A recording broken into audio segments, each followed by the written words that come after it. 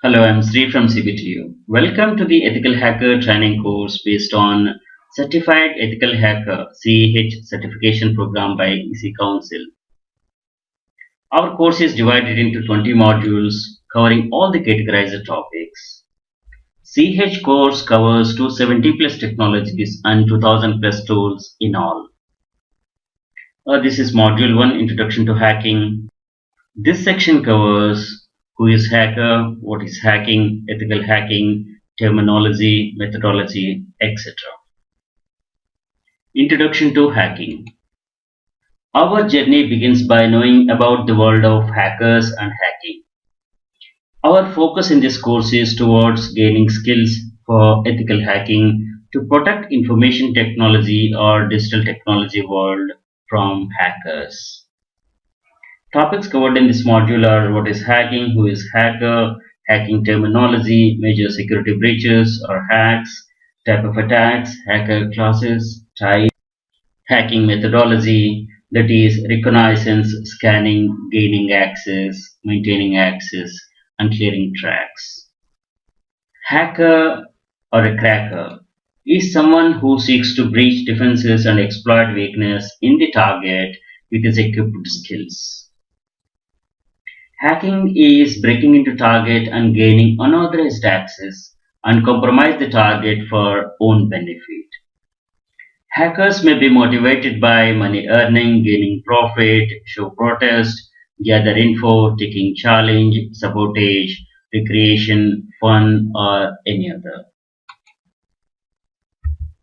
Ethical hacking.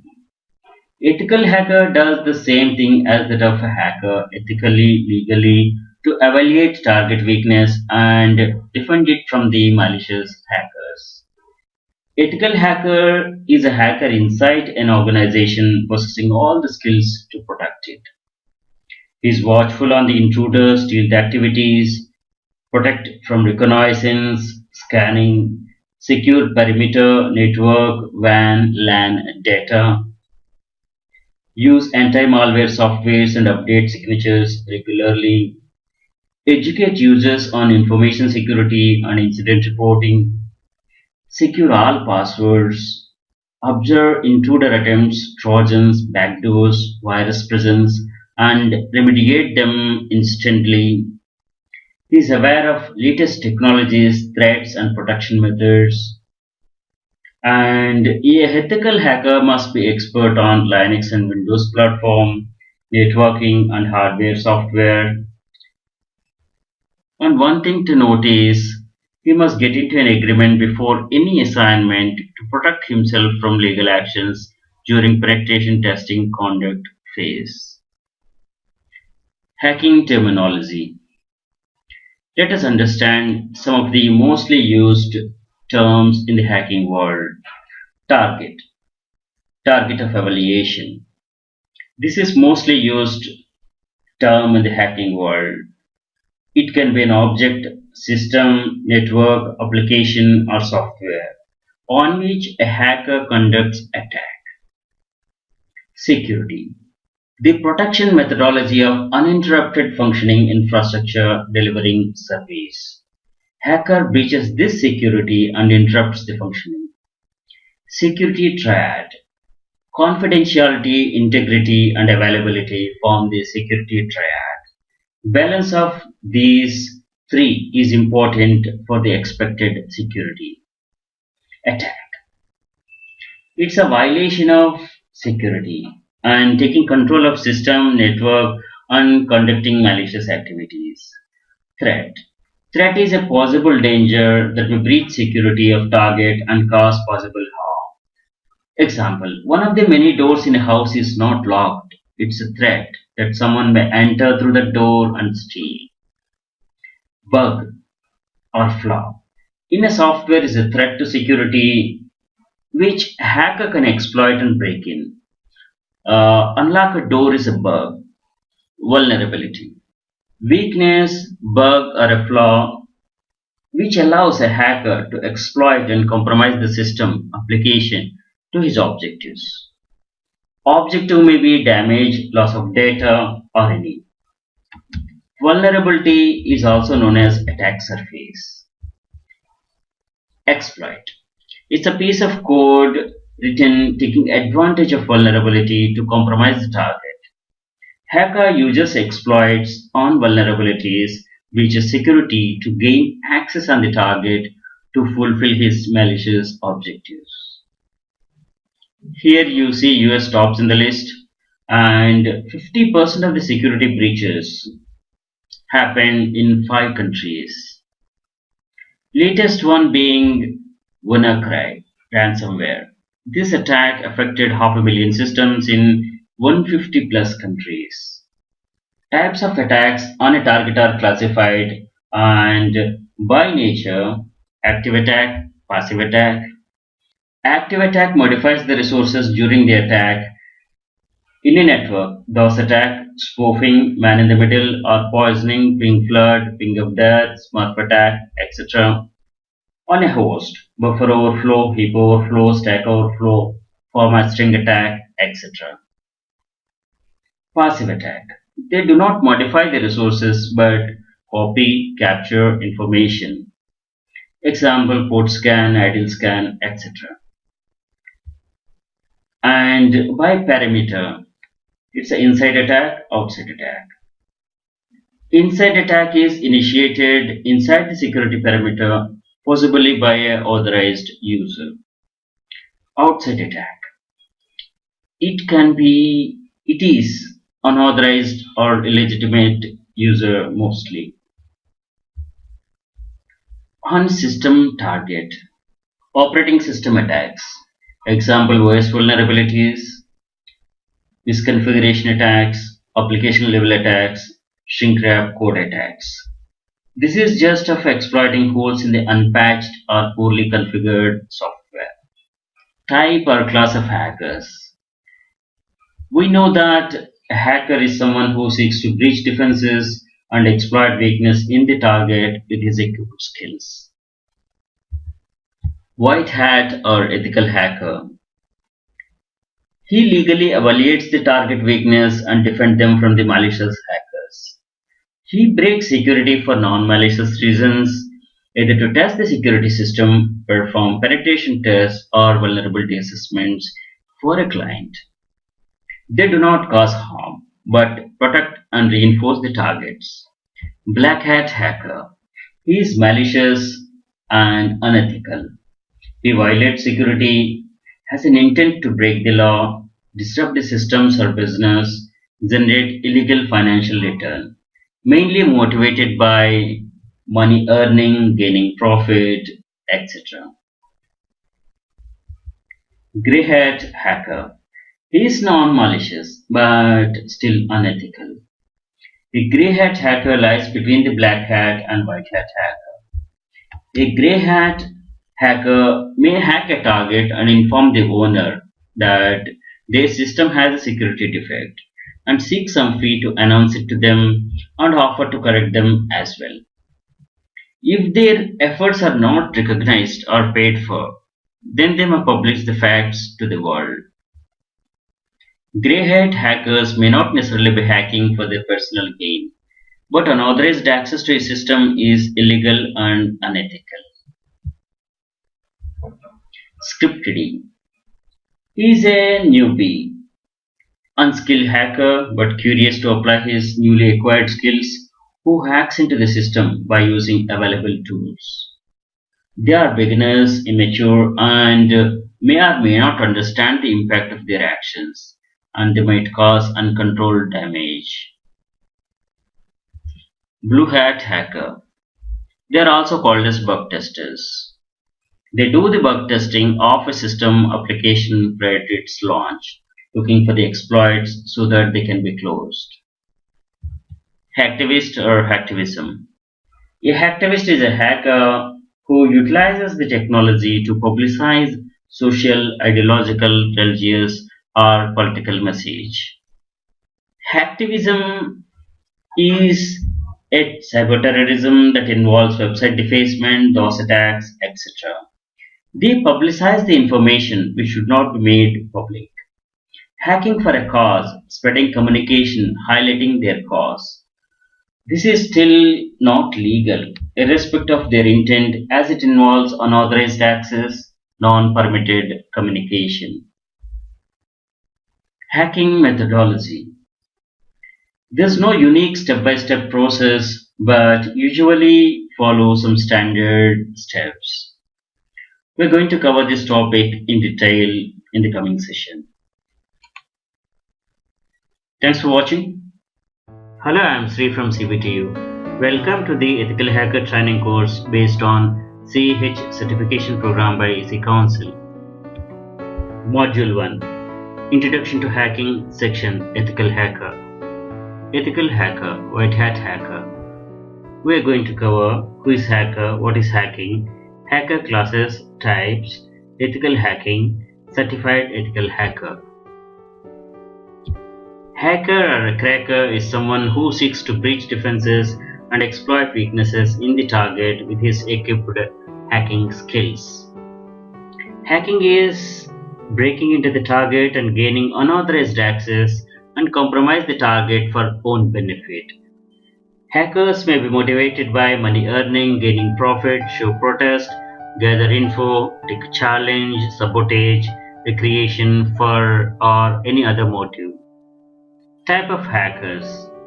We have white hat, ethical hacker, black hat, malicious or unethical hacker, grey hat, non-malicious or unethical hacker, script kiddie, is newbie, blue hat, that is bug testers, and hacktivist or hacktivism. White hat hackers legally evaluate the target weakness and defend them from malicious hackers, that is black hat hackers. He breaks security for non-malicious reasons, either to test the security system, perform penetration tests, or vulnerability assessments for a client. They do not cause harm but protect and reinforce the targets. We're going to discuss these types in another session. Ethical hacker. Ethical hacker does the same thing as that of hacker ethically, legally to evaluate the target weakness and defend it from the malicious hackers. Ethical hacker is a hacker inside the organization possessing all skills to protect it. He is watchful on intruders, stealth activities, protect from reconnaissance, scanning, secure perimeter, network, WAN, LAN, data, use anti-malware software and update signatures regularly, educate users on information security, incident reporting, secure all passwords, observe the intruder attempts, trojans, backdoors, virus presence, and remediate them instantly, aware of latest technology, threat and protection methods. Ethical hacker must be expert on Linux and Windows platforms, networking and hardware, software.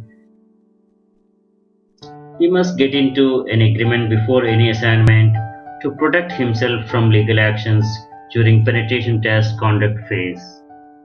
Prerequisites for getting CH certified. Candidate having at least 3 years of experience in information technology, knowledge of TCP/IP, Linux and Windows operating system. This is helpful in quick learning. Course audience. Network admins, security officers, auditors, security professionals, and anyone who is concerned about the security of their network infrastructure. Certified Ethical Hacker (CH). CH is a qualification obtained by assessing the security of computer systems using penetration testing techniques. The code for the CH exam is 31250, current version 9. Visit ecouncil.org for more information. This is EC Council website and explore this site for more information. EC Council certified 200,000 professionals in 145 countries. That covers 3,000 tools and technologies and 350 SMEs, subject matter experts, are involved in the course development. Explore this site for more information. Let us explore this link CH.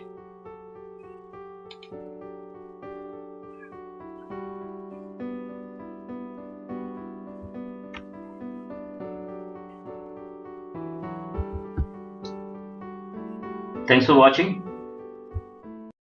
Hello, I'm Sri from CBTU. Welcome to the Ethical Hacker Training course based on CH certification program by EC Council. Module 1, Introduction to Hacking. Section, Information Security Laws and Standards. This is Information Age. Infosec or Information Security is the practice of preventing unauthorized access, use, disclosure, disruption, modification, inspection, recording, or destruction of information. Information security laws and standards. We have many laws and standards in place.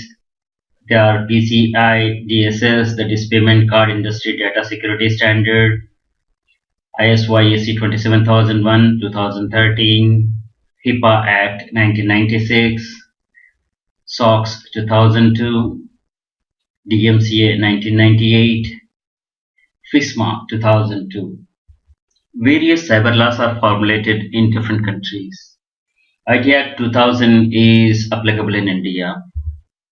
Payment Card Industry Data Security Standard (PCI DSS) is an information security standard for organizations that handle credit card transactions.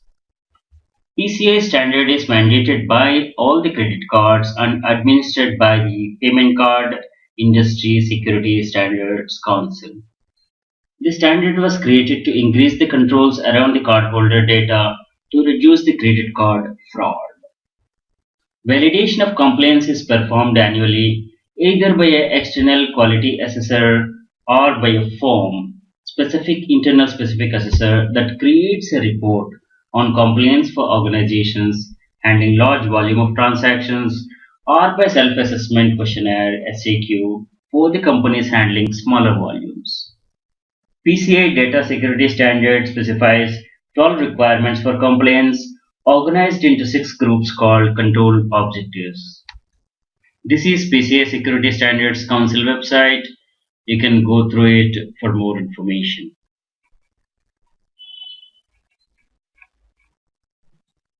ISO IEC 27001 2013 is an information security standard published in 2013. It is published by a joint subcommittee of International Organization for Standardization, that is ISO, and International Electrotechnical Commission (IEC). It is a specification for ISMS, that is Information Security Management System. Organizations that meet the standard may be certified compliant by an independent and accredited certification body on successful completion of formal compliance audit. The new and updated controls reflect changes to technology affecting many organizations. This is ISO website, and this is ISO IEC 27001 2013 Information Security Standard. You can go through it for all the controls, groups, and control objectives information.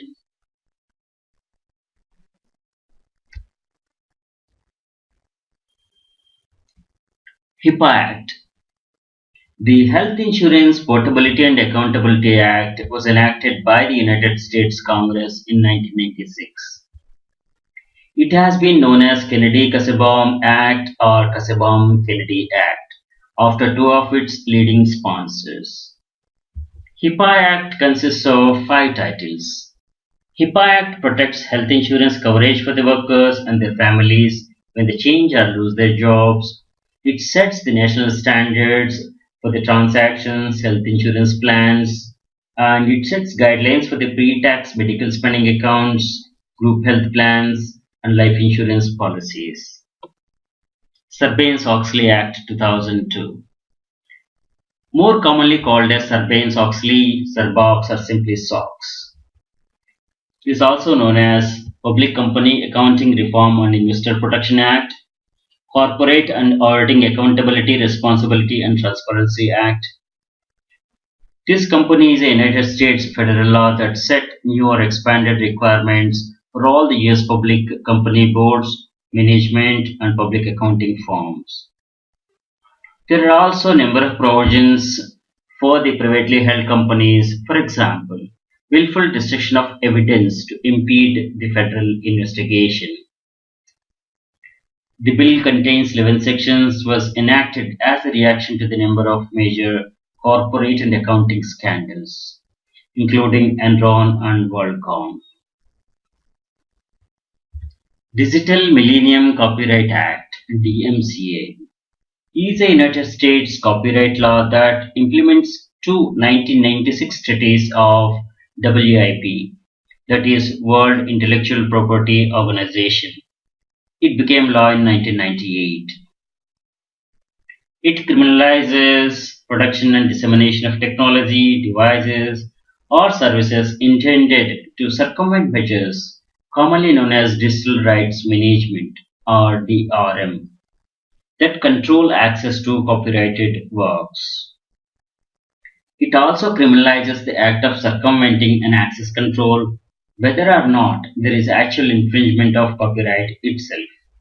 In addition, DMCA heightens the penalties for copyright infringement on the Internet. FISMA, Federal Information Security Management Act of 2002, is a United States federal law enacted in 2002. The Act recognized the importance of information security to the economic and national security interests of United States. The Act requires each federal agency to develop, document, and implement an agency-wide program to provide information security for the information and information systems that support the operations and assets of the agency, including those provided or managed by the agency, contractor, or other source. Cyber laws in India are enforced by the Ministry of Electronics and Information Technology, Government of India. They provide legal recognition to the electronic documents and a framework to support e-filing and e-commerce transactions. They also provide a legal framework to check and mitigate the cyber crimes. This is the official website of Ministry of Electronics and Information Technology. This is the Information Technology Act 2000, and we have cybersecurity. Let us see this act. This is the act. You can go through this for more details. And we have a national cybersecurity policy as well here.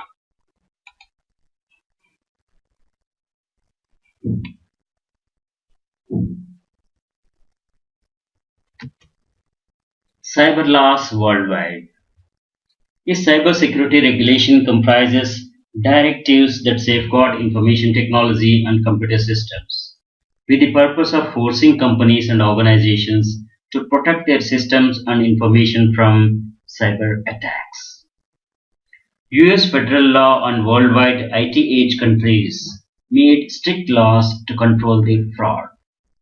Cyber attacks include viruses, worms, Trojan horses, phishing, denial of service attacks, DOS attacks, unauthorized access, stealing intellectual property or confidential information, and control system attacks. There are numerous measures available to prevent these cyber attacks. Cybersecurity measures include firewalls, antivirus software, anti-malware software, intrusion detection and prevention systems, encryption technology, and usage of strong login passwords. There have been attempts to improve the cybersecurity through the regulations and collaborative efforts between the government and the private sector to encourage voluntary improvements to cybersecurity. Industry regulators, including banking regulators, include cybersecurity as an aspect of regulatory examinations. Cybercrime legislation worldwide. This is a UN website on the cybercrime legislation worldwide, and it has the statistics that 138 countries had enacted legislation, and still 30 countries had no cybercrime legislation in place. That amounts to 19% with no legislation, and we have 72% countries with legislation. You can explore this website So this is the index, and which country doesn't have the legislation. So that is shown here. The green, all green is the countries with legislation. Explore this site for more information. Thanks for watching. Hello, I'm Sri from CBT. Welcome to the Ethical Hacker Training course based on CH program by EC Council. Module 1 Introduction to Hacking, section Information Security. Information Security. We're going to cover these topics in this section. What is information security, security triad, attack vectors, threat categories, and other information. This is information age helping our lives and living. Information security or Infosec is the practice of preventing unauthorized access, use, disclosure, disruption, modification, inspection, recording, or destruction of information. Information security attributes or qualities are confidentiality, integrity, and availability, CIA. And these translate to security, functionality, and ease of use. Balance of these parameters is required for the required information security. Information security laws and standards. PCI DSS, ISO IEC 27001-2013, HIPAA Act 1996, SOX 2002, DMCA 1998, FISMA 2002, various cyber laws formulated in different countries. Details of these laws are covered in another session. Information security threat categories. We have these many security threat categories. We shall be covering each of these in the coming sessions. Information security attack vectors. A threat vector is a path or a tool that is used to attack the target. Threat vector types: fake sites, session hijacking, malware, wireless unsecured hotspots, email links, attachments, mobile devices, social networking, and USB media, etc. Information security controls are safeguards or countermeasures to avoid, detect, counteract, or minimize the security risks to a physical infrastructure, information, computer systems, or other assets. The controls are categorized as by incident, preventive controls, detective controls, corrective controls. By nature, physical controls, locks, doors, guarding, etc. Procedural controls like incident response awareness and training, etc. Technical controls, authentication, etc. Legal and compliance controls, that is by the laws and policies. ISO IEC 27001 has 114 controls in 14 groups and 35 control objectives. Security testing, vulnerability scanning, ethical hacking, or penetration testing. This is conducted in two environments, black box and white box. Black box, no knowledge of the target network to be tested. White box, having a complete knowledge of the target. Information assurance. Information assurance is the process of getting the right information to the right people at the right time. Information assurance includes protection of integrity, availability, authenticity, non-repudiation, and confidentiality of the user data. It uses physical, technical, and administrative controls to accomplish these tasks. These protections apply to the data in transit and data at rest as well, both physical and electronic forms. Information assurance as a field has grown from the practice of information security. Information Security Management System (ISMS). ISO IEC 27001 is an information security standard and is a specification for ISMS. We'll cover the ISMS in an organization end to end in another session. Information security policies are documented set of guidelines for everyone to follow in an organization. We'll cover this in another session. Defense in depth. Information security must protect information throughout the lifespan of the information, from the initial creation of the information to the final disposal of the information. This is done with the implementation of good defense in depth strategy. Defense in depth can be modeled as a forming layers of the onion. With the data at the core of the onion, people next outer layer of the onion, network security, host-based security, and application security forming the outermost layers of the onion. Thanks for watching. Hello, I am Sri from CPTU, Module 1 Introduction to Hacking, Section Incident Management. We're going to cover incident management, ITSM, IAM process, responsibilities of IRT. The objective of incident management during an incident is service restoration as quickly as possible. If service can be restored by a temporary workaround quicker than by correcting the underlying root cause of an issue, that is acceptable.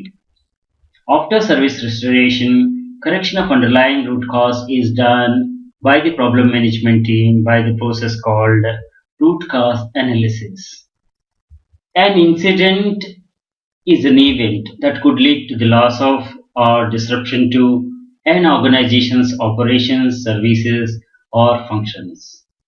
Incident can be defined as an unplanned interruption to an IT service or reduction in the quality of an IT service. Failure of a configuration item that has not been yet impacted service is also an incident. An example of this would be a failure of one disk from a mirror set and a redundant link in high availability connectivity. Incident management is the activity of an organization to identify, analyze, and correct hazards, unwanted happenings to prevent their future recurrence. These are often designated beforehand or during an event to deal with the incident and restore recover normal operations. Improper incident handling can escalate to an emergency, crisis, or a disaster. Restore to BAU, business as usual, is the goal of IRT, Incident Response Team. Without effective incident management, an incident can rapidly disrupt the business operations, information security, IT systems, employees or customers, or any other vital business functions. Example, virus outbreak, database leaks, etc. IT service management. It refers to the activities directed by the policies, organized and structured in the processes and supporting procedures. They are performed by an organization to plan, design, deliver, operate, and control information technology services, which are offered to the customers. It is more concerned with the implementation of IT services that meet the customer's needs, and it is performed by the IT service provider through an appropriate mixture of people, process, and information technology. IT service management focus on the customer's needs and IT services for customers rather than IT systems. IT service management. This framework has a relation with other management standards. It is shown here. Blue boxes represent ITSM methodology. ITIL 2011. There are standards and frameworks contributing to the overall ITSM discipline. COBIT. Control Objectives for Information and Related Technologies. It's an IT governance framework that specifies control objectives, metrics, and maturity models. ISO IEC 20000 is an international standard for managing and delivering IT services. A service desk. It is a primary IT function within the discipline of ITSM, IT service management, as defined by the ITIL. It is intended to provide a single point of contact, SPOC, to meet the communication needs of both users and IT staff. Incident management process. The activities defined by the ITIL are identification, detect or report the incident, registration, The incident is registered in the incident management system. Categorization. The incident is categorized by priority, SLA, etc. The incident is prioritized for the better utilization of resources and support staff time. Diagnosis. Reveal the full symptom of the incident. Escalation. That is to get the additional support from other organizational units. Investigation and diagnosis. If no existing solution from the past could be found, the incident is investigated and the root cause analysis is done. Resolution and recovery. Once the solution is found, the incident is resolved. Incident closure. In the incident management system, the incident is properly closed by providing the complete analysis that is done on the incident and attach any supporting documents for that along with the root cause analysis and mark it as closed. The Security Incident Response Team, that is IRT, is a group of individuals who have been trained in the incident management, each having distinct response roles. The team works under the direction of an incident officer. IRT team normally handles the incident starting from the report till resolution. They work toward quick recovery and normal operations as early as possible. Thanks for watching. Hello, I am Sri from CBTU. Welcome to the Ethical Hacker Training course based on CEH certification program by EC Council. Module 1 Introduction to Hacking, Section Data Breaches and Malware Trends. We're going to cover data breaches and malware trends in this session. Data breaches. A data breach is the intentional or unintentional release of secure or private confidential information to an untrusted environment. Incidents range from the attack by black hats associated with the organized crime, political activists, or national governments to careless disposal of used computer equipment or data storage media.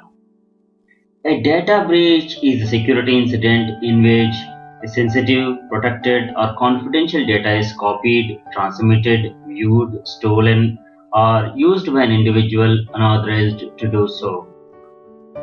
Data breaches may involve financial information such as credit card or bank details, personal health information, personally identifiable information, trade secrets of corporations, or intellectual properties. Most data breaches involve overexposed and vulnerable unstructured data, such as files, documents, and sensitive information. Data breaches information. Let us see the data breaches worldwide. Here is the information about the world's biggest data breaches. You please explore as you are interested. This site has the information starting from 2004.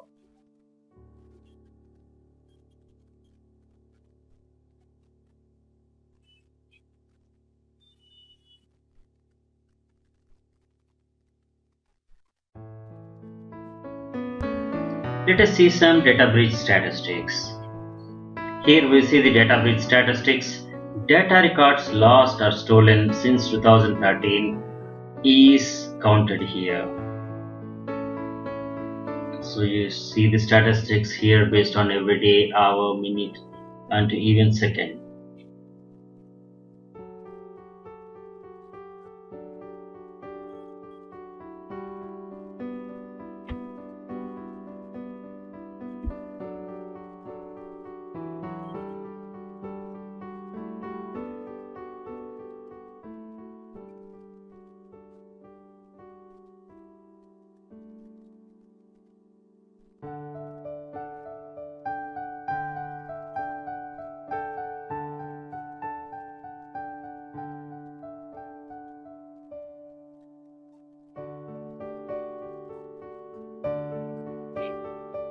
Here we have the geographical map showing the total records breached by the location. This is very interesting site. Watch it whenever it's convenient for you. CCleaner malware outbreak. This CCleaner malware is said to be targeting the internal networks at Google, Microsoft, and Samsung, and others. This CCleaner is a Windows utility cleaner. Hackers hide malware in CCleaner software. Security researchers at Cisco Telos discovered that hackers injected malware into the CCleaner app, which has been used by millions of people and businesses to get rid of virus, potential malware off their computers. Over 2 million users were affected. CCleaner's owner were compromised to distribute the malware. So let us understand what malware is.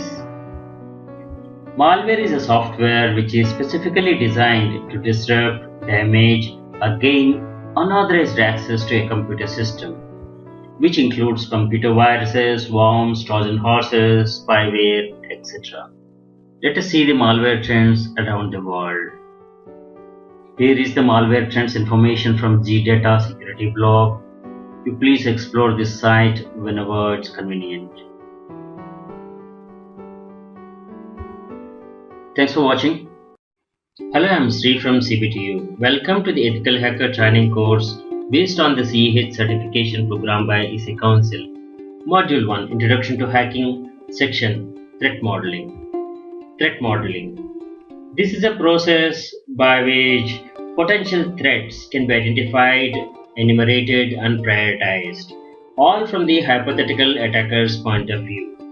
The purpose of threat modeling is to provide defenders with a systematic analysis of the most likely attack vectors and the assets most desired by an attacker. Threat modeling helps in identifying the high-value assets, assets vulnerable to attack, possible tracking of attack vectors. There are 4 well-known methods of threat modeling. They are STRIDE, PASTA, TRIKE, VAST. Threat modeling STRIDE. STRIDE methodology. It's an approach to the threat modeling that was introduced by Microsoft way back in 1999, providing a mnemonic for the developers to find threats to our products. STRIDE patterns and practices, asset entry point were amongst the threat modeling approaches developed and published by the Microsoft. STRIDE is not an acronym but Microsoft's methodology for threat modeling. Threat modeling PASTA. Process for attack simulation and threat analysis. This is a 7-step risk-centric methodology. It provides a 7-step process for aligning business objectives and technical requirements, taking into account compliance issues and business analysis. The intent of the method is to provide a dynamic threat identification, enumeration, and scoring process. This methodology is intended to provide an attacker-centric view of the application. Threat modeling TRIKE. TRIKE methodology is using threat models as a risk management tool. Within this framework, threat models are used to satisfy the security auditing process. Threat models are based on a requirement model. The requirements model establishes the stakeholder-defined acceptable level of risk assigned to each asset class. Analysis of the requirements model yields a threat model from which threats are enumerated and assigned risk values. The completed threat model is used to construct a threat model based on asset, roles, actions, and calculated risk exposure. Threat modeling VAST. VAST is visual, agile, and simple threat modeling. The underlying principle of this methodology is the necessity of scaling the threat modeling process across the infrastructure and the entire SDLC, and integrating it into agile software development methodology. The methodology seeks to provide actionable outputs for the various stakeholders, that is, application architects, developers, cybersecurity personnel, and senior executives. The methodology provides a unique application and infrastructure visualization scheme such that the creation and use of the threat models do not require any specific security SME, that is subject matter expert. Threat modeling tools. There are 5 tools available for organizational threat modeling. Microsoft's free threat modeling tool. This utilizes Microsoft's threat modeling methodology. This is DFD based and identifies threats based on STRIDE threat classification scheme. MyAppSecurity's threat modeler. This is the first commercially available threat modeling tool. This is based on VAST methodology. Irius Risk. This offers both community and commercial version of the tool. 4Cities SecuriCAD. This is commercial threat modeling tool. SD Elements by Security Compass. This has automated threat modeling capabilities. Microsoft Threat Modeling Tool 2016. This tool helps in finding threats in the design phase of the software projects. It's available as a free download from the Microsoft Download Center.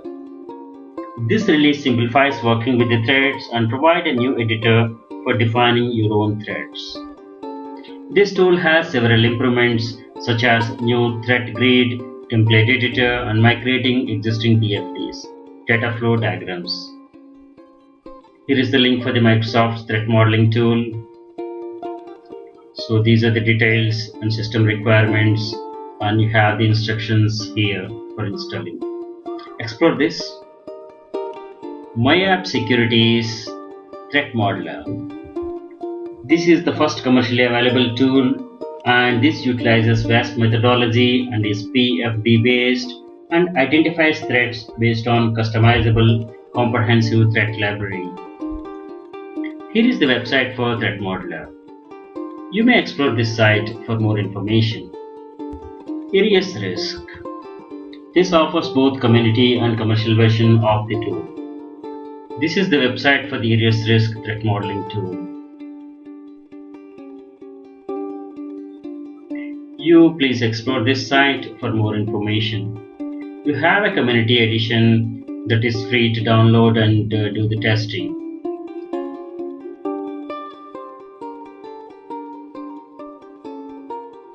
4Cities SecuriCAD.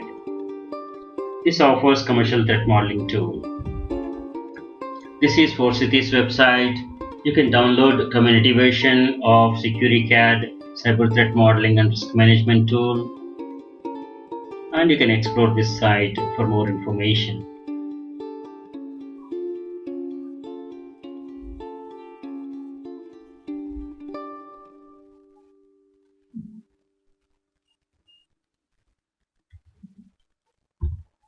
Thanks for watching. Hello, I am Sri from CBTU. Welcome to the Ethical Hacker training course based on CH certification program by EC Council. Module 1, Introduction to Hacking, Section EISA, Vulnerability Assessment and other topics.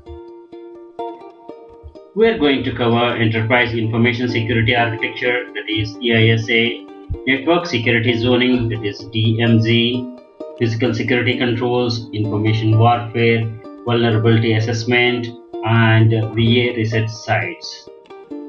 Enterprise Information Security Architecture. This is part of enterprise architecture focusing on information security throughout the enterprise.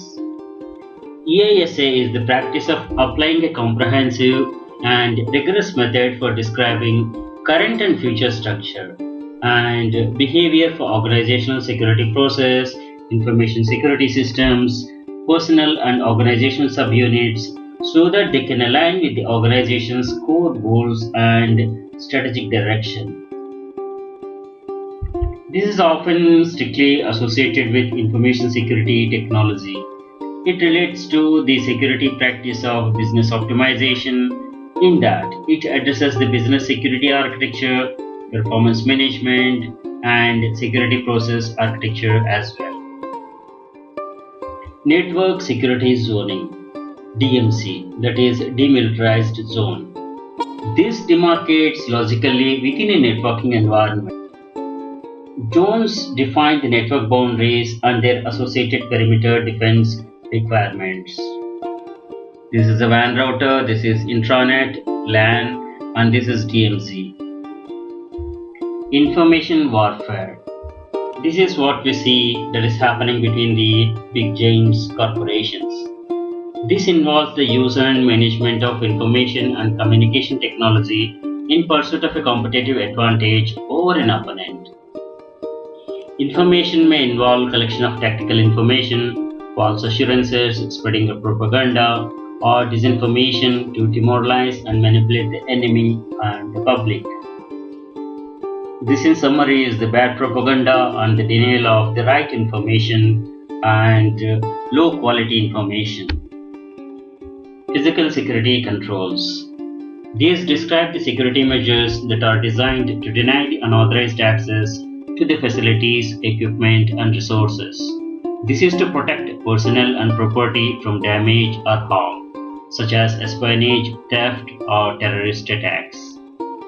Physical security involves the use of multiple layers of interdependent systems, which include CCTV surveillance, security guards, protective barriers, locks, access control protocols, and many other techniques. Vulnerability assessment. This is the process of identifying, quantifying, and prioritizing the vulnerabilities in a system. Vulnerability from the perspective of disaster management means assessing the threats from potential hazards to the population and to the infrastructure. This may be conducted in the political, social, economic, or environmental fields. Vulnerability assessment has many things in common with risk assessment. These are the 4 assessment steps: cataloging assets and capabilities, resources in a system, assigning the value or the importance to those resources, identifying the vulnerabilities or potential threats to each resource, mitigating or eliminating the most serious vulnerabilities for the most valuable resources. Vulnerability reset sites. These are the few vulnerability reset sites. This is the Vulnerability Lab website doing vulnerability research and vulnerability assessments. These are the vulnerabilities listed here. To explore this site for more information. This is the Security Tracker website. Explore this for more information. This is the HackerWatch website from McAfee, and you have the event tracking here. You explore this site for more information. This is the Semantic Vulnerability Research website. Please explore for more information. Thanks for watching. Hello, I'm Sri from CBTU. Welcome to the Ethical Hacker Training course based on CEH certification program by EC Council. Module 2 Footprinting, section Footprinting Introduction.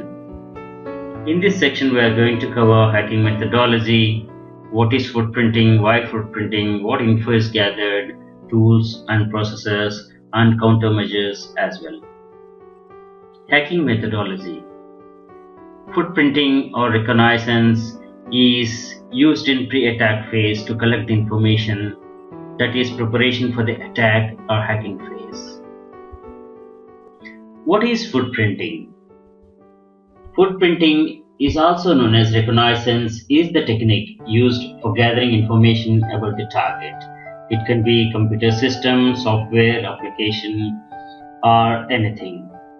This is the most time-consuming part and may take a week or multiple weeks, but it's essential for the attack phase of hacking.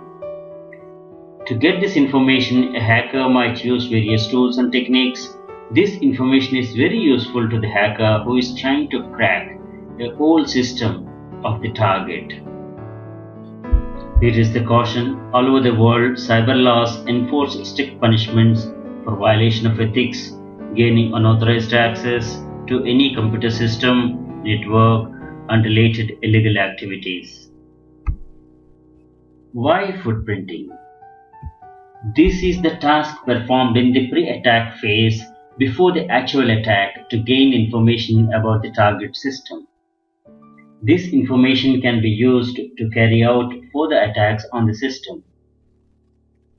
What is gathered during the footprinting? We need to know maximum information about the target system network to find loopholes, security risks for analysis and mapping. We need the company details, their customers, employee details, their email addresses, and the key people information, their web presence, location, network ranges, security system in place, open ports and services, etc. We need to know what projects they have handled and what are the new projects they bagged, and financial and legal documents of the company, what exposure they have in the media and the news, their job sites, the patents and the trademarks of the organization. In all, we try to get near the bullseye, which will make the attack easier. Footprinting methodology. A hacker might use various tools and techniques in footprinting. This information is very useful to the hacker who is trying to crack the whole system. In pre-attack phase, footprinting methodology is used to gather info about the target. We need to know how to get into the target system network to find loopholes, security risks for analysis. Many methods are used like search engines, Google hacking techniques, spidering, social networking, and we're going to cover each of these topics in the coming sessions. Footprinting report. A survey or reconnaissance or footprinting is done. Do not lose any effort. Document everything. Save the information for finding sensitive information. Simple steps can be document everything that is gathered, filter the information and identify the important info. Prepare strategy based on the report. From the ethical hacker point of view, what are the footprinting countermeasures?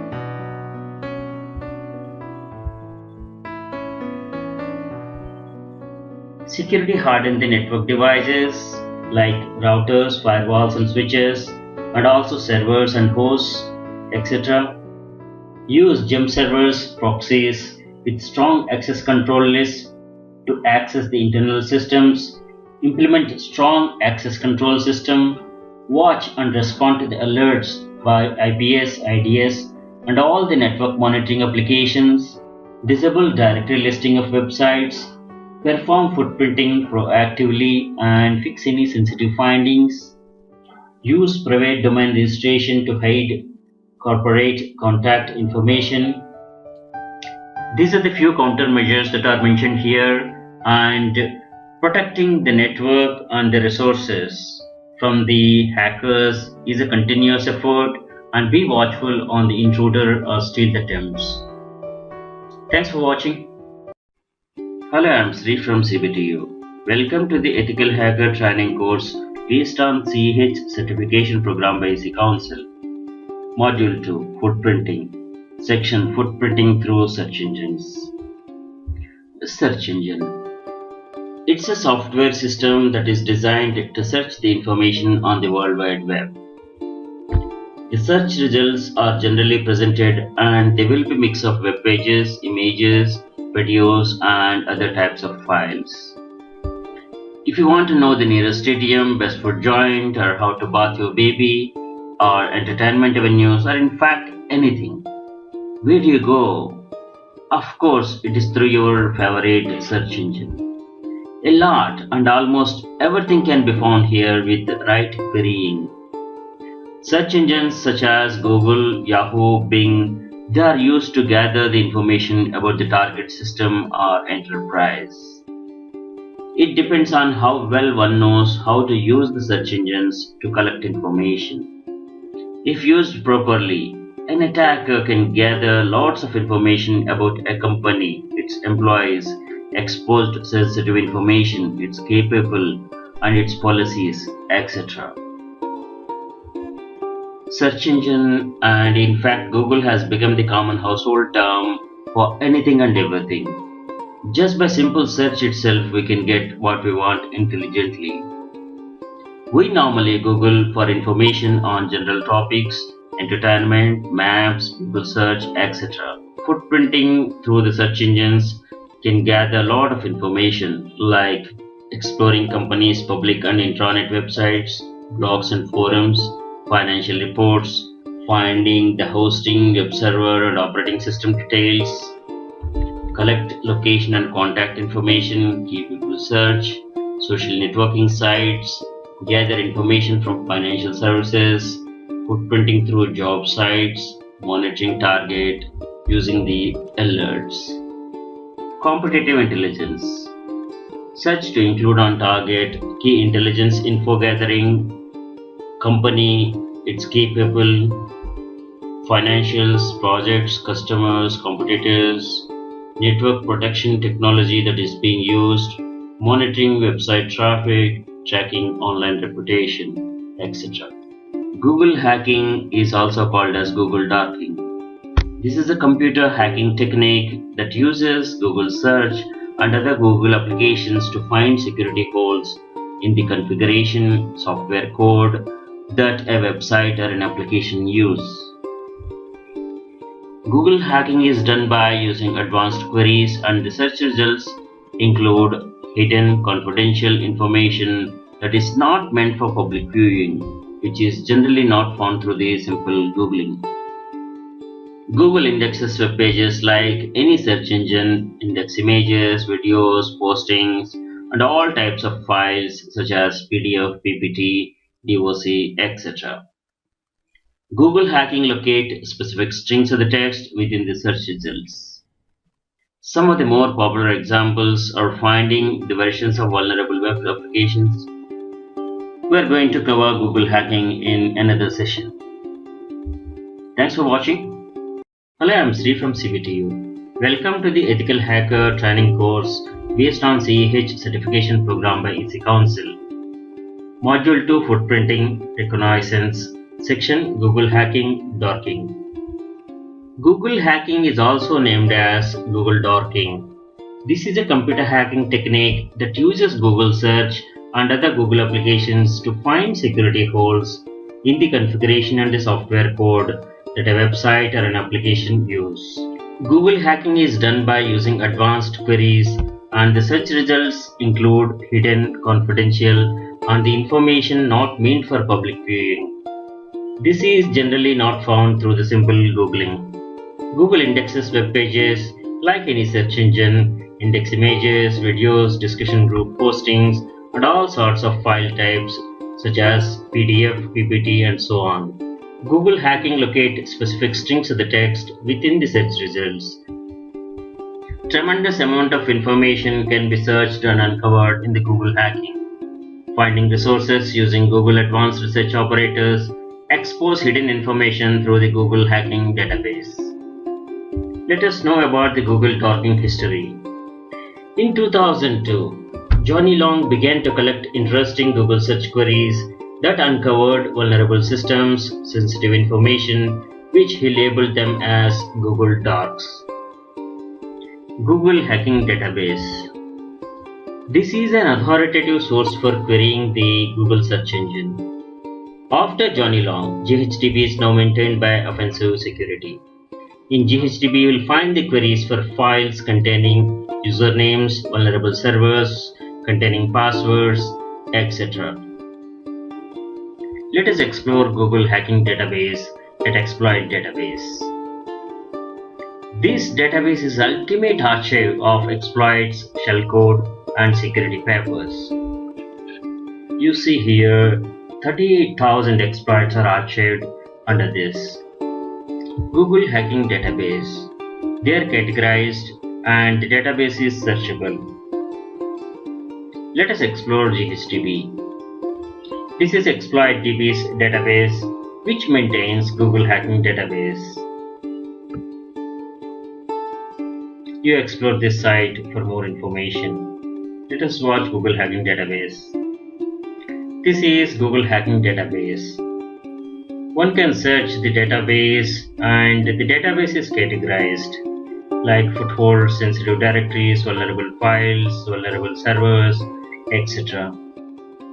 You see the latest queries being added to the database. Let us explore some of the queries.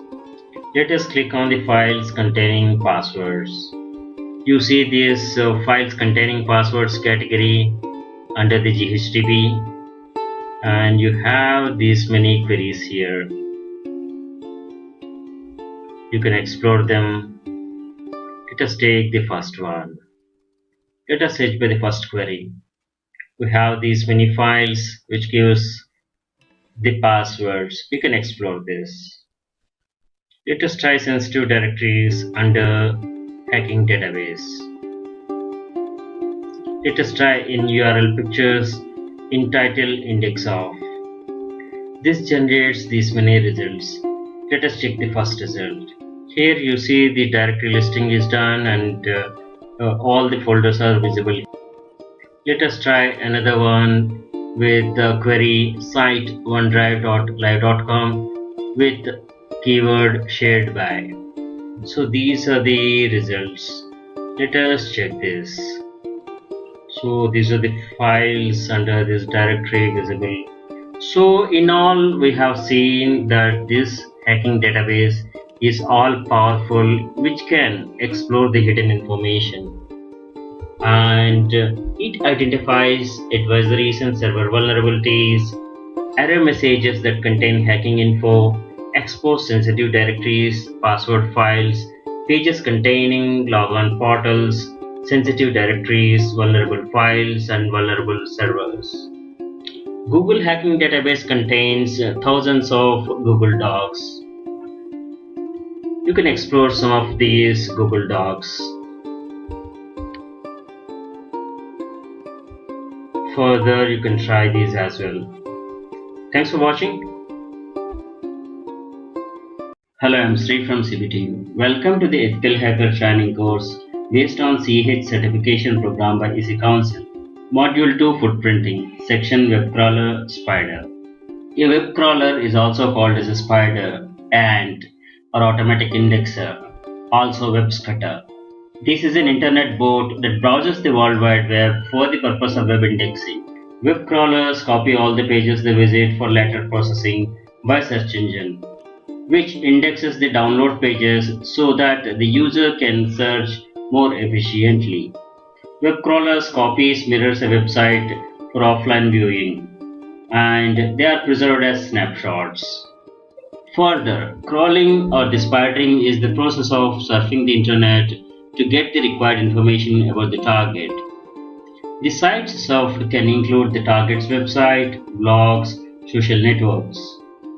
The information obtained by this method will be useful in other reconnaissance methods as well. Google bot from Google, Bing bot from Bing crawl the sites and index web pages. General purpose crawlers are HistoryTrack, Apache Notch, and many more. They are coming up.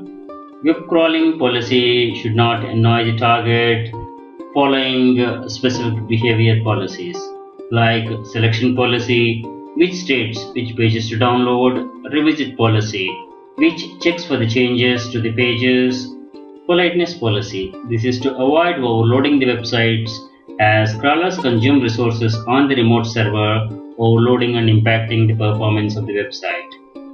Parallelization policy. This says how to coordinate the distributed web crawlers. Web crawling security or countermeasures. Everyone wants their website to top in the search engine query results, which is possible by allowing search engines to spider and index data. This can also have unintended consequences and lead to a compromise or data breach if search engine indexes resources that should not be publicly available or pages revealing potentially vulnerable information.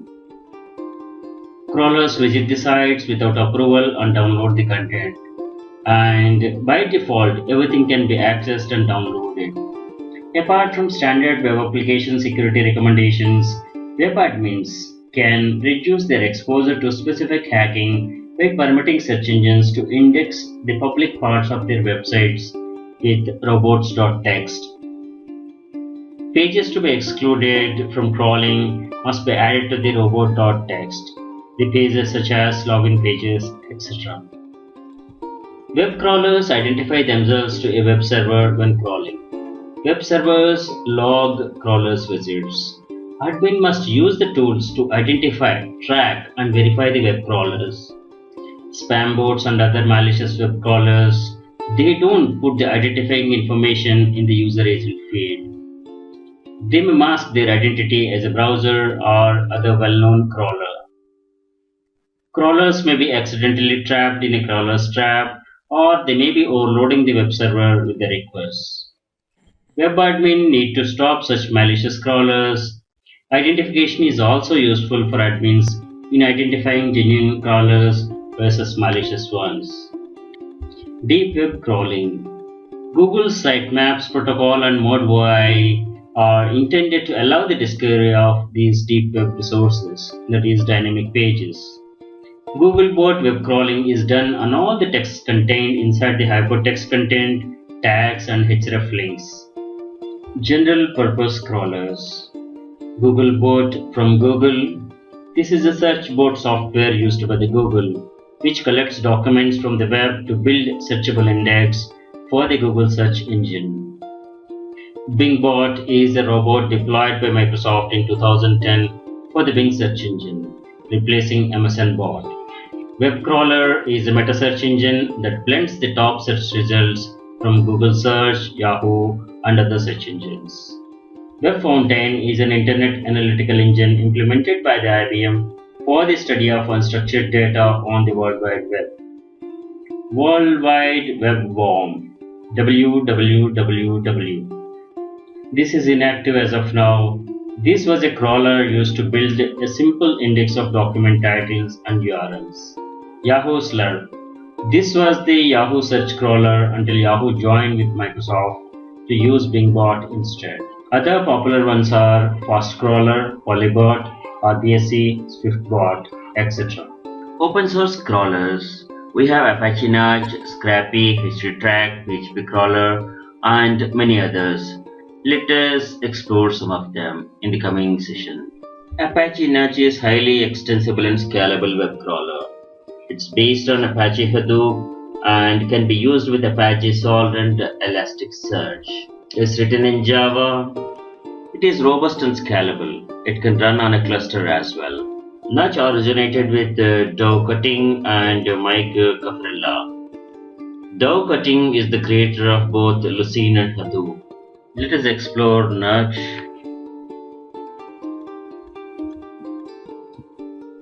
This is Apache Nudge website and explore this for further information. Web crawler. This is a meta search engine that blends the top search results from Google Search and Yahoo Search.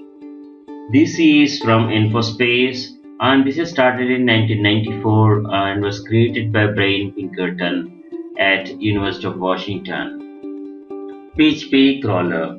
This is an open source crawling script based on PHP and MySQL. Explore phpcrawl.cuab.de for more information. HTTrack. This is free and open source web crawler and offline browser. This was developed by Javier Roche. It has many features like it allows to download mirror a website from internet to a local computer. Let us see some of the HTTrack features. It allows users to download mirror a website from internet. It's licensed under GNU GPL v3.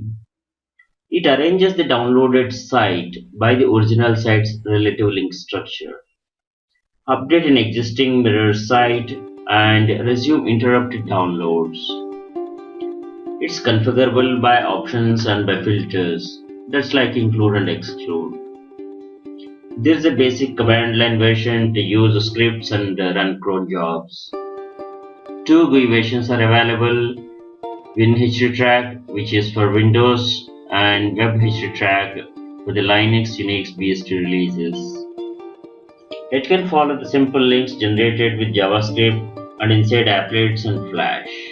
Download HTTrack from this link. They're suitable for your operating system. Give some project name and categorize it under some category. You can give a name, path for the downloads, and the action, what you want to do.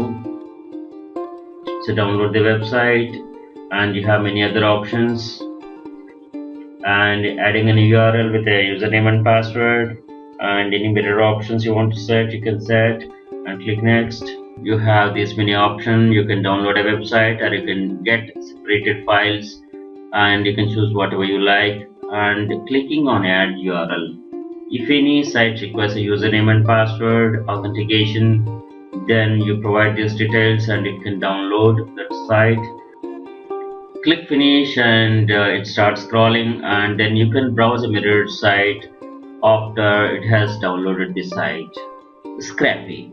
This is an open source collaborative framework for extracting the data, and it's fast and simple. This is a website of Scrappy, and this is a very interesting crawler. You install a copy and explore. Thanks for watching. Hello, I'm Sri from CBTU. Welcome to the Ethical Hacker training course based on CH certification program by EC Council. Module 2 Footprinting, section Footprinting through websites. Footprinting through the website. We use web spiders, website archives, website watcher, and monitoring, etc. Web crawling or the spidering is the process of surfing the internet to get the required information about the target. The sites surfed can include the target's website, blogs, and social networks. Search engine web crawlers are Google bot from the Google, Bing bot from the Bing. They crawl the sites and index the web pages. So we are covering these crawlers in another session. You see the name, it's a Wayback Machine. You can search and you can go to the timeline and get the snapshot how it looked in the past. You can search a website and see how it got shaped over a period of time. It shows the snapshots captured over a period of time. This is a valuable tool for analyzing websites history. Archive.org provides APIs to build own tools. This is archive.org's website, and it has archived 306 billion web pages. You see some of the websites how it looked in the past. Say GeoCities, how it looked in 1997. And this is Amazon.com, how it looked in 2005, and you know how it looks today. And this is NY Times in 2013. And like this, you can explore some of the interesting sites, how it shaped itself over the time. And this Internet Archive provides API tools, subscription service. If a website is not yet archived by the Wayback Machine, you can enter an URL and you can save the page so that it starts capturing the web page, and you can refer it at any point of time in future. Amazon.com. Just we have captured some snapshots, that is how it looked in 2005 and how it looks today. Website Watcher detects the website updates and highlights all the changes. It monitors the web pages, password protected pages as well. This is the website of Website Watcher, and explore this for more information. Alternative to Website Watcher. This is just a mirror of what we have seen just. Website monitoring is the measure of website availability. Website monitoring is often used by the businesses to ensure website uptime, performance, and functionality as expected. We often hear the uptime and availability in terms of the percentage. When someone says that they guarantee 99% uptime means it is 87 hours 36 minutes, it's approximately 4 days downtime in a year. If you want good uptime, you should go for more nines as here. Website monitoring gathers extensive data on website performance, such as load times, server response times, page element performance, that is often analyzed and used for further optimized website performance. Purpose of website monitoring is to check the performance, reliability under the peak loads, improve search engine rankings, improve SLA, that is service level agreement, security monitor against virus and malwares, improve user experience, network admins, webmasters, help desk personnel. They may monitor the single page of a website or complete business process as per requirement.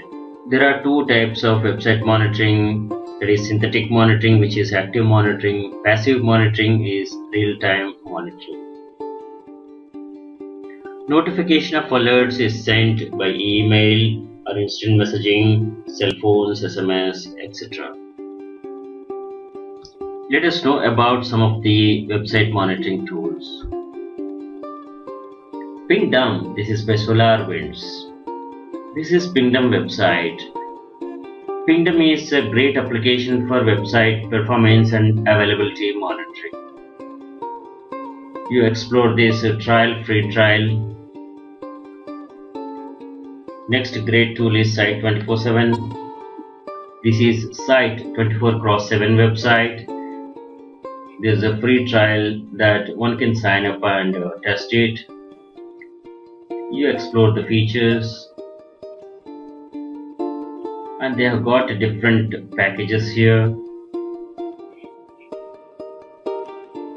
Explore this site for more information. Thanks for watching. Hello, I'm Sri from CBTU. Welcome to the Ethical Hacker Training course based on CH certification program by EC Council. Module 2 Footprinting, section Who is Query. In this section, we are going to learn about who is lookup result analysis, and tools.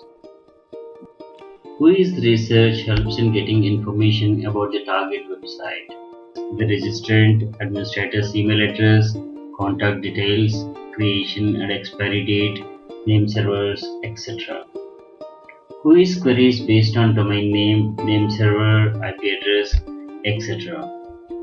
Who is implementation. Who is lookups are performed with command line interface or web-based tools.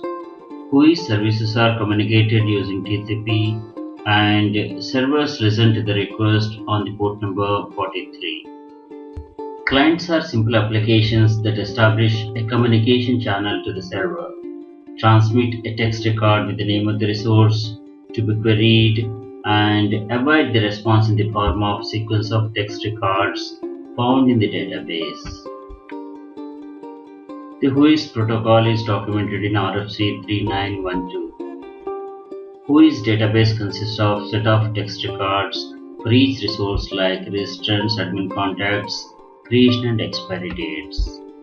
Two data models exist for storing resource information in WHOIS database, the thick and the thin model. Thick and thin WHOIS. WHOIS information can be stored and looked up according to either a thick or thin model. Thin WHOIS server. This stores only the name of the WHOIS server of the registrar of the domain, which in turn has the full details on the data being looked up. Referral WHOIS or RWHOIS. This is an extension of the original WHOIS protocol and service. RWHOIS extends the concept of WHOIS in a scalable, hierarchical fashion, creating a system with a tree-like architecture. Queries are routed to the servers based on hierarchical labels. Who is query? Let us take example.com domain, and this is the WHOIS information of this domain. Just type WHOIS space and the domain name, and it will display the WHOIS information.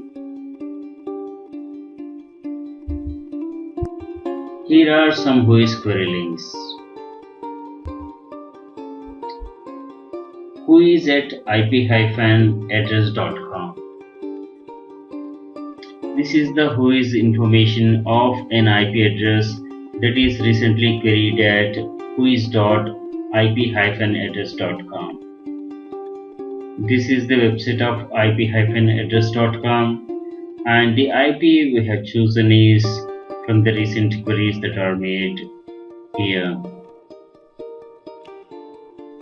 For any WHOIS query, it will display the contact information of the registrant and the admin. It even displays the location map. Let us see who is .ican.org. This is ICANN whois website. Let us look up example.com whois. It provides this information here. Thanks for watching. Hello, I am Sri from CPTU. Welcome to the Ethical Hacker Training course based on CEH certification program by EC Council. Module 2, Footprinting Reconnaissance, Section Traceroute Looking Glass Servers. In this section, we are going to cover locating network range, traceroute analysis, tools, and looking glass servers. Traceroute is a network diagnostic tool. Traceroute is used to trace the path between a user and the target system on networks. It is helpful to find out the network failures, routing loops, black holes in Internet. The original traceroute program was written by Van Jacobson in 1987. In Unix, Linux, macOS, the command is traceroute, and in Microsoft Windows, the command is traceRT. This tool displays the path and measuring the transit delays of the packets across the hops in the network. The history of the route is recorded as the round trip times RTT of the packets received from each successive host or hop in the route or the path. Sum of the mean times in each hop is a measure of the total time spent to establish the connection. Traceroute proceeds unless all the 3 packets sent are lost more than twice. Then the connection is lost and the route cannot be evaluated. Ping, on the other hand, only computes the final round trip times RTT from the destination point. In IPv6, the tool name has traceroute6 or traceRT6. Let us traceroute example.com. This is resolving to this IP address, and by default it is 30 hops max. This traceroute is completed in 18 hops. Hop 1, this is my gateway and my service provider and the backend network, and it gone through the various hops in the internet service network and finally reached the destination. These are the mean times calculated from each hop. In this traceRT, it's resolving to the domain names of each hop. In this, you see the stars RTO request timeout, so this must be some firewall in the path. Traceroute with -D switch option, it will not resolve to the domain names for each of the hops, and the trace is faster. Just type traceRT and enter, and you will get the usage and the options that are available. How traceroute works. In Unix and Linux, traceroute sends a sequence of UDP packets with the destination port numbers ranging from 33,434 to 33,534.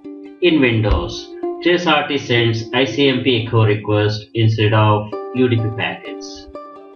The time to live TTL value is also known as hop limit, is used to determine the intermediate routers being traversed towards the destination. Traceroute sends packets with TTL values that gradually increase from packet to packet.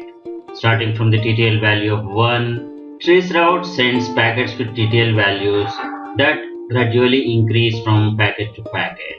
Starting with TTL value of 1.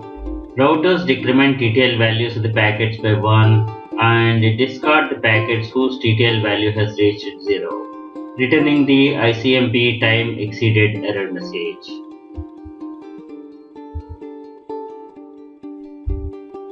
Linux traceroute command is used to avoid DNS resolution. Use switch n, like traceroute space -n space domain, and hit enter. Looking glass server or LG server is accessed remotely for the purpose of viewing routing information. Publicly accessible looking glass servers are run by internet service providers and internet exchange points. Traceroute links. Traceroute.org has worldwide server information. PCH, Packet Clearing House, provides info based on IXPs and sorting available by cities, countries around the world. Traceroute.org provides worldwide server information. This is traceroute.org website, and this is maintained by Thomas Kernan, and by country you can search. This site has information on Looking Glass, route servers, BGP info and BGP tools, and many other important links. Let us check Looking Glass. These are the Looking Glass servers worldwide.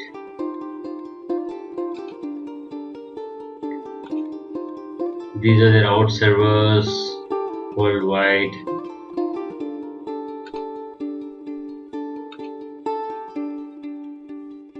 This is important BGP information and BGP tools like BGP Play and all here. And many other important links are here. Just explore this. PCH, Packet Clearing House Looking Glass Server. This provides the routing info based on IXPs by city, by country. These are the standard queries, and it can take arguments as well. Let us check Show IP BGP summary for this IXP. These are the results. So many number of routes, and these are the neighbors. You explore this. These are the important BGP tools here. You explore these links, and we are going to cover more about this in Cisco certification courses. This is RouteViews BG Play. This is a Java application which displays animated graphs of the routing activity of certain traffics within a specific time interval. It's graphical in nature, much easier to understand how BGP updates the effect of routing of specific traffics. The BG Play database stores last 10 days of data provided by the RouteViews project data archive. These are some of the network tool links. We're going to explore these soon. BGP4.net. BGP4.net is very interesting site. Explore the network tools links here. This is BGP4.net website, and these are the links. Some network links are given here. Explore them. It's a good information, good repository. Max Traceroute or My Traceroute combines the functions of Traceroute and the ping programs in one network diagnostic tool. MTR probes the routers of the path by limiting the number of hops individual packets may traverse and listening to the response of their expiry. It will regularly repeat this process, usually once per second, and keep track of the responses of the hops along the path. We have MTR available for the Linux and Windows as well. WinMTR is available at this link. This is the link for MTR available on the GitHub. WinMTR is available on SourceForge, and you can download a copy from this mirror as well. Thanks for watching. Hello, I'm Sri from CPTU. Welcome to the Ethical Hacker Training course based on CAH certification program by EC Council. Module 2 Footprinting, Section NSLookup. NSLookup is a command line tool for querying the domain name system (DNS) to obtain the domain name or the IP address mapping or for any other specific DNS record. To open NSLookup in Windows, start, run and type NSLookup and enter. Or in the command prompt, type NSLookup and hit enter. When you are connected to the internet, it will pick the server from your service provider. NSLookup may be used in interactive or non-interactive mode. NSLookup doesn't use the operating system's local DNS resolver library to perform its queries. NSLookup working may be modified by the contents of the resolve.conf, where you can specify the sequence of servers to be used for lookup. Type help to get the help info on the NSLookup usage. We are connected to the internet and pick the server from the service provider. You type the domain name and hit enter, and by using this server, it resolves to this IPv6 IP address and IPv4 address.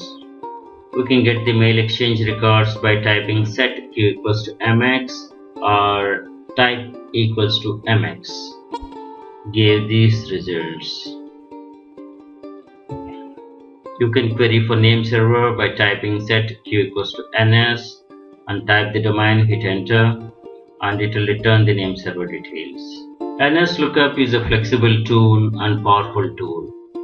You can use a specific server to be used for lookup by typing server space and server name and hit enter.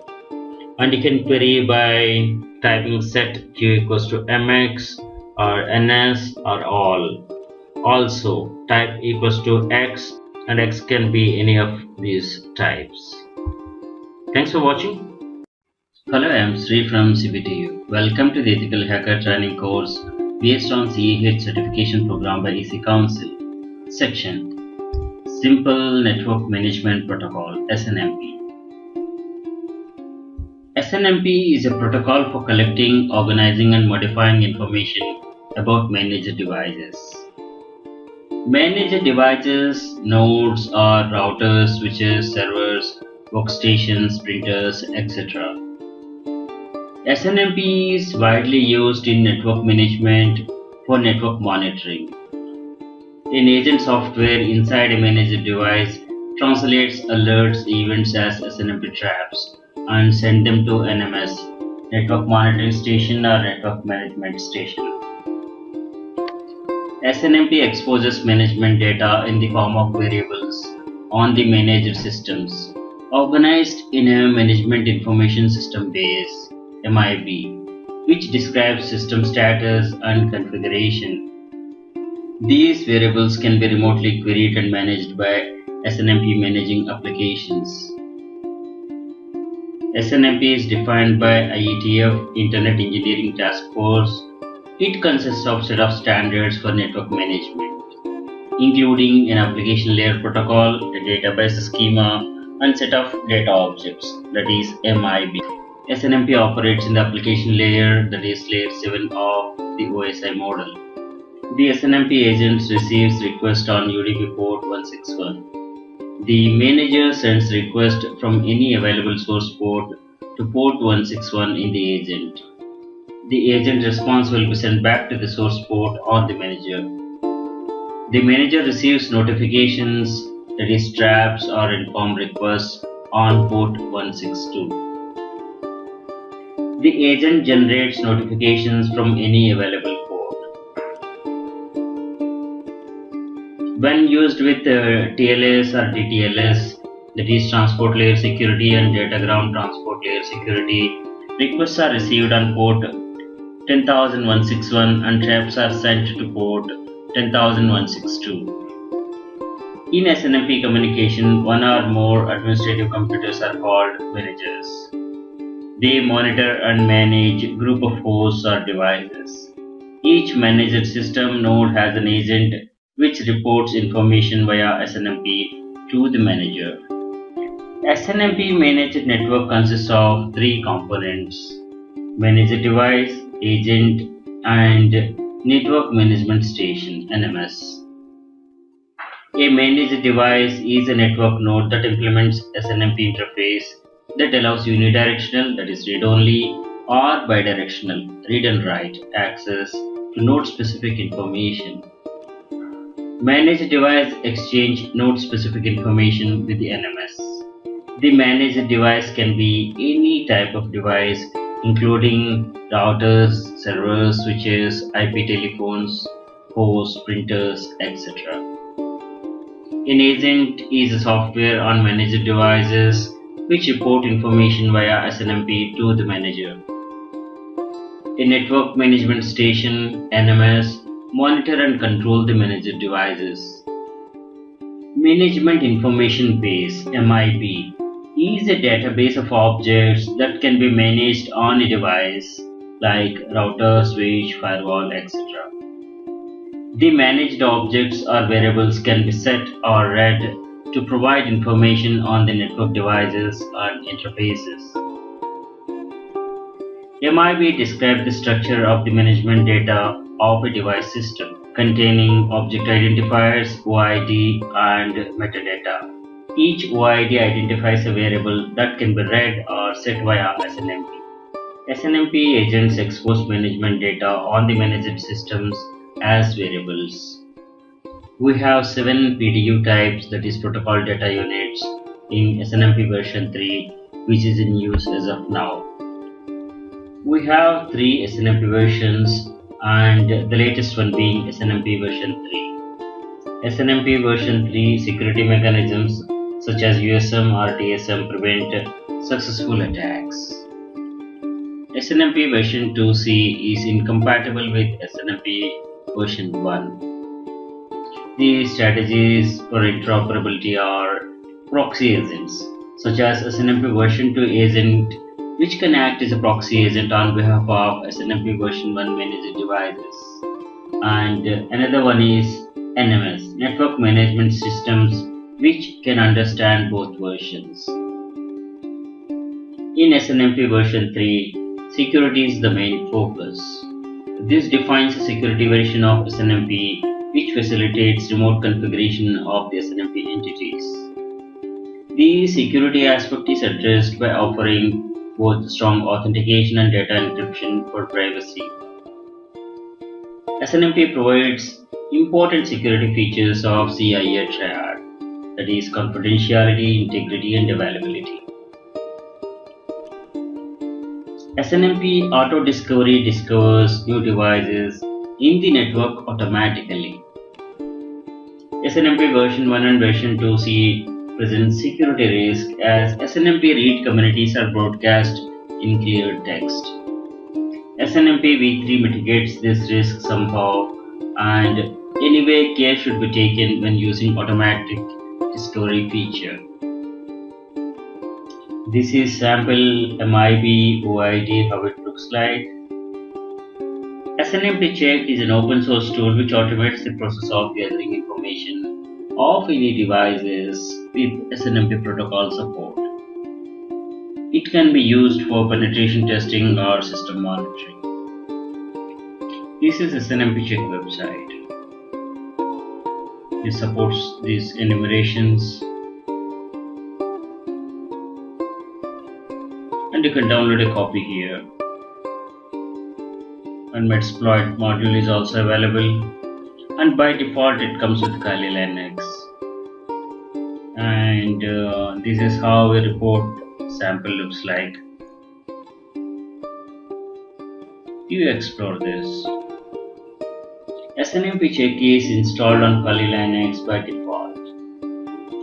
SNMP check allows you to enumerate the SNMP devices and places the output in a useful friendly format. This is SNMP check Kali Tools webpage. A Windows system can receive messages generated by SNMP agents and forward them to the SNMP management programs. SNMP traps service in Windows operating system. A Windows system can receive messages generated by SNMP agents and forward them to the SNMP management programs running on this system. This is Cisco MIB Tools link. Thanks for watching. Hello, I am Sri from CBTU. Welcome to the Ethical Hacker Training course based on CHIT certification program by EC Council. Module 2, Footprinting, Reconnaissance. Section, Maltego Visual Link Analysis Tool. Maltego software is used for open source intelligence and forensics. It's developed by Paterwa. Maltego focuses on providing library of transforms for discovered data from open sources and visualizing that information in a graph format suitable for link analysis and data mining. The focus of the application is analyzing the real-world relationships between people, groups, websites, domains, networks, internet infrastructure, and affiliations with online services such as Twitter and Facebook. we're going to explore Paterma website about Maltego.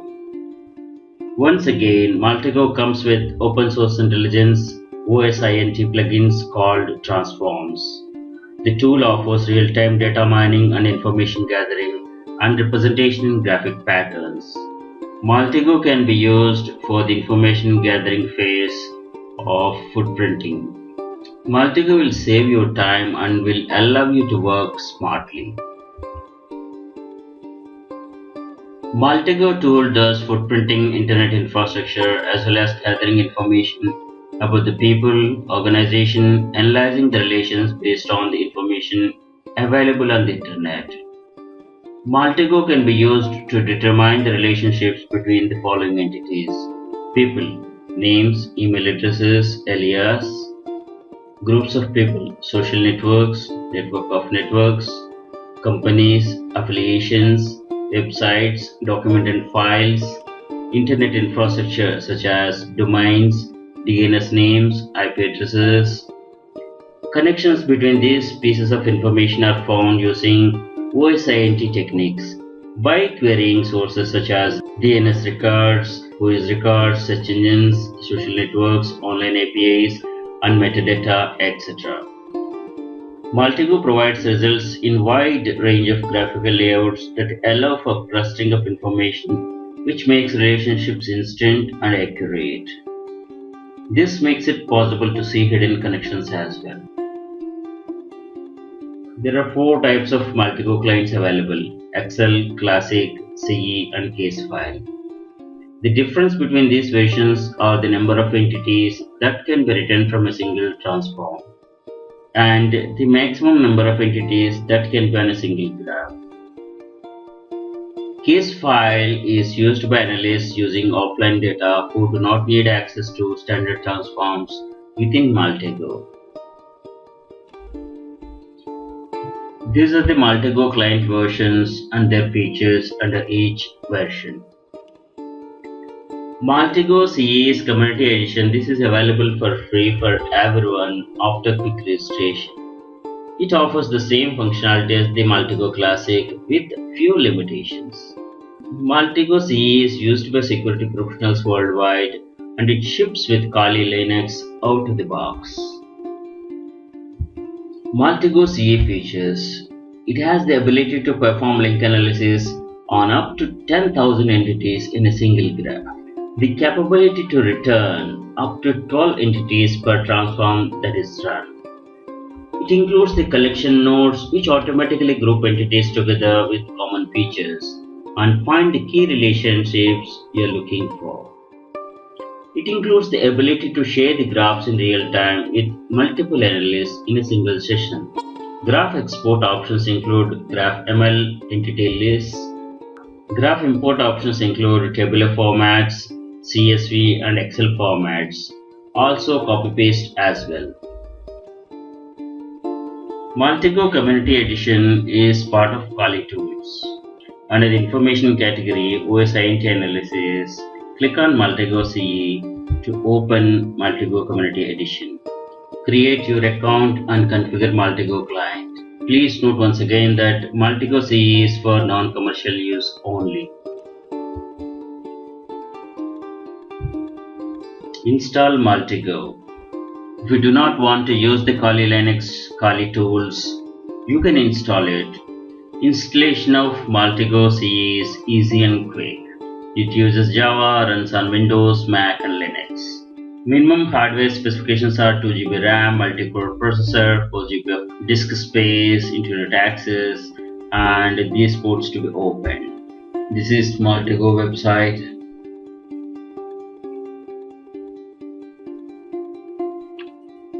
You click on this to see Maltego clients.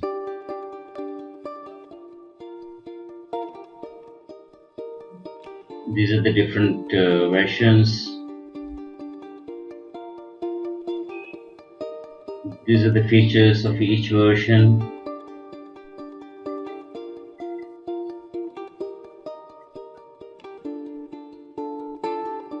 This page is from the Kali Tools website.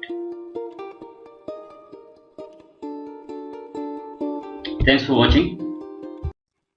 Hello, I am Sri from CBTU. Welcome to the Ethical Hacker Training course based on CEH certification program by EC Council. Module Footprinting, Section ReconNG. ReconNG is full-featured, web-based, open-source reconnaissance framework written in Python by Tim Toms. This is available from bitbucket.org website and sponsors are blackhillsinfosec.com. ReconNG look and feel is similar to Metasploit framework, but it's different. Modular framework with easy database integration, built-in convenience functions, interactive help, command completion. Reconnaissance is conducted quickly and thoroughly. It automates OSINT process, that is open source intelligence. ReconNG is available from bitbucket.org. This is Bitbucket website. This is downloads page. Download a copy for your practice and testing. ReconNG comes with Kali tools by default. ReconNG can be opened under Applications, Information Gathering and selecting ReconNG. This is the welcome screen of ReconNG. We are going to take a ReconNG demo. The simple steps in ReconNG are add new workspace, load module, set options, run, and generate report. The entire framework is scriptable through the use of a resource file. A resource file is a plain text file containing the list of commands for the framework. Referencing the resource file for the execution is like this. We are going to take a demo on this soon. Some of the API keys are Bing API key, Google API key, Google Custom Search Engine CSE, GitHub API key, Shodan API key, and these are the other ones. Sign up for many other APIs to use with ReconNG. Thanks for watching. Hello, I am Sri from CBTU. Welcome to the Ethical Hacker Training course based on CEH certification program by EC Council. Module Footprinting, Section Email Tracking. Email tracking is used by individuals, email marketers, spammers, phishers, and hackers to verify that emails are delivered and read by the recipients. This is to validate email addresses and that the content of the emails has made it past spam filters. Email can be used to collect confidential information about businesses and individuals. The tracking mechanisms employed are typically cookies, web bugs, and embedded graphics. Tracking email communications that involves in collecting the information from the email header and using email tracking tools to track the email origination. We have numerous email tracking tools, and G2Crowd.com provides a comparison feature of all the tools. And Email Tracker Pro is most widely used on the Windows platform. G2Crowd.com. This is G2 Crowd Grid for email tracking. This is G2 Crowd website for best email tracking softwares. And the presentation in the grid format is shown here, the leaders, the niche, high performers, contenders, and you can compare the email tracking softwares. Is the best feature of this website.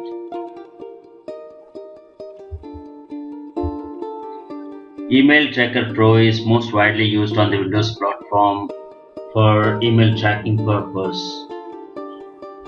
As you know that our network traffic is loaded with spam emails, and in our daily life as much as 95% of the emails is spam.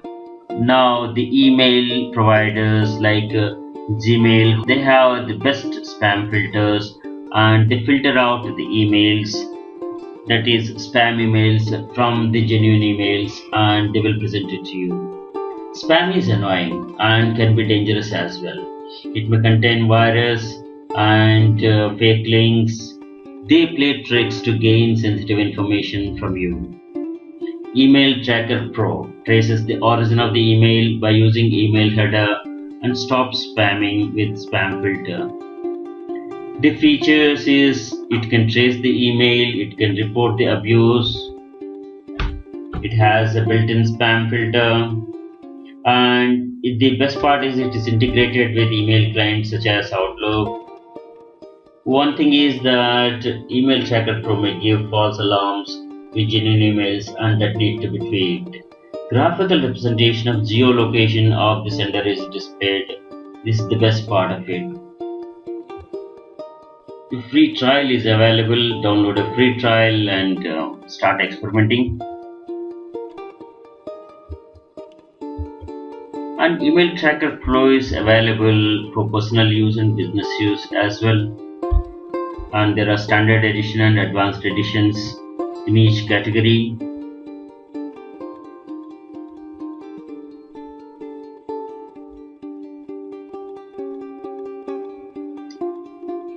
The current version of the Email Tracker Pro is 4058, and these are the minimum requirements like Java 1.6 or above, and RAM 512 MB, disk space of 120 MB, and 1 gig processor is good. This is the website of Email Tracker Pro.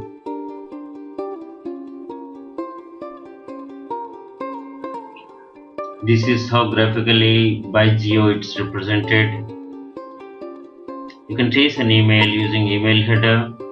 You can find out the email header by viewing the source of the email, view source. You can report abuse and it has a built-in spam filter. And this is the trial you can download and you can experiment. Select any message and click view source to find the header info. Email header info is required for Email Tracker Pro for tracking and analysis. There is another one that is mailtracking.com. This is the website of mailtracking.com and you may sign up for the free trial. This is the website of IPList. You explore this site as well. Thanks for watching. Hello, I am Sri from CBTU. Welcome to the Ethical Hacker Training course based on CEH certification program by EC Council. Module Network Scanning, Section Introduction to Network Scanning. After footprinting, hacker gets fair idea about the target organization's network and its protection system. Network scanning is information gathering mainly for the purpose of security assessment or performing attack. Network scanning includes port scanning, SSDP scanning, and vulnerability scanning. A port scan is a method used by the intruders to discover the services running on the target machine. Hacker uses this info in attack phase to gain unauthorized access to a system. The purpose of network scanning a target is to find live hosts, open ports, services running on the target host, vulnerabilities, weakness in the operating system or application, exploit vulnerabilities during the attack phase, make profile of the target system or network.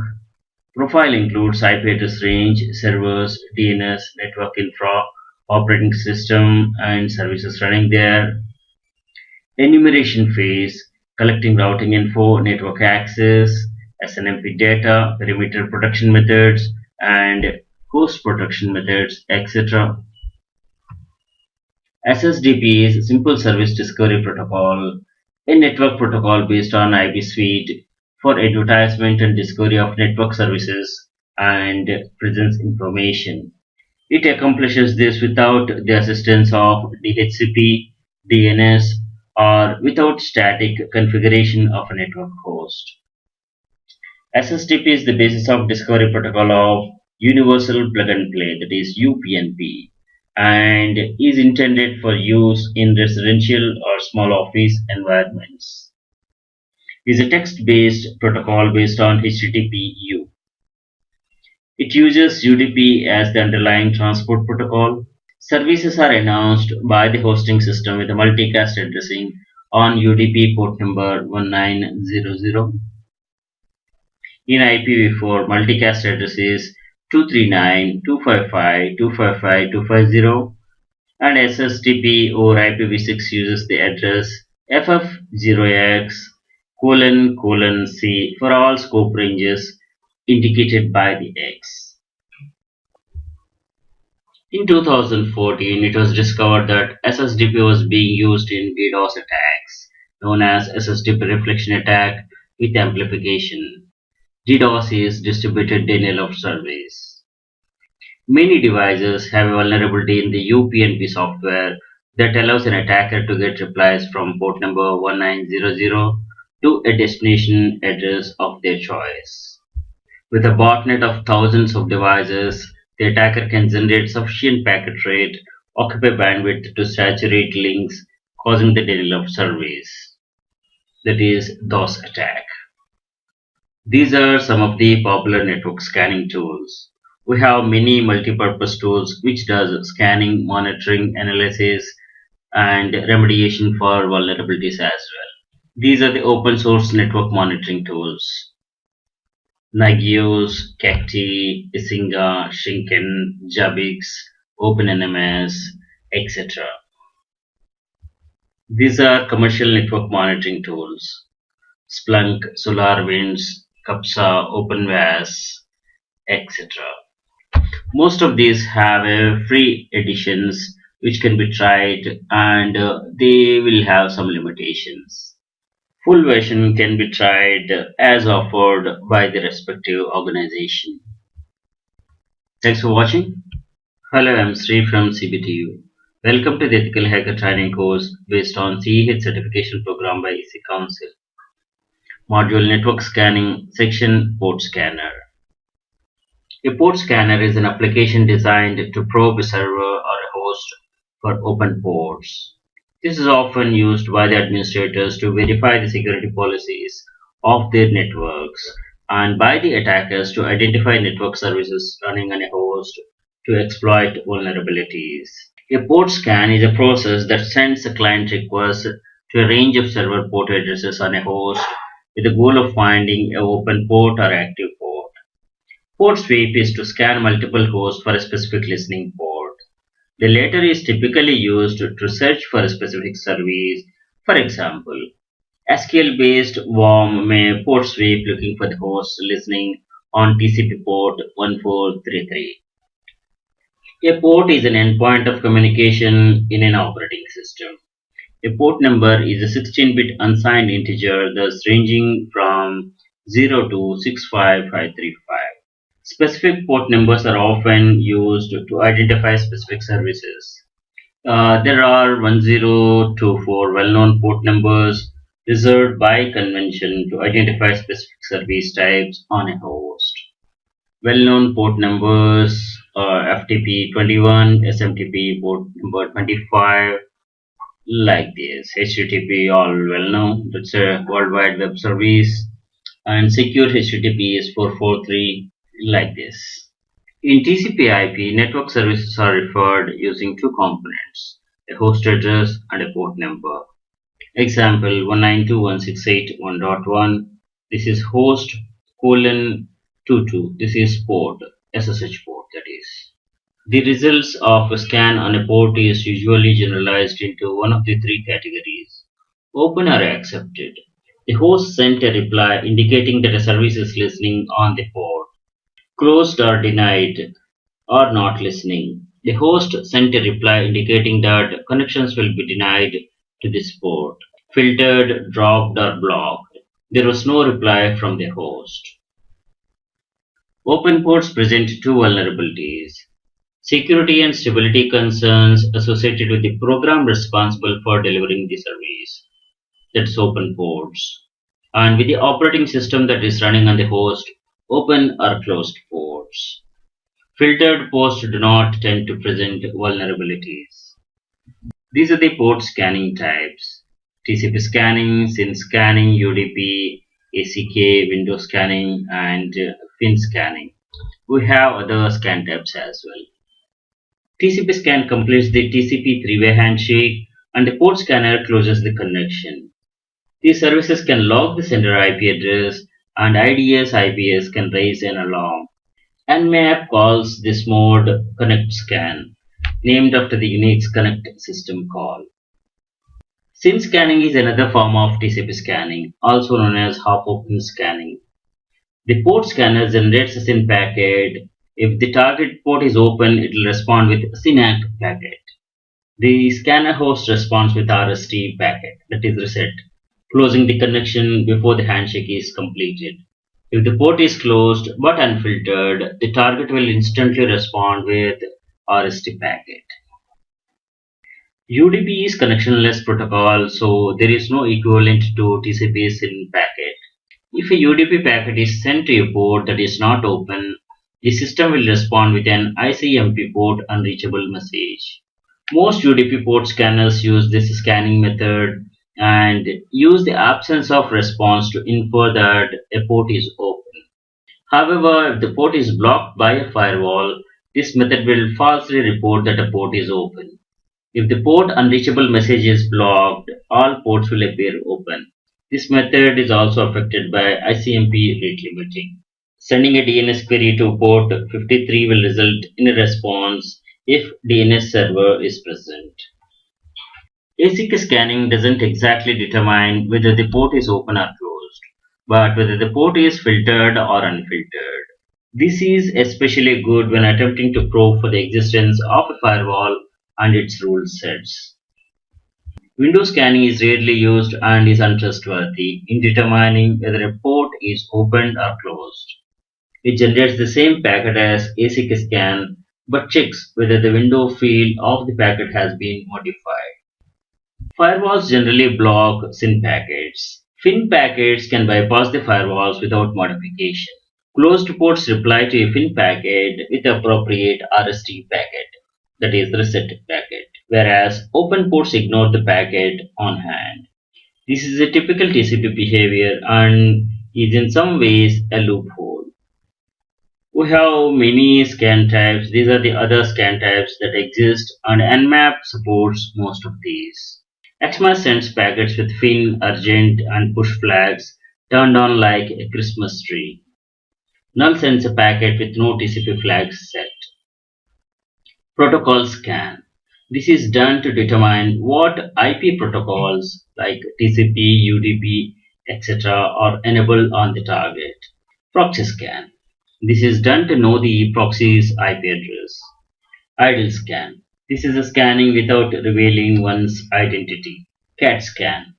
This checks for the ports for erroneous packets. ICMP scan. This determines if a host responds to ICMP requests such as echo, ping, netmask, etc.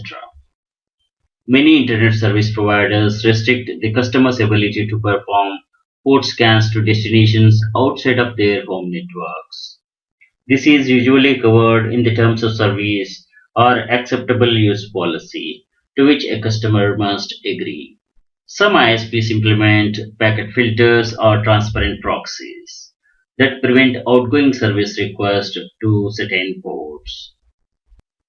If an ISP provides a transparent HTTP proxy on port 80, the port scans of any address will appear to have port 80 open, regardless of the target host's actual configuration. Thanks for watching. Hello, I'm Sri from CBTU. Welcome to the Ethical Hacker Training course based on CEH certification program by EC Council, module Network Scanning, section Network Scanning Tools. These are some of the popular network scanning tools. We have many multi-purpose tools which does scanning, monitoring, analysis, and remediation for vulnerabilities, and many add-on features. Nmap is a popular security scanner used to discover hosts and services on a network, thus building a map of the network. Nmap is used in footprinting, network enumeration, and network audits. GenMap is the official GUI for the Nmap, and you can do intensive scans. GenMap builds the command with pre-built profiles like ping scan, quick scan, intensive scan, etc. to be executed on the target host. Please watch Nmap session for the demo. PRTG network scanning tool is from Pessler. It does website monitoring, database monitoring, and bandwidth usage monitoring. This is a powerful network scanning tool which track bandwidth traffic, which give you complete overview of your network. PRTG's network monitor tool offers Windows Server Monitor for monitoring Windows servers and entire network 24 by 7. There will not be a network professional who have not heard about SolarWinds tools. SolarWinds is leader in NMS applications, that is Network Management System or Network Monitoring System, and IP address scanner is one such useful utility.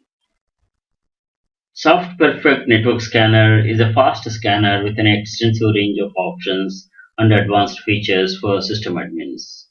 This program can ping computers, scan ports, discover shared folders, and comes with flexible filtering and display options. It can retrieve any information about network devices via WMI, SNMP, HTTP, SSH, and PowerShell. The results can be exported to a variety of formats from XML to JSON. Angry IP Scanner is an open source and cross-platform network scanner designed to be fast and simple to use. It scans IP addresses and ports as well as has many other features. It's widely used by the network admins around the world, including large and small enterprises, banks, government agencies. It runs on Linux, Windows, and Mac OS X as well. Network scanner from Lizard Systems is used for scanning large networks that have hundreds thousands of computers along with small networks. Network scanner not only finds the network computers and shared resources but also check its access rights. The scan results can be exported to XML, HTML, or text file. Network scanner from Beyond Security. This is a powerful scanner. Thanks for watching. Hello, I'm Sri from CBTU. Welcome to the Ethical Hacker training course based on CEH certification program by EC Council. Module Network Scanning, Section Nmap Network Mapper. Nmap is a security scanner used to discover hosts and services on a network, thus building a map of the network. Nmap is used in footprinting, network enumeration, and network audits. Nmap is an essential tool in networking toolkit. Nmap features include identifying open ports and a target host in preparation for auditing, network inventory, network mapping, maintenance and asset management, finding and exploiting vulnerabilities in a network. And additional features of Nmap are host discovery. This is identifying hosts on a network that respond to TCP or ICMP requests or have a particular port open. Port scanning, enumerating the open ports on target host. Version detection of the application, detecting the OS operating system and hardware characteristics of the network devices. A scriptable interaction with the target using Nmap scripting engine, that is NSE, and Lua programming language. Advanced service detection and vulnerability detection. Find reverse DNS names, device types, and MAC addresses. Network performance testing by generating traffic to hosts on a network. Response analysis, response time management, and eliminate any issues. For Nmap 4.5 and above, GenMap is the official GUI, and it replaced Nmap. Other Nmap web-based interfaces are Nmap CGI, IVRE, Nmap Win, and Nmap W is for Windows. XNmap is Mac OS X GUI. Nmap has long history. In 1997, Nmap was first published as an article, and in 1998, Nmap 2.0 is released. Many versions released since then, and Nmap changelog records all the changes. The latest one is Nmap 7.6, released in 2017. Nmap turns 20 years old in 2017. Nmap is a great tool. Nmap is used by security and system administrators to assess their own networks for vulnerabilities. That is white hat hacking or ethical hacking. System admins can use Nmap to search for the unauthorized servers or computers that do not conform to security standards. Nmap is related to vulnerability assessment tools like Nessus, which test for common vulnerabilities in open ports. Nmap can perform vulnerability checks against the discovered services. This is all about ethical hacking. On the flip side, Nmap could be potentially used for black hat hacking as a precursor attempting to gain unauthorized access to computer systems. Unauthorized port scanning is illegal and may attract severe punishments under the law. Please be aware of it. Nmap is popular in media and games as well. Besides hackers, Nmap tool screens are used in movies like The Matrix Reloaded, Trinity, The Listening, Battle Royale, Live Free or Die Hard, Bourne Ultimatum, and Dread, etc. In 2003, Nmap appeared in the popular sci-fi movie LCM. The command Nmap is widely used in the video game Hacknet, allowing to probe the network ports of the target system to hack it. Nmap provides four output formats, all but the interactive output is saved to a file. Nmap output can be manipulated by a text editor, enabling the user to create customized reports.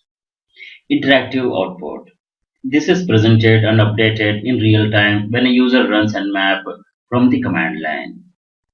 Various options can be entered during the scan to facilitate monitoring. XML, a format that can be further processed by XML tools. It can be converted into a HTML report using XSLT. Greppable, output that is tailored to a line-oriented processing tools such as grep, sed, and awk. Normal, the output is seen while running the Nmap from the command line, but saved to a file. Scripted, this is meant to be an interesting output formatting, replacing letters with their visually alike number representations, such as user E is replaced with 3, and in password O is replaced with 0, something like this. Nmap helps in auditing network security. Auditing the network security by identifying new servers or devices. Auditing the security of a device or a firewall by identifying the network connections which can be made to or through it. These are similar or advanced tools. Kali Linux, Metasploit, Framework, Wireshark, etc. ZenMap is the official GUI for the Nmap. It is a multi-platform, free and open source application, which makes Nmap easy to use while providing advanced features for experienced Nmap users. Frequently used scans can be saved as profiles to make them easy to run repeatedly. A command creator allows interactive creation of Nmap command lines. Scan results can be saved and viewed later. Saved scans can be compared with one another to see how they differ. The results of the recent scans are stored in searchable database. ZenMap is available at this link. Download the right installer, which includes the dependencies and also the GenGUI and CLA version.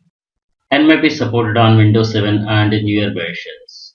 The version of the npcap included in the installer may not be the latest one, and download it again if you experience any problems. The Nmap executable Windows installer can handle npcap installation, registry performance tweaks, etc. It also includes the GenMap graphical frontend. Latest release is Nmap 7.6. After Nmap installation, open the command prompt and type Nmap and enter. You should see the Nmap usage and help output. This indicates that Nmap is installed correctly and the class path is set. Alternatively, Nmap can be opened from the start programs clicking on Nmap exe. GUI version can be opened by clicking Nmap Zen GUI. Nmap with the domain name, it will scan the host and it will give the open ports. And with additional switches, you can get more elaborate information. This is -v, this is a web ports detailed scan information. This is GenMap GUI. You can input the target here. GenMap has preset profiles. You can select any of these, and this automatically gives the required switches for the command to be executed. This is a simple ping scan, and it gave us the output here, and we're going to see a demo on this. Okay, this is a demo of GenMap. Here on the left side we have a simple ping scan that is run. On the right side we have an intensive scan that is run. When you change the profile, the preset, the command line changes. What to be run along on the host. It's a simple ping scan, and it doesn't tell about the ports, and the topology is the local host and the destination. The green shows it's live. Trace route we have not run. Here we have run intensive scan on this example.com domain. These switches go here -T, -C, -V. These are the services running on it. This is the Nmap output. NSA's Nmap scripting engine. It loaded the scripts for scanning, and it ran all the scans. These are the open ports. Okay, so these are the ports open on this host, and the topology is localhost here, my gateway, and the next gateway, and the final destination here. You can view the host. This is host information. This is running on the Linux. This is server. This is the OS version, and these are the services that are running on it. On the trace route information.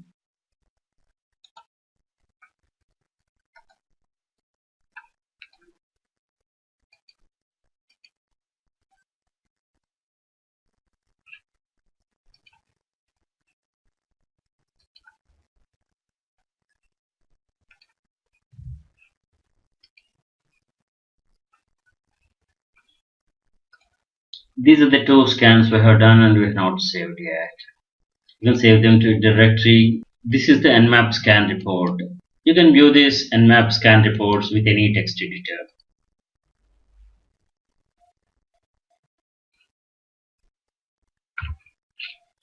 This is the topology information that it can show with the ping scan and the intensive scan. It can show all the trace hops in the way.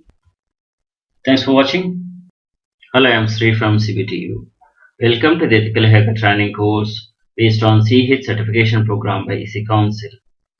Module Network Scanning, section Open Source Network Monitoring Tools. Network monitoring is an application that constantly monitors a network against the performance factors like slowness or failures, and notifies the admins via email, SMS, or otherwise. Network monitoring system is part of network management system. Both share the same acronym NMS. Monitoring is done through polling periodically. Send HTTP request to determine the status of a web server, or send a test message for email servers, or ping host server for liveliness, status, uptime, etc. These are some of the open source network monitoring tools popularly used. Nagios, OpenNMS, CACT, CheckMK, Isinga, Nedi, etc. Nagios is the powerful network monitoring tool. It is the industry standard in IT infrastructure monitoring. Features include alerting, event handling, and reporting. There are two versions of Nagios. Nagios Core, which is open source and free. Nagios 11 is a commercial tool based on the Nagios Core with added features. World's largest organizations use Nagios for monitoring WAN links, routers, switches, and their infrastructure. With Nagios, it's easy to monitor the availability, uptime, response time of every node on the network. Nagios can deliver the results in a variety of visual presentation and reports. This is operating principle of Nagios. Nagios is conducting active checks and passive checks on the nodes, objects, and it's interacting with the RRD database for the reporting. And it sends the alerts, events to the browser, email, SMS, pager, etc. OpenNMS is carrier-grade, highly integrated open source platform designed for building network monitoring solutions. There are two distributions of OpenNMS, that is Meridian and Horizon. Meridian is advisable for enterprises and businesses looking for stability and long-term support. Horizon is the place where the innovation happens quickly and is ideal for monitoring new technologies and IT ecosystems. Both distributions are completely open source. CACT is complete open source network graphing solution designed to harness the power of RRD tools, data storage, and graphic functionality. RRD tool is open source industry standard, high performance data logging and graphing system. RRD tool can be easily integrated in shell scripts, Perl, Python, Ruby, or TCL applications. It is used to graph time series data of metrics such as CPU load and network bandwidth utilization. A common usage is to monitor the network traffic by polling interface via SNMP. CheckMK is an extension to the Nagios monitoring system that allows creating rule-based configuration. It can be used as front-end and extension of Nagios, Isinga, and Shinken monitoring system for monitoring performance and health of networking devices, servers, and infrastructure systems. CheckMK is available as Raw Edition, which is 100% open source, and Enterprise Edition comes with a lot of additional features and professional support. Isinga is an open source network monitoring application originally created as a fork of Nagios system. Isinga is attempting to get past the perceived shortcomings in Nagios development process. NEDI is an open source software tool which discovers maps and prepare inventories of your network devices, and it tracks the connected end nodes as well. It's user-friendly GUI for managing enterprise networks. Shinken is an open source network monitoring application compatible with Nagios. Shinken is a monitoring framework. It is Nagios core rewritten, enhancing flexibility and large environment management. It watches hosts and services, gathers performance data, and alerts users when error conditions occur, and again when the conditions clear. Shinken's architecture aims to offer easier load balancing and high availability. The administrator manages a single configuration. The system cuts into parts and dispatches to worker nodes. Vigilo Smart Monitoring is for medium to large sized enterprises. Vigilo provides all the necessary services for performance monitoring, state monitoring, mapping, correlation, metrology, and reporting. Jabbok is second popular after the Nagios. Jabbok is the ultimate enterprise-level software designed for real-time monitoring of millions of metrics collected from tens of thousands of servers, virtual machines, network devices, and other hosts. Jabbok is open source and comes at no cost. Thanks for watching. Hello, I'm Sri from CBTU. Welcome to the Ethical Hacker Training course based on CEH certification program by EC Council. Module Network Scanning, section Commercial Network Monitoring Tools. Network monitoring is an application that constantly monitors a network against the performance factors like slowness or failures and notifies the admin via email, SMS, or otherwise. Monitoring is done through polling periodically. We have seen open source NMS tools, that is Network Management System or Network Monitoring System, and almost all of them have enterprise grade version besides free versions. These are the popular network monitoring tools commercially available: Splunk, SolarWinds, Network Miner, Capsa. Let us look at each of these. Splunk is a data collection and analysis platform that allows you to monitor, gather, and analyze data from various sources like event logs, devices, services, TCP/UDP traffic, etc. Network Performance Monitor (NPM) from SolarWinds. This provides complete and comprehensive network monitoring solution. This reduces network outages and improves performance with advanced monitoring software. Key features include multi-vendor network monitoring, net path, critical path visualization, performance analysis dashboard, etc. Network Miner is network forensic analysis tool and FAT for Windows. It also works in Linux, Mac OS X, and FreeBSD. Network Miner can be used as a passive network sniffer in order to detect operating systems, sessions, hostnames, open ports, etc. without putting any traffic on the network.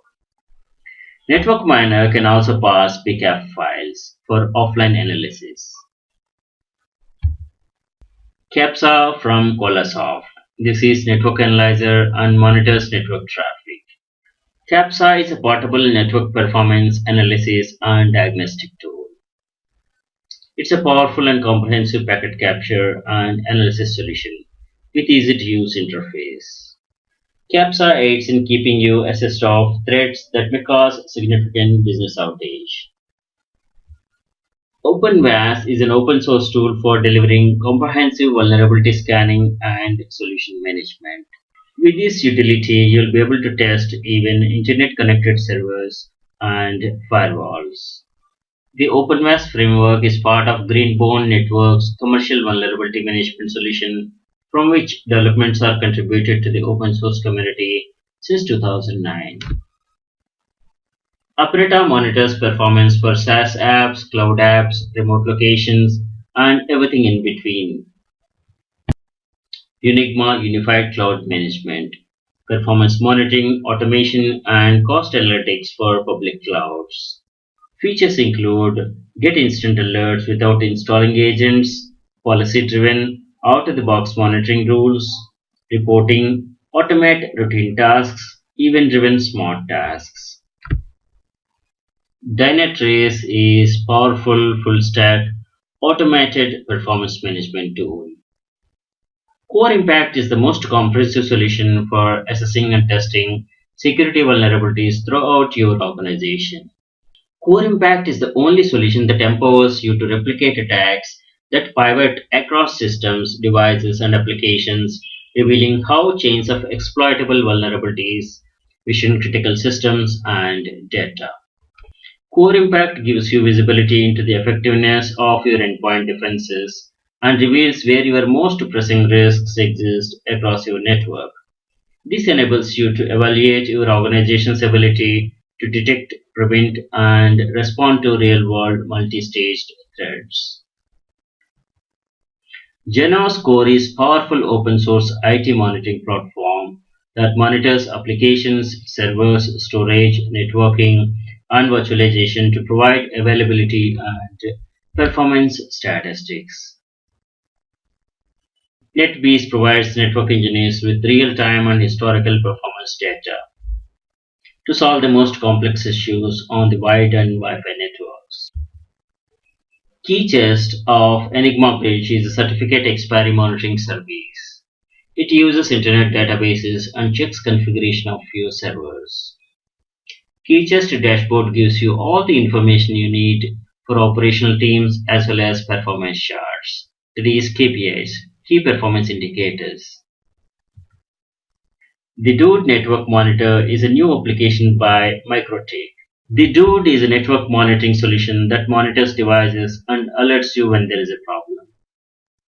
It automatically scans all the devices with specified subnets, draw a network map, and monitors services of the devices. NetXMS is a multi-platform open source network management and monitoring system that offers event management, performance monitoring, alerting, reporting, and graphing. Pandora FMS is an elegant and modern system that solves real-world problems quickly. It's an all-in-one package offering modern and flexible IT monitoring, replacing the need for multiple difficult-to-operate and more costly monitoring systems. What's up, Gold? This is from the IP Switch, powerful network monitoring software. WhatsApp Gold's powerful layer 2, layer 3 discovery results in a detailed intensive map of your entire network infrastructure. This comes with affordable license and can monitor any type of device, host, server. WhatsApp Gold can perform application monitoring, network traffic analysis, configuration management, and network monitoring and alerting. VIA Observer Platform Gigastore is a comprehensive network performance monitoring and diagnostic solution. PRTG Network Monitor monitors the network availability and network usage using a variety of protocols including SNMP, NetFlow, and WMI.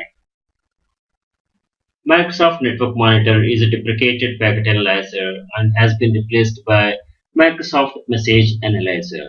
This message analyzer enables you to capture, display, and analyze protocol messaging traffic, and to trace and assess the system events and other messages from Windows components. JFile Guard Network Management Tool. This comes with the centralized patch management and network auditing. This prevents potential compliance issues. Thanks for watching. Hello, I'm Sri from CBTU. Welcome to the Ethical Hacker Training course based on CEH certification program by EC Council. Module 3 Network Scanning, Section Ping and Ping Sweep. Ping is a command line utility used to test the reachability of a host on an IP network. Ping is an acronym for Packet Internet Grouper. Ping is available on Linux flavors and Windows as well. It measures the round trip time (RTT) for the messages sent from the originating host to a destination system that are echoed back to the source. Ping operates by sending ICMP echo request packets to the target and wait for the ICMP echo reply. ICMP is Internet Control Message Protocol. This program reports errors, packet loss, and statistical summary of the results, including the minimum, maximum, and the mean round trip times. Network scanning tools work by utilizing the echo packets, resulting in host discovery, scanning, and ping sweep. Ping is powerful troubleshooting utility, but it's misused by flooding in DOS attacks. The classic tool used for the ping sweeps is fping. Ping sweep is a method that can establish a range of IP addresses which map to live hosts. Some of the tools are fping, hping, and nmap. Let us know a bit about the origin of the ping. In 1983, the ping utility was written by Mike Morse as a tool to troubleshoot problems in an IP network. RFC 1122 prescribes that any host must process ICMP echo request and issue echo reply in return. Ping options may include the size of the payload, count of the tests, limit for the number of hops, that is TTL, time to live, that probes traverse, and the interval between the requests. Ping 6 is used for testing IPv6 networks. Hackers misuse ping in conducting DOS attacks by ping floods, in which attacker attempts to overwhelm the victim with numerous ICMP echo requests. Ping has been considered a security risk because merely acknowledging a host presence turns it into a potential target. For these reasons, many systems and corporate networks make a policy to disable the reply, despite the fact that RFC 1122 mandates hosts always to send a reply. When you open a command prompt and type ping, you will see the options. Just type ping space and the host and enter. The host will be resolved to an IP address and it will send the standard packet size of 32 bytes, and this TTL is based on the remote server. This time is RTT, round trip time, from the source to destination and destination to back, the total travel time. And these are the statistics. If any packets are lost, we call it as request timeout, RTO. Instead of reply, you will see the RTOs. And out of these pings, it calculated the statistics, minimum, maximum, and the average. This latency or the round trip time is a measure of performance. If this is not even, uneven, or it's a more in value, Then there is some network issue. Network can be troubleshooted by watching this RTT, round trip time. If it's taking unusually longer latencies, then there must be some problem and the troubleshooting must be carried out. With the various options like -T, you can run the ping continuously until it is stopped with Control C or Control Z. This is some sample Wireshark capture. This is echo request and this is echo reply. This host is local host is 226 and the destination is 888 and request is sent and 8888 responded back echo reply. This is Wireshark capture for the ping ICMP packets. This is source localhost and the destination is 8888 and the protocol is ICMP and echo request is being sent and the destination 8888 responded back echo reply. You can analyze the traffic if you're interested. In case of no response from the target host, most implementations of the ping display nothing or periodically print notifications about timing out, that is request timeout RTO. In case of error, the target host or an intermediate router sends back an ICMP error message, for example, host unreachable or TTL exceeded in transit. There are some utilities which use ping in the background. Traceroute or traceRT is used to trace the path between a user and the target system on the networks. Traceroute is a network diagnostic tool for displaying the route and measuring the transit delays in the packets across hops in network.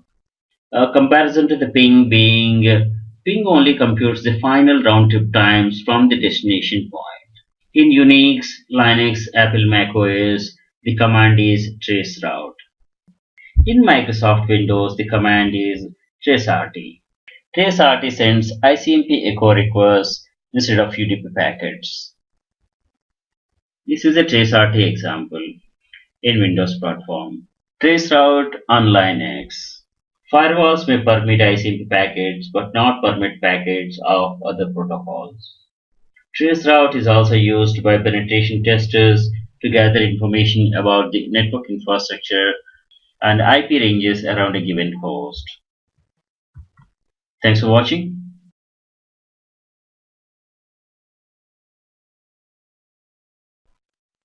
Search for hping and here is hping. Click on it. It opens the CLI interface of the hping. -I for interval, -C for the count, packet count. This is verbose. These are the different TCP flags. -S for SYN flag, -R for reset, -F for fin, -X for Xmas. By default, ping is blocked on 226. If we try with hping, it works with -S, that is SYN TCP flag.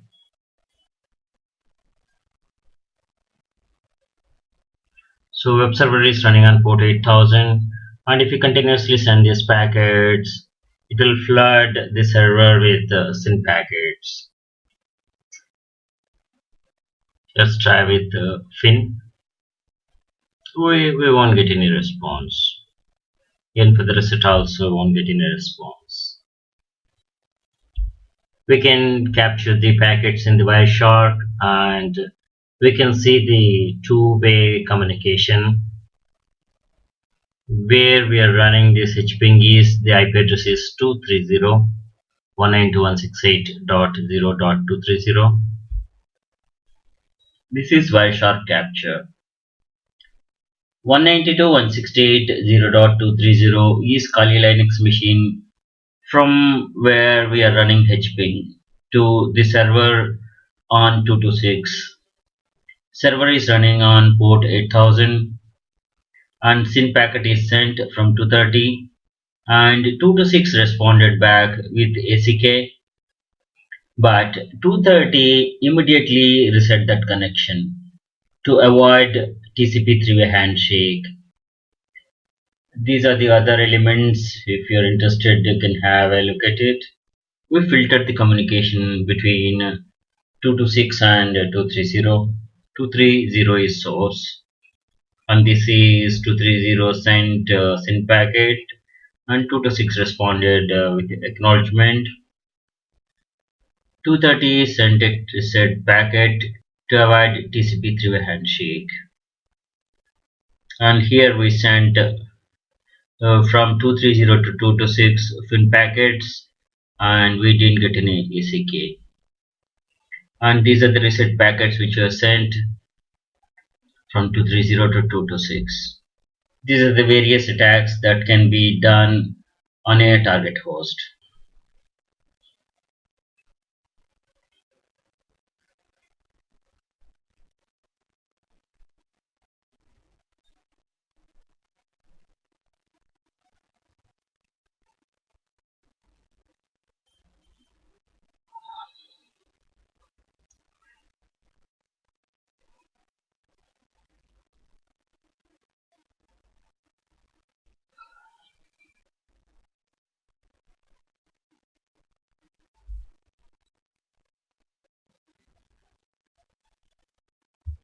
Thanks for watching. Hello, I'm Sri from CBTU. Welcome to the Ethical Hacker Training course based on CEH certification program by EC Council. Module Network Scanning section HPing and FPing.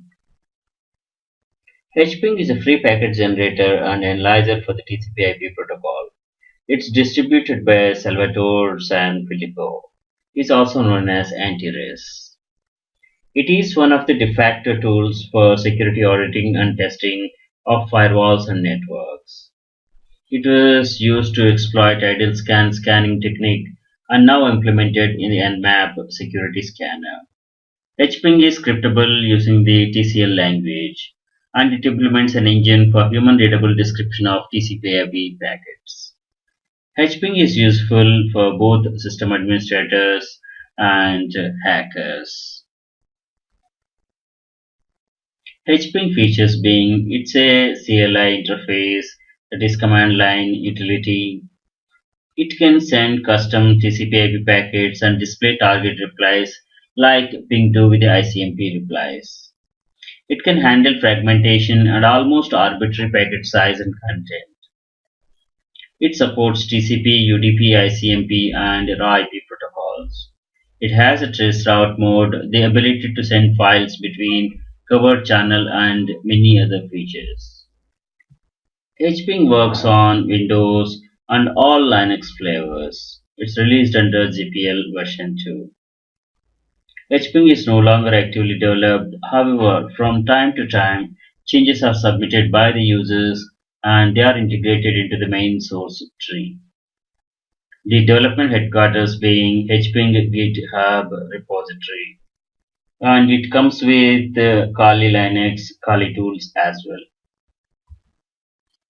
This is web page of HPing. HPing is capable of firewall testing, advanced port scanning, network scanning using different protocols, TOS, fragmentation, etc. These are HPing links. FPing is high performance network diagnostic tool to send ICMP echo probes to multiple network hosts.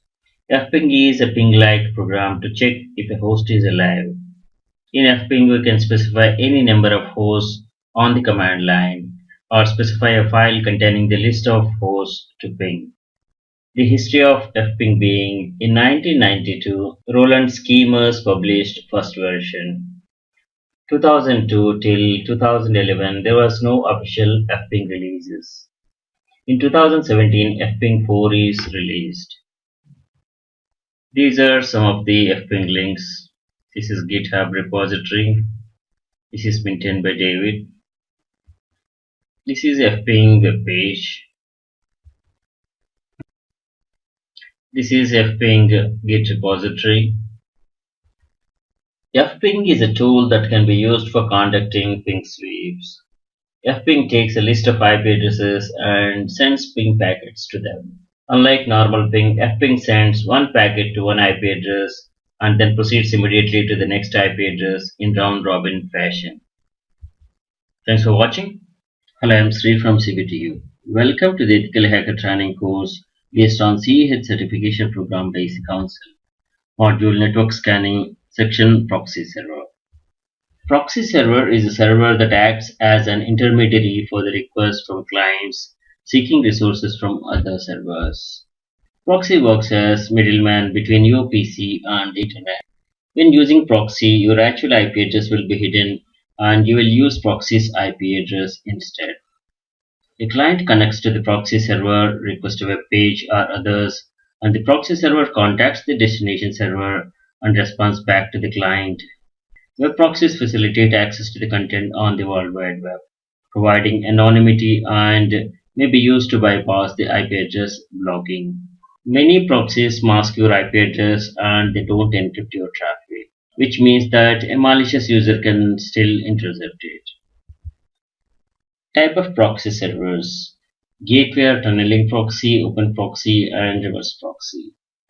Gateway or tunneling proxy is a server that passes the unmodified requests and responses.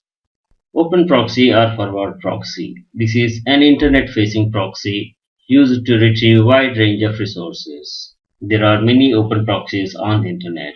An anonymous open proxy allows users to conceal their IP address while browsing the web or using other internet services. Reverse proxy or surrogate proxy. This is an internal-facing proxy used as front-end to control and protect access to a server on a private network. A reverse proxy commonly performs tasks such as load balancing, authentication, decryption, or caching, etc. There are several reasons for installing reverse proxy servers: encryption or SSL acceleration, load balancing. The reverse proxy can distribute the load to several web servers, each web server serving its own application area. Server cache static content. A reverse proxy can offload the web servers by caching static content like pictures and other graphic content. Compression. A proxy server can optimize and compress the content to speed up the load time. Security. The proxy server is an additional layer of defense and can protect against some OS and web server specific attacks. Extranet publishing. A reverse proxy server facing the internet can be used to communicate to a firewall server internal to an organization, providing extranet access to some functions while keeping the servers behind the firewalls. An open proxy is a forwarding server that is accessible by any internet user. A reverse proxy or surrogate proxy is a server that appears to the clients to be an ordinary server. Requests are forwarded to one or more proxy servers which handle the request. The response from the proxy server is returned as if it came directly from the original server, leaving the client no knowledge of the origin servers. Reverse proxies are installed in the neighborhood of one or more web servers. All the traffic coming from internet and with the destination of one of the neighborhood's web server goes through a proxy server. These are some of the implementation of proxies. Tor proxy is popular among all. Tor is an acronym for the Onion Router. Tor client software routes internet traffic through a worldwide volunteer network of servers in order to conceal the user's location or usage from someone conducting network surveillance or traffic analysis. Using Tor makes it more difficult to trace internet activity, including visits to the websites, online posts, instant messages, and other communication forms back to the user. It is intended to protect users' personal freedom, privacy, and ability to conduct confidential businesses by keeping their internet activities from being monitored. I2P proxy. I2P Anonymous Network is a proxy network implementing garlic routing. This is an enhancement of Tor's onion routing.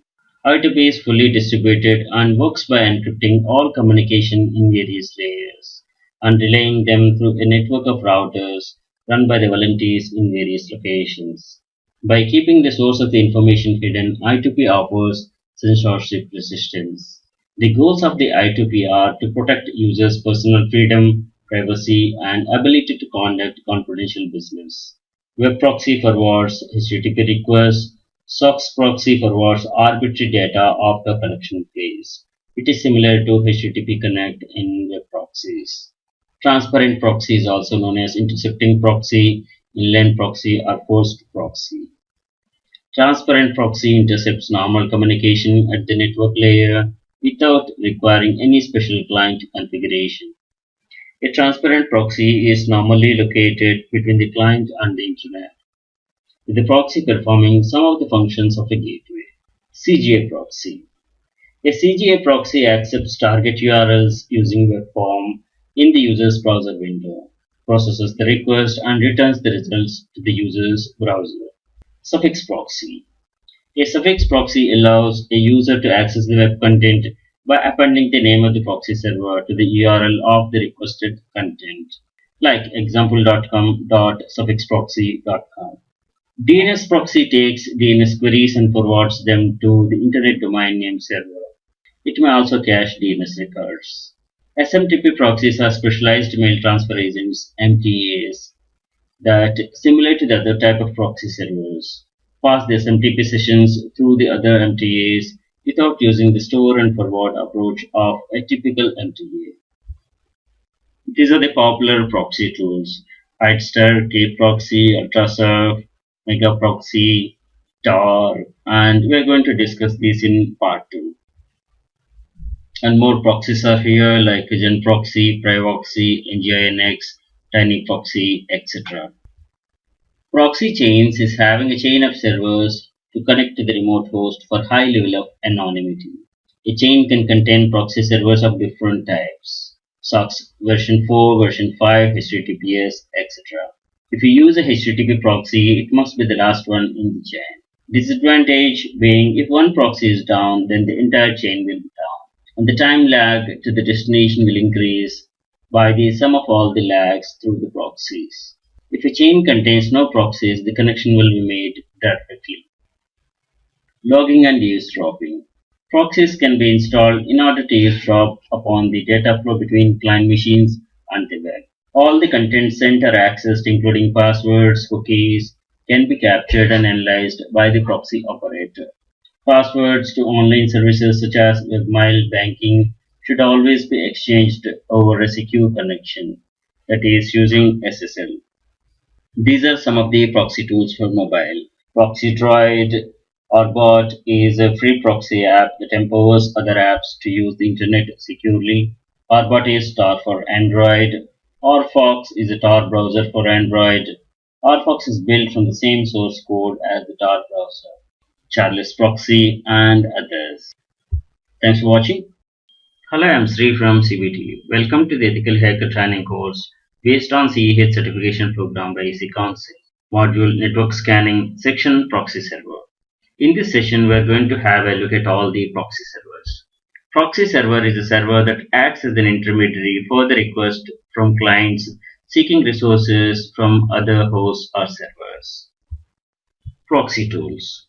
These are the popular proxy tools: Hidester, kproxy, ultrasurf, hide.me, and we are going to have a look at each of these. And we have more proxy references here. Using the Hidester proxy is easy. Just open up your browser, just type in the website address, and your connection is instantly encrypted. No need to install software or app, so you can use it on your mobile device as well. Automatic SSL technology protects you against nasty scripts or hackers trying to steal your identity. Hidester adds a SSL layer to all the connections, even for non-SSL websites. Hidester is the most reliable free web proxy that's available. Your website activity is 100% anonymous, guarded with 128-bit encryption. Logs are not stored or tracked anywhere. Hidester VPN service is available for purchase.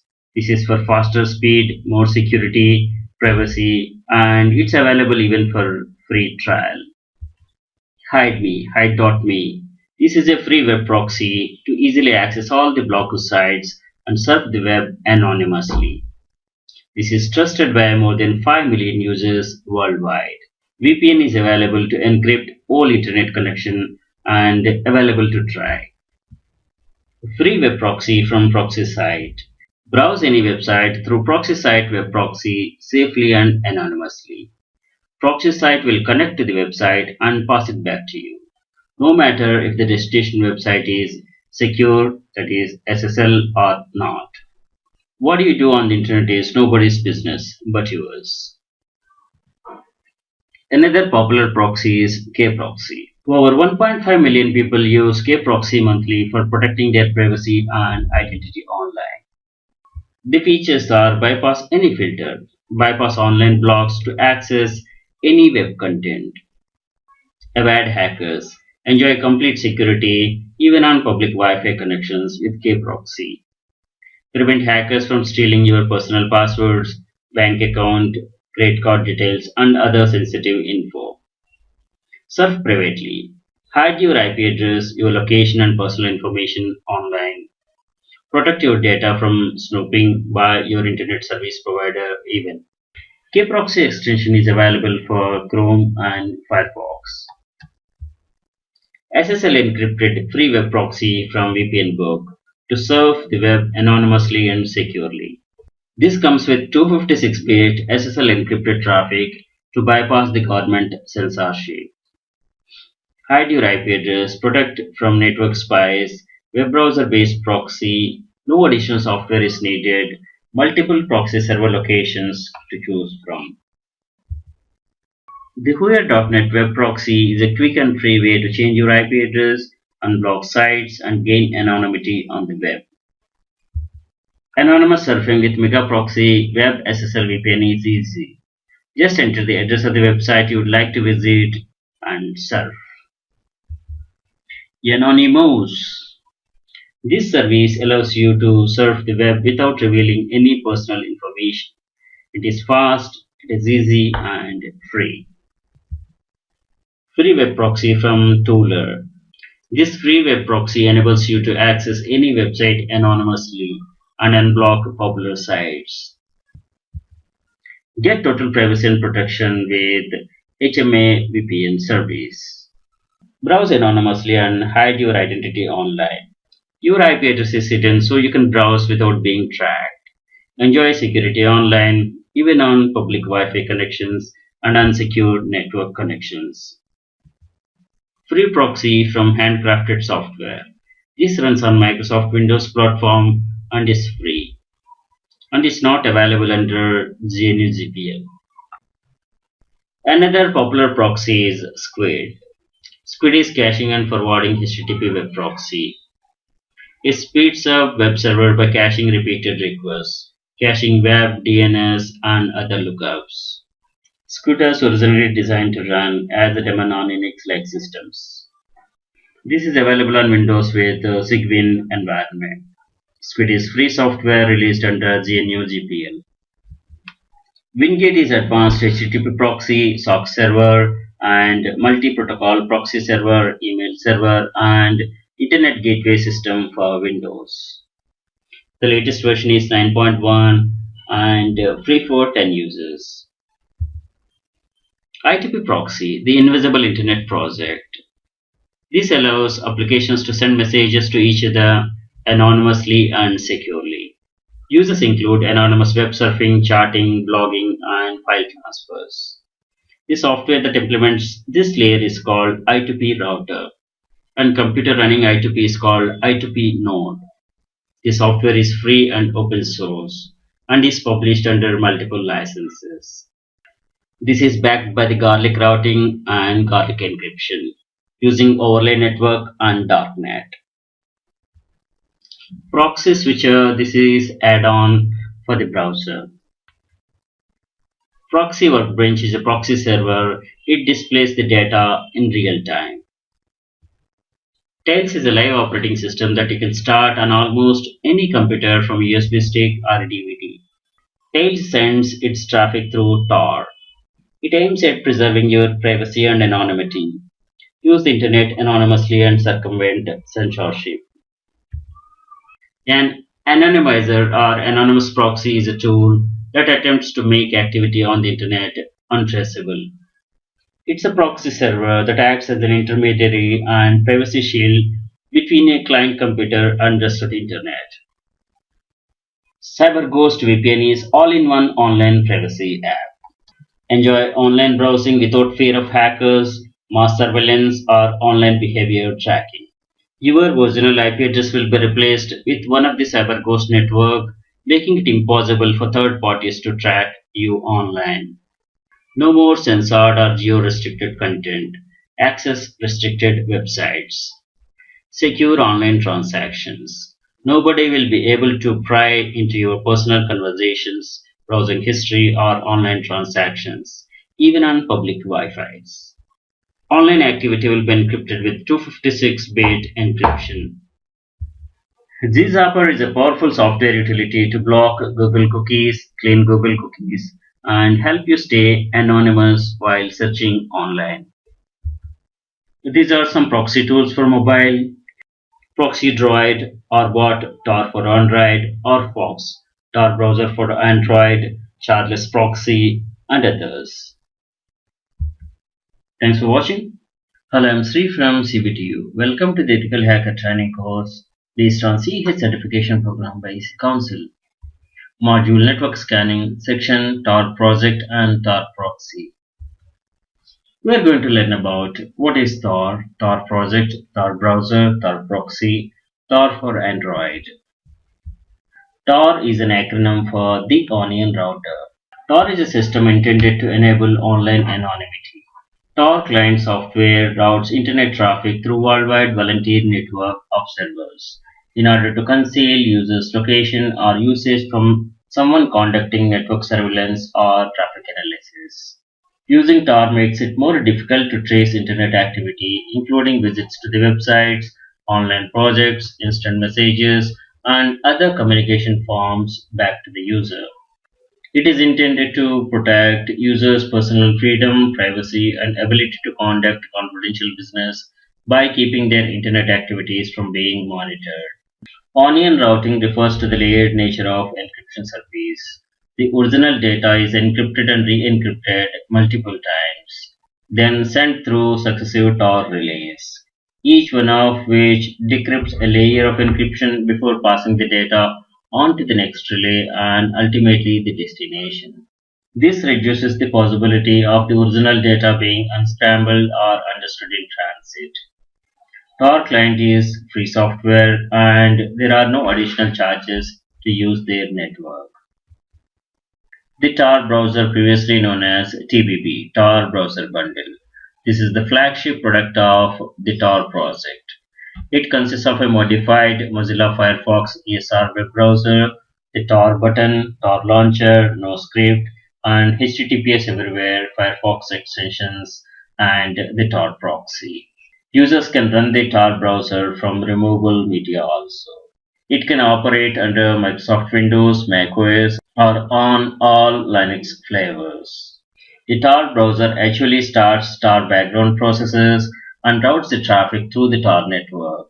Upon termination of a session, the browser deletes the privacy-sensitive data such as HTTP cookies and browsing history. This is Tor browser for Windows download page, and you can download a copy and install and start using it. And here are some warnings by the Tor. It's a kind of advisory how to use Tor and how to protect yourself. Once you download a copy, it's around 51 MB file for the 7.0 version, and after the install, it will create a shortcut. By clicking on the Start Tor browser, it starts connecting to the Tor network. Tor browser takes a couple of minutes to initialize and get started. When the Tor browser is trying to connect to the Tor network, you may get this kind of errors. Could not connect to the Tor control port. You try once, twice. If it doesn't work, then install Tor browser in a different location and it will work. Otherwise, you can check this assistance link here. These are the Tor network settings. It will ask you whether you are behind a proxy or you would like to connect to the Tor network directly. When you click on this connect to connect directly to the Tor network, it processes and opens up Tor browser. Tor advises to adopt its guidelines and warnings to get most out of the Tor. First thing is use Tor browser to protect your internet traffic. Tor browser comes with pre-configuration to protect your privacy and anonymity on the web. Don't torrent over Tor. Tor file sharing application ignore proxy settings. It slows down the entire Tor network and affects others also. BitTorrent and Tor do not work together for privacy. Don't enable or install browser plugins. Tor browser will block browser plugins such as Flash, Real Player, QuickTime, and others. They can be manipulated into revealing your IP address. And Tor advises do not install any additional add-ons or plugins into the Tor browser, as this may bypass the Tor or otherwise harm your anonymity and privacy. Use HTTPS versions of the websites. Tor will encrypt your traffic to and within the Tor network, but encryption of your traffic to the final destination website depends on that website. To help ensure private encryption to the sites, Tor browser includes HTTPS Everywhere to force use of HTTPS encryption with major websites that support it. However, you should still watch the browser URL when you are submitting sensitive information if it's displaying HTTPS or HTTP in the address bar. Do not open documents downloaded through Tor while online. Tor browser will warn you before automatically opening documents that are handled by the external applications. Do not ignore this warning. If you want to access those documents or PDF files, go offline or use VMware or Tails to read them. Tor tries to prevent attackers from learning what destination websites you connect to. However, by default, it doesn't prevent somebody watching your internet traffic from learning that you are using Tor. If this matters to you, you can reduce this risk by configuring Tor to use Tor Bridge Relay rather than connecting directly to the public Tor network. While we learned about the Tor browser usage recommendations by the Tor got installed and this browser got open. This is the Tor browser, and by default it uses a DuckDuckGo search engine. And you can directly enter any address here. It connects to the Tor relays and Tor network to reach the destination. Tor uses no script. These are the security settings. And when you open a domain like example.com domain, it will ask you whether this is to be allowed or no, and it will tell you how the site is reached. This is the trace. When I did the search, it opened in DuckDuckGo search engine. By default, HTTPS everywhere is enabled and it loads only what is safe for you. You can set this security level to whatever you feel like important or relevant to you. This is how Tor works. Web traffic is encrypted and passed through the Tor network to hide your IP address and provide anonymity. The green color, this is encrypted traffic. This is unencrypted in the last mile. Vidalier software is discontinued, archived, cross-platform GUI for controlling Tor that's built on Qt. The name comes from the Vidalia onion since Tor uses onion routing. Tor is free software and open network that helps you defend against traffic analysis, a form of network surveillance that threatens personal freedom, privacy, confidential business activities, relationships, and state security. The core application distributed for free by the non-profit Tor project is the Tor browser, a hardened, security-focused version of Firefox that pushes all your web traffic through the Tor's anonymizing network. The other Tor projects being Tor Messenger. This is an instant messaging program based on Instabird with Tor and OTR built in and used by default. Like Pidgin and Adium, Tor Messenger supports multiple different instant messaging protocols. The Guardian project is actively developing a free and open source suite of applications and firmware for Android operating system to improve the security of mobile communications. The applications include ChartSecure Instant Messaging Client, ORBot Tor implementation, proxy for mobiles, or Fox, the mobile counterpart of the Tor browser, Obscura Cam, photo and video app for privacy. There are several security-focused operating systems use Tor extensively, hardened from scratch. Incognito, Liberty Linux, CubesOS, Subgraph, Tails, Tor Ramdisk, and Onyx, etc.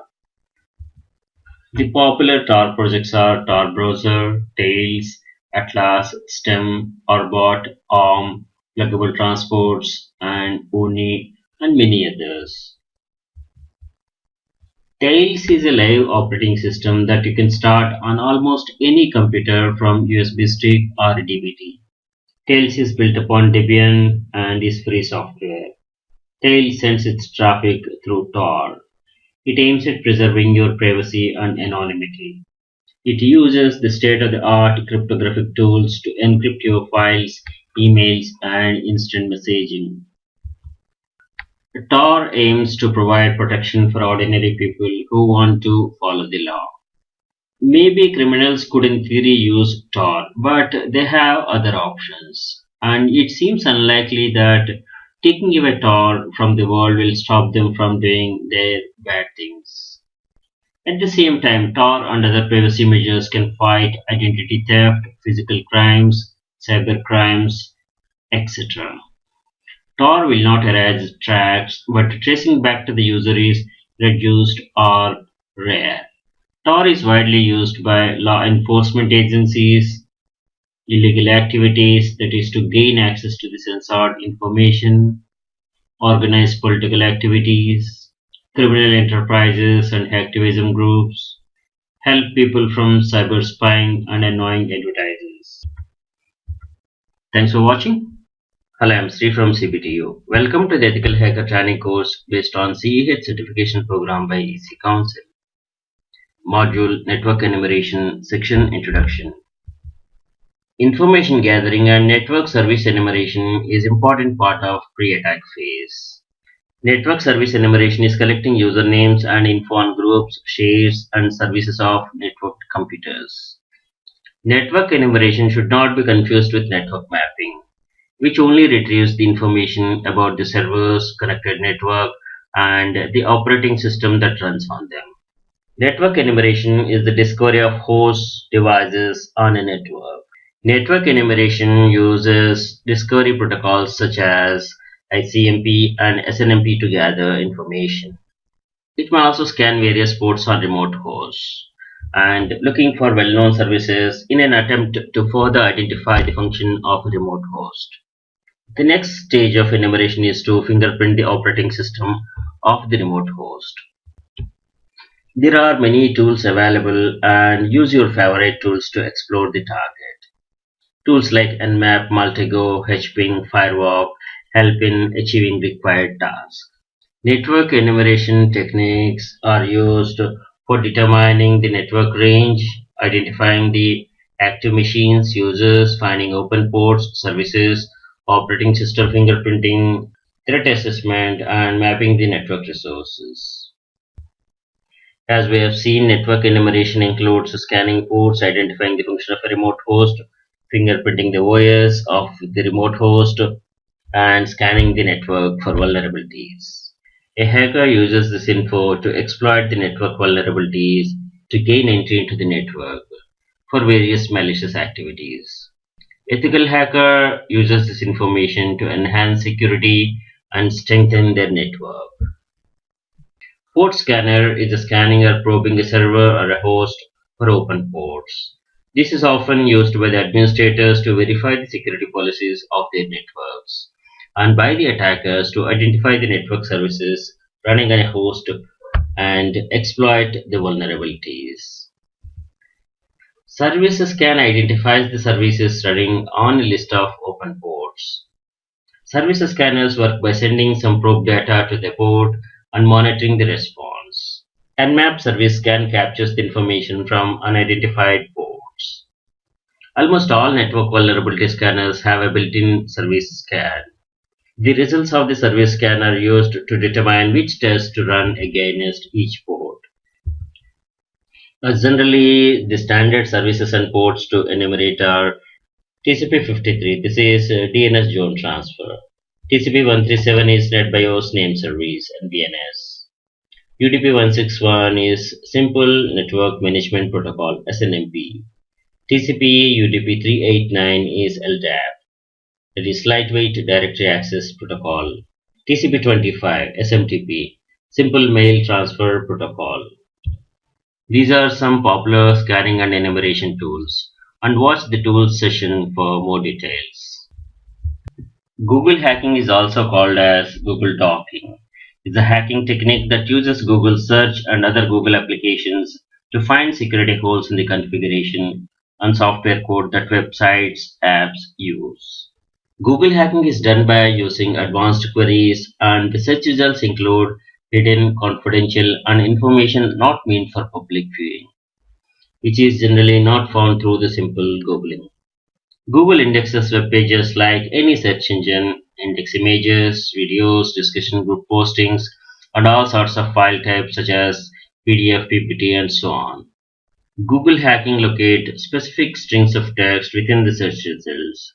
Some of the most popular examples are finding specific versions of the vulnerable web applications.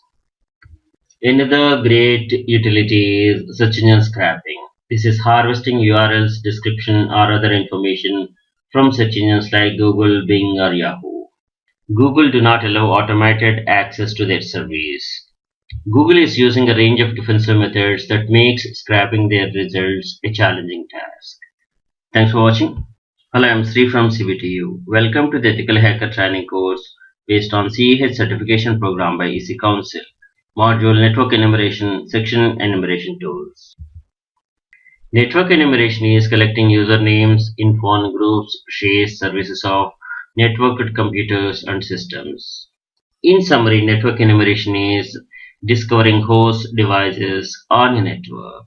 This uses discovery protocols such as ICMP and SNMP to gather information. It scans various ports on remote hosts looking for well-known services in an attempt to further identify the function of a remote host. These are some of the popular network enumeration tools. Most of the tools are multi-purpose tools which does the scanning, enumeration, vulnerability assessment, and monitoring as well. Nmap tops the list. It is Network Mapper. This is a security scanner used to discover host services on a computer network, building the map of the network. Nmap is used in footprinting, network enumeration, and network audits. GenMap is the official Nmap security scanner GUI, that is graphical user interface. It's a multi-platform, free and open source application. Nessus is a proprietary vulnerability scanner developed by Tenable Networksecurity. It's a free for personal use in non-enterprise environment. Nessus scans the systems for vulnerabilities. Nessus does the scanning for vulnerabilities, misconfiguration, default passwords, possibility of a DOS attacks, and it prepares for the PCI DSS audits. This makes the whole infrastructure security compliant. ReconNG is full-featured web-based open-source reconnaissance framework written in Python by Tim Toms. Reconnaissance is conducted quickly and thoroughly with this tool. Its look and feel is similar to Metasploit framework but different. It automates the OSINT process, that is open source intelligence. Firewalk is open source reconnaissance network security tool. Firewalk works by sending out TCP or UDP packets with a TTL time to live 1 greater than the target gateway. If the gateway allows the traffic, it will forward the packets to the next hop, where they will expire and an illicit ICMP time exceeded message is returned. LAN Helper is from Hainsoft. This is an advanced remote administration tool for Windows servers, workstations, which integrates the anti-administration utilities, LAN monitoring, network scanning, and network analyzing features. LAN Helper allows network administrators to manage numerous remote computers simultaneously at high speed. Detailed logs are available for helping network administrators to quickly detect and correct the problems. DumpSec from Somersoft is a security auditing tool for Microsoft Windows. It dumps the permissions, DACLs, and audit settings, SACLs, for the file system, registry, printers, and shares in a concise, readable format. DumpSec also dumps user, group, and replication information. Another good utility is Angry IP Scanner. This is a cross-platform network scanner that is fast and simple to use. This works on Windows, Linux, and Mac as well. It's very extensible, allowing it to be used for a very wide range of purposes, with the primary goal of being useful to the network admins. It can scan local networks as well as internet IP ranges. It can export the results into many formats. Network Security Analysis Tool (NSAT) is a robust network scanner designed for wide-ranging scans. This is a professional-grade penetration testing and comprehensive auditing tool. Its features include full-scale archiving of vulnerability and version information for further purposes, timeless configuration as a banner scanner for many known services and protocols, virtual host support, host network exclusion support. It's flexible and can do the distributed scanning as well. HPing is a free packet generator and analyzer for TCP/IP protocol distributed by Salvatore Sanfilippo. Is also known as Anti-Res. It's one of the de facto tools for security auditing and testing of firewalls and networks, and it is used to exploit the idle scanning technique and now implemented in the Nmap security scanner. HPing is useful for both sysadmins and hackers. NetCrunch is a proactive and reactive smart networking tool that comes in a single package. Comprehensive monitoring without installing any agents. It can monitor your entire network out of the box. It can be easily extended with scripts and custom agents using REST API. It can monitor the network services, switches, routers, bandwidth, and traffic flow. It uses built-in NetFlow as flow analyzer with Cisco NBAR support to analyze traffic structure. It comes with full SNMP support with MIB compiler and 3500 plus MIBs included. OWASP Mantra made two penetration distributions, Backtrack and Matrix, and now Mantra is no longer maintained. Nipper Studio from Titania. Nipper Studio is vulnerability scanner. It can discover misconfigurations, vulnerabilities on firewalls, switches, and routers. The reports generated include manufacturing-specific mitigation advice and fixes, and these can meet your security compliance requirements. This does continuous monitoring as well. NetworkView is a compact network discovery and management tool for the Windows. It can discover all the TCP/IP nodes and draw nodes graphical map with the routes using DNS, MAC addresses, SNMP, WMI, NetBIOS, and TCP ports information. Pull the network and send an email alert when the nodes are unreachable. It can be downloaded from cnet.com and networkview.com. There are two network scanners from McAfee.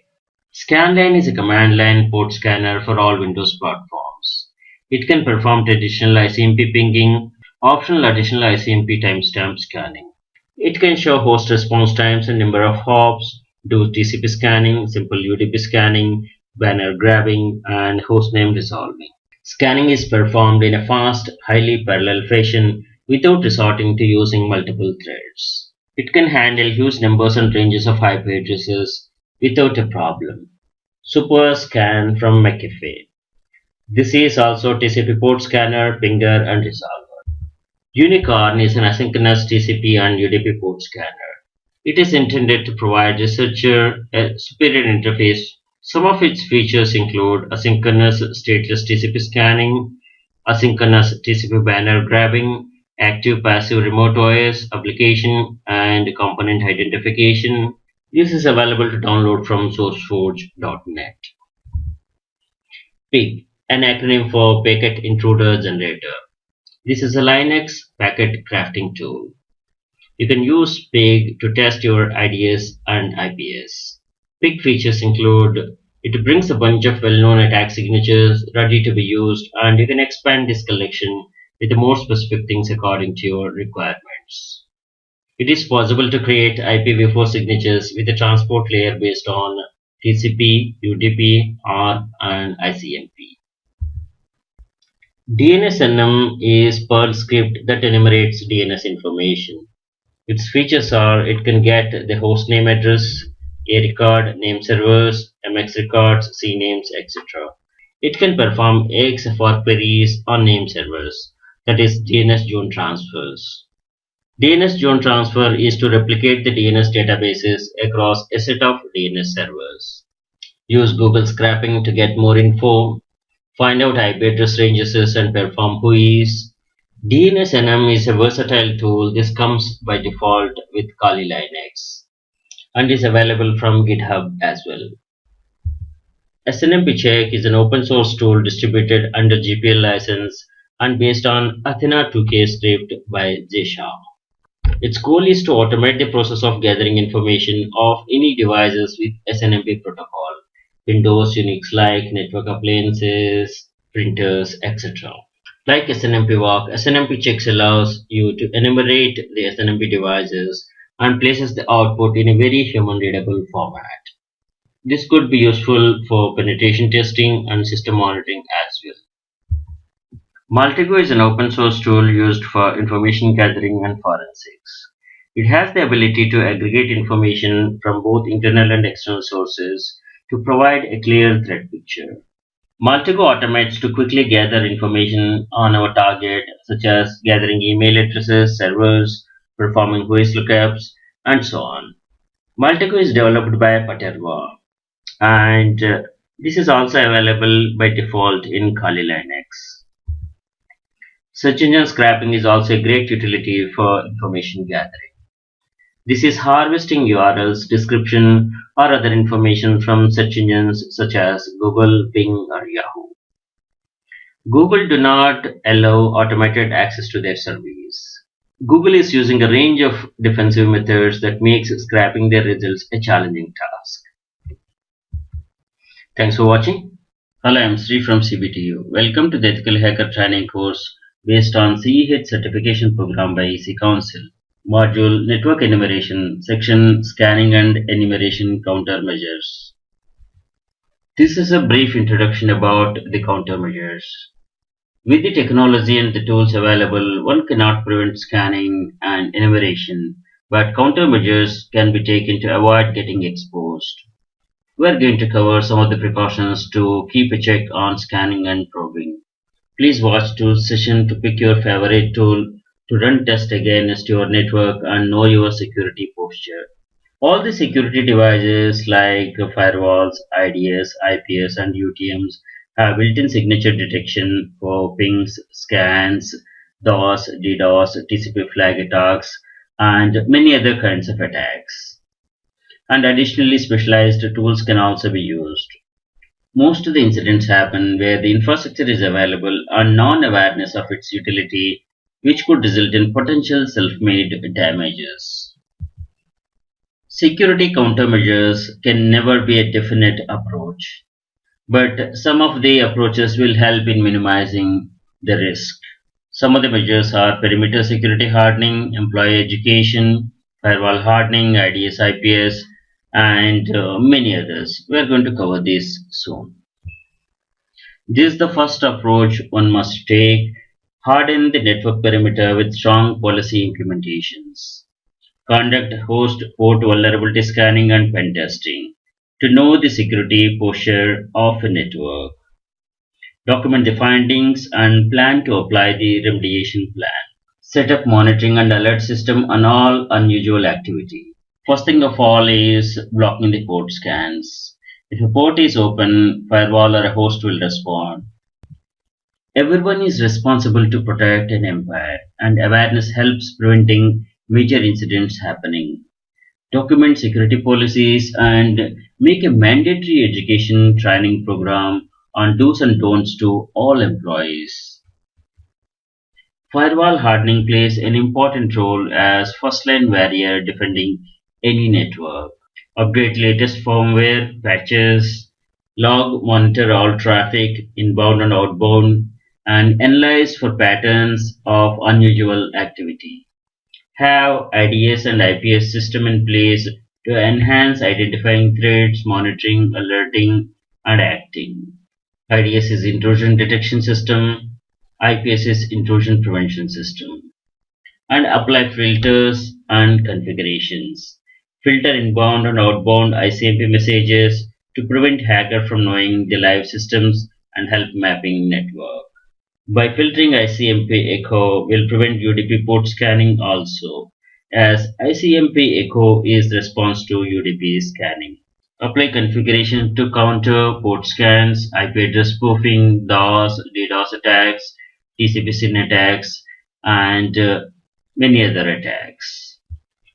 In IDS is intrusion detection system and IPS is intrusion prevention system.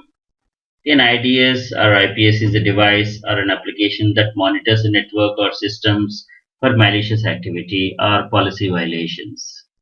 Any detected activity or violation is reported to security admin and SIEM system. SIEM is Security Information and Event Management System. Large enterprises will have SIEM system which combines outputs from multiple sources and uses alarm filtering techniques to distinguish malicious activity from false alarms. The difference between IDS and IPS being IDS is reporting tool and IPS do have prevention mechanism. Configure them to identify unusual patterns, network traffic, monitor, alert, and take appropriate action. The entry point to any network is WAN links and WAN routers and hardened WAN routers. This is important thing. Configure routing and filtering on the firewalls and perimeter routers.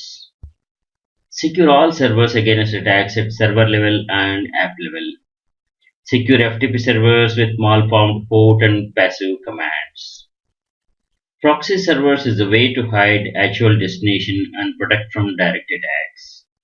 Use inbound proxy servers for a high level of security as it will not forward the fragmented or malformed packets to internal server or host. This prevents TCP fin scanning or other stealth methods. Port scanning identifies open ports and services and query to gather the information on the target. Port scanning can be identified by remarkable signature. Open ports will respond. Closed ports deny connection, indicating filtered or blocked status, dropping the packets. Many tools have capability to apply rate limiting and block or ban scanners. Enable all the countermeasures that are provided with the infrastructure setup for the security that is available. Packet filtering, ingress and egress is one defense against IP spoofing attacks. Do not rely on IP source address for authentication. Some upper layer protocols provide their own defense against IP spoofing attacks. All the firewalls, IDS, IPS, and UTMs have built-in signature detection for pings, DOS, DDoS, TCP flag attacks. IPPL is a daemon which logs IP packets sent to a computer. It runs in the background and displays information about the incoming packets. IPPL is free software under GPL license. PingD or ping daemon is the ping engine used by the ping.gz monitoring service. It allows to simultaneously ping hundreds of IPs and can manage which hosts are being pinged during the runtime. Ping.gz is the world's simplest monitoring service and this can be tried. Scanlogd is TCP port scan detection tool and can be built with support for one of several packet capture interfaces. Scanlogd is now aware of libnets and libpcap. Use libnets as it can handle fragmented packets also. Thanks for watching. Hello, I'm Sri from CBTU. Welcome to the Ethical Hacker Training course based on CEH certification program by EC Council. Module System Hacking, Section Hacking Methodology. Hacking methodology is no unique step-by-step process, but usually follows some standard steps. There will be a pre-attack phase and attack phase in hacking. In pre-attack phase, we'll be having footprinting and reconnaissance, scanning and enumeration is done in pre-attack phase. Pre-attack phase is like preparing a battleground, gearing up for the winning battle. Collect all the information about the organization by whatever possible means. And the information is like IP ranges, network mapping, infrastructure topology, security policies, hosting environment, and key employees information, vulnerabilities, etc. Analyze, scan, map, conclude on the data readiness for attacking. In pre-attack, blueprint of the organization security profile through various tools and techniques is prepared. Hacking phase. The application of what is discovered during the pre-attack phase. Gaining access to operating system, application, network level, etc. by cracking passwords. Escalation of privilege to gain full access. Execute apps, install rootkits, planting trojans, backdoors, maintaining backdoor access, erase evidence, clearing tracks, logs, documentation, reporting the activity project undertaken. Footprinting reconnaissance is the investigation and the survey of target evaluation. Scanning and enumeration. This is to collect all the information about the target. Ping sweep, port scan, vulnerability scanning, network mapping is done as part of this scanning. And this uses the information that is collected during the reconnaissance phase. The fine-grained information includes IP ranges, network mapping, infrastructure topology, security policies, hosting environment, key employee information, vulnerabilities, etc. Hacking phase is the application of what is discovered during the pre-attack phase. Hacking phase begins by gaining access by cracking passwords, escalation of privilege, executing apps, planting trojans, backdoors, maintaining backdoor access, erasing evidence, clearing tracks, logs, and documenting the entire activity. Hacker uses all hacking tools and attacks the system to gain access. Techniques include buffer overflows, session hijacking, password cracking to gain access. Hacker exploits the target system. Gain access at operating system level, app level, and network level. Password cracking is the process of recovering passwords from data that have been stored in or transmitted by a system. The common approach brute force attack is to try guesses repeatedly for the password and check them against the available cryptographic hash of the password. The purpose of password cracking may be to help a user recover forgotten password, gain unauthorized access to a system, test strength of the password security. Hacker might have gained access with standard privileges and he works further to obtain administrator privileges for complete access. Hacker wants to revisit the target after gaining access to maintain backdoor access. To gain and keep unauthorized remote access to a computer, malwares are installed on the compromised target. Install malware like backdoors, rootkits, trojans to own the system. Once a target is in hacker's control, hacker can transfer the files, manipulate data, apps, configurations, etc. The purpose of a backdoor is to maintain exclusive communication channel and control the compromised host at will. Backdoors is a method of bypassing the normal authentication and are often used for securing remote access to a system.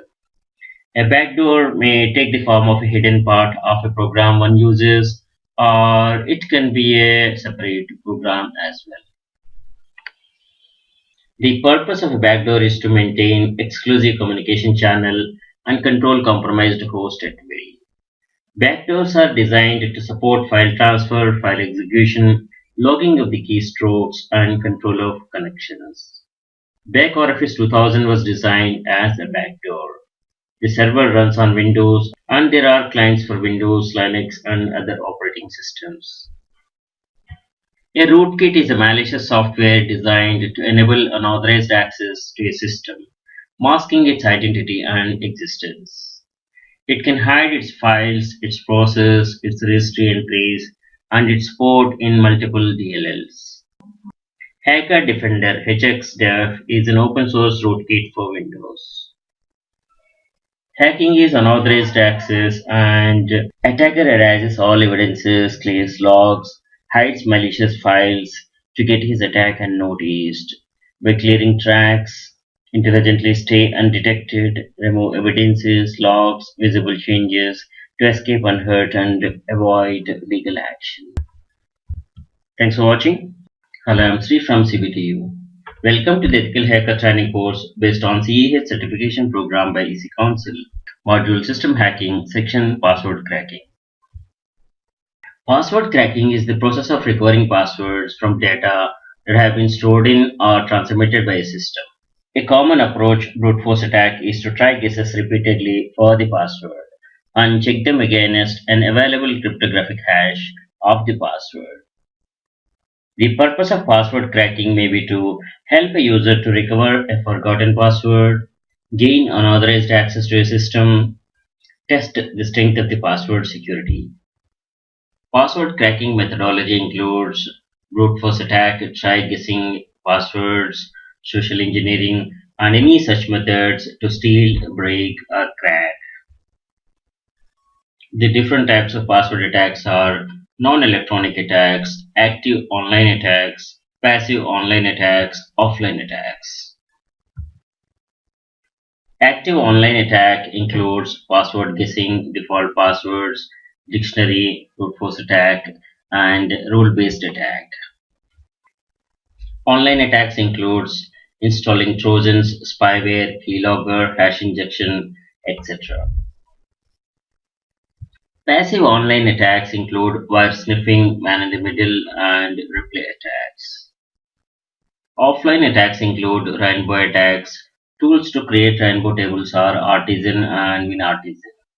Distributed network attack is also used offline for cracking password hashes. Hash passwords are stored in Windows SAM database.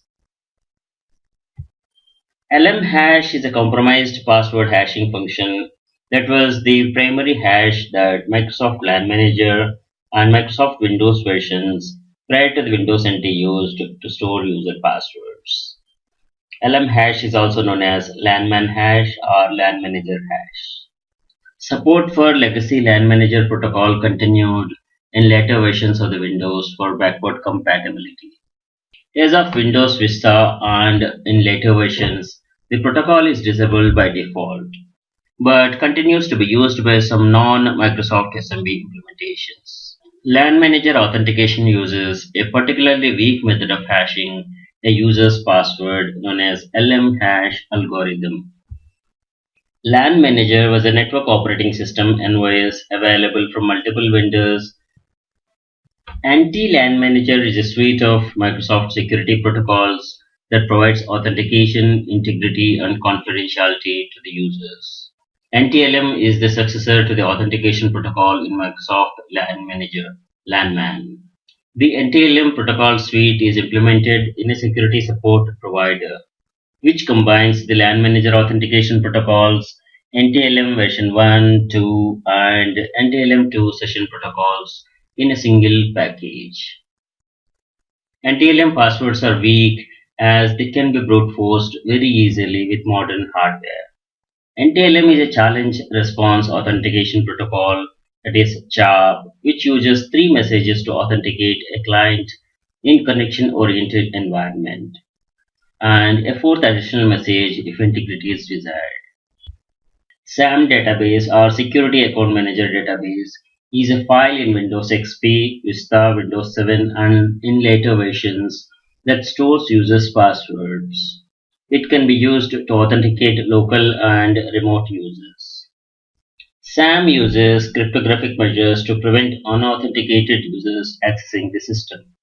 The user passwords are stored in a hashed format in a registry hive either as a LM hash or NTLM hash. This file can be found in Windows directory system32 config folder, and this is mounted on HKLM SAM registry entry. In cryptography, a salt is a random data that is used as an additional input to a one-way function that hashes a password or a passphrase. Salts are closely related to the concept of nonce. The primary function of salts is to defend against dictionary attacks or against its hashed equivalent, a pre-computed rainbow table attack. Salts are used to safeguard the passwords in storage. A new salt is randomly generated for each password. The salt and the password are concatenated and processed with a cryptographic hash function. The resulting output is stored with the salt in the database. Further effort for password grabbing is session eavesdropping. An attacker can use packet capturing tools that intercept sessions and decipher credentials while authentication is in progress. Websites with no SSL have simple text passwords that are easy to track. Hackers can use the session takeover attack by capturing valid token after authentication is done to personify the victim. Thanks for watching. Hello, I'm Sri from CBTU. Welcome to the Ethical Hacker Training course based on CEH certification program by EC Council. Module System Hacking, Section Brute Force Attack.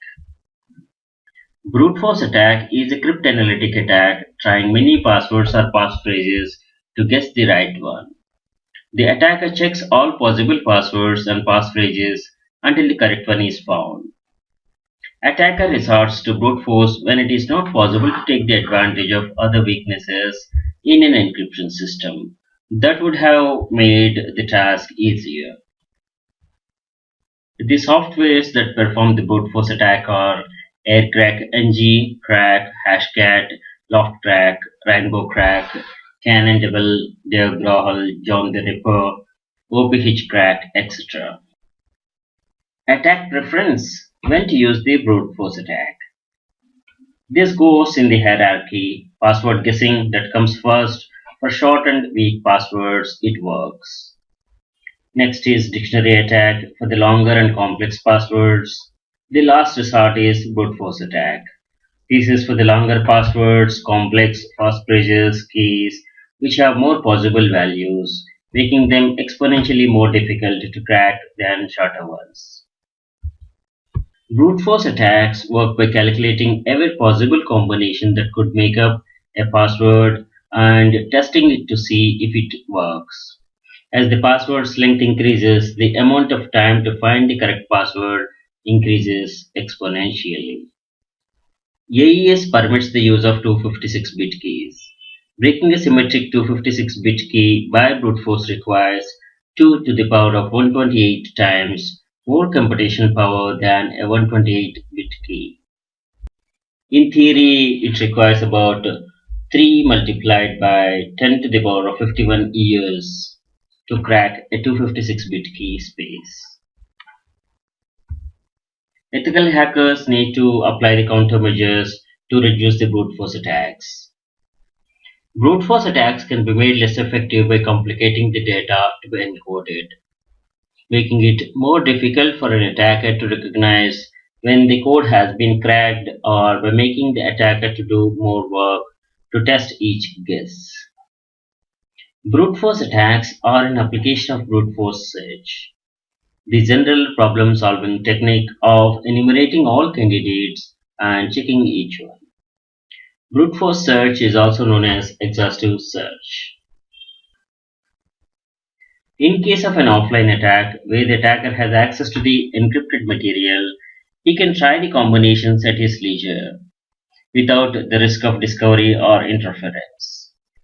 Online attacks are interactive, and the databases, websites, directory admins can take countermeasures such as by limiting the number of login attempts, introduce time delays between each successive attempts, add captcha answering requirement, Add multi-factor authentication by sending verification code to a mobile phone.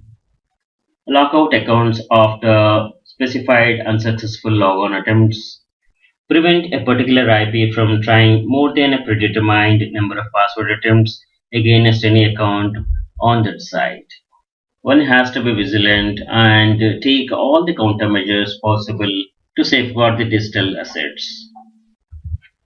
In reverse brute force attack, a single password is tested against multiple usernames or encrypted files. The process is repeated for select few passwords. Reverse brute force attacks can be mitigated by establishing a password policy that disallows common default passwords. Thanks for watching.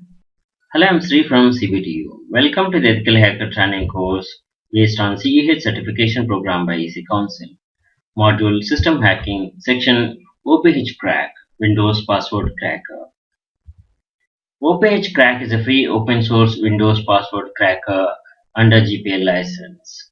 This is based on Rainbow tables.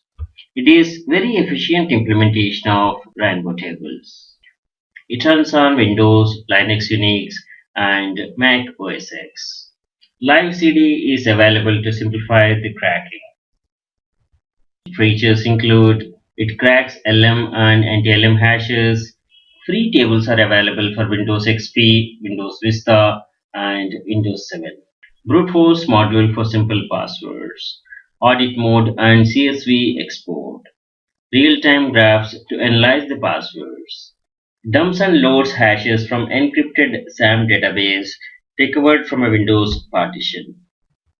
Rainbow tables for LM hashes are provided for free by the developers. By default, OPH Crack is bundled with the tables that allows it to crack passwords no longer than 14 characters, using only alphanumeric characters. For professionals, Objective Security has even larger tables for purchase. These are intended for professional use. Larger rainbow tables are for Windows Vista, Windows 7, anti-LM hash cracking. Starting with the version 3.7, the source code has been moved from SourceForge to GitLab.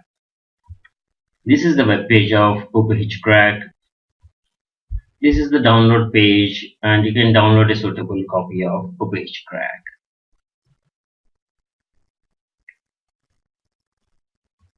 The latest version of OPH Crack Live CD is 3.6.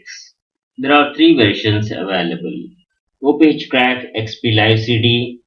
This can crack LM hashes on Windows XP or earlier. OPH Crack Vista Live CD. This can crack anti-hashes, and this is for Windows Vista and 7.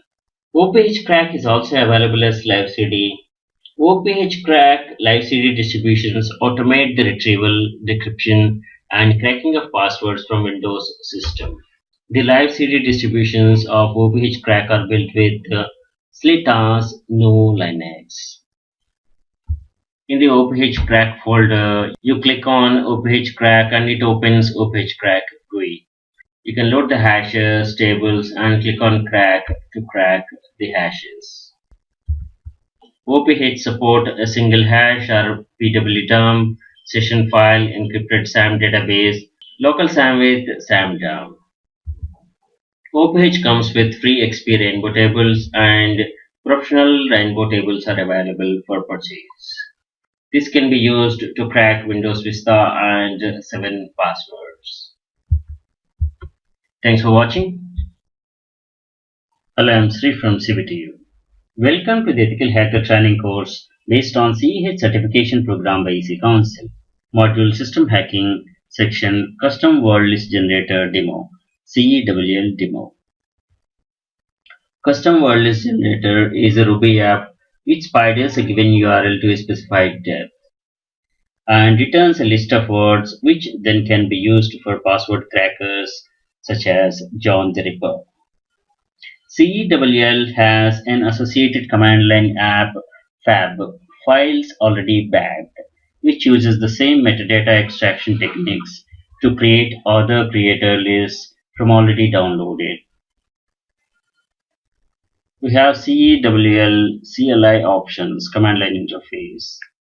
minus D space 2. This means that scan up to 2 levels deep minus M space 5. This tells scan for minimum word length of 5. To save the words to a file, use the switch minus W followed by a file name and specify the URL that is to be used for extracting the keywords. CEL comes by default with Kali Linux and open the app and run this command. When the execution is successful, it will return to the hash prompt. And word count, WC is word count, space minus L space, specify the file name where we have saved the words. Then it will return how many words are extracted from the specified URL. Let us jump into the demo.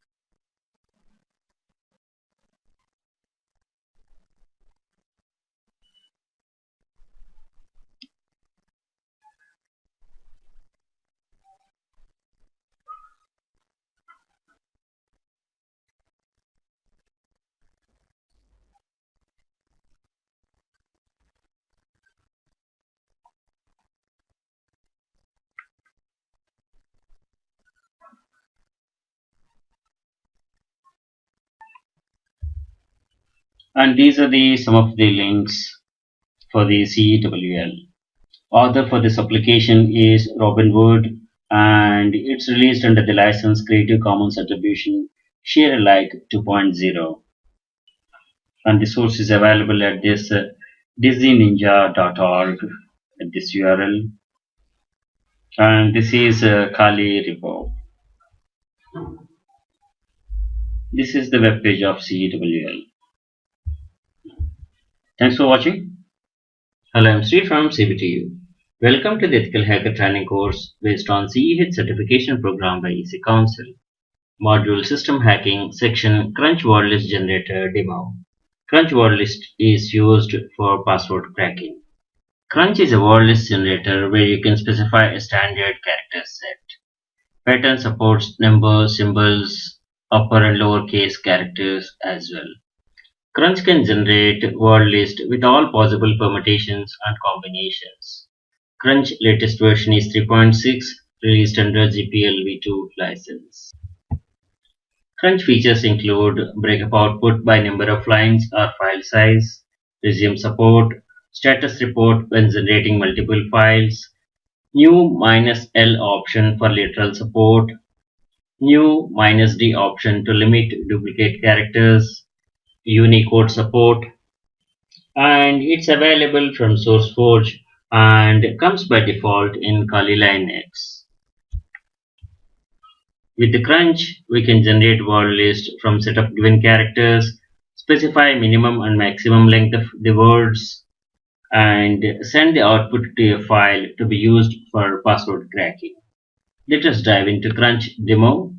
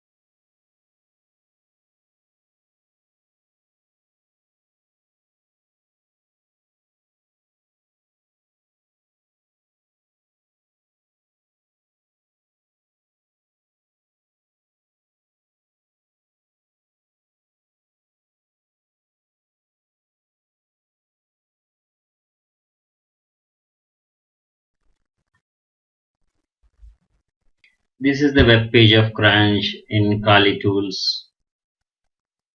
These are the URLs for the Crunch. Thanks for watching. Hello, I'm Sri from CBTU. Welcome to the Ethical Hacker Training course based on CEH certification program by EC Council. Module System Hacking, section John the Ripper, Password Cracker. John the Ripper is a password cracking software tool that combines number of password crackers into one package. It auto-detects password hash types and includes a customizable cracker. John the Ripper is free and open source software distributed primarily in source code form. John can be run against various unique script password hash types such as DES, MD5 or Blowfish, etc. Kerberos, AFS, and Windows LM hash. John features include it being the fast password cracker. Its primary purpose is to detect weak Unix passwords, besides several crypt password hash types, Windows LM hashes, other hashes, and ciphers. It is supported on multi-platforms, Unix, DOS, Win32, BOS, and OpenVMS. John the Ripper Pro is a commercial product tailored for your specific operating system, which is distributed in the form of native packages for the target OS for easy installation and use. Pro version is available for Linux, Mac OS X, Hash Suite for Windows, Hash Suite Droid for Android. Attack types. One of the modes John can be used is the dictionary attack. It takes text string samples from a file called a word list containing words found in the dictionary or real passwords cracked before, encrypting it in the same format as the password being examined, and comparing the output to the encrypted string. John also offers brute force mode. In this type of attack, the program goes through all the possible plain texts, hashing each one and then comparing it to the input hash. John uses character frequency tables to try plain text containing more frequently used characters first. This is the web page of John the Ripper and it is from OpenWall. We have many other products from OpenWall besides John the Ripper, ScanLogD, etc. You can try.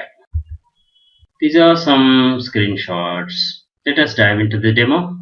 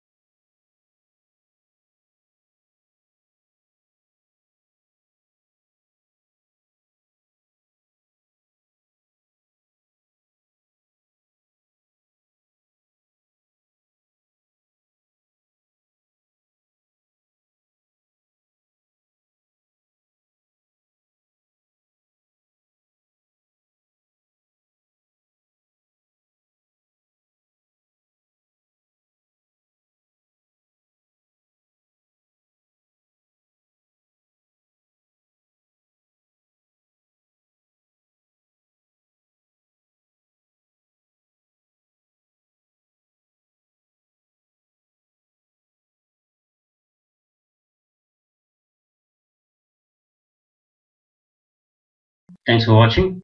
Hello, I'm Sri from CBTU. Welcome to the Ethical Hacker Training course based on CEH certification program by EC Council. Module System Hacking, section PWDump and Hash Suite. PWDump or Password Dumper is the name of the various Windows programs that output the LM and NTLM password hashes of the local user accounts from the SAM database. SAM is Security Account Manager database, where user password hashes are stored. PWDump could be set to compromise security because it could allow malicious administrator to access users' passwords. Password Dumper version 7. Terasco.org have developed a new password dumper for Windows named PWDump 7. PWDump 7 tool runs by extracting the binary SAM and system file from the file system, and then the hashes are extracted. PWDump is also able to extract the passwords offline by selecting the target files which contain the hashes. This is the web page of Password Dump 7 from Terasco Security, terasco.org. One of the powerful features of Password Dump 7 is that it can also use to dump protected files. You can always copy an used file. Note that this tool can be used against SAM and system files.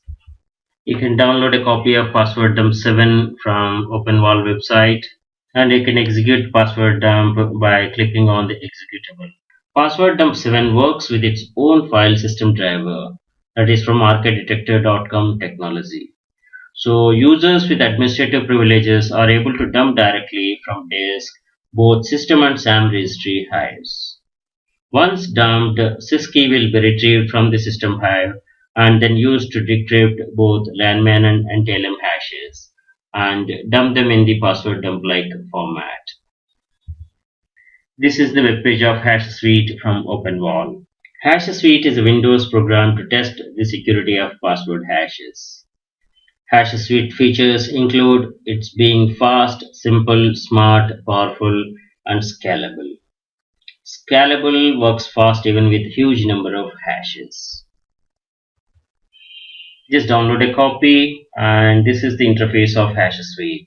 You can tweak the configuration settings, start an attack, and HashSuite captures all Windows users and cracks their passwords. Password dump history. The initial program called Password Dump was written by Jeremy Allison. He published the source code in 1997. Since then, there have been further developments by other programmers. In 2006, Password Dump 6 by Fishgig under GPL license is released. This is an improvement of Password Dump 3e. Password Dump 7 is by Anders Terasco. This is a freeware, uses own file system drivers, but no source code is available. LM hash, also known as landman hash or LAN manager hash, is a compromised password hashing function that was the primary hash that Microsoft LAN Manager and Microsoft Windows versions prior to Windows NT used to store the user passwords. Support for legacy LAN Manager protocol continued in later versions of the Windows. This is for backward compatibility, but Microsoft recommends to turn it off. As of Windows Vista and later versions, the protocol is disabled by default, but continues to be used by some non-Microsoft SMB implementations. LAN Manager authentication uses a particular weak method of hashing a user's password known as LM hash algorithm. LAN Manager was a network operating system available from multiple vendors and developed by Microsoft in cooperation with 3Com Corporation. NT-LAN Manager is a suite of Microsoft security protocols that provides authentication, integrity, and confidentiality to the users. NTLM is the successor to the authentication protocol in Microsoft LAN Manager, LANman. NTLM passwords are weak as they can be brute forced very easily with modern hardware.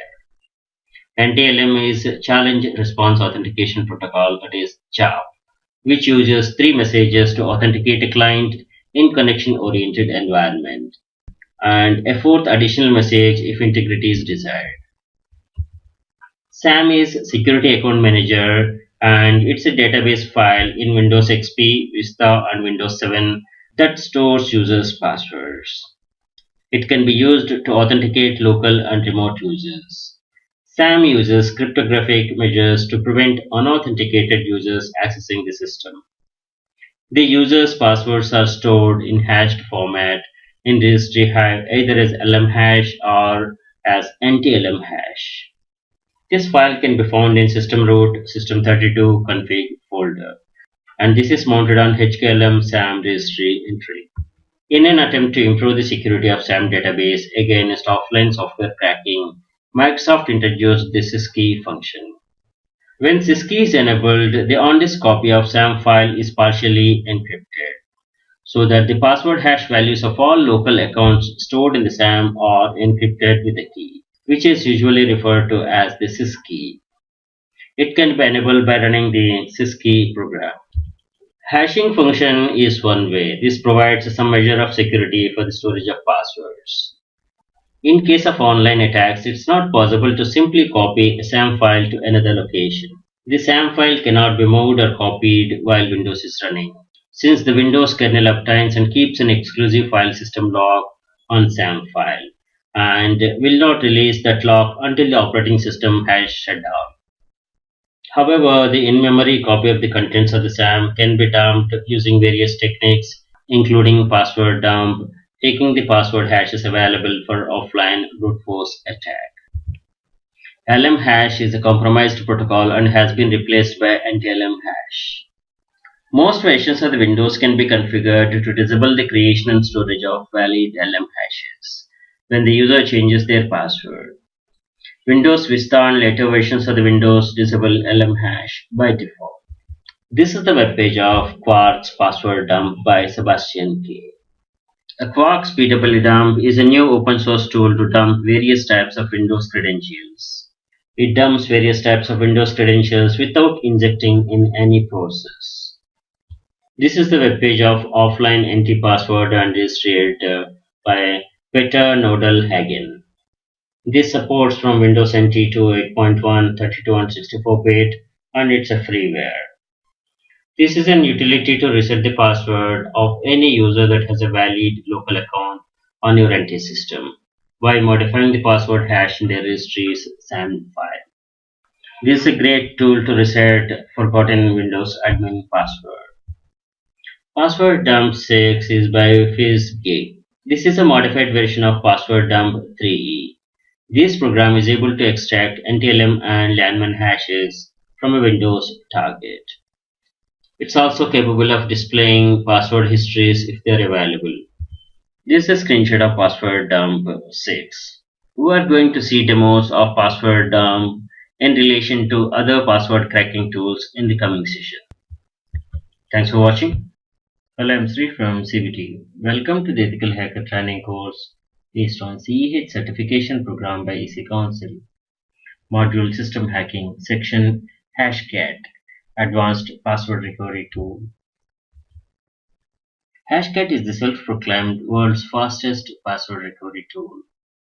It has been a proprietary code base until 2015 and now released as free software. It's available for Linux, OS X and Windows platform and in CPU-based or GPU-based variants as well.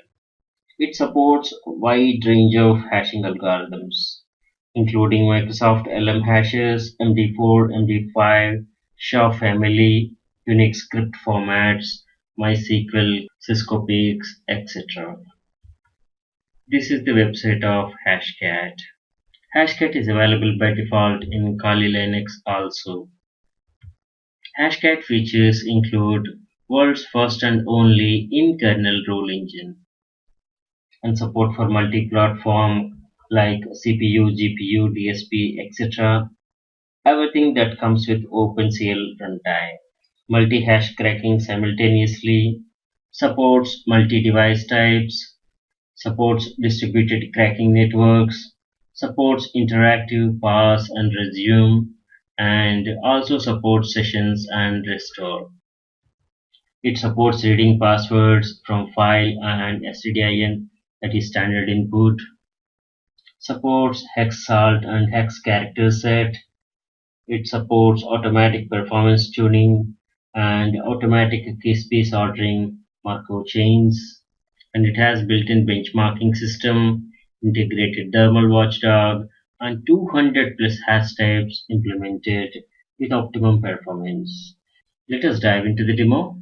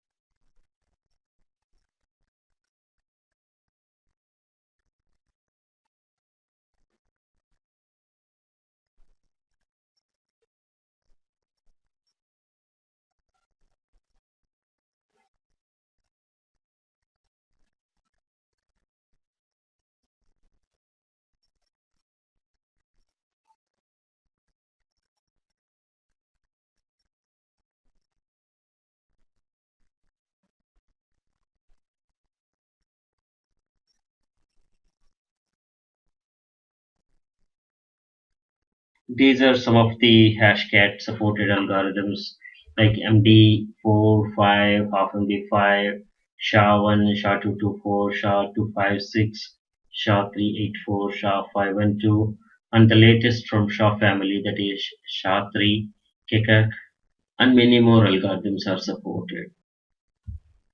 Hashcat offers multiple attack modes for obtaining effective and complex coverage over a hash's key space. The modes are brute force attack, dictionary attack, hybrid attack, permutation attack. We're going to have a demo on some of these types in the coming sessions. With some screenshots. Hashcat supports OpenCL, that is computer language. Supported OpenCL runtimes are AMD, Apple, Intel, etc. Supported OpenCL device types are GPU, CPU, etc. Thanks for watching. Hello, I'm Sri from CBTU. Welcome to the Ethical Hacker Training course based on CEH certification program by EC Council. Module Trojan section Introduction to Trojans. So we're going to cover these topics in this session. What is Trojan, what Trojans do, types of Trojans, and all this. A Trojan horse or a Trojan is any malicious software program which misleads user of its true intent. Trojans are delivered as part of genuine software or game by using wrappers. Wrappers make them a single executable, and when installed, users do not notice that a Trojan is being installed in the backdoor, along with the genuine application. The term is derived from the ancient Greek story of deceptive wooden horse that led to the fall of the city of Troy. Ransomware attacks are often carried out using a Trojan. Unlike virus and worms, Trojans do not propagate themselves. Trojans are generally spread by some form of social engineering, like attempting to open an email attachment disguised to be unsuspicious or by fake downloads. Hackers find many ways to distribute Trojans. It can be a freeware, IM attachments, spyware removal tools, screensavers, games, etc. A simple example to understand a Trojan horse is like a flower bouquet with a bomb inside it.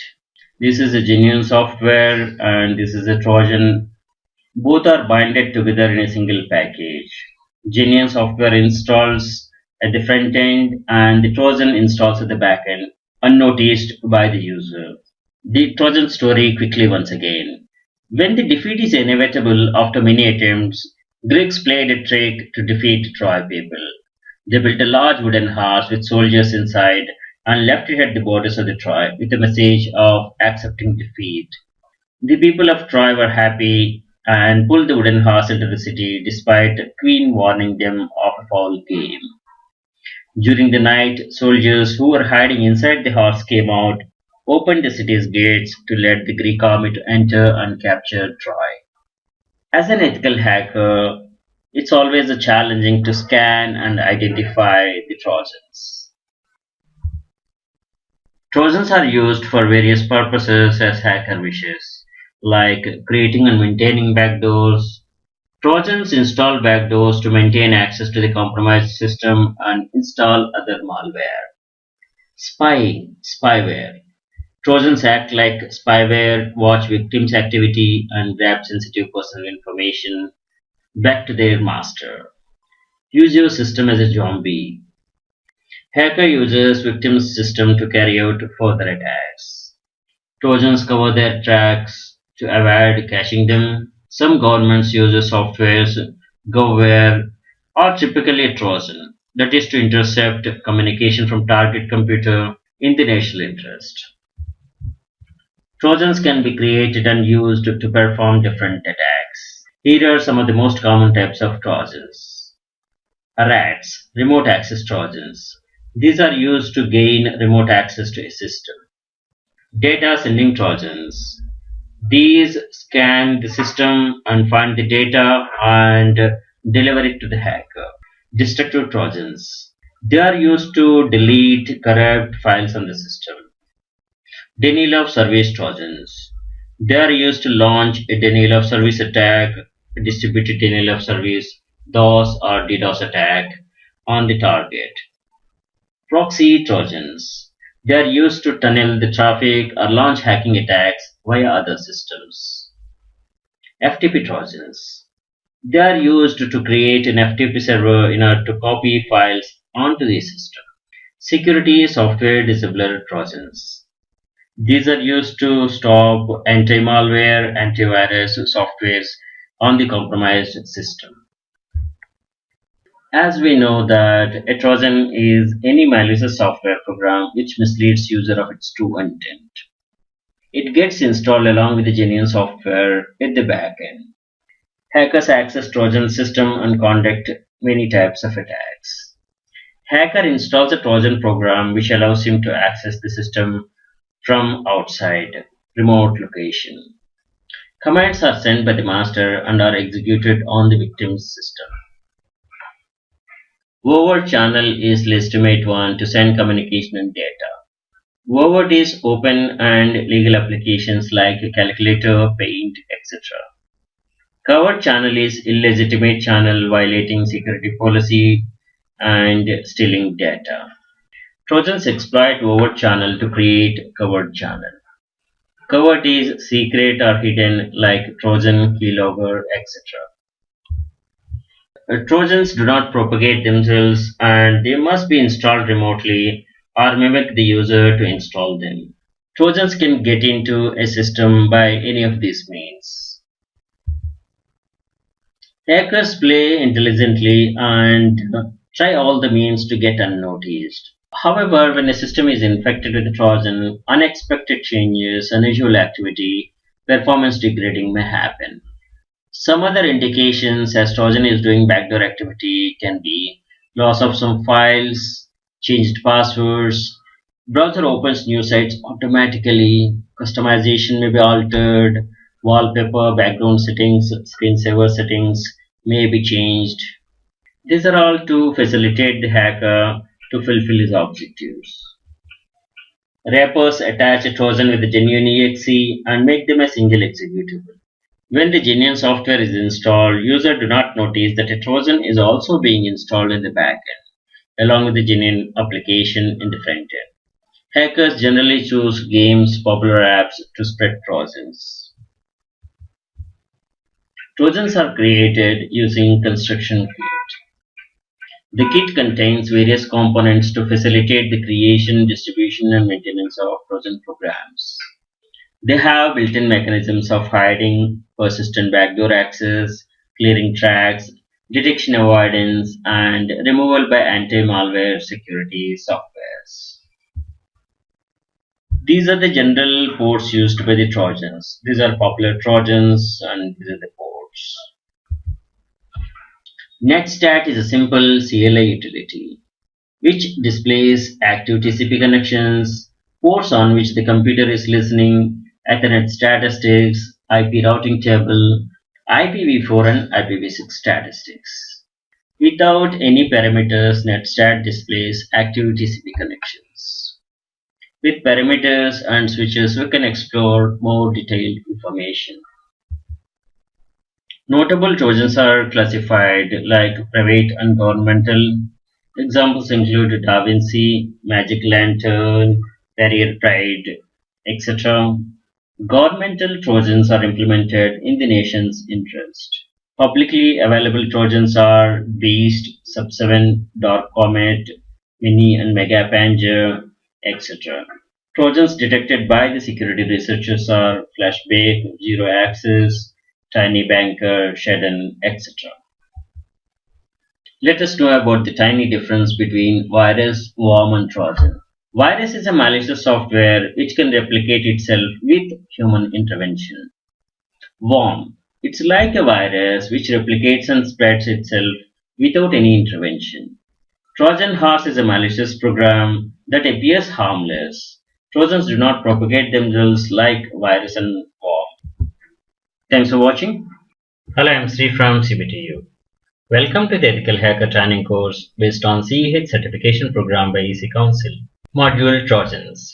Section Beast Remote Administration Tool. Beast is a Windows-based backdoor Trojan horse released first by its author Tataye in 2002. Trojan Beast is a powerful remote administration tool, RAT, with all-in-one Trojan client and server.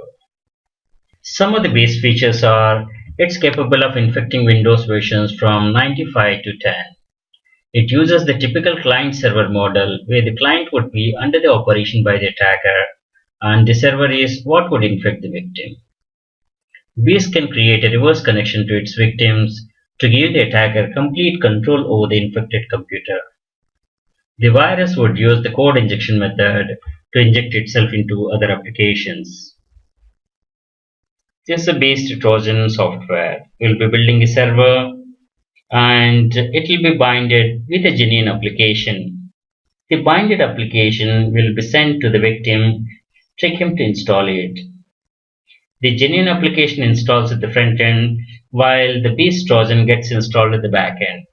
You start listening on this port and whenever the application runs on the remote victim PC, the IP address will pop up here. The alert will be sent to this client. And by double clicking that, you will be able to manage the remote PC. We're going to take a base demo in another session. The default ports used for the direct and reverse connections are 6666 and 9999 respectively. And the attacker can change these as required. Beast has a built-in firewall bypasser and has the ability of terminating some antivirus or firewall processes. Beast has a built-in file binder that can be used to join two or more files together into one executable. M-File Binder is an advanced file binder which binds multiple files of any type and merges them into a single executable file.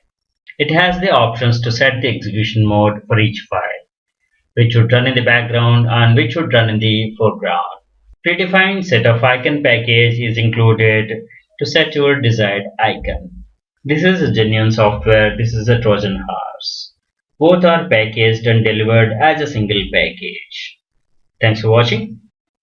This is host PC and on this we have this Beast software and we are going to create a server with this application and that we are going to send it to the remote system, another system that is 192.168.0.227.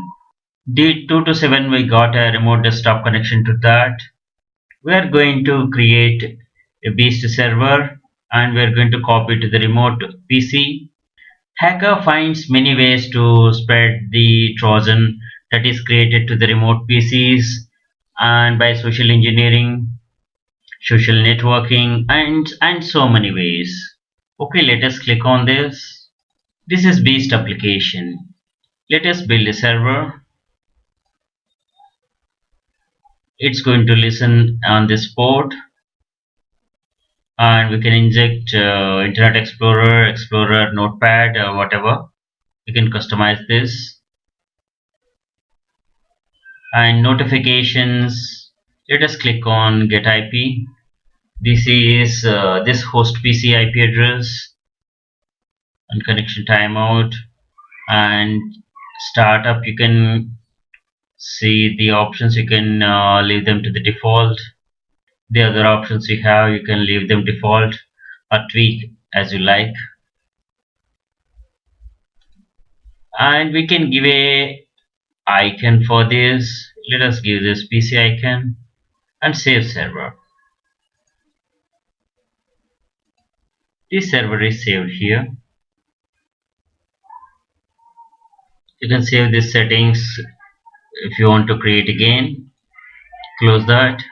And now use the binder to bind it with another genuine program. And let us click on this binder. We'll add the files. This is the server we have created, and click open and add another file. We have taken a calculator application.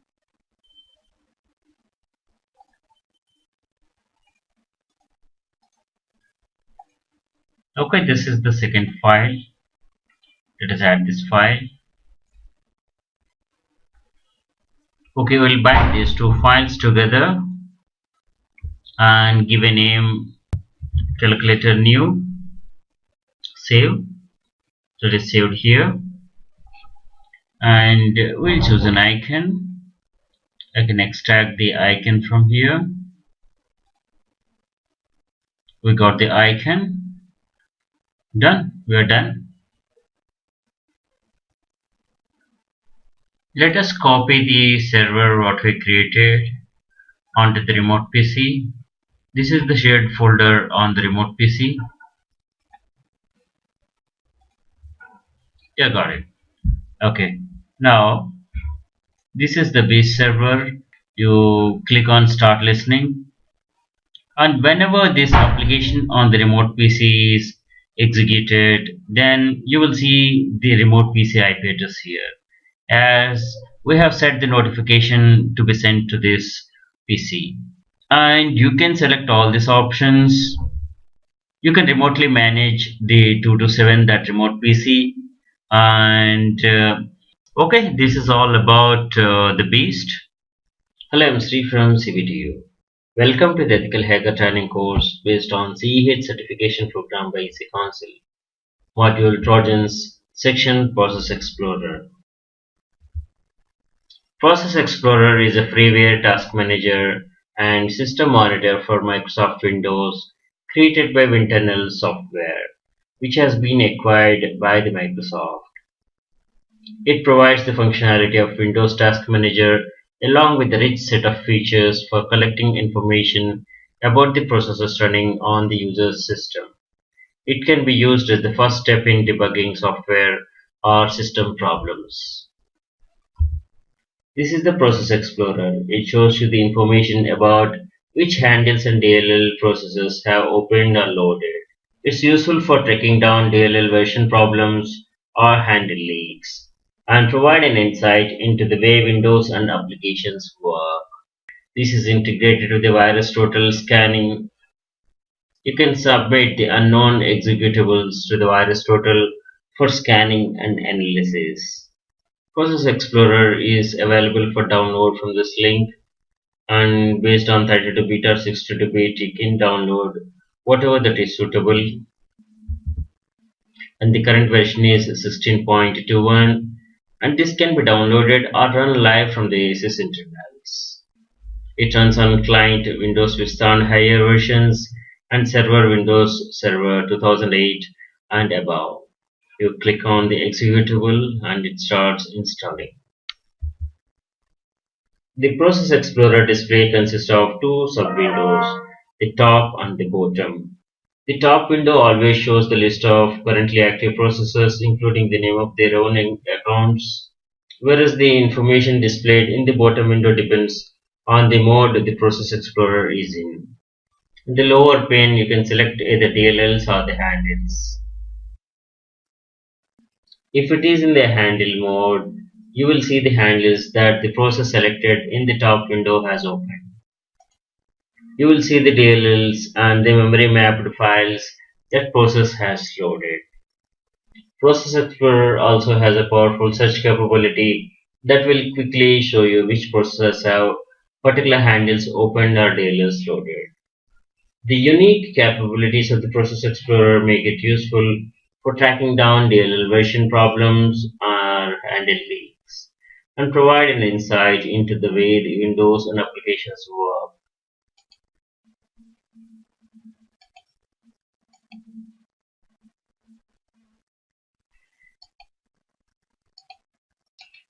This is the Windows normal task manager, and this Process Explorer is an enhancement to the Windows task manager. These are the reference links for the Process Explorer. We get a whole list of Process Explorer features. Process Explorer can be used to track down the problems, provide a means to list or search for the named resource that are held by a process or all processes. It can choose the command lines used to start a program. This is the command line. When you hover your mouse, it will show you the command line, and it will show a process that is maxing out the CPU, the hierarchical view of the processes, ability to display an icon and the company name next to each process, live CPU activity graph, ability to suspend the selected process. For a process, you can set affinity, you can set the priority, you can kill that process, you can restart, suspend, or create a dump event. The best part is to verify any unknown executables in the virus total. If you select any process, you can check in virus total. This is the virus total web page, and this is a free service from the Microsoft. You can upload the files and get them scanned for any infections. You can do the URL scan and search, and you can search the virus total database. For ASLoader server.exe, which we submitted to the virus total, it does the analysis, and this is the report. And all this antivirus software have scanned this exe, and this is the result. There are 0 detections. You have file detail information here, and the relationships, additional information like hash and the file information, and any comments are there. And this is all about the Process Explorer. Download a copy and explore it. Thanks for watching. Hello, I'm Sri from CBTU. Welcome to the Ethical Hacker Training course based on CEH certification program by EC Council. Module Trojans, section Malware Countermeasures. PC or mobile, if not used with security awareness, one can fall trap and get infected with malware. Once infected, it can take time, money, and data loss, compromise privacy, and loss of reputation as well. Heed to the security advices, understand countermeasures, and act smartly to secure yourself and your organization. Prevention is better than cure. Trojans do not replicate by infecting other files or computers. Instead, they survive by going unnoticed. They may sit quietly in your computer collecting information or setting up holes in your security. Some of the tools to check suspicious activity on your system network are best antivirus software, anti-malware software, online scanners, NetStat, msconfig, ProcessSphere, Wireshark Sniffer, and other tools help to check if any suspicious activity is happening on your system or network. NetStat displays active TCP connections, ports on which computer is listening, Ethernet statistics, the IP routing table, IPv4 and IPv6 statistics, and other information. Without any options, NetStat displays all the established connections, and with options, it displays all the connections. Process Explorer from sysinternals shows you the information about which handles and DLL processes have opened or loaded. It's useful for tracking down DLL version problems or handle leaks and provide insight into the way Windows and applications work. Trojans, malware, and adware victimize the target to benefit hacker. Trojan scanner hunters are available and run them to identify Trojan infections and remove them. Download softwares from trusted sources only, and do not get trapped by infected downloads from spurious sites. Avoid freeware. Free is not always free, and be careful as they might contain harmful malware. Avoid visiting unwanted sites as they may contain malware.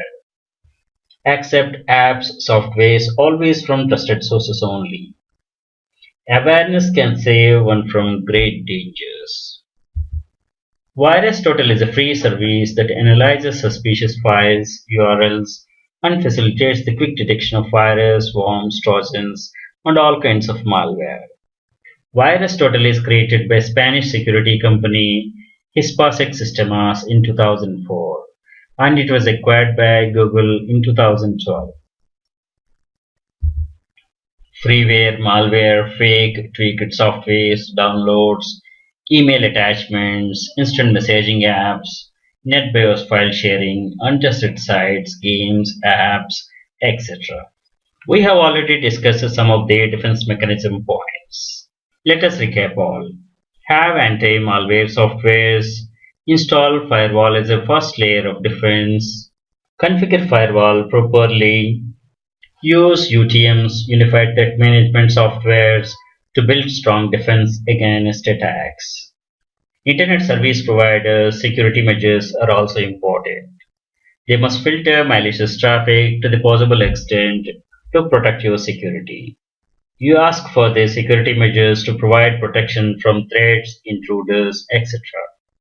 Encryption of data transmission is important to avoid eavesdropping and possible intrusion. Never take risk of opening dangerous emails, email attachments, installing unknown softwares.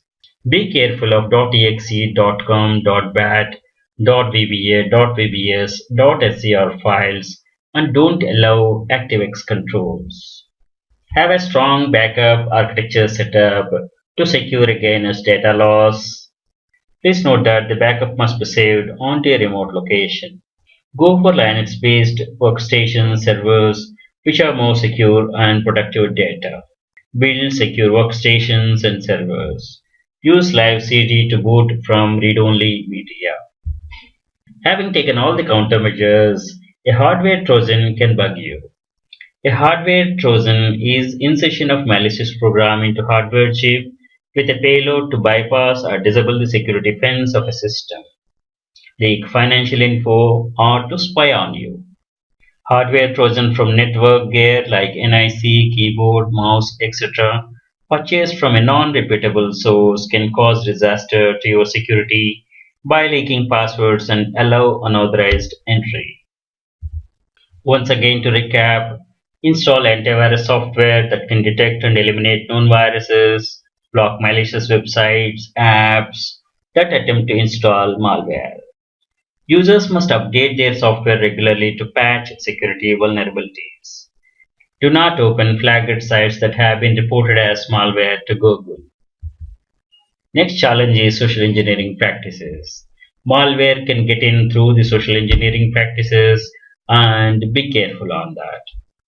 Many viruses attach themselves to executable files that may be part of legitimate programs. If a user attempts to launch an infected program, the virus code may be executed simultaneously. Do not open phishing apps, links, files with suspicious extensions. The first method of virus detection is using a list of virus signature definitions. This works by examining the content of the computer's memory and the files stored on the fixed or removable drives, and comparing those files against a database of known virus signatures. A second method to find viruses is to use a heuristic algorithm based on common virus behaviors. This method has the ability to detect new viruses for which the antivirus security firms have yet to define a signature. This is the webpage of IC3.0. Anyone can register internet crime complaint here. Let us look at recovery strategies and methods. Regular backups of the data on different media. An operating system on a bootable CD, live CD can be used to start the computer if a system becomes unusable. Backups on removable media must be carefully inspected before restoration. Thanks for watching. Hello, I'm Sri from CBTU.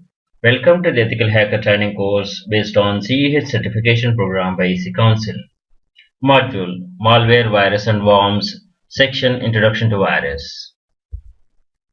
A computer virus is malicious software program, also called as malware, that when executed replicates itself by modifying other programs and inserting its own code. Virus can infect programs, data files, or the boot sector of the hard drive and use anti-detection stealth strategies to avoid antivirus software. Virus writers use social engineering tricks to exploit security vulnerabilities to spread and infect systems. Malware includes virus, worms, spyware, ransomware, adware, Trojan horses, keyloggers, rootkits, bootkits, malicious browser help objects, BHOs, and any other malicious software. The term virus is coined originally by Fred Cohen in 1985. Most viruses spread on the removable media, such as USB drives, and with the network. Viruses can infect the files and spread when it is accessed by other computers in the network. Normal mode of virus spreading is through email attachments, documents, and media files, and software, app downloads which are tweaked and embedded with the virus.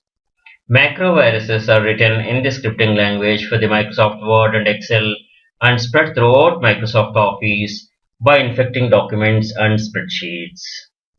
The virus take advantage of the Microsoft Outlook component object model interface for sending emails. A virus may also send a web address link as an instant message to all the contacts stored on the infected machine. The recipient mostly thinks that it is from a trusted source, a friend, and follows the link to a website and gets infected. Motives for creating a virus can include seeking profit. Example is ransomware. Desire to send a political message, personal amusement, to demonstrate that a vulnerability exists in a software, for sabotage, denial of service, or explore cybersecurity issues, etc. Security researchers are actively searching for new ways to enable antivirus solutions to more effectively detect emerging viruses before they have already become widely distributed. Computer viruses cause billions of dollars worth of economic damage each year due to causing system failure, wasting computer resources, corrupting data, increasing maintenance costs, etc. A software is often designed with security features to prevent unauthorized use of system resources. Software development strategies that produce large number of bugs will generally also produce potential exploitable holes entrances for the virus. Many viruses exploit and manipulate security bugs, defects. Any company is releasing a software or software update will try to fix all the security bugs so that the software doesn't cause harm and serve its purpose. The vast majority of the virus target Microsoft Windows due to its larger market share. Open source operating systems such as Linux allow users to choose from a variety of desktop environments, packaging tools, etc. Which means that a malicious code targeting any of these systems will only affect a subset of all users. Windows users run the same set of applications, enabling viruses to rapidly spread among the Microsoft Windows systems by targeting the same exploits in the large number of hosts. Windows users mostly use admin account for operation. while Linux users generally do not log in with root account for regular operation. This limits the harm possibilities of a virus even if it's trying. Ransomware is a malware virus that hacks a user's system, encrypts the user's system, and posts a message on the user's screen saying that the screen or the system will remain locked or unusable until a ransom payment is made. Ransomware and phishing scam alerts appear as press releases on the Internet Crime Complaint Center IC3.gov notice board. This is the webpage of IC3.gov. Phishing is a deception in which malicious individual pretends to be a friend, computer security expert, or other benevolent individual with the goal of convincing the targeted individual to reveal passwords or other personal information. Phishing is an email or a phone that appears to have come from a bank and convince you to provide personal information. Virus is a malicious software which can replicate itself with human intervention. Worm is like a virus which replicates and spreads itself without any human intervention. Trojan horse is a malicious program that appears harmless. Trojans do not propagate themselves like virus and worms. Thanks for watching. Hello, I'm Sri from CBTU. Welcome to the Ethical Hacker Training course based on CEH certification program by EC Council. Module Malware, Virus and Worms. Section How Virus Works. A virus typically has a search routine which locates new files or new disks for infection. The three main virus components are infection mechanism or infection vector. This is how virus spreads and propagates. Next is trigger. The trigger is to activate an executable file with the virus is run that determines the event of condition for a malicious payload to be delivered, such as at a particular time, date, etc. Third component is payload. The payload is the data that performs the actual malicious objective of the virus. Life cycle of a virus can be divided into four phases: dormant phase, propagation phase, triggering phase, and execution phase. Dormant phase. The virus program is idle during this phase. The virus program has managed to access the target computer system software, but the virus doesn't take any action. The virus will eventually be activated by a trigger at a particular time, date, or an event. Next is propagation phase. The virus starts propagating, that is, multiplying and replicating itself. The virus places a copy of itself into the other programs or system areas of the disk. The copy may not be identical to the original propagating version, but it can make some changes to avoid detection by IT professionals or antivirus software. Each infected program will contain a clone of the virus, which will itself enter a propagation phase. Triggering phase. A dormant virus moves into this phase when it is activated, and now will perform the function for which it is intended. The triggering phase can be caused by a variety of system events or with a particular date and time. Execution phase. This is the actual work of virus, where the payload will be released. It can be destructive, such as deleting files on the disk, crashing the system, or corrupting the files, or it can be harmless as well, popping some messages, annoying messages on the screen. Computer viruses infect host computers and software. Virus is classified where they reside. Binary executables such as exe or com files, data files such as Microsoft Word documents or PDF files, or in the boot sector of the host hard drive, or some combination of all these three. Resident virus installs itself as a part of the operating system when executed, after which it remains in the RAM from the time the computer is booted up to shut down. Non-resident virus, when executed, scans the disk for the targets, infects them, and doesn't remain in the memory after execution. Microsoft Word and Outlook allow macro programs virus to be embedded in the documents or emails. The macro programs run automatically when the document or the email is open and infect the victim's system. This is one of the reasons that it is dangerous to open unexpected or suspicious attachments in emails which may contain virus. Boot sector virus target the boot sector and master boot record (MBR) of the host hard drive or the removable storage media such as flash drives, etc.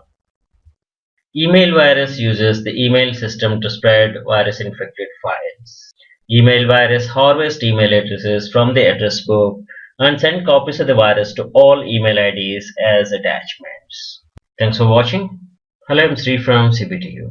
Welcome to the Ethical Hacker Training course based on CH certification program by Council. Module Malware, Virus and Worms. Section Virus Removal. Many antivirus software companies provide free online virus scanning with limited cleaning facilities. VirusTotal.com is a subsidiary of Google. It allows users to upload one or more suspicious files to be scanned and checked by multiple antivirus programs in one operation. Microsoft offers antivirus utility called Microsoft Security Essentials and Windows Defender. This is the webpage of VirusTotal.com. You can use its free service. VirusTotal.com shows the submissions by the country and file statistics during last 7 days. Some viruses disable System Restore, Task Manager and Command Prompt. Reboot system in safe mode and use virus scanners to remove virus. System Restore point from previous day or before virus attack can help recover system free of virus infection. Operating system reinstallation is the last choice. Microsoft System File Checker can be used to check for and repair corrupted system files, restoring an earlier clean copy from a cloned disk, a disk image, or a backup copy. Disinfect the computer or reinstalling and reconfiguring the operating system and programs from the scratch. The other options include boot from a live CD to recover important data on an infected system or remove and connect the infected hard disk to another working computer. Scan and take backup and do not execute any infected programs on the original drive. After backup is recovered, the original hard disk then can be formatted and the operating system and all other programs reinstalled from the original media. Once the system has been restored, precautions must be taken to avoid reinfection from any restored executable files. Thanks for watching. Hello, I'm Sri from CBTU. Welcome to the Ethical Hacker Training course based on CEH certification program by Council. Module Malware, Virus and Worms. Section Stealth Techniques.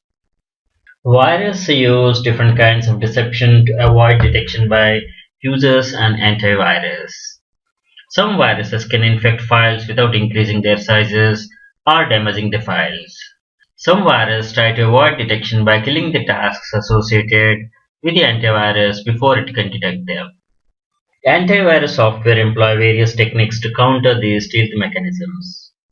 Antivirus software sends a read request to Windows OS files that handle such requests. Some viruses trick antivirus software by intercepting its request to the operating system.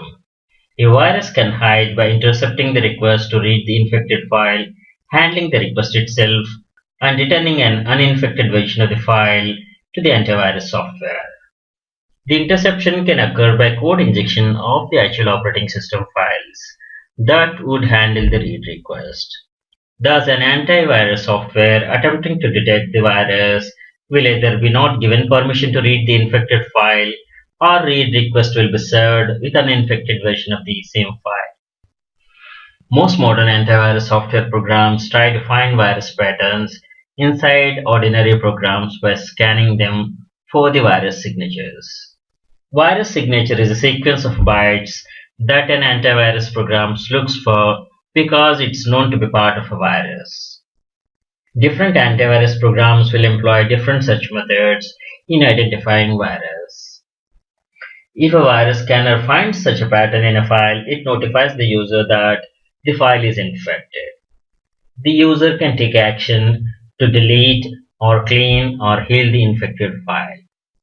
Some viruses employ techniques that make detection difficult by means of signatures but not impossible. These viruses modify their code on each infection. That is, each infected file contains a different variant of the same virus. Some viruses will employ a means of encryption inside an executable in which the virus is encrypted under certain events, such as the virus scanner being disabled for updates or the computer being rebooted. The executable will decrypt the virus and execute its hidden runtimes, infecting the computer and sometimes disabling the antivirus software. This is called cryptovirology. Polymorphic code technique poses serious threat to virus scanners. Polymorphic viruses are not identical between infections, making it very difficult to detect directly using signatures. Antivirus software can detect it by decrypting the virus using an emulator or by statistical pattern analysis of the encrypted virus body. Virus rewrites themselves completely each time they infect new executables to avoid detection in metamorphic code. A metamorphic virus is usually very large and complex. Thanks for watching. Hello, I'm Sri from CPTU. Welcome to the Ethical Hacker training course based on CEH certification program by EC Council. Module Malware, Virus and Worms. Section Virus Maker Tools, BVM. Bhavesh Virus Maker. This is the web page of BVM. Click on the download and save it onto your PC. Extract the file and you will see these files and folders. And this is the readme file. You have the change logs,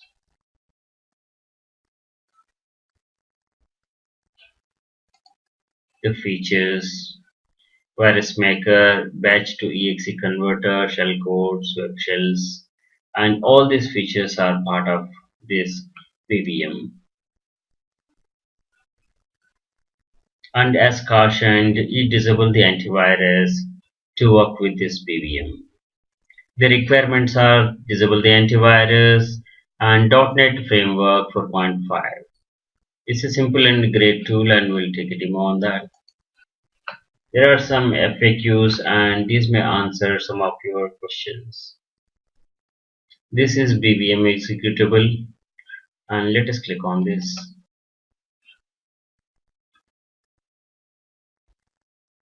This is BVM. These are the features of it. Let us click on the batch virus maker.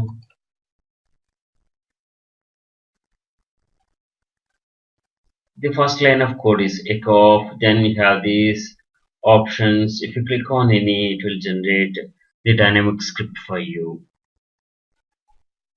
So if you want to delete all MP4 files, then click on this. This is the dynamic script that is generated. If you want to disable mask, click on this. This is the command.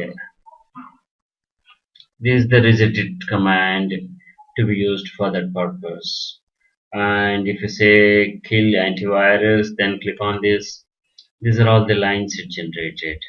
Once you select the options which you want them to be part of your virus, then click on make virus. Save this as BVM demo, and by default it saves as a batch file. Later you can convert this batch file to exe and save it.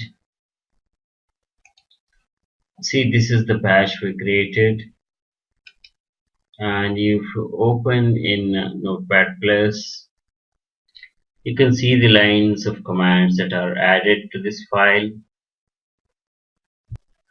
and you got all these options. Then close this. We got the batch file ready. So this is batch to exe, the shell codes, web shells, CLI codes, dark to Google Docs, and the virus engines. The shell codes, if you go, so these are all the shell codes.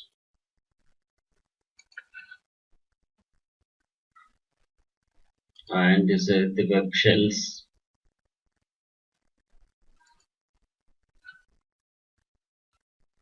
These are the web shells.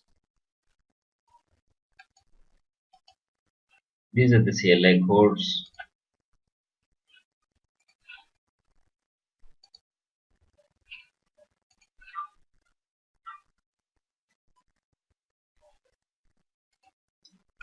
These are the Google Docs for SQL inspection, cross-site scripting, etc. By default, if we click on any, it'll open BVM browser. Otherwise, you can copy paste into the browser and you can open them.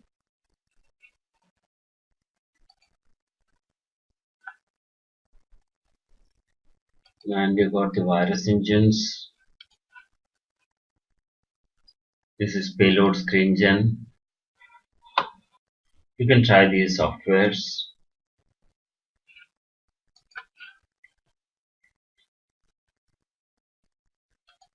Okay, you can download this and you can explore this. Thanks for watching. Hello, I'm Sri from CBTU. Welcome to the Ethical Hacker Training course based on CEH certification program by EC Council. Module Packet Sniffers, section Introduction to Packet Sniffing and Sniffers. A packet sniffer is also known as network analyzer or protocol analyzer. A sniffer captures packets passing over network, decoding the packet's raw data, showing its content. The network adapter capturing the traffic must be in promiscuous or monitor mode. When the traffic is captured, either the entire contents of the packets are recorded or just the headers are recorded. Protocol analyzers automatically detect errors, determine the root causes of the errors, generate timing diagrams, reconstruct the TCP and UDP data streams, etc. Some protocol analyzers can also generate traffic and thus act as protocol testers. Packet sniffers are powerful tools which can be used for various purposes. Troubleshoot network problems like storming, performance issues, misuse, etc. And it can detect hacking intrusion attempts. Isolate hacked and exploited systems and trouble-causing systems. Documenting regulatory complaints through logging all perimeter and endpoint traffic. Spy on the network users to collect sensitive information such as login details, cookies, encryption method, etc. Debug client-server communications, application implementations, monitor LAN and WAN performance, including routing, firewalls, access control, spam filter, proxy, etc. Network traffic generated by an individual is captured and stored for legal compliance requirements. By using end-to-end encryption, communications can be kept confidential from telecommunication carriers and legal authorities. Cannonball, Wireshark, TCP dump, and all these are popular ones. This is Wireshark packet sniffer. Wireshark is the world's foremost and widely used network protocol analyzer. It lets you see what's happening on your network at microscopic level, popular across many commercial and non-profit enterprises, and also government agencies and educational institutions. Wireshark development thrives on volunteer contributions of networking experts around the globe. Tibuki is the simplest and powerful network traffic analyzer for macOS. It decrypts and analyzes the network traffic of all your devices. DSNIF is a set of password sniffing and network traffic analysis tools written by security researcher and startup founder Doug Song to parse different application protocols and extract relevant information. DSNIF is a collection of tools for network auditing and penetration testing. DSNIF, file snarf, mail snarf, message snarf, URL snarf, passively monitor a network for interesting data like passwords, email files, etc. ARP spoof, DNS spoof, McAuff facilitate the interception of network traffic normally unavailable to an attacker. SSH MITM and Web MITM implement active man-in-the-middle attack. EtherApp is packet sniffer and network traffic monitoring tool developed for Unix and Linux. EtherApp is free open source software developed under GNU GPL license. Network traffic is displayed using graphical interface. Each node represents a specific host. EtherCap is free and open source network security tool for man-in-the-middle attacks on LAN. It can be used for computer network protocol analysis and security auditing. It runs on various Unix-like operating systems and on Microsoft Windows as well. It's capable of intercepting traffic on a network segment, capturing passwords, and conducting active eavesdropping against a number of common protocols. First release was in 2001 and the latest is in 2014. Telerik Fiddler. This is a free web debugging proxy for any browser, system, or platform. Fiddler application is written by Eric Lawrence. Latest release is in 2016 4.6.x. Fiddler captures HTTP and HTTPS traffic and logs it for the user to review. JSniffer is a TCP packet sniffer. It can log network traffic in standard or in customized way. It can also log response times, useful for tracking network services performances. The output format of the traffic can be easily customized. JSniffer is to help troubleshooting performance in network TCP-based services. Traf Scambler is anti-sniffer IDS for OS X licensed under BST. The features include injection of packets with bogus data and with randomly selected bad TCP checksum or bad TCP sequences. There are a lot of customized and commercial softwares available. Some of the popular ones are Network Bandwidth Analyzer Pack and Network Performance Monitor from SolarWinds. Network Miner is also a packet analyzer. Thanks for watching. Hello, I'm Sri from CBTU. Welcome to the Ethical Hacker training course based on CEH certification program by EC Council. Module Packet Sniffers, section Wireshark Packet Sniffer. Wireshark is the world's foremost and widely used network protocol analyzer. It lets you see what's happening on your network at a microscopic level. Wireshark is popular across many commercial, non-profit enterprises, government agencies, and educational institutions. Wireshark development thrives on volunteer contributions of network experts around the globe. And this is the continuation of a project started by Gerald Coombs in 1998. Wireshark is an open source packet analyzer released under GNU GPL license. Originally named as Ethereal, the project was renamed as Wireshark in May 2006 due to trademark issues. Wireshark is most active project and latest release is in 2017. It's used for network troubleshooting, analysis, software and communication protocol development, and education. T-Shark is a terminal-based non-GUI version that is bundled with the Wireshark. Wireshark is written in C, C++, cross-platform using Qt widget toolkit to implement its user interface. And it uses PCAP to capture packets. Wireshark runs on Linux, Starnix, and Microsoft Windows. Wireshark support for the capture of wireless traffic is limited. Decoding and analyzing wireless traffic is not the foremost function of Wireshark, but it can give the results that cannot be obtained with other programs. Use the AirCrack wireless security tool to capture IEEE 802.11 frames and read the resulting dump files with Wireshark. Some of the Wireshark features are: it is similar to TCP dump but has a graphical front end, plus some integrated sorting and filtering options. Wireshark lets the user put the network interface controllers NICs into promiscuous mode.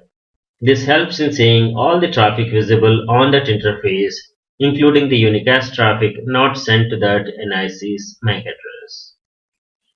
Port mirroring or various network tabs can extend capture to any point on the network.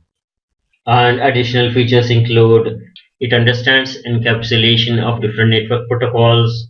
Live data can be read from the different types of networks, including Ethernet, IEEE 802.11, PPP, point-to-point protocol, and loopback.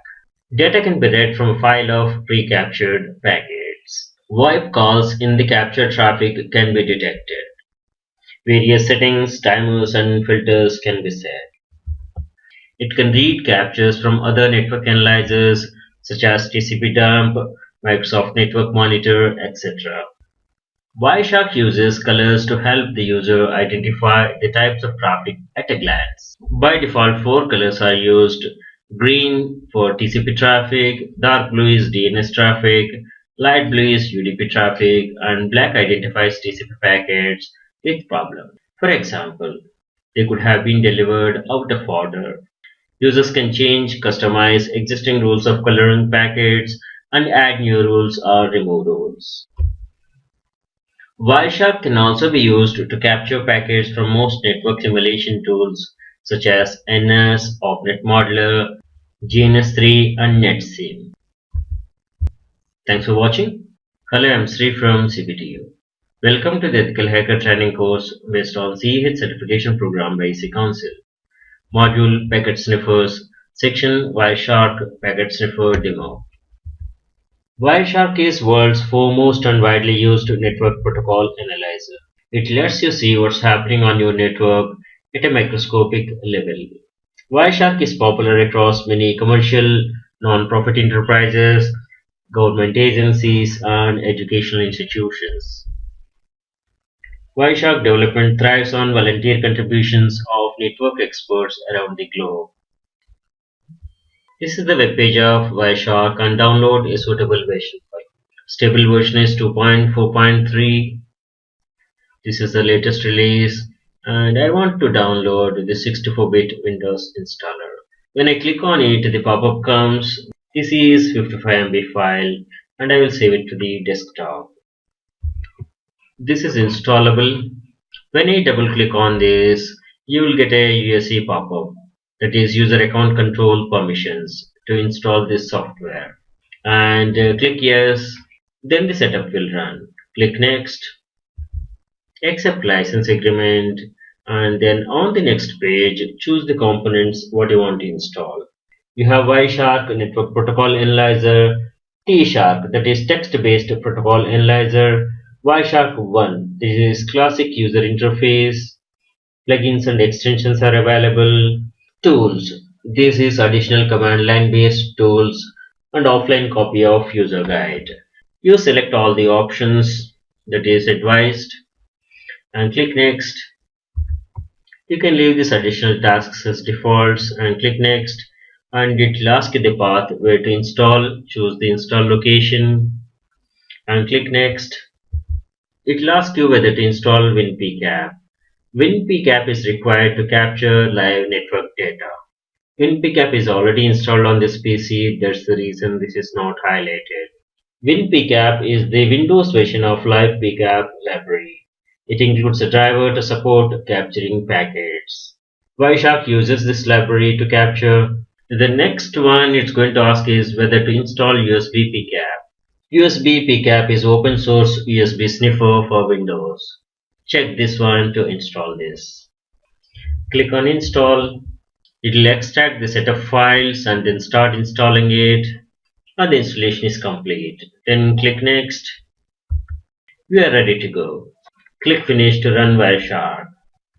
This is Wireshark Network Analyzer interface, and it will show you all the interfaces here, and the waves here indicate the traffic is on these interfaces.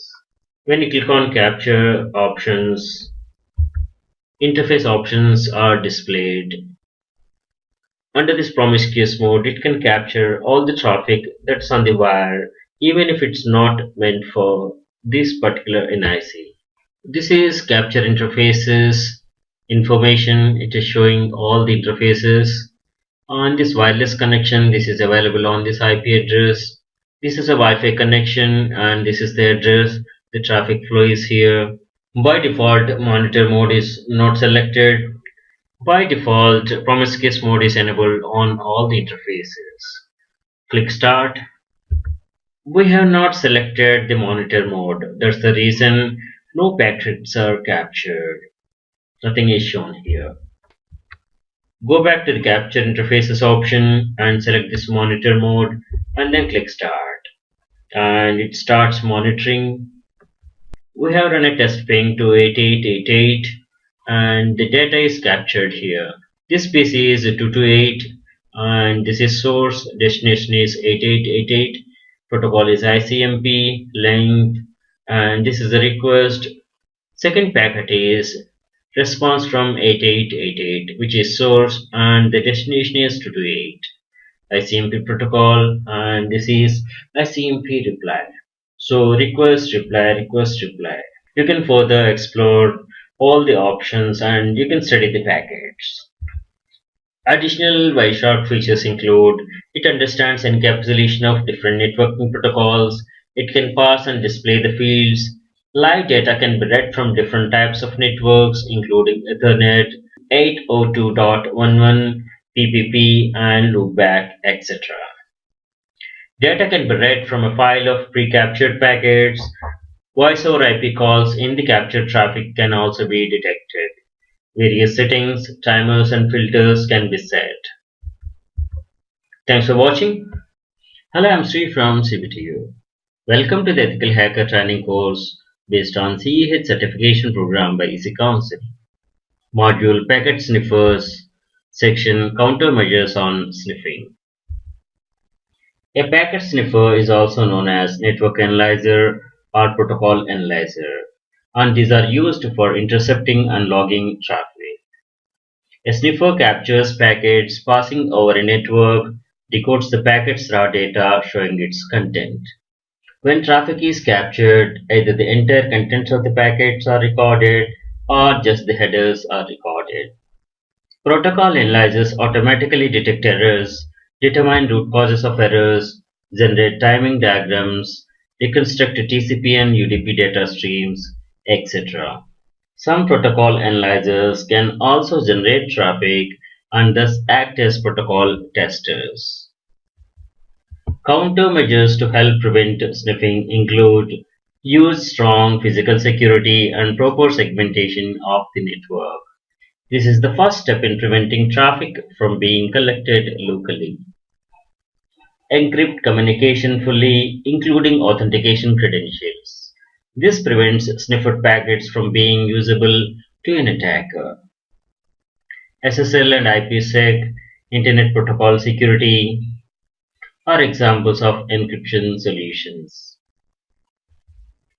Tighten perimeter security defense system and make strong network infrastructure design. Disable the promiscuous mode on a network adapter. As promiscuous mode can be used with malicious intention to capture packets on NIC.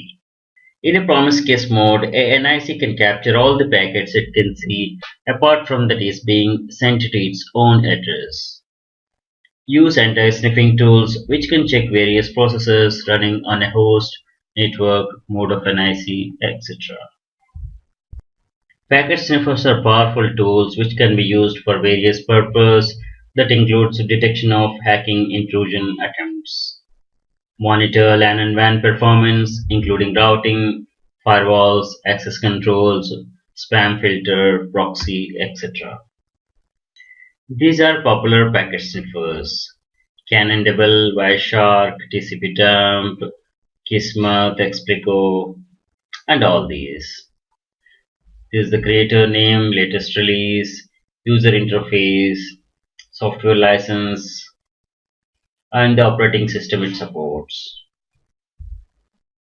SniffJoke is an application for Linux that handle transparently your TCP connection, make them impossible to be read by a IDS or sniffer.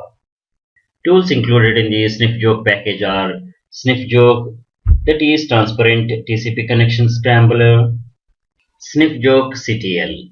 This is controller for SniffJoke. SJ commit results and SJ IPTCP op probe. These are the scripts are part of SniffJoke Autotest. SniffJoke Autotest is a script which runs for the plugins. When it comes to the anti-sniffer tools, continuous awareness on security, there are a lot of commercial anti-sniffer tools are available. UTMs, Unified Threat Management Tools, are powerful integrated tools which work against sniffing and intrusion attempts. with appropriate action configurable. Kitty Litter, the anti-sniffer, is a security program designed to protect your system against data theft. Yesterday's Arc Change Intrusion Detector. We're going to demonstrate countermeasures on sniffing in the coming sessions. Thanks for watching. Hello, I'm Sri from CBTU. Welcome to the Ethical Hacker Training course based on CEH certification program by EC Council. Module Packet Sniffers section Explico Network Forensic Analysis Tool and FACT. Explico is network forensic analysis tool that reconstructs the contents of the captures performed with a packet sniffer. Example: Wireshark, TCP dump, NetSniff, NG, etc. Packet analyzer do not reconstruct the data carried by the protocols, while Explico does. Explico reconstructs the protocol's application data and it's able to recognize the protocols with a technique named as PIPI.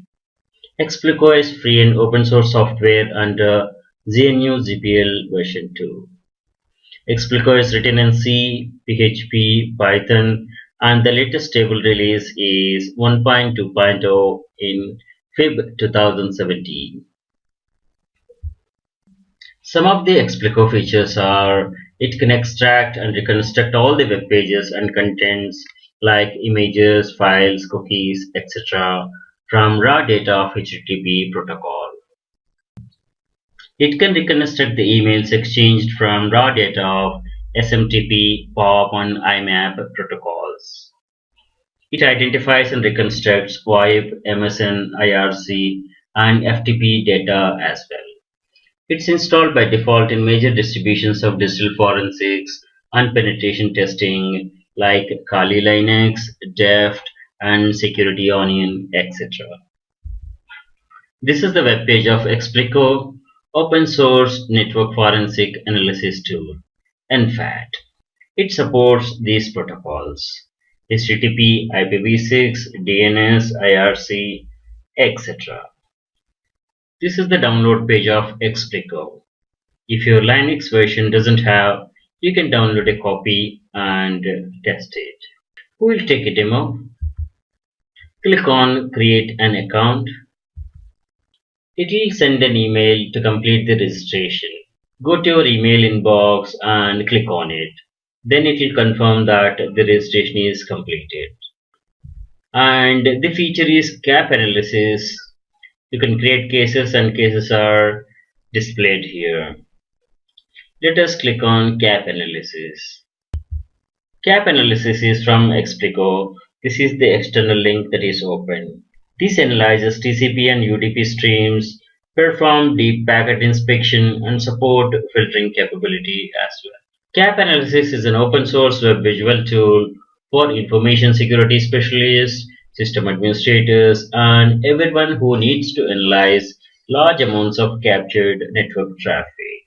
Gap analysis performs indexing of dataset of PCAP files and presents their contents in many forms, starting from a list of TCP, UDP, or ESP streams, passing to the geographical representation of the connections. Click on Start here, and these are the demo rules, and this is the dataset. You can upload PCAP files for analysis. You can drag and drop the PCAP files here or click to upload them. In the demo version, you can upload max size of 20 MB. I have uploaded a capture file of the ping test done with the Wireshark. Explore this gap analysis. It's a great tool for reconstruction of the captured data. Thanks for watching. Hello, I'm Sri from CBTU. Welcome to the Ethical Hacker Training course based on CEH certification program by EC Council. Module Social Engineering section Introduction. Social engineering is psychological manipulation of people into performing actions or divulging confidential information. A type of confidence trick for the purpose of information gathering, fraud, or system access. It's often one of the many steps in more complex fraud scheme.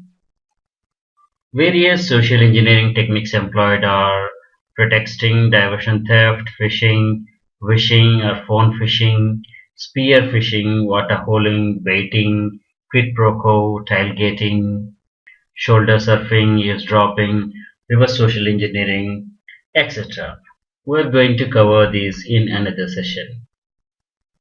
This is social engineering picture. Employees' behavior can have a big impact on information security in an organization.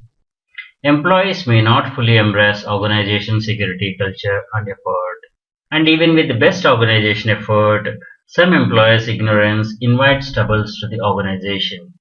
As per Anderson and Reimers, for better information security management, follow the 5 steps: pre-evaluation, strategic planning, operative planning, implementation, and post-evaluation. Let us know about the 5 steps on information security management. Pre-evaluation, that is to identify the awareness of information security within employees and to analyze current security policy. Strategic planning, design a better awareness program with clear focus and targets. Operative planning, we can set a good security culture based on internal communication, management buy-in, security awareness, and training programs. Successful implementation is based on commitment of the management, well communication chain, training, and commitment of the employees also. Post-evaluation or retrospective. Let us know about some of the social engineering examples.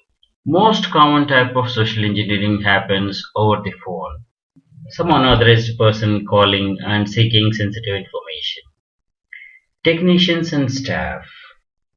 Under the disguise of service technicians, housekeeping staff visit the premises without any suspicion to steal company secrets. An individual may walk into a building and post an official looking announcement on the notice board that says the number of the help desk has changed. This goes unnoticed until some event happens.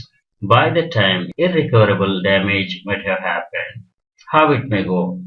Employees may call the fake number that is displayed on the notice board for help, and fake support gets involved and trick the employees to share their passwords and IDs, thereby gaining access to the company's private information. Another example is a hacker may follow the social network site of the organization and start a conversation with the target. Gradually, the hacker gains the trust of the target to capture sensitive info. Social engineering motive is to manipulate people, exploiting human weakness for personal benefit.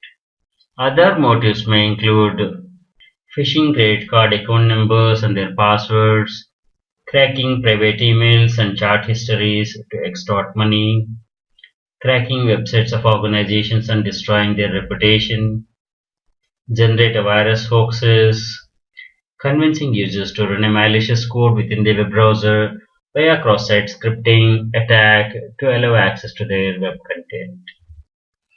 Social engineering concept goes into the movies, television shows, and the video games also.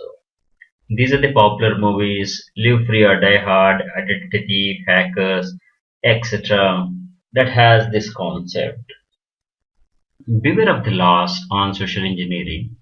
Pretexting or unauthorized access to personal information is cheating and invasion of privacy. As per US federal law, pretexting is an illegal act punishable under federal statutes. Thanks for watching. Hello, I'm Sri from CBTU. Welcome to the Ethical Hacker training course based on CEH certification program by EC Council. Module Social Engineering, Section Social Engineering Techniques. Social engineering is psychological manipulation of people into performing actions or divulging confidential information. A type of confidence trick for the purpose of information gathering, fraud, or system access. Various techniques employed are pretexting, diversion theft, phishing, wishing, spear phishing, water holing, baiting, quid pro quo, tailgating or piggybacking, shoulder surfing, eavesdropping, reverse social engineering, and many others. This is about social engineering. Pretexting is acting drama to achieve objective goals. The act of convincing targeted victim in a manner and trick the victim to disclose sensitive information or perform objective actions. Pretexting methods. Pretexting is fooling someone into disclosing personal information. Pretexting is also impersonating coworkers, police, bank or tax authorities, etc. The pretexter must manage to build confidence either with authority or politeness in victim to derive set goals. Diversion theft is diversion of logistics, courier consignment to another address than it is intended for by influencing, convincing the delivery person. Hacker tracks and gathers information about high value order by someone. When the consignment is about to be shipped and delivered by the vendor, the hacker makes himself available at the destination to collect the consignment on behalf of the victim. He may temporarily lock the premises to divert delivery at some other address. Phishing is computer-based social engineering technique of fraudulently obtaining private information. Generally, Fisher sends a spam email that appears to come from a legitimate business, a bank, or a credit card company, requesting verification of information and warning of some dire consequences if it's not provided. They create some emergency to make you to fall into their trap. Fisher hopes someone will fall into their trap, and his hope is not false as per surveys. Phone phishing uses a rogue interactive voice response system to create a legitimate sounding copy of a bank or other institution's IVR system.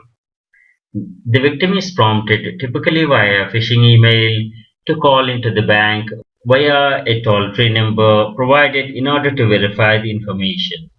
Phishing system will generally reject logins continuously, ensuring the victim enters pins and passwords multiple times, often disclosing several different passwords. Finally, call lands with the attacker further exposing of the victim. Spear phishing is similar to phishing but focus on sending highly customized emails to few end users to obtain private information fraudulently. Phishing campaigns focus on sending out high volumes of generalized emails and only a few people will respond. As per survey, it is around 5%. The success rate of spear phishing attacks are around 50% as per surveys.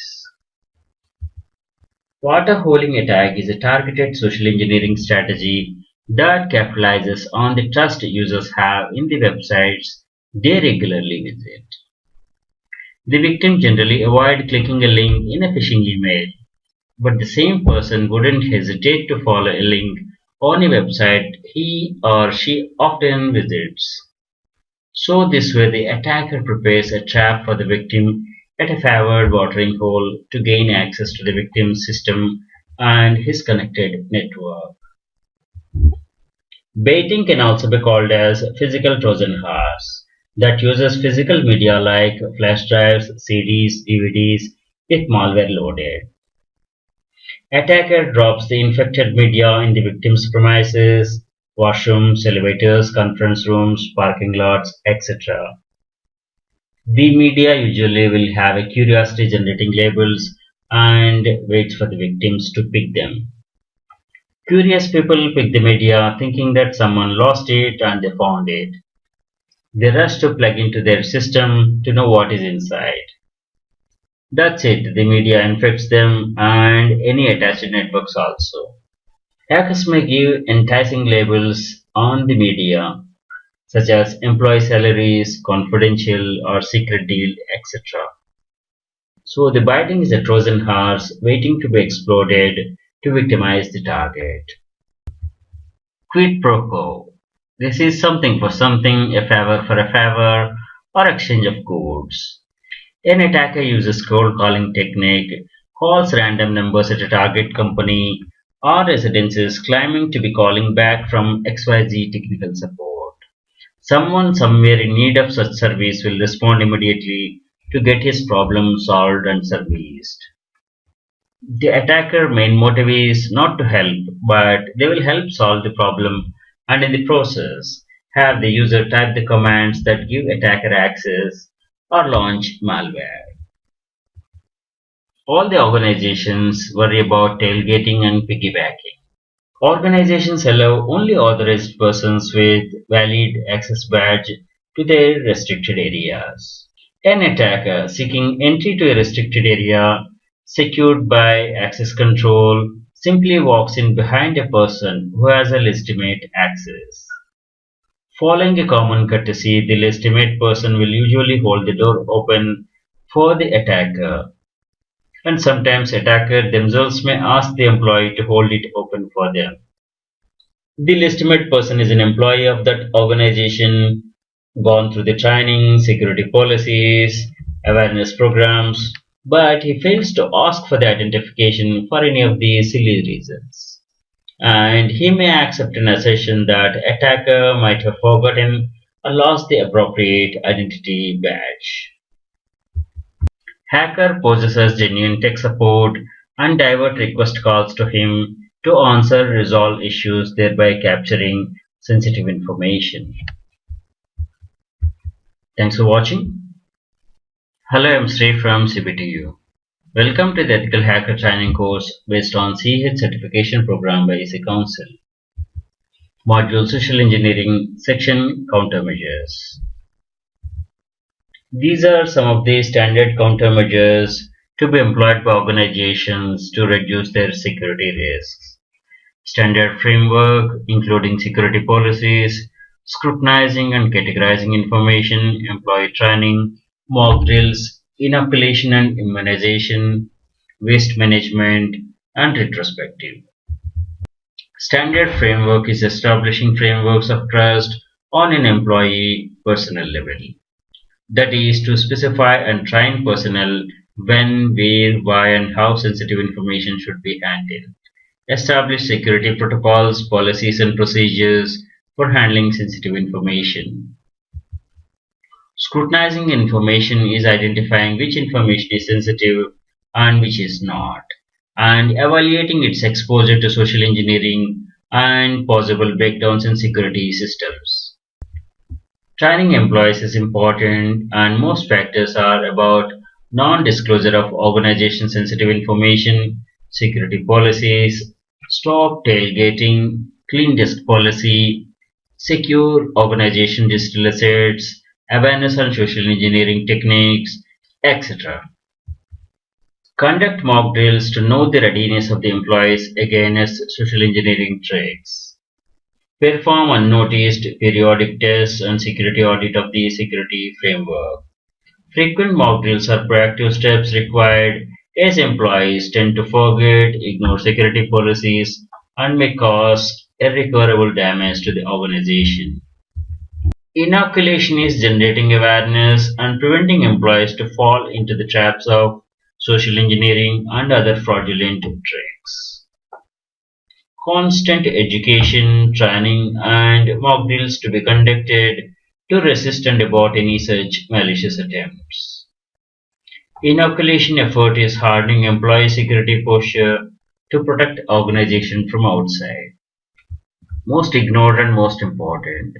Housekeeping staff access employees' desks, office floor areas, printer areas, and management cabins for their routine cleaning tasks. Disposal of waste is important as it can leak confidential information to the attacker who is doing dumpster diving. Waste management service must be secure and monitored. Employees must destroy unwanted printed paper, magnetic, and optical media. For an organization, security takes the highest respect. No solution is 100% perfect and must be continuously improved. Review the countermeasures documented for the organization's security posture regularly. What went well, what didn't go well, lessons learned, and what's ahead. Daily, weekly, monthly, yearly retrospective must be done to continuously evaluate better security posture. Thanks for watching. Hello, I'm Sri from CBTU. Welcome to the Ethical Hacker Training course based on CH certification program by EC Council. Module DOS attacks. Section Introduction. DOS is denial of service. DOS attack is a cyber attack where the attacker makes a system or a resource unavailable to its intended users by temporarily or indefinitely disrupting the services of a host connected to the internet. DOS attack is accomplished by flooding the targeted machine or a resource with superfluous requests in an attempt to overload the systems and prevent the legitimate request from being fulfilled. DDoS is distributed denial of service. In DDoS attack, the incoming traffic flooding the victim originates from many different sources. This effectively makes it impossible to stop the attack simply by blocking a single source. A DOS or DDoS attack is similar to a group of people crowding the entry door or a gate to a shop or business, limiting the legitimate parties to enter the shop or a business, thus disrupting the normal operations. DOS attacks are often target financial sites, e-commerce sites for monetary gains. In simple terms, an attacker mounts an attack from a single host. It is DOS attack, and if an attacker uses many systems to simultaneously launch attacks against remote host, this is DDoS attack. DOS attacks are characterized by an explicit attempt by attackers to prevent legitimate users of a service from using that service. General attack types are distributed DOS, application layer attacks, advanced persistent DOS, AP-DOS, denial of service as a service, like anything as service, XaaS. Wide range of programs are used to launch DOS attacks. Different tools are available. Various techniques are application layer floods, degradation of service attacks, denial of service level 2, distributed DOS attack, DDoS extortion, HTTP post method DOS attack, ICMP flooding, nuke, peer-to-peer attacks. We're going to detail these techniques in another session. Defensive responses to DOS attacks typically involve the use of combination of attack detection, traffic classification, and response tools, aiming to block traffic that they identify as illegitimate. Some of their defense techniques are application front-end hardware, application level key completion indicators (KCI), black holing and sinkholing, IPS-based prevention, DDoS-based defense, firewalls, routers, switches, and also utilizing upstream filtering services from service providers. Compared to the other type of malware attacks, DDoS attack is clearly visible to the victim and its consumers as well. The United States Computer Emergency Readiness Team, that is USCERT, has identified symptoms of denial of service attack to include usually slow network performance in opening files or accessing websites, unavailability of a particular website, inability to access any website, sudden increase in the number of spam emails received. Additionally, other symptoms may include disconnection of a wireless or wired internet connection, long-term denial of service to the web or any internet services. If the attack is conducted on sufficiently large scale, entire geographical regions of the internet connectivity can be compromised. An unintentional denial of service can occur when a system ends up being denied due to a sudden enormous spike in popularity and site visitors. Some hot news, breaking news items can lead to rush of less prepared site, and in some time it gets back to normal. One example being when Michael Jackson died in 2009, websites such as Google, Twitter, they slowed down and many other sites crashed. Routers also have been known to create unintentional DOS attacks due to overloaded NTP servers. Unintentional denial of service may also result from a prescheduled event, such as the declaration of grade results of a college or a university website on a particular date and time. This may attract a lot of traffic, overloading the servers. Many countries have laws under which DOS attacks are illegal. In the US, DOS attacks may be considered as federal crime under the Computer Fraud and Abuse Act, with penalties that may include years of imprisonment. In European countries, committing criminal DOS attacks lead to arrest and penalties. Thanks for watching. Hello, I'm Sri from CBTU. Welcome to the Ethical Hacker Training course based on CH certification program by AC Council. Module DOS attacks. Section Attack Types. DOS attacks are characterized by explicit attempt by attackers to prevent legitimate users of service from using that service. Generally, DOS attacks either crash the services or flood the services. These are the popular attack types: distributed DOS attack, application layer attacks, advanced persistent DOS, AP-DOS, and denial of service as a service. It's like anything as service, XaaS. Of all these, the most serious attacks are distributed. A DDoS attack is a DOS attack where the attacker uses more than one unique IP address. Traffic flooding the victim originates from many different systems, sources, and it's impossible to stop the attack simply by using firewall ingress filtering. It also makes it very difficult to distinguish between legitimate user traffic from the attack traffic when it is spread across many points of origin. DDoS attacks may involve forging of IP sender address, IP address spoofing. This further complicates identifying and defeating the attack. The scale of DDoS attacks continue to rise over recent years, exceeding terabit per second. In the OSI model, the application layer is the user interface that is responsible for displaying data and images to the user in a human recognizable format, and to interface with the presentation layer below it. An attack is disguised to look like legitimate traffic, except it targets specific application packets. The attack on the application layer can disrupt services such as the retrieval of information, or search function, or browser function, email services, photo applications, etc.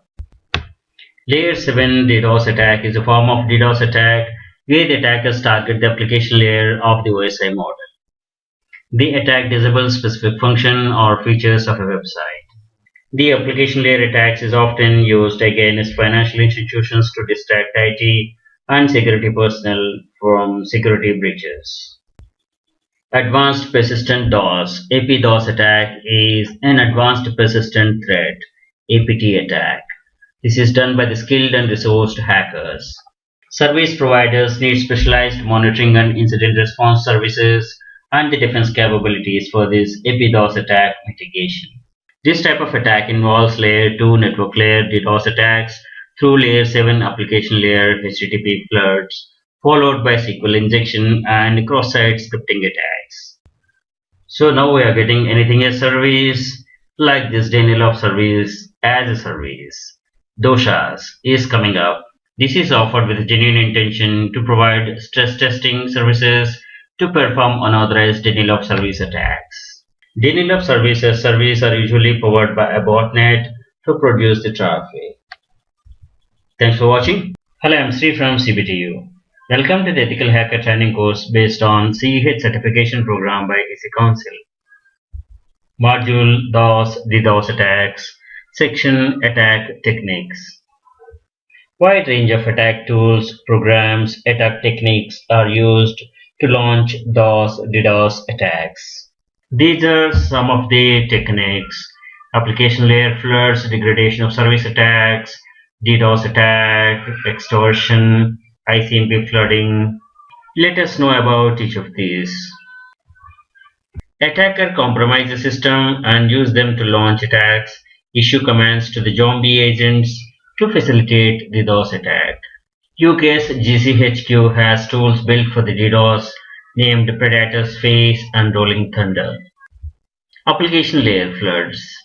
Various DOS attacks exploit buffer overflow, which can cause application server to handle unwanted traffic consuming all available memory or CPU time, maximum number of open connections, or filling the victim's disk space with logs. The main motive behind such attacks is to cause financial losses or make target less competitive. Degradation of service is a type of DOS attack where short-lived flooding on victim's application are launched, that is to slow down the service then crashing it. This is a random and not continuous attack and difficult to detect and takes longer time to troubleshoot and mitigate. The goal of DOS L2 attack is to cause a launching of defense mechanism which blocks the network segment from which the attack is originated. In case of distributed attack or the IP header modification, it will fully block the attacker network from the internet, but without system crash. A DDoS attack occurs when multiple systems flood the bandwidth or resources of a targeted system, usually one or more web servers. Such an attack is often the result of multiple compromised systems flooding the targeted system with traffic. The system may be compromised with a Trojan, zombie, botnets, root servers to launch attacks. Cyber extortionists typically begin with a low-level attack and warning that a larger attack will be carried out if a ransom is not paid in Bitcoin or some other mode. The attackers tend to get into an extended extortion scheme once they recognize that the target is flexible and ready to pay. DDoS attacks are aiming at financial institutions. HTTP post attack sends a complete legitimate HTTP post header, which includes a content length field to specify the size of the message body to follow. Attacker then proceeds to send the actual message body at extremely slow rate. Due to this entire message being correct and complete, the target server will attempt to obey the content length field in the header and wait for the entire body of the message to be transmitted, which can take very long time. The attacker establishes hundreds and thousands of such slow connections, making legitimate connections impossible until all data has been sent. OWASP, an open source web application security project, has released a testing tool to test the security of servers against this type of attacks. ICMP flooding is the most common type of attack. A Smurf attack relies on misconfigured network devices that allow packets to be sent to all computer hosts on a particular network via the broadcast address of the network, rather than a specific machine. The attacker will send large number of IP packets with the source address faked to appear to be the address of the victim. The network's bandwidth is quickly used up, preventing legitimate packets from getting through to their destination. Ping flood is based on sending the victim an overwhelming number of ping packets. Ping of death is based on sending the victim a malformed ping packet, which will lead to a system crash on a vulnerable system. The Black Nurse attack is an example of attack taking advantage of required destination port unreachable ICMP packets. A nuke is an old DOS attack consisting of fragmented or invalid ICMP packets sent to the target. This is achieved by using a modified ping utility to repeatedly send this corrupt data, thus slowing down the affected computer until it comes to a complete stop. Example with nuke. Attackers have found a way to exploit number of bugs in peer-to-peer servers to initiate DDoS attacks. With peer-to-peer, the attacker acts as a puppet master, instructing clients of P2P file sharing hubs to disconnect from their P2P network and to connect to the malicious victim website instead. PDoS, permanent DOS attack, also known as flashing. This damages the system so badly that it requires a replacement or installation of hardware. The attacker uses vulnerabilities in the victim's network devices like routers, switches, firewalls, firmware to replace with a corrupted image, making the device useless. PDoS is a pure hardware targeted attack which is much faster and requires fewer resources than using a botnet or a root server in a DOS attack. Flashdance is a tool created by the Rich Smith, an employee of HP's System Security Lab, to detect and demonstrate PDoS vulnerabilities. A DDoS attack sending forged requests to a very large number of systems that will reply to the request. Using IP address spoofing, the source address is set to that of the targeted victim. Thereby all the replies will flood the target. ICMP echo requests are reflected attacks as flooding hosts send echo requests to the broadcast address of the misconfigured networks, thereby enticing hosts to send echo reply packets to the victim. Amplification attacks are used to magnify the bandwidth that is sent to a victim. This is done through publicly accessible DNS servers that are used to cause congestion on the target system using DNS response traffic. US assert have observed that different services implies in different amplification factors. Rudy attack targets web applications by starvation of available sessions on the web server. Rudy is much like slow loris, keeps sessions at halt using never-ending post transmissions and sending arbitrarily large content-length header value. Slow loris is a type of DOS attack tool which allows a single machine to take down another machine's web server with minimal bandwidth and side effects. Shoe attack is a DOS attack on the Transmission Control Protocol (TCP).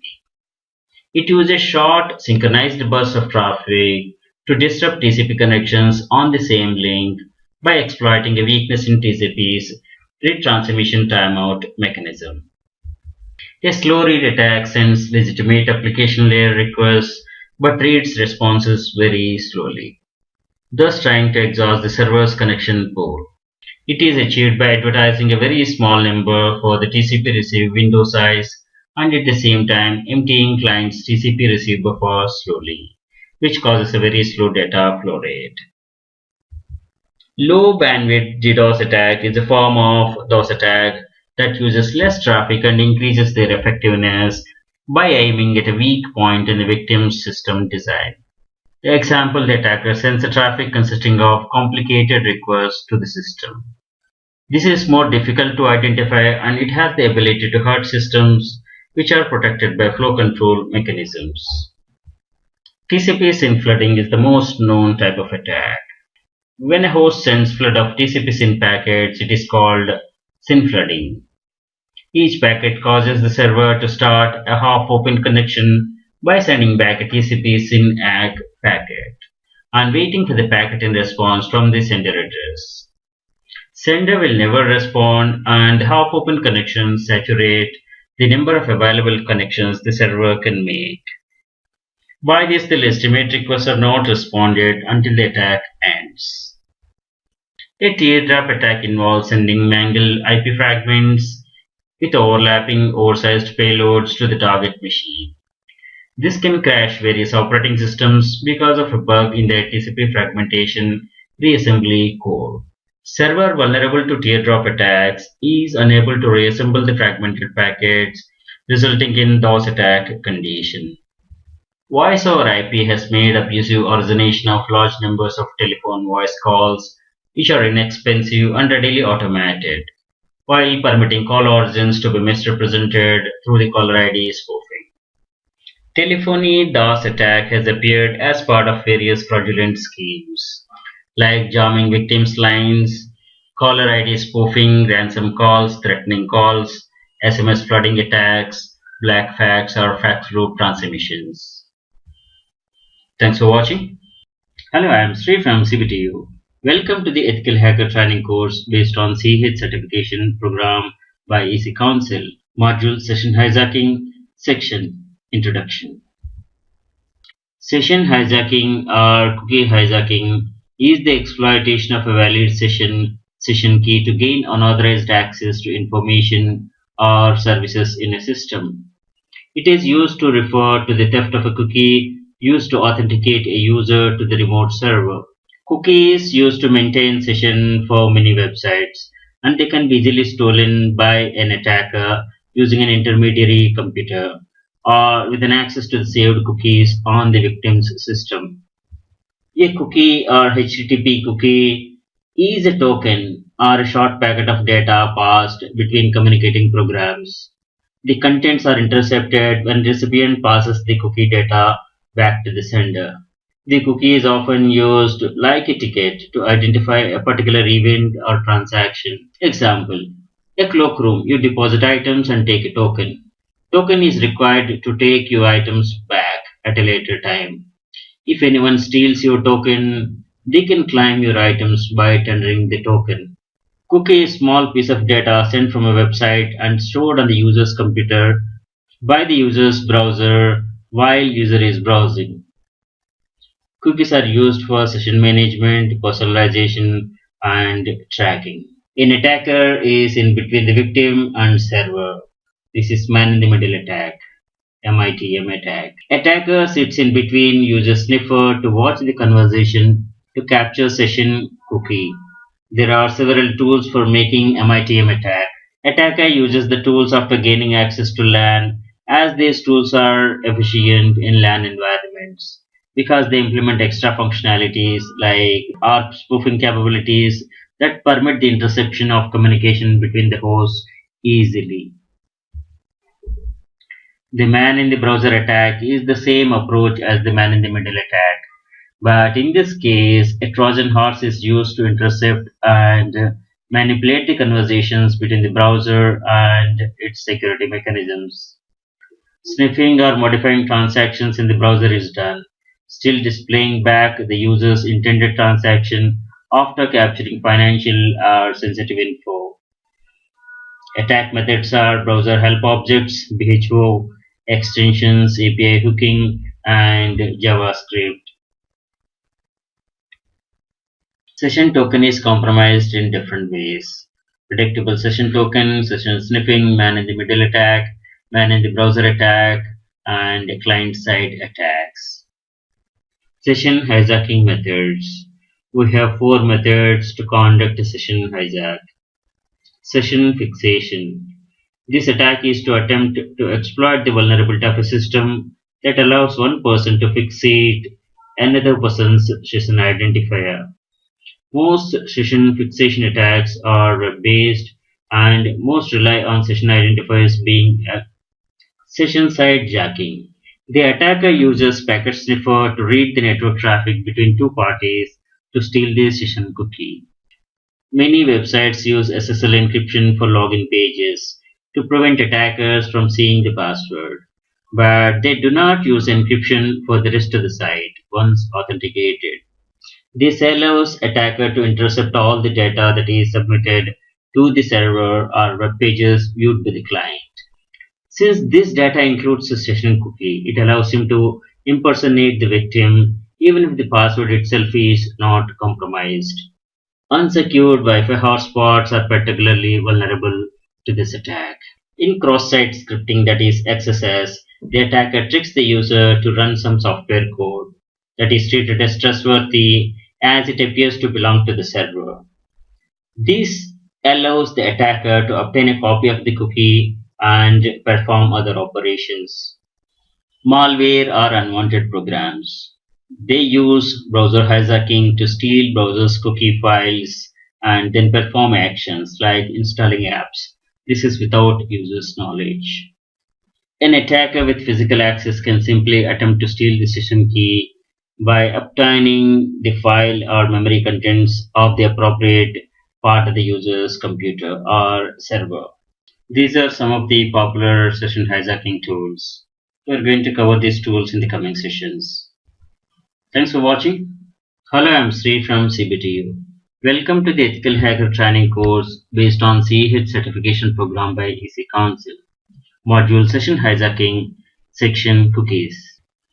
Super cookie is a cookie with an origin of top-level domain such as .com or a suffix such as .co.uk. Ordinary cookies, by contrast, have an origin of a specific domain such as example.com. Super cookies can be potential security concern and are therefore often blocked by the web browsers. If unblocked by the web browser, an attacker in control of a malicious website could set a super cookie and potentially disrupt or impersonate legitimate user requests to another website that shares the same top-level domain or suffix such as malicious website. This is used to fake logins or change user information.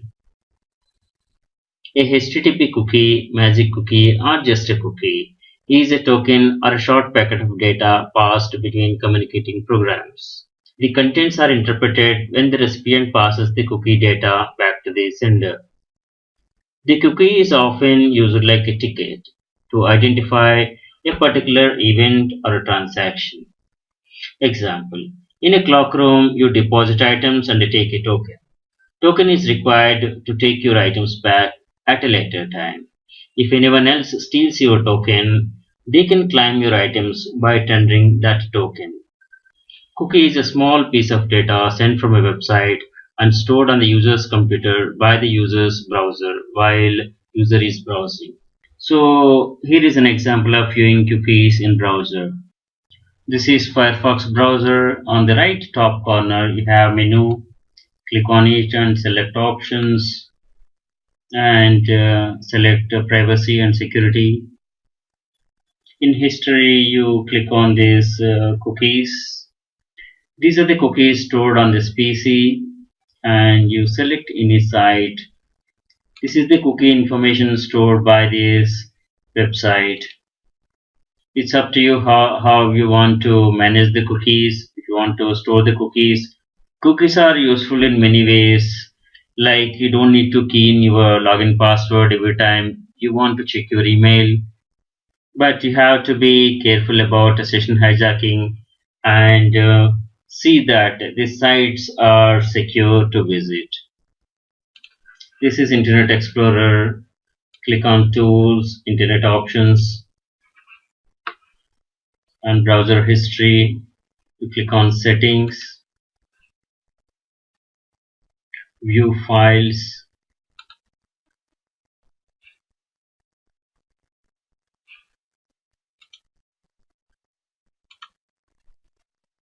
These are the cookies stored on this PC. Double click on any cookie and you can see the contents. This is all the data that is sent by the server and that is stored in the client side. On the next visit of this site, server picks the information from this cookie. This information is used by the server to track, monitor the user. This information is used by the server when the user revisits this site next time. A zombie cookie is a cookie that is automatically recreated after being deleted. This is accomplished by storing the cookie's content in multiple locations, such as Flash local shared object, HTML5 web storage, and on client side or even server side locations. When the cookie's absence is detected, the cookie is recreated using data stored in the other locations. As we have seen, cookie consists of name, value, attributes, name, value pairs. Attributes store information such as cookies expiration, domain, and flags, such as secure and HTTP only. Cookie uses are session management, personalization, and tracking. Cookies are session cookies are the important object in session hijacking. Thanks for watching. Hello, I'm Sri from CBTU. Welcome to the Ethical Hacker Training course based on CH certification program by EC Council. Module Session Hijacking, Section Session Hijacking Tools. These are some of the popular session hijacking tools: Bugbounty, OWASP, Dataprotection, Cannibal, Hamster, and Ferret, and these are the other tools. We're going to have a brief discussion of all these tools. Burp Suite or Burp is a graphical tool for testing security of web applications. This tool is written in Java and developed by Portswigger. It's part of Kali tools. Burp Suite comes with free edition with essential manual tools. Burp Suite Professional Edition includes advanced tools, vulnerability scanner, along with essential manual tools. Professional Edition can be tried for 14 days with full functionality. These are the tools in Burp Suite: proxy, spider, scanner, intruder, repeater, etc. We're going to have a demo of these tools soon. Jet proxy or Proxy from OWASP. Proxy is most popular free security tool, which automatically finds security vulnerabilities in your web applications while you're developing and testing your applications. It's a great tool for experienced penetration testing and security testing. Cannondable is a password recovery tool for Microsoft Windows. It allows easy recovery of various kinds of passwords by sniffing the network, cracking encrypted passwords using dictionary, brute force, and cryptanalysis attacks, recording VoIP conversations, decoding scrambled passwords, recovering wireless network keys, revealing password boxes, uncovering cached passwords, and analysis of routing protocols. These all can be done with the Cannondable. It covers some security aspects and weakness present in protocol standards. Hamster and Ferret. These two tools work together. Hamster is a tool for sitejacking and is available in Kali Linux by default. It acts as a proxy server that replaces cookies with session cookies stolen from someone else, allowing you to hijack their sessions. Cookies are sniffed using the Ferret program, which is also available by default in Kali Linux. This is a Java hijacking tool for web application session security assessment. A simple Java fuzzer that can be mainly used for numeric session hijacking and parameter enumeration. Latest release is in 2015, released under GNU GPL version 2. ActorCap. This is a comprehensive suite for man-in-the-middle attacks. It features sniffing of live connections, content filtering on the fly, and many other tricks. It supports active and passive dissection of many protocols and includes many features for network and host analysis. The latest ActorCap is released in 2015. DSNIF is a collection of tools for network auditing and penetration testing. DSNIF, file snarf, mail snarf, message snarf, URL snarf, and web spy passively monitor a network for interesting data, that is passwords, emails, files, etc. DSNIF is written by Doug Song and latest release is in 2000 and version is 2.3. Fiddler, Telerik Fiddler. This is a free web debugging proxy for any browser, any system, any platform. The features of this fiddler include web debugging, HTTP, HTTPS traffic recording, web application testing, performance testing, and web session manipulation. Latest release is in 2016 and version is 4.6.x. Further information on Fiddler is it's a HTTP debugging proxy server application written by Eric Lawrence. Fiddler captures HTTP and HTTPS traffic and logs it for the user to implement man-in-the-middle interception using self-signed certificates. Fiddler can also be used to modify HTTP traffic for troubleshooting purposes as it is being sent and received. Any browser or web application and most mobile devices can be configured to route its traffic through the Fiddler. First release is in 2003 and in 2012 Fiddler was acquired by Telerik and Eric continued there. 2015 Eric left Telerik in favor of Google's Chrome security team. Telerik continues developing Fiddler now. Fireship is Firefox extension that uses a packet sniffer to intercept unencrypted session cookies from websites. The plugin eavesdrops on Wi-Fi communications, listening for session cookies, detects a session cookie, and captures session ID.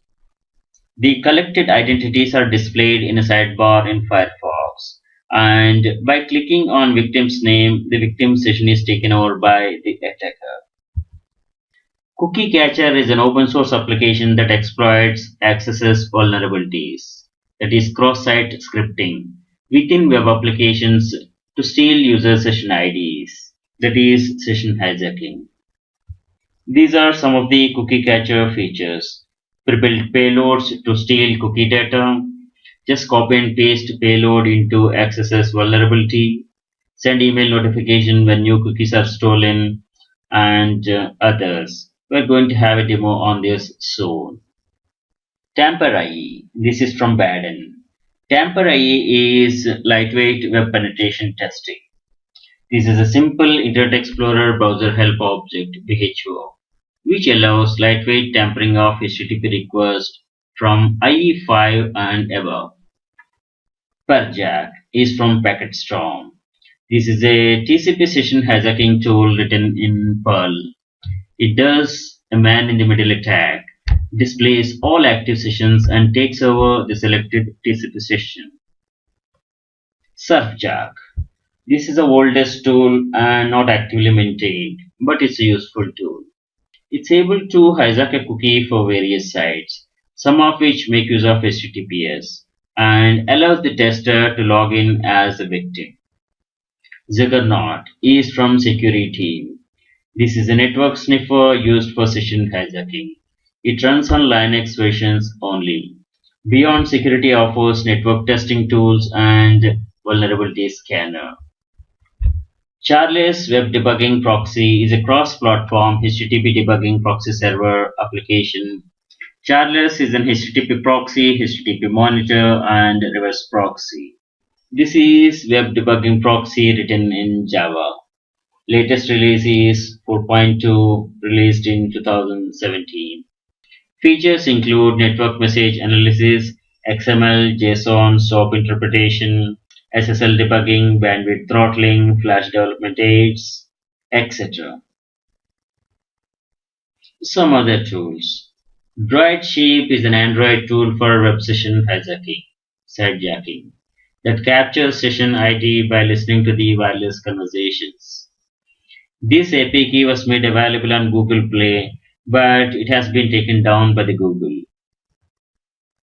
Thanks for watching. Hello, I'm Sri from CBTU. Welcome to the Ethical Hacker Training course based on CEH certification program by EC Council. Module Session Hijacking, Section Burp Suite Proxy. Burp Suite Tools. Burp Suite or Burp is a graphical tool for testing security of web applications. This comes by default with Kali Linux. Here are the tools in the Burp Suite, and we are going to learn about proxy. Burp Proxy operates as web proxy server, sits as a man in the middle between the browser and the destination web servers. This allows the interception, inspection, and modification of raw traffic passing in both directions. Burp Suite is available for Windows and Linux platforms. Free edition comes with essential manual tools. Professional edition includes advanced tools and vulnerability scanner.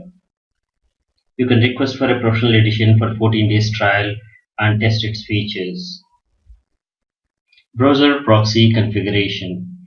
Proxy allows you to intercept and monitor web traffic with all info about requests and responses.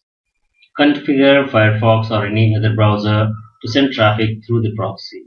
For Firefox, the steps to configure the proxy are: on the right hand top corner, you have the menu button, click on that. Then from the drop down, you click on the options, and from the general, this network tab, click on settings to open proxy settings page.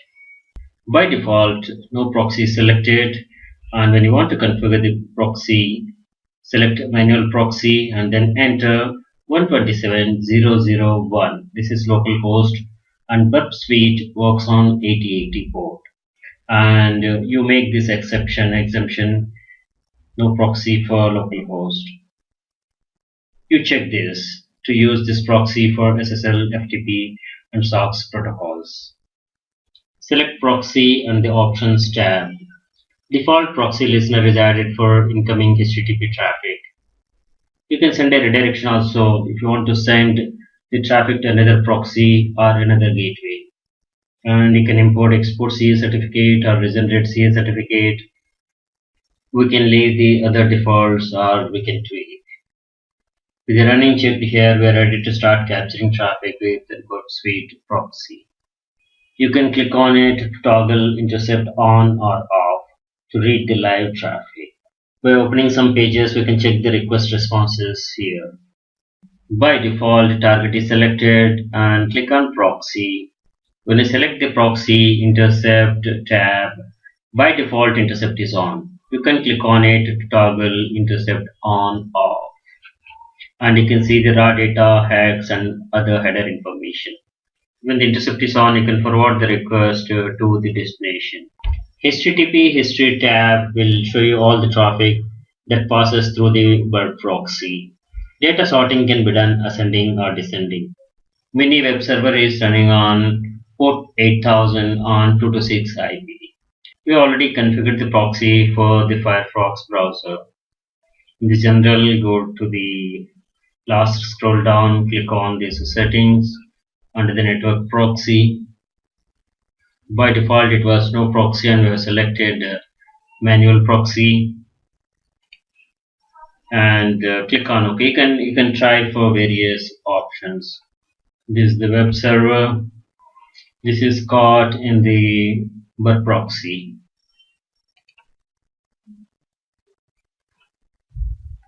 This is the response from the server. It is showing all the tags, HTML tags here. You can read the headers, and if any parameters are passed on, you can have parameters tab as well.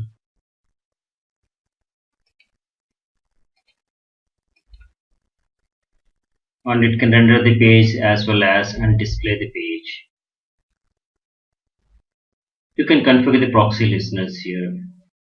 You can click on this and edit. If you want to redirect the traffic to some other host or some other proxy, you can do that configuration here.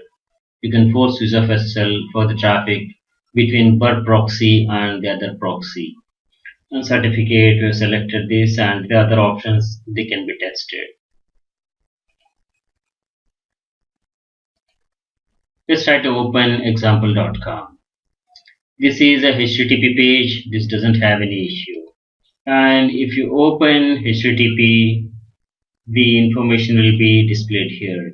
When you open any HTTPS site, your connection is not secure and it will not open the page.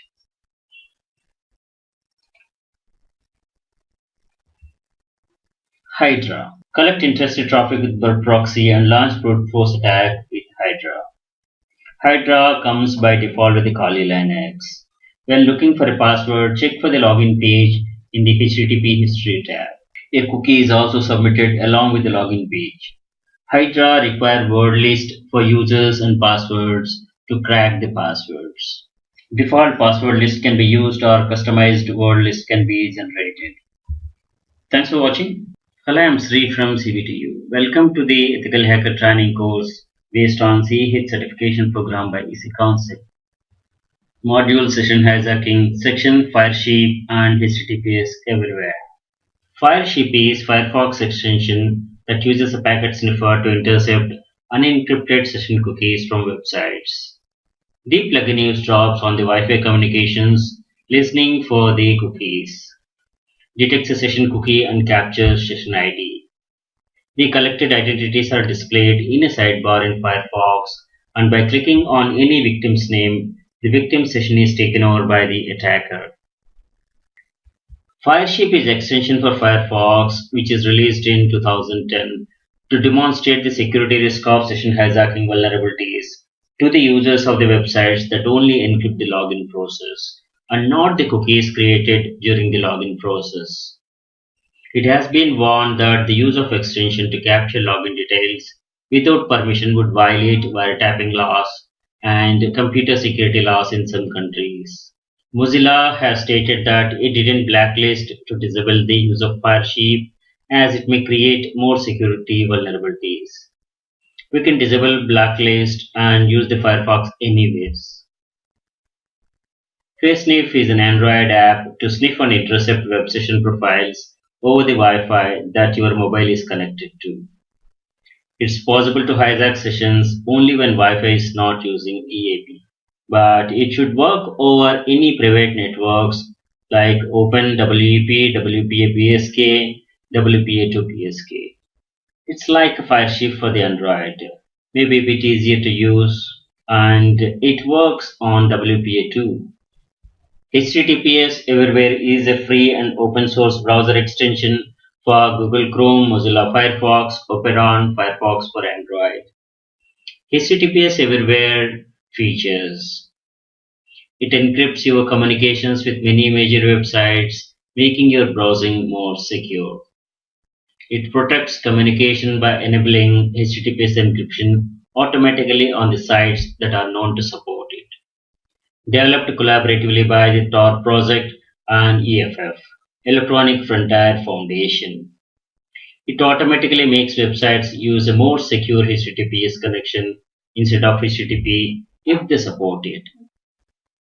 This is example.com. This is open where HTTPS everywhere is enabled. By toggling on this S icon, which is HTTPS everywhere, you can enable or disable HTTPS everywhere. HTTPS everywhere enables the site's HTTPS protection, which can protect you against eavesdropping and tampering with the contents of the site or with the information you send to that site. Ideally, this provides protection against an attacker learning the content of the information flowing in each direction. For instance, the text of the email messages you send and receive through your webmail site, the products you browse or purchase on an e-commerce site, or the particular articles you read or the sites you visit. HTTPS everywhere protects from these. Some of the countermeasures of session hijacking. Prevent sniffing by using a secure connection like HTTPS, VPN, and WPA, etc. HTTPS offers end-to-end security between the user agent and the web server.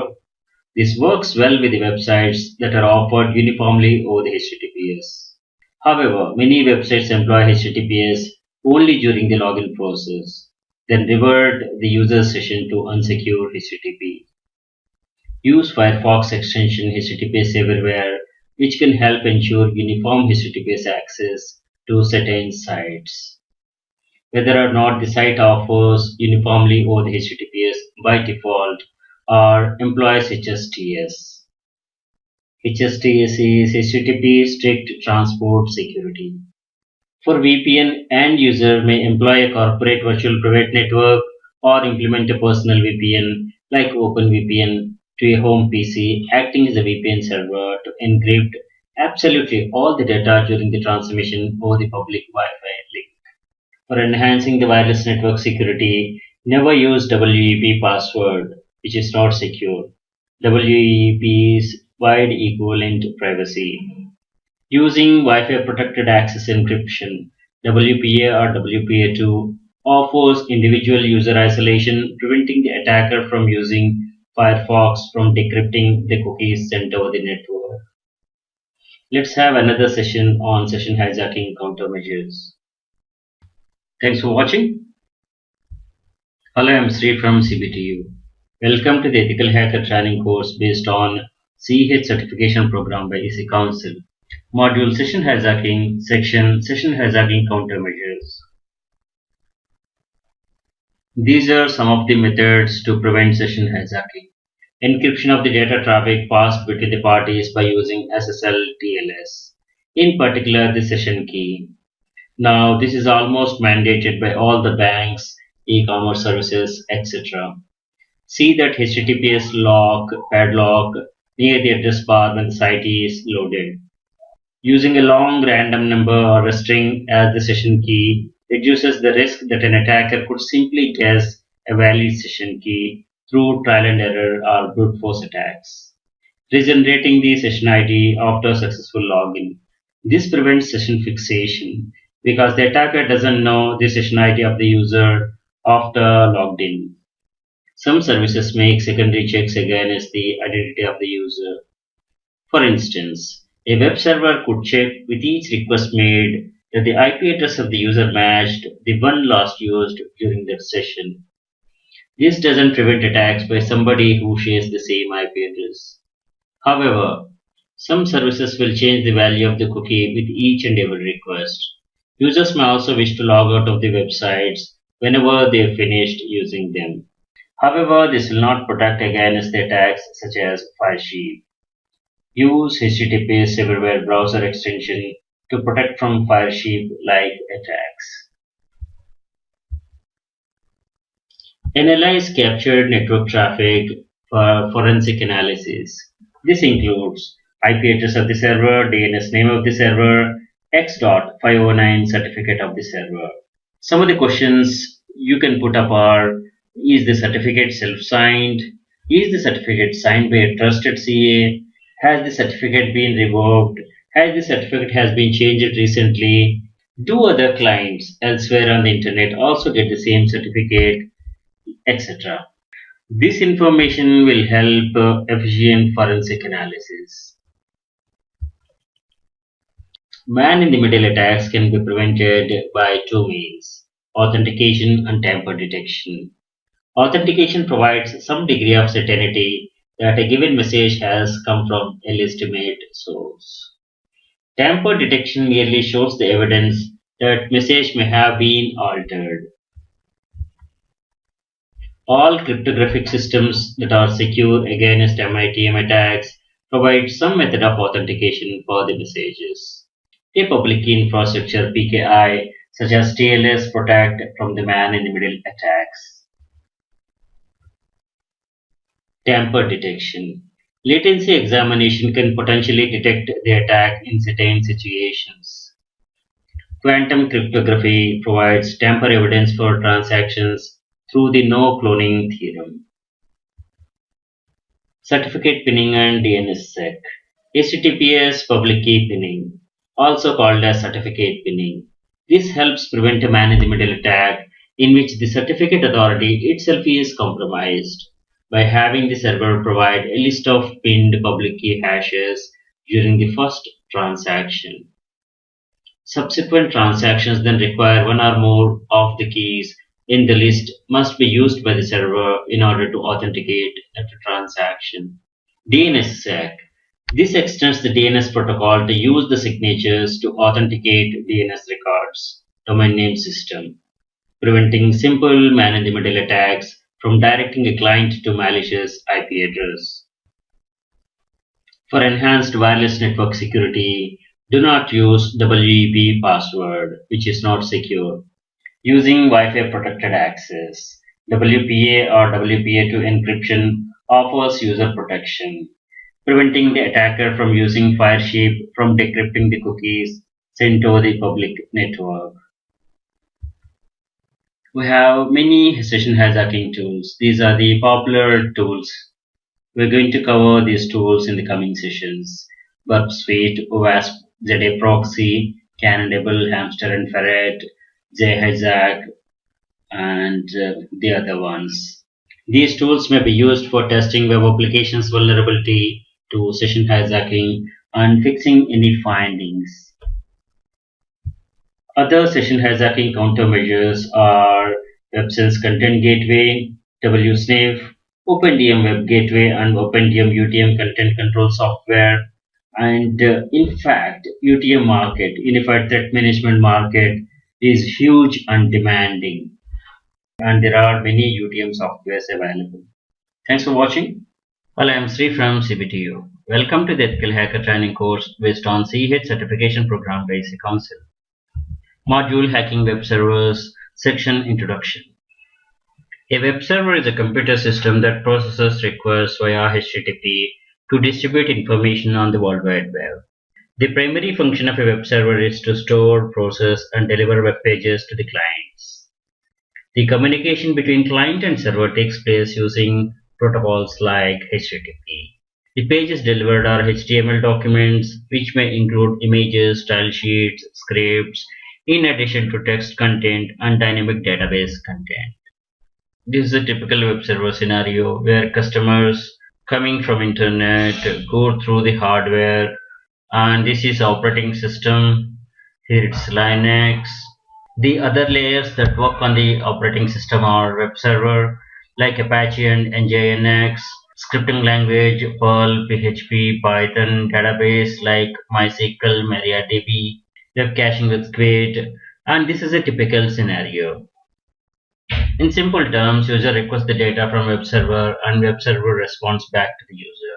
This is a data center model from the front, and you see all the cabling here. This is from the back. This is a web server at the center, and back end it connects to the SQL Server database, and the front it is accessed by the browser. Various types of attacks are denial of service, information disclosure, source code disclosure, arbitrary code execution, path traversal, enumeration and profiling, virus swarms and Trojan horses. These affect the server performance or its purpose. And you have to protect the web server from all these types of attacks. Web server itself is a software, it may have vulnerabilities. Attacker may take advantage of poor patch management, unnecessary services and protocols, poor access control or weak access control, no auditing, and overprivileged accounts. So you have to take care of these to protect your web server, especially production server where it may impact economics. Attackers exploit vulnerabilities in the web servers and take control of them. Attack vectors are mostly default settings, misconfiguration, bugs in the web servers, known and fixed, or unknown and not yet fixed, and weak security policies. These are the latest statistics of the market share of all sites of the top web servers on the internet. Apache has nearly half the market share, and the top three, that is Apache, Nginx, Microsoft IIS, out of 40 odd web servers have a market share of 94.6%, and the remaining contribute for the 5% market share. Various types of attacks are directory traversal attacks, DOS attacks, DNS hijacking, sniffing, phishing, farming, defacement, etc. Let us cover these in more detail in another session. Main motive of hacking web servers is to damage reputation of an organization, monetary gains, and use stolen data for fraud activities, data tampering, and to launch secondary attacks. Some of the general tools that are used for web server hacking are Metasploit, Mpac, Zeus, Neosplit, HTTP Recon, IDServe, WFH, etc. Main threats to the web server we have seen already, that is scanning and enumeration, denial of service attacks, unauthorized access, malicious code execution, privileges, over privileges, and from malware. Scanning and enumeration is used to gather information about the website, web server, and its vulnerabilities, like unnecessary protocols, open ports, banners, and configuration info, etc. Ping scan, ping sweep, NetBIOS, and SMB enumeration tools are generally used. To counter this, close unwanted ports, block ICMP traffic, disable unnecessary protocols such as NetBIOS and SMB. Next is DOS attacks. DOS attacks are targeted against weak TCP/IP stack configuration and unpatched servers. DOS attack is done by TCP SYN floods, buffer overflows, overloading web servers with numerous requests. To counter this, harden the TCP/IP stack, apply the patches to the operating system and web server. Next threat is unauthorized access. Strengthen the permissions and user access controls. Secure web server user access permissions, .NET Framework access control mechanisms, including URL authorization. Attacker may run malicious code on web server to compromise the server with weak configuration and unpatched servers. To counter this, configure the web server to reject URLs with // to prevent the path traversal, lock down the system commands and utilities with ACLs. And coming to the overprivileges, run the processes using least privileged accounts only. Malware like virus swarms, Trojan horses affect servers and damage their purpose. To counter this, patch and stop unnecessary services, filters, and extensions.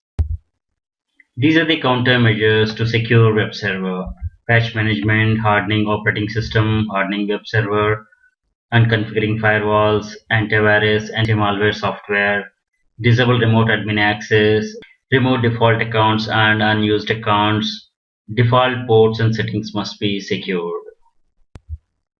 It is impossible to write a software program without bugs. Whatever testing is done, there may be some unexplored bugs that may surface at a later time. Those need to be addressed when discovered. Operating system, web server, and web applications are all softwares and may contain bugs that are prone for attacks. This is about the manipulation of live HTTP headers. Thanks for watching. Hello, I'm Sri from CBTU. Welcome to the Ethical Hacker Training course based on CH certification program by EC Council. Module Hacking Web Servers, Section Attack Types. Some of the popular types of attacks are directory traversal attacks, DOS attacks, DNS hijacking, sniffing, phishing, farming, and defacement. Directory traversal or path traversal is exploiting insufficient security validation, sanitization of user-supplied input file names, such that the characters representing traverse to the parent directory are passed through to the file APIs. The goal of this attack is to use an affected application to gain unauthorized access to the file system. Directory traversal is also known as /attack, dictionary climbing, and backtracking. DOS attack is a cyber attack where the attacker makes a target system resource unavailable to its intended users by flooding with superfluous requests in an attempt to overload the systems and prevent legitimate requests from being fulfilled. In distributed DOS attack, the victim is flooded with traffic from many different sources. DNS hijacking or DNS redirection is manipulating the resolution of DNS queries. Attacker compromise modify the behavior of trusted DNS server to direct users' web traffic to attackers' malicious web servers. This is who is information of example.com from who.es. These are the name servers and they point to this IP address. In DNS hijacking, attacker try to modify these DNS servers pointing to another IP address such that this domain's traffic is diverted to the malicious web server, attacker's website. A packet sniffer, also called as network analyzer or protocol analyzer, is used for intercepting and logging traffic. A sniffer captures the packets passing over a network, decodes the packet's raw data, showing its content. Sniffer detects errors, detect root causes of errors, generate timing diagrams, reconstruct TCP and UDP data streams, etc. Phishing is social engineering technique used to deceive users and exploit weaknesses in the current web security. That is done to obtain sensitive information such as usernames, passwords, and credit card details by disguising as trustworthy entity in a spoofed email communication or instant messaging. Pharming is a cyber attack intended to redirect a website's traffic to another fake site. Pharming is conducted either by changing the host file on a victim's computer or by exploitation of vulnerabilities in DNS server software. DNS names resolves the internet names to their real IP addresses. Compromised DNS servers are used for pharming attack. Pharming is coined from farming and phishing. Phishing is a type of social engineering attack to obtain access credentials such as usernames and passwords. Pharming is used to gain information for online identity theft. Pharming has become a major concern to businesses hosting e-commerce and online banking websites. Website defacement attack on a website changes the visual appearance of the website. Attackers break into the web server and replace the hosted website with one of their own or any defaming pages. Defacements are mostly politically motivated to defame the target website. Website admins must take security control steps to rectify their websites, web server weaknesses, and upgrade the policies to bring back their website online. Let us take a demo of Google Hacking database on directory listing. We searched Google with in title :index of and we got this many sites. Let us look at the first link. So this is the page. See, all these folders are displayed here, and if you click on any, let us click on this as well. Let us click on this as well. Oh, these are all MP3s that are stored here. So this is for a demonstration purpose only. This is the what we selected is the first result from the Google. Let us check this second one. These are some softwares. See, this is a directory listing and this must be blocked unless there is a purpose that the information can be made public. Gives traversal to the parent directory. Let us check out the third one. See these are some content movies they are put here. There may be a purpose why they have put them here. Let's go back to our class. These are some HTTP methods, and some methods can be called as dangerous. Safe methods here are head, get, options, trace. These are by convention are intended only for information retrieval. Other methods like put, it uploads the files, delete the specific resource, trace, it returns the response body, the exact request as received by the servers. A hacker may utilize these methods also to attack a web server. Thanks for watching. Hello, I'm Sri from CBTU. Welcome to the Ethical Hacker Training course based on CEH certification program by EC Council. Module Hacking Web Applications, Section Introduction. Web application or web app is a client-server program in which client runs in the web browser. Example, webmail, online store, wikis, instant messaging services, etc. Web application security is a branch of information security that deals specifically with the security of websites, web applications, and web services. Web application security draws on the principles of application security but applies them specifically to the internet and web systems. This picture is about web application security risks. Attackers can follow different paths through your application to do harm to your business or organization. Each of these paths represents a risk that may or may not be serious enough to warrant attention. Threat agents attack vectors, security weakness, they exploit it, these security controls they break in, and the impact, it can be technical or business. Emergence of Web 2.0 increased information sharing through social networking and increasing business adoption of web as means of doing business and delivering service. Websites are often attacked directly. Hackers either seek to compromise the corporate network or the end users accessing the website by subjecting them to drive-by downloading. The majority of the web application attacks occur through cross-site scripting, SQL injection, and phishing. Web 2.0 refers to the World Wide Web websites that emphasize user-generated content, usability, and interoperability for the end users. A Web 2.0 website allows users to interact and collaborate with each other in a social media dialogue. Examples include social networking sites like Facebook, blogs, wikis, YouTube, etc. OWASP is Open Web Application Security Project.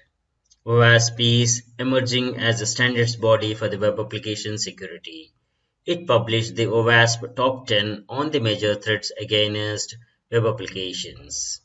Web Application Security Consortium (WASC) has created the Web Hacking Incident Database (WHID) and also produced open source best practice documents on the web application security.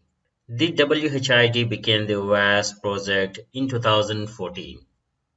Security is based on people and processes. Some of the technical solutions for securing the web applications are black box testing tools, white box testing tools, fuzzing tools used for input testing, web application security scanner, web application firewalls (WAF), and password cracking tools. There are several ways of targeting mobile devices when making a web application. It can be responsive web design, progressive web apps, or native apps or mobile apps. Hybrid apps embed a mobile website inside a native app, possibly using a hybrid framework like Apache Cordova and Iconic or Accelerator Titanium. These are some of the technologies that are in use. The most common structure is the three-tiered application, which are presentation, application, and storage. Presentation is web browser.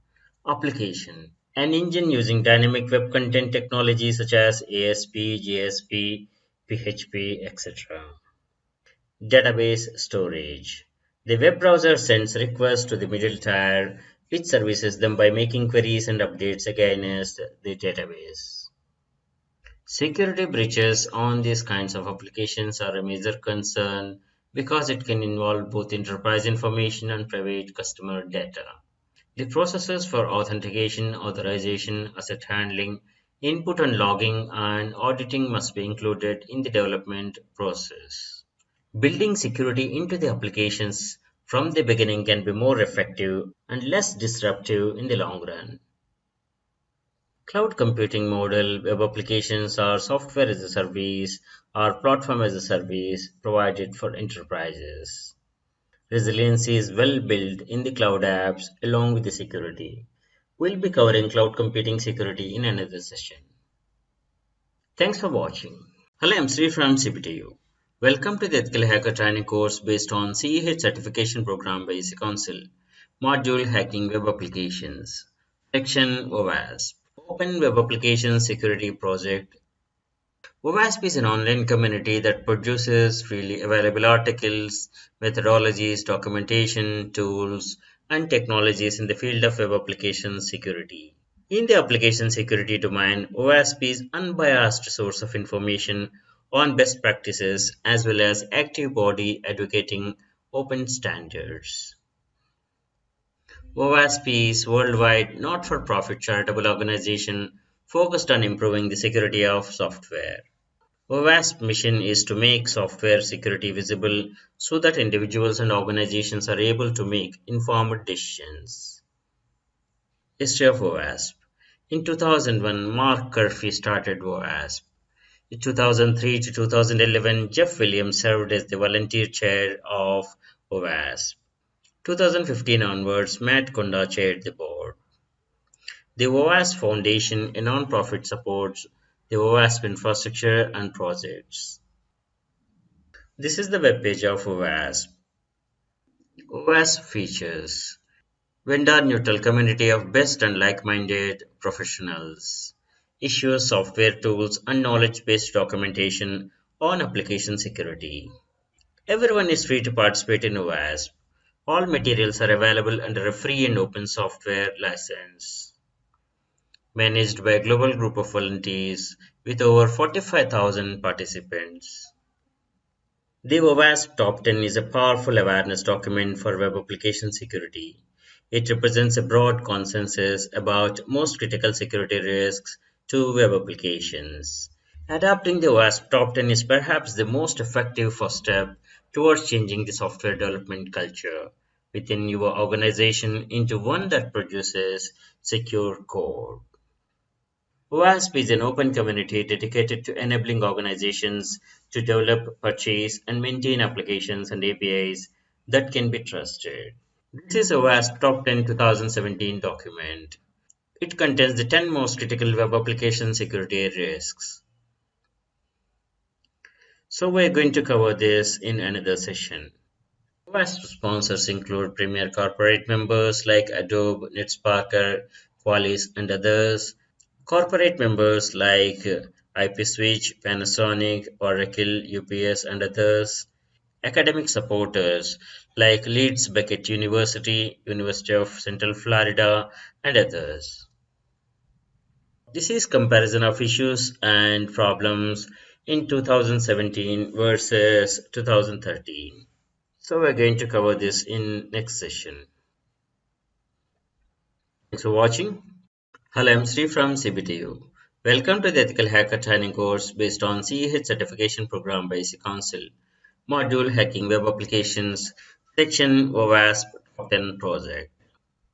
OWASP is an online community that produces freely available articles, methodologies, documentation, tools, and technologies in the field of web application security. In the application security domain, OWASP is an unbiased source of information on best practices as well as an active body advocating open standards. The OWASP Top 10 is a powerful awareness document for web application security. It represents a broad consensus about most critical security risks to the web applications. Adapting the OWASP Top 10 is perhaps the most effective first step towards changing the software development culture within your organization into one that produces secure code. This is OWASP Top 10 2017 document. It contains the 10 most critical web application security risks explained. These are the 10 risks that are explained in the document: injection, broken authentication, sensitive data exposure, XML, external entities, XXE, broken access control, security misconfiguration, cross-site scripting, insecure deserialization, using components with known vulnerabilities, and insufficient logging and monitoring.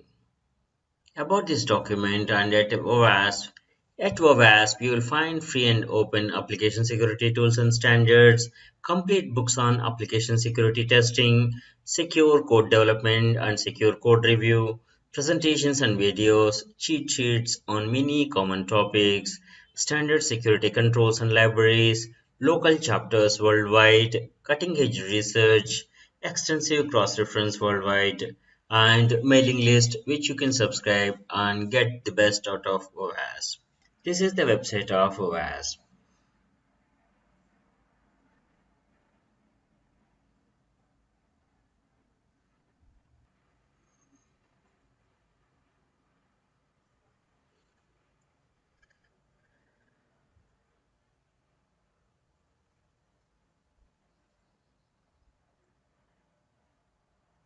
This document is freely available and you can have a copy of it and explore this further. The top 10 document purpose. The primary aim of OWASP Top 10 is to educate developers, designers, architects, managers, and organizations about the consequences of most common and most important web application security weaknesses. The top 10 provides basic techniques to protect against these high-risk problem areas and provides guidance on where to go from here. These are the top 10 risks identified in 2017. This is compared against the list in 2013. Injection flaws such as SQL, NoSQL, operating system, and LDAP injection occur when untrusted data is sent to an interpreter as part of command or query. The attacker's hostile data can trick the interpreter into executing unintended commands or accessing data without proper authorization. Broken authentication. Application functions related to the authentication and session management are often implemented incorrectly, allowing attackers to compromise the passwords, keys, or session tokens, or to exploit the other flaws. Many web applications and APIs do not properly protect sensitive data, such as financial, healthcare, and personally identifiable information. Attackers may steal such web apps. XML external entities. Poorly configured XML processors can be used to disclose internal files, shares, facilitate remote code execution, and DOS attacks. Broken access control. Restrictions on authenticated users is often not properly configured. Attackers can exploit these flaws to access unauthorized functionality, data such as access other user accounts, gain sensitive data.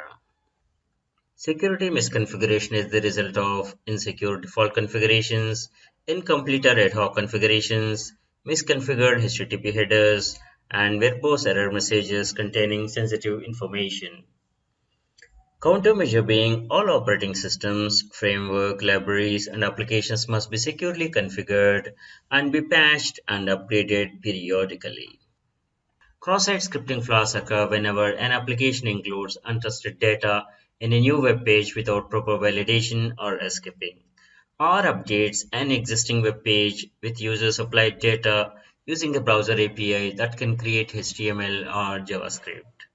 XSS allows attackers to execute scripts in the victim's browser, which can hijack user sessions, deface websites, or redirect the user to malicious sites. Insecure deserialization. This often leads to remote code execution. Even if deserialization flaws do not result in remote code execution, they can be used to perform attacks including replay attacks, injection attacks, and privilege escalation attacks.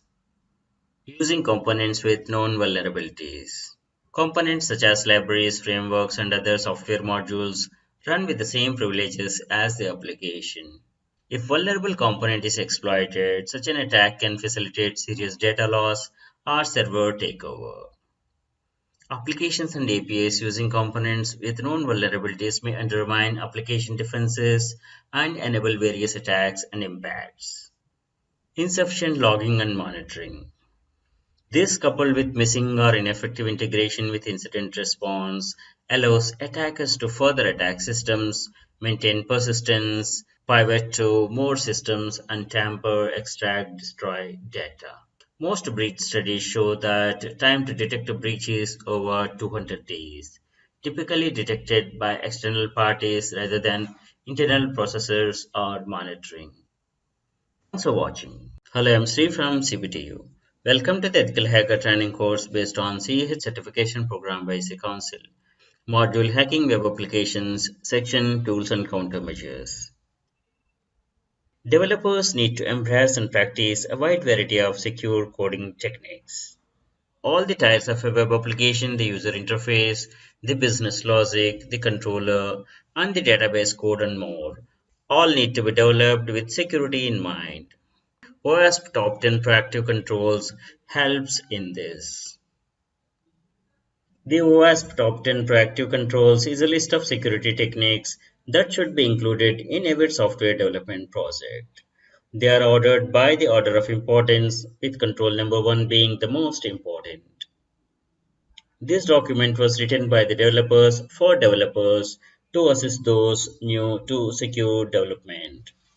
The controls are verify security early and often, parameterize queries, encode data, validate all inputs, implement identity and authentication controls, implement appropriate access controls, protect data, implement logging and intrusion detection, leverage security frameworks and libraries, error and exception handling.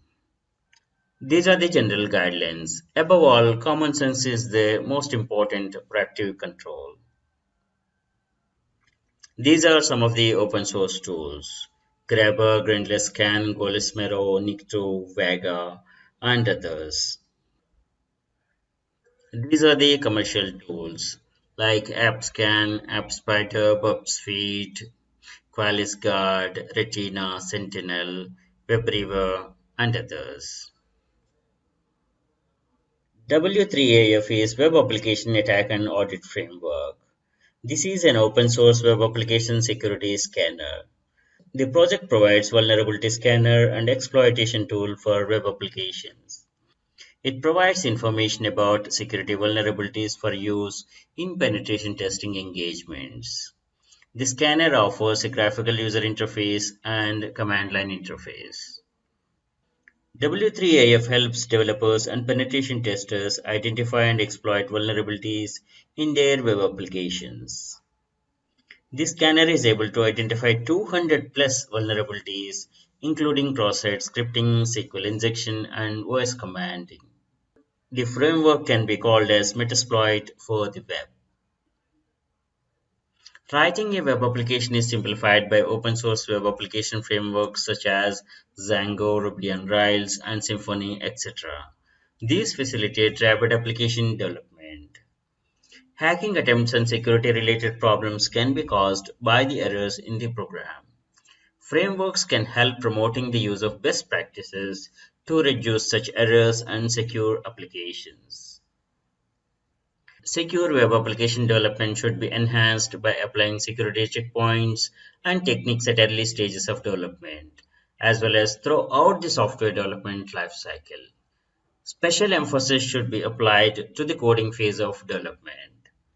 Security mechanisms should include threat modeling, risk analysis, static analysis, digital signature, among others.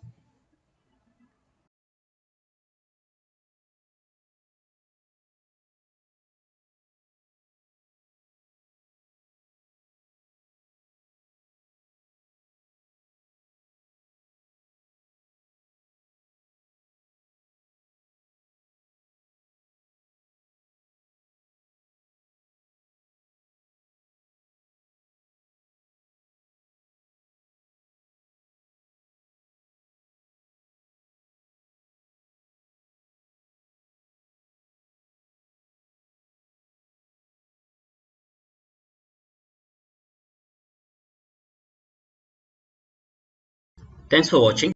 Hello, I'm Sri from CBTU. Welcome to the Ethical Hacker Training course based on CEH certification program by IC Council. Module Hacking Web Applications, Section WebGoat and WebScarab. WebGoat is purpose-built and secure application that allows to test vulnerabilities commonly found in Java-based applications that use common and popular open-source components. WebGoat is maintained by WASP, designed to teach web application security lessons. In each lesson, users must demonstrate their understanding of a security issue by exploiting a real vulnerability in the WebGoat applications. The most important change is towards a lesson model. Instead of just hacking, focus on explaining from the beginning about ways of exploiting. Each lesson within WebGoat contains three elements: explain the vulnerability, how to exploit the vulnerability, and mitigation scenarios. This is the web page of a WASP WebGoat project. WebWolf is a separate web application which you can use to solve assignments and challenges. WebWolf is able to host files, receive emails, and serve as a landing page. WebGoat demonstrates of common server-side application flaws. The exercises are intended to be used by the people to learn about application security and penetration testing techniques. So beware of these warnings, disconnect from the internet while using this program, and do understand that this program is for educational purpose only. WebGoat, a deliberately insecure Java EE application provided by the WASP Foundation. This is available from GitHub repository and Google Code Archives as well. WebGoat is available from SourceForge also. Download a copy and experiment with it. There are two WebGoat releases. The standard version includes Java and Tomcat server. The developer version includes standard version and has Eclipse and Eclipse workspace. This is WebGoat installation on Windows. Extract the downloaded file. Inside the WebGoat directory, you have webgoat.bat. This batch file, double-click on it. This runs the Tomcat server. These are the steps. We have unzipped and we started the Tomcat by double-clicking the webgoat.bat. Now in the browser, open localhost/webgoat/attack and log in with guest as user and password. This is Tomcat initiation. This is launching WebGoat login page. Use guest as user and password to log in. This is the WebGoat interface. Please understand that while running this program, your machine is extremely vulnerable to attack. You should disconnect from the network while using this program. Just to reiterate, this program is for educational purpose only. Use of this application without permission is a violation and it may attract legal proceedings. WebScarab is an open source project written in Java and is used to test web applications for their security. It operates as an intercepting proxy.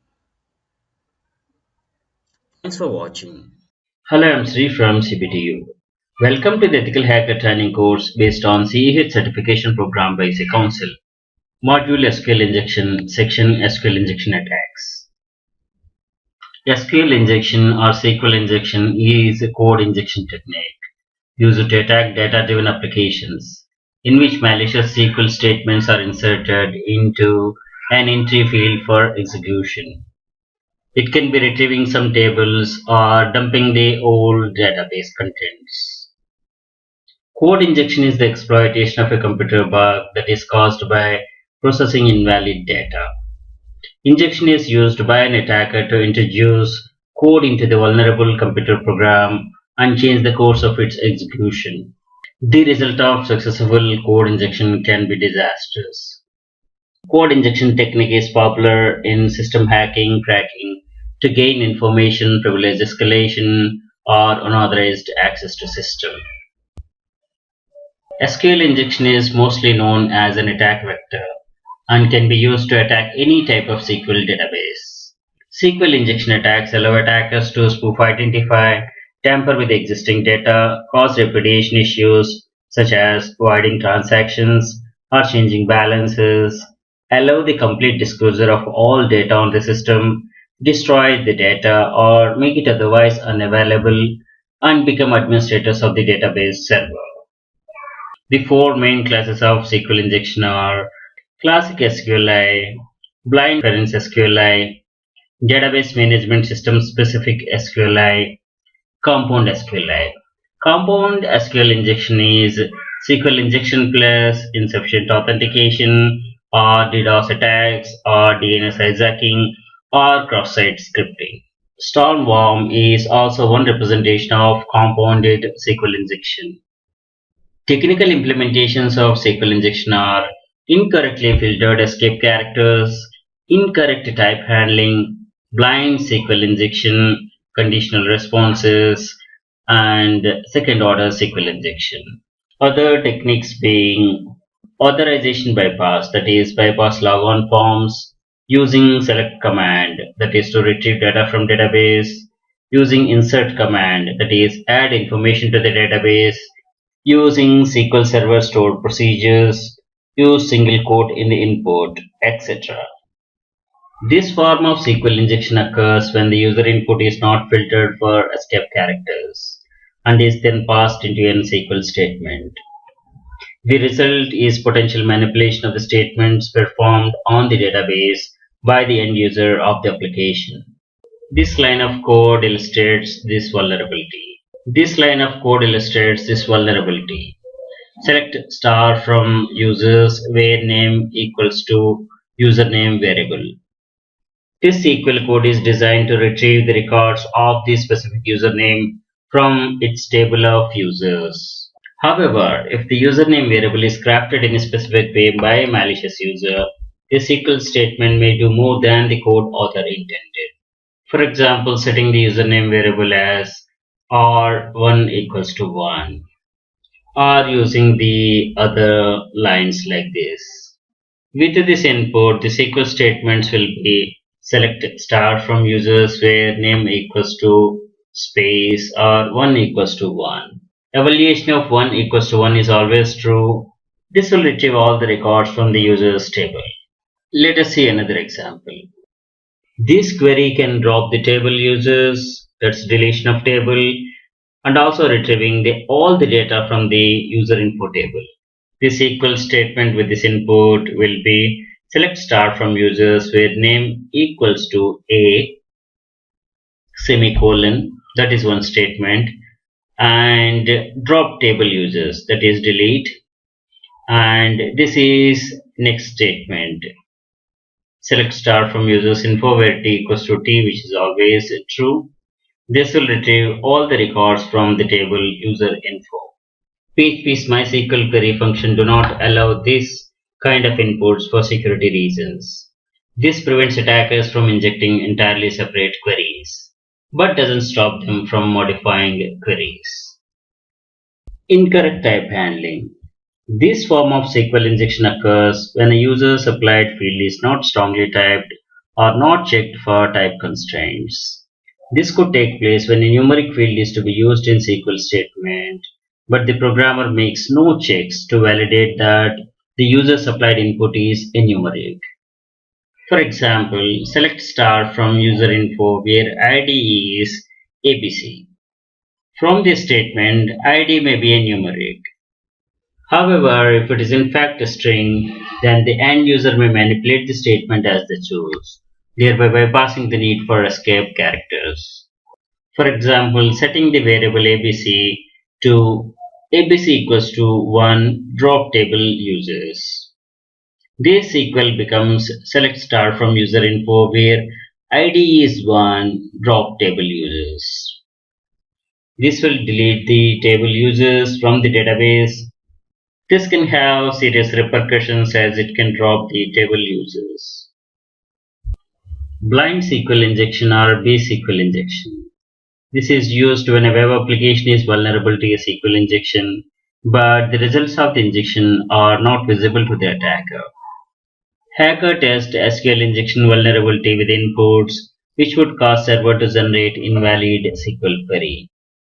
This type of attack has been considered time intensive because a new statement needed to be crafted for each bit recovered. And depending on its structure, the attack may consist of many unsuccessful requests. There are several tools that can automate these attacks once the location of the vulnerability and the target information has been established. Conditional responses. This is one type of blind SQL injection which forces the database to evaluate a logical statement. As an example, a book review website uses a query string to determine which book review to display. This would cause the server to run the query select star from book reviews where ID is the ID parameter variable. The next one is second order SQL injection. This occurs when submitted values contain malicious commands that are stored rather than executed immediately. Thanks for watching. Hello, I'm Sri from CBTU. Welcome to the Ethical Hacker Training course based on CH certification program by EC Council. Module SQL injection, section mitigation of SQL injection attacks. SQL injection is a code injection technique used to attack data-driven applications, in which malicious SQL statements are inserted into an entry field for execution. Code injection is the exploitation of a computer bug that is caused by processing invalid data. Injection is used by an attacker to introduce or inject code into a vulnerable computer program and change the course of its execution. Code injection techniques are popular in system hacking or cracking to gain information, privilege escalation, and unauthorized access to a system. Some of the mitigation techniques are parameterized statements, enforcement at the code level, avoid escaping, pattern check, and database permissions. Use parameterized statements instead of embedding user input in the statement. With the most development platforms, parameterized statements that work with the parameters can be used. Sometimes they are called as placeholders or bind variables, instead of embedding user input in the statement. A placeholder can only store a value of a given type and not an arbitrary SQL fragment. Hence, the SQL injection would be simply treated as strange or invalid parameter value. In many cases, SQL statements is fixed and each parameter is a scalar, not a table. The user input is then assigned bound to a parameter. Enforcement at the coding level using object relational mapping ORM libraries. This avoids the need to write SQL code. The ORM library in effect will generate parameterized SQL statements from object-oriented code. The best way to prevent SQL injections is to escape characters that have a special meaning in SQL. Any manual of SQL DBMS explains which characters have a special meaning, which allows creating comprehensive blacklist characters that need translation. Every occurrence of a single quote in a parameter must be replaced by two single quotes to form a valid SQL string literal. Routinely passing escaped string to SQL is error-prone because it is easy to forget to escape a given string. Creating a transparent layer to secure the input can reduce this error-proneness, if not entirely eliminate it. Integer, float, or boolean string parameters can be checked if their value is valid representation for the given type. Strings that must follow some strict pattern, example date, UID, alphanumeric only, etc., they can be checked if they match this pattern. The most important mitigation technique is limiting the permissions on the database login used by the web applications to only what is needed. This may help reduce the effectiveness of any SQL injection attacks that exploit any bugs in the web application. For example, on a Microsoft SQL Server, a database logon could be restricted from selecting some of the system tables, which would limit exploits that try to insert JavaScript into the text columns in the database. Deny select on sysobjects like this. These are some of the hacks with SQL injection. The latest one being British Telecom's TalkTalk server stealing 157,000 customers' data. No solution or no suggestion is 100% perfect. However, continuous effort must be put to prevent SQL attacks to protect digital assets. Generally, exploits occur due to coding errors and inadequate validation checks. Better coding practices, peer verifications, strong database admin procedures can help mitigate attacks. And further to consider, minimize the privileges of database connections, disable verbose error messages, protect the system account (SA), audit source codes for escape single quotes, input validation, reject known bad input, input bound checking, etc. Thanks for watching. Well, I'm Sri from CPTU. Welcome to the Ethical Hacker Training course based on CEH Certification Program Basic Council. Module SQL Injection, Section SQL Injection Tools. These are some of the popular SQL injection tools like SQL Dict, SQL Ninja, BSQL Hacker, BBQ SQL, SQL Source, etc. SQL Beef can be used to audit the strength of SQL Server passwords offline. SQL SMAC. This is a Unix-based remote command execution for MS SQL. SQL Poke is NT-based tool that locates MS SQL servers and tries to connect with the default SA account. A list of SQL commands is executed if the connection is successful.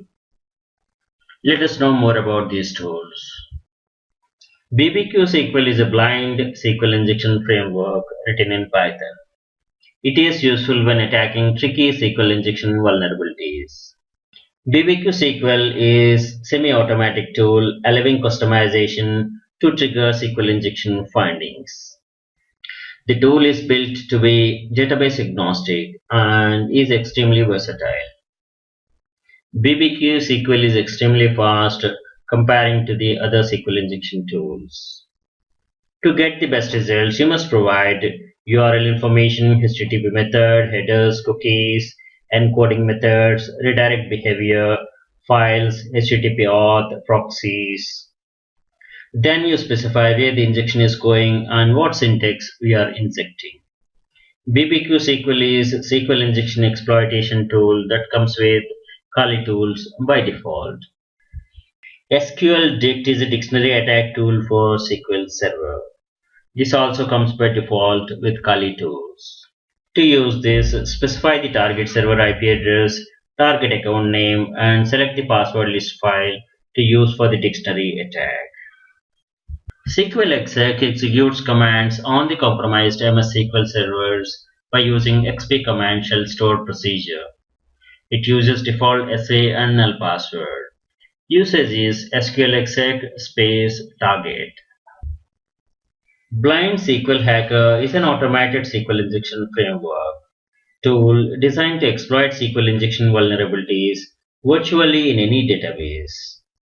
Port Calais is no longer maintaining this tool, and the GitHub link is also disabled as of today. BSQL Hacker aims for experienced users as well as beginners who want to automate SQL injections. It allows Metasploit-like exploit repository to share and update exploits. It has automated attack support for Oracle, MS SQL, MySQL. The authors say that this software is still in beta and there are known issues.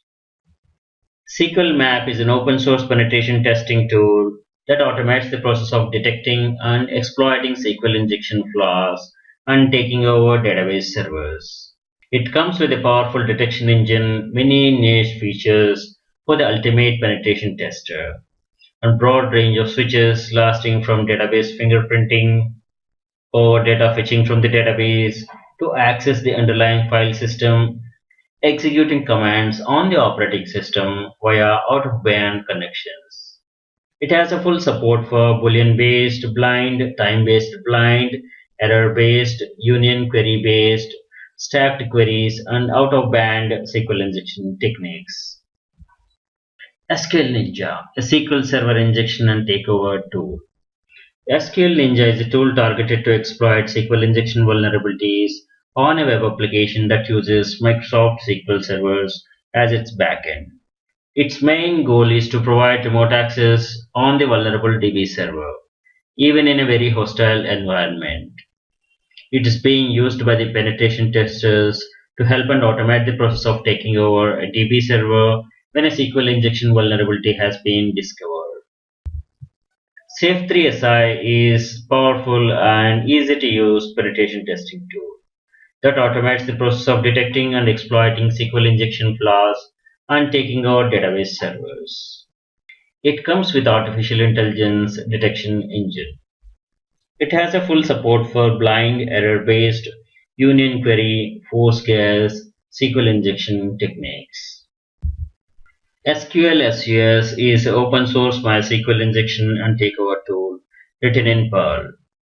Via a command line interface, you can retrieve the database structure, inject your own SQL queries, download files from the web server, crawl the website for writable directories, upload and control a backdoor, clone the databases, and much more.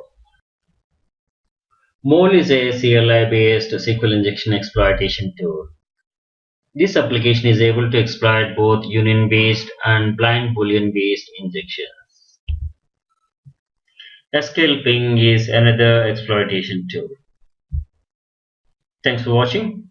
Hello, I'm Sri from CBTU. Today we are going to learn about Fern Wi-Fi cracker. For that, open a terminal. There you type iwconfig. This is to know about the wireless LAN interfaces. See, we have wireless LAN 0 and this is connected to SSID Kandalu, and the mode, if you see, it is in managed mode. There is another mode, that is monitor mode. So in the managed mode, this wireless interface card will accept the packets that are destined for this interface only.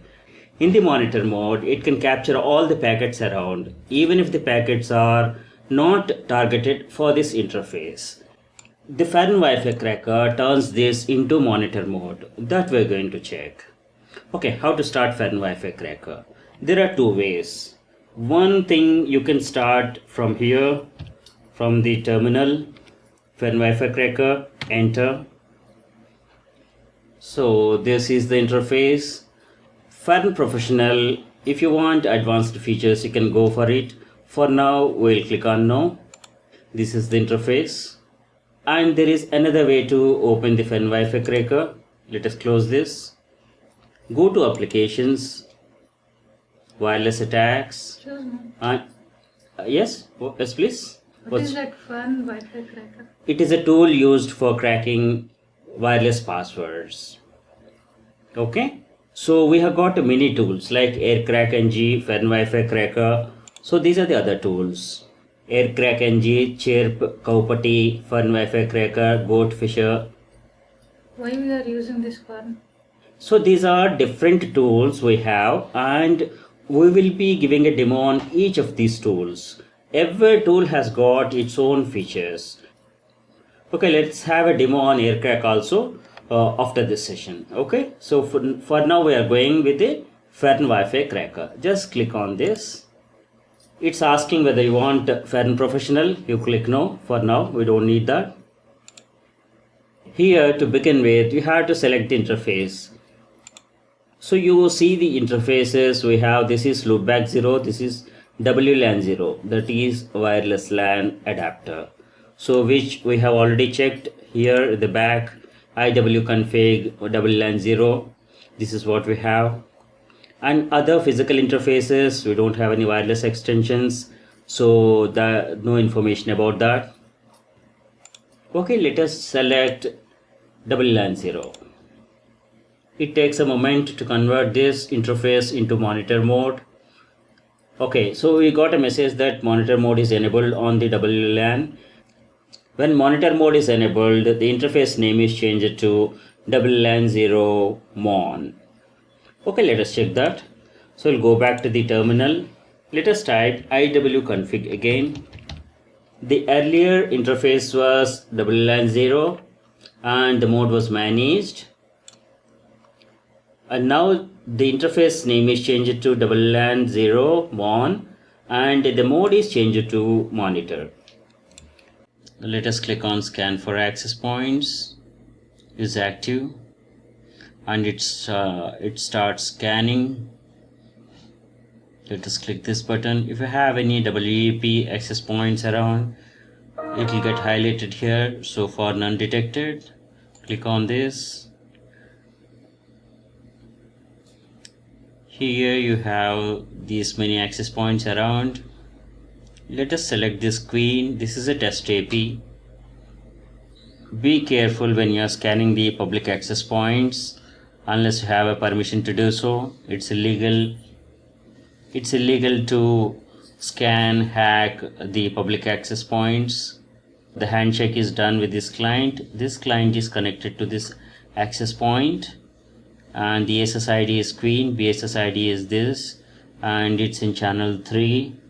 This is the power status, and encryption is WPA, and it supports WPS. For test purpose, we enable WPS feature also. Okay, so let us use this default word list, and you can make your own word list with the crunch. So please watch the session crunch word list to create your own alphanumeric and special characters. Let us click on attack.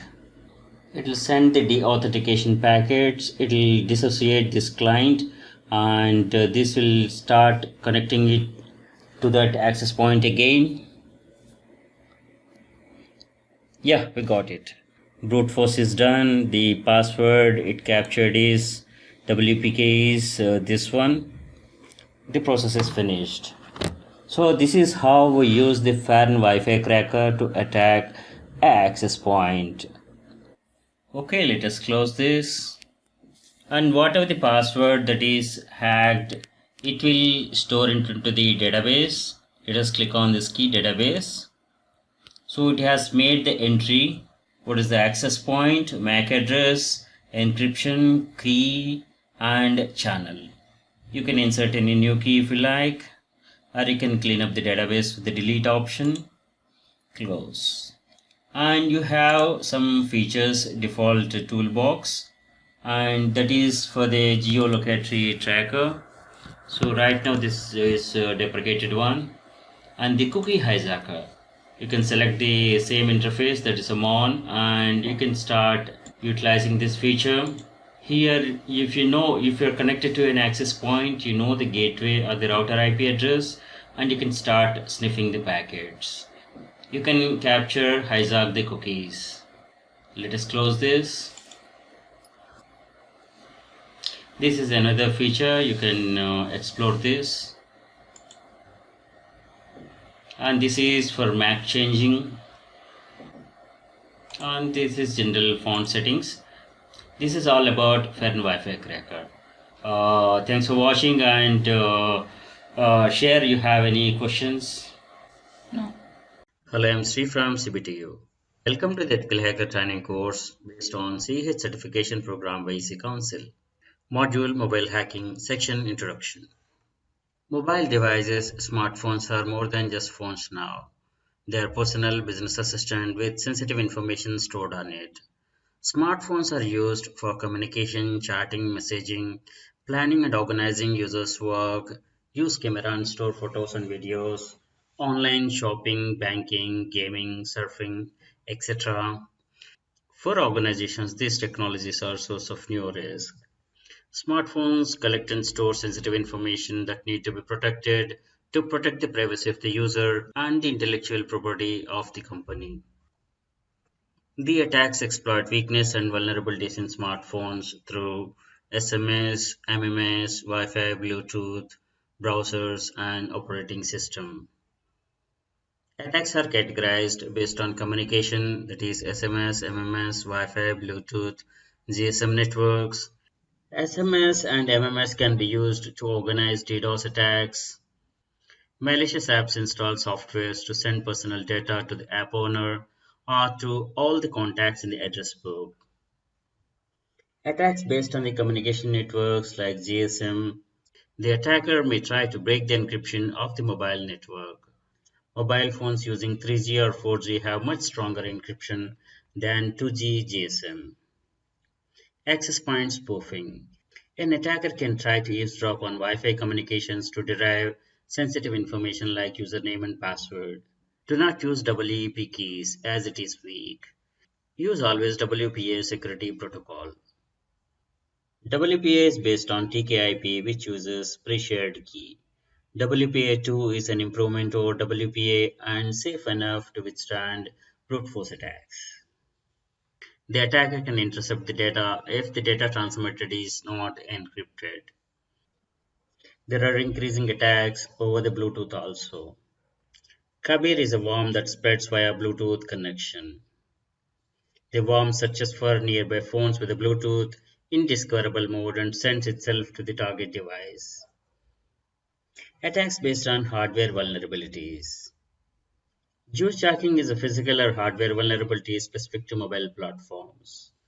Using the dual purpose USB charge port, many devices have been susceptible to exporting data or malware installed onto a mobile device utilizing the malicious charging kiosk set up in public places or hidden in normal charge adapters.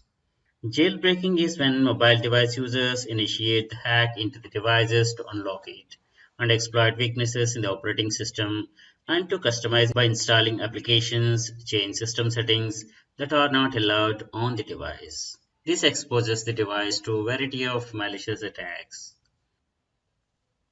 A smartphone user is exposed to various threats, and these threats can disrupt the operation of the smartphone and transmit or modify the user data. There are three prime targets for the attackers: data, that is sensitive information like credit card numbers, authentication information, private information, logs, etc. Identity. The attacker may steal the identity of the owner to commit offenses. Availability. Attacking a smartphone can limit the access to it and deprive the owner of its use. Trojans, swarms, virus, ransomware, spyware, all these are malwares. The attack on smartphone by the malware happens in three phases. That is infection of the host, accomplishment of its goal or objective, and spread to the other systems. It may use the address book or the email address of the person to infect the user's contacts. The malware exploits the trust that is given to the data sent by the acquaintance. Mobile ransomware is a type of malware that locks users out of their mobile devices until they pay a ransom amount. When a smartphone is infected by an attacker, the attacker can attempt several things. Victim's phone becomes a zombie to send spam SMS and emails, call other numbers, record conversations, steal user's identity to impersonate the owner, discharge the battery to make it dead, prevent operation, or corrupt OS, copy victim's personal data or professional data. Mobile attack vectors are numerous. Some of them are categorized below, but not limited to these. The first one being malwares, virus, trojans, spywares, rootkits, which modify the operating system and the apps. Data manipulation. Data is copied unauthorizedly, monitor the user's activity, tamper the data, modification by another app, undetected, steal the tamper attempts, jailbreak the device. Loss of data by the device theft, installing vulnerable apps, phone in the wrong hands, or someone gains physical access. This is Semantics Mobile Threat Intelligence Report, 10 years of iOS. Number of patched iOS CVEs per year, that's increasing by year. In 2017, that is projected to be 643. Vulnerabilities grow with the technology and focus. Vulnerabilities are uncovered and patched regularly. Apple patches each vulnerability and they announce it publicly so that everyone knows what the flaw was in the past versions of the operating system and gives them the opportunity to upgrade their device to the newer and safer versions. These are the ways to infiltrate an iOS device: malicious apps, jailbroken devices, malicious settings, App Store, operating system vulnerabilities, and leveraging the charging cable. This is the mobile malware kill chain. For the remote mobile, it all starts with the social engineering. to get the victim to click or install something. Then exploit jailbreaks the device, infiltrate the device with a malicious code, hide the existence of the infiltration, install the code to make the infection persist across restarts, retain access, allow remote control and monitoring, read and edit, send end-to-end encrypted communication, access GPS, camera, microphone, SMS, email, and other apps. This is Mobile Threat Intelligence Report Q4 2016 from Symantec. Number of hidden apps are increasing enormously. Trojans, adware, unwanted apps, these are increasing. Just read this report for more information. This is mobile OS vulnerabilities of Android and iOS. Source is Meter Corporation. This is a Skycure mobile threat risk score. As per this, over half of the devices are risky. And Skycure recommends 3 ways to keep your mobile device safe. Don't click, install or connect to anything that is not safe. Always update to the latest security patches as soon as it is available for your device. Protect your device with a free mobile security app like Skycure. F-Secure Cybersecurity report is available at this link. This is report from McAfee. Mobile malware developers are increasingly targeting IoT devices. There are more than 2 billion smartphones around the globe, making them a rich target for the malware authors and other cyber attackers. McAfee estimates that there are already more than 50 billion IoT devices in operation, and the number is growing rapidly. Most of the devices, the manufacturers have prioritized their operations for convenience and time to market, often leaving the devices more vulnerable to compromise than mobile phones. Thanks for watching. Hello, I'm Sri from CBTU. Welcome to the Ethical Hacker Training course based on CEH certification program by EC Council. Module Mobile Hacking, section Mobile Hacking Tools. Let us know about a couple of mobile hacking tools. Kali NetHunter is a robust mobile penetration testing platform. The overlay includes a custom kernel, a Kali Linux chroot, and an accompanying Android application, which allows faster interaction with the various security tools and attacks. Kali NetHunter also supports several additional classes such as HID keyboard attacks, bad USB attacks, evil AP Mana attacks, and much more. NetHunter is an open source project developed by Offensive Security and the community. Janti is a mobile penetration testing toolkit from Zimperium. With this, managers assess the risk level of a network with the push of a button. This easy-to-use mobile toolkit enables IT security administrators to simulate an advanced attacker to identify malicious techniques they use in the wild to compromise the corporate network. With Janti, you can measure and assess your vulnerabilities. You can scan, diagnose, and report. DroidShip is a simple Android tool for web session hijacking. It listens for HTTP packets sent via wireless network connection and extracts the session ID from these packets in order to reuse them.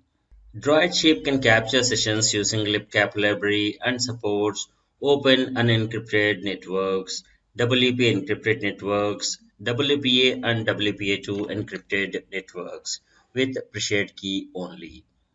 Once the APK was made available on Google Play, but it has been taken down by Google.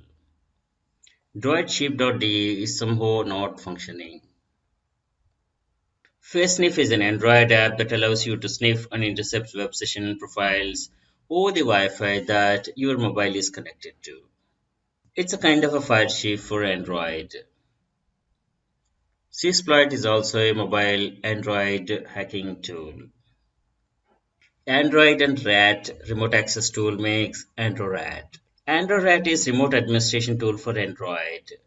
The goal of the application is to give the control of the Android system remotely and retrieve information from it. You need Android SDK and Eclipse to compile this project. Command and control application is cross-platform Java, tested fine on OS X, Linux, and Windows. The available functions are get contacts, get call logs, get all messages, location by GPS network, monitoring received messages in live, etc. All these features. Droid is developed to offer dynamic analysis of Android apps. The features include hashes for the analyzed package, incoming and outgoing network data, file read and write operations, and all these features. HaCode is the Hackers Toolbox, an application for penetration tester, ethical hackers, IT administrator, and cybersecurity professionals. The application contains different tools like reconnaissance, Google hacking, scanning, ping, traceroute, DNS lookup, and all other features. Nmap Android tool can be used to scan available hosts, services, etc. Nmap works on both rooted and non-rooted phones as well. The benefit of using a rooted phone is it can work with full features. SSH Droid is a SSH server implementation for Android. This application will let you connect your device from a PC. It has a pro version and it has more features like extend notification controls and it's ad-free. Fing is free and super-fast network scanner used by millions of professionals around the world. Fing is world's most popular network toolkit. You can discover which devices are connected to any Wi-Fi network, map devices, detect intruders, assess network security risks, troubleshoot network problems, and achieve best network performance. It has a free network tools like Wi-Fi scanner, port scanner, DNS lookup, ping and service monitoring. Thanks for watching. Hello, I'm Sri from CBTU. Welcome to the Ethical Hacker Training course based on CH certification program by EC Council. Module Mobile Hacking, section Countermeasures. The girl sitting here is praying to protect herself. Praying may not help. One has to have countermeasures applied to secure and be safe. It applies to mobile safety as well. Security mechanisms to counter the threats range from management of security by the operating system to the user awareness. Security countermeasures are being developed and applied to smartphones in different layers. OS security, software and app security, smartphone resource monitoring, network surveillance, manufacturer surveillance, user awareness, and device encryption. The first layer of security in a smartphone is the operating system. Smartphones must ensure safety of applications and data on the system. Phones must present nil or minimum vulnerable area when a malicious program reaches a mobile device. Security mechanisms implemented in the operating system are rootkit detectors, process isolation, file permissions, memory protection, development through runtime environments. Over operating system security, software layer is a layer of security which prevents malware and intrusions, etc. These security layers are antivirus and firewall, visual notifications, biometric identification. An antivirus software can be installed on a device to protect from malicious infections. A firewall can protect from malicious communication and prevent intrusion attempts. Biometrics is the technique of identifying a person by means of their eyes, face, or fingerprints. Biometric security is more safer than using a passwords or secrets. With strong biometric security, unauthorized attempts on the smartphone can be avoided. The activity of a malicious application can be detected if one monitors the various resources used on the phone. Malware may not harm the device but steal the sensitive data. Monitor the battery levels, memory usage, network traffic, and services, etc. Some malwares may exhaust the battery to make the device non-functional for some time. If mobile is slow or not performing as it's supposed to be, check the memory usage. If network traffic is high and some application is using more bandwidth, suspect some malicious activity. Monitor the activity of various services on your phone. Network traffic exchanged by the phones can be monitored. Place safeguards to detect abnormal behavior like spam filters, encryption of stored and transmitted information, telecom network monitoring. Mobile device manufacturers has responsibility to ensure that the devices are delivered in a basic configuration without vulnerability. Manufacturers should consider below: remove debug code, default settings, security audit of apps, detect suspicious applications demanding writes, revocation procedures, and other features. We cannot always blame others when some security incident happens. User awareness is the most important thing to secure oneself. Most of these security breach incidents happen due to carelessness, poor awareness of the user. Some precautions to secure smartphone are: watch for phishing attempts, avoid malicious applications, do not leave phone unattended to let it fall on the wrong hands. Always have a password for the mobile. Do not install non-trusted apps. Do not store sensitive data. Always encrypt sensitive data. Check permissions given to the apps. Latest Android smartphones come with the inbuilt encryption settings for securing all the information saved on your device. It makes it difficult for a hacker to extract and decipher the information in case your device is compromised. Mobile environments that will make up the security framework for the next-gen mobile security are: rich operating system, secure operating system, trusted execution environment, secure element SE, security applications. To summarize, simple precautions to secure one's smartphone are: do not switch on Bluetooth, Wi-Fi, hotspot unnecessarily. Enable location based on need. Uninstall unwanted apps. Check permissions of the installed apps. Do not leave the phone unattended and in untrusted hands. Avoid sensitive info and logged in sessions. Thanks for watching. Hello, I'm Sri from CBTU. Welcome to the Ethical Hacker Training course based on CH certification program by EC Council. Module Mobile Hacking, section Phone Hacking Tools. In this session, we are going to cover more mobile hacking tools. Phone hacking or tapping is gaining unauthorized access to mobile phones, such as intercepting telephone calls or accessing voicemail messages. Phone hacking, being a form of surveillance, is illegal in many countries unless it is carried out as a lawful interception by a government agency. Unauthorized access to the voicemail of a mobile phone. Some PABX systems may be prone for hacking voicemail boxes. A hacker can call a direct dial number with voicemail and then try to use the default password or guess it, or then select the callback function, which may expose the password. Countermeasures are: disable the callback feature and use the strong passwords. Security of handsets. Default pins used are 1234 or 0000 on most of the mobile sets. Try to change these default pins.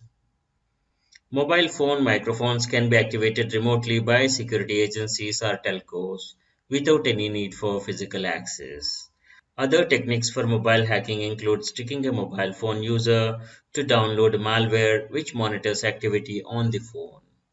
Blue snarfing is an unauthorized access to your phone via Bluetooth. We are going to cover some of the easy mobile hacking tools. The Truth Spy can be used for GPS tracking, call recording, tracking messages, track social media activities, track internet activities, check contact details, view media files, etc. Spicy is another app which can be used as parental control solution. It can spy call logs, browse contacts, and all these features are available. Hyster Mobile Spy. This can be used for cell phone tracking and monitoring. FlexiSpy. This is another powerful monitoring software. Mobile Spy is a smartphone monitoring software. This can be used as a parental control or employees' activity can be monitored. You can monitor the text messages, GPS locations, call details, etc. This can be used as a parental control solution. Copy 9 is another solution. With this, you can view the call log details, GPS tracking, view text messages, monitor the social media activity, etc. SpyHuman is easy to install and use. This has got all the standard features like call tracking, call recording, SMS tracking, location tracking, etc. MSpy. This is also a monitoring software which can be used as a parental control solution. Android phone tracking and monitoring solution from OneSpy. This is a good one. You can explore this XtenSpy. Spy to mobile can be used in enterprises. It can monitor the employees and company cell phones usage. Mobile spy software from Retina Studios. This is also a good application. We have some other tools like Metasploit, WhatsApp Sniffer, APK Inspector. You can explore them.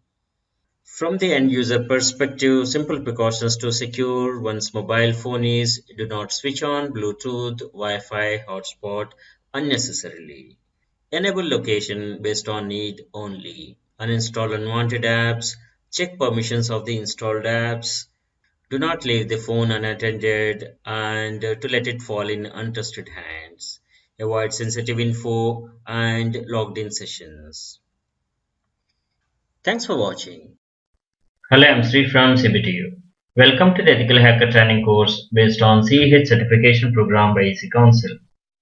Module Cloud Computing Security, Section Cloud Computing. Cloud computing enables access to shared pools of configurable system resources and higher level services that can be rapidly provisioned with minimal management effort. Cloud computing is cheaper because of economies of scale. In cloud computing, infrastructure is managed by the cloud vendor. Cloud providers decide on the management policies, security enablement, which moderates what the cloud users are able to do with their deployment.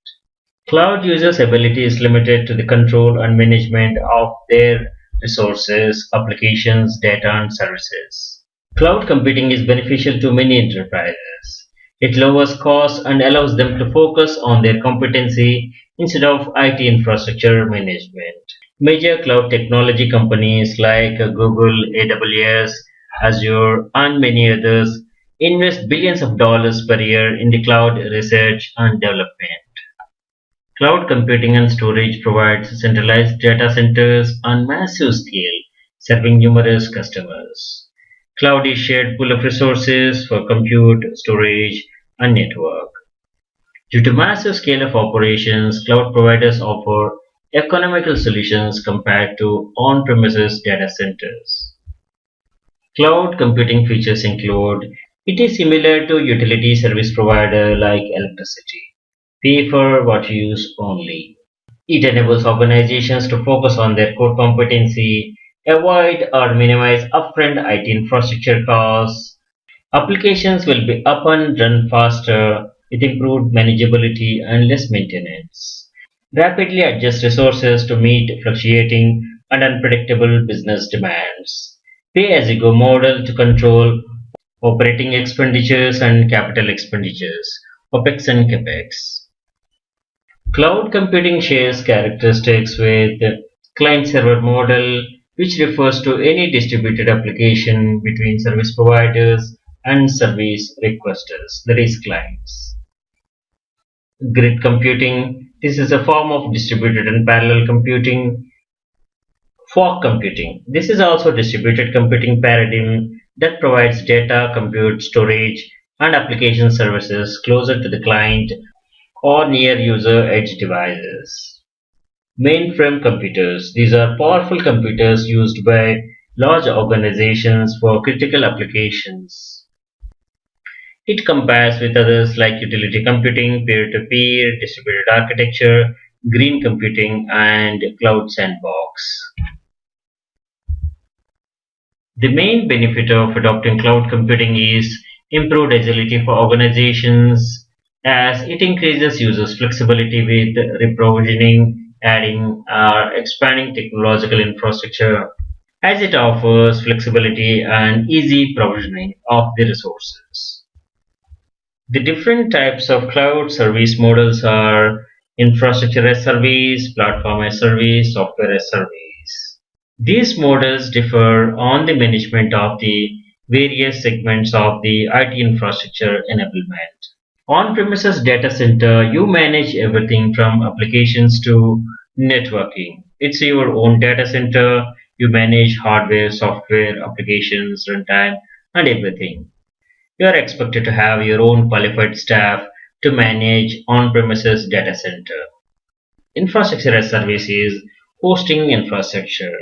This is for network professionals where service provider manages networking, storage, servers, virtualization, and operating system.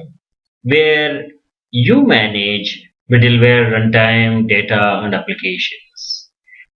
Platform as service is for building applications. This is focused on application developers. Service provider manages networking, storage, servers, virtualization, operating system, middleware, runtime. You manage data and applications. The third model is software as service, SaaS.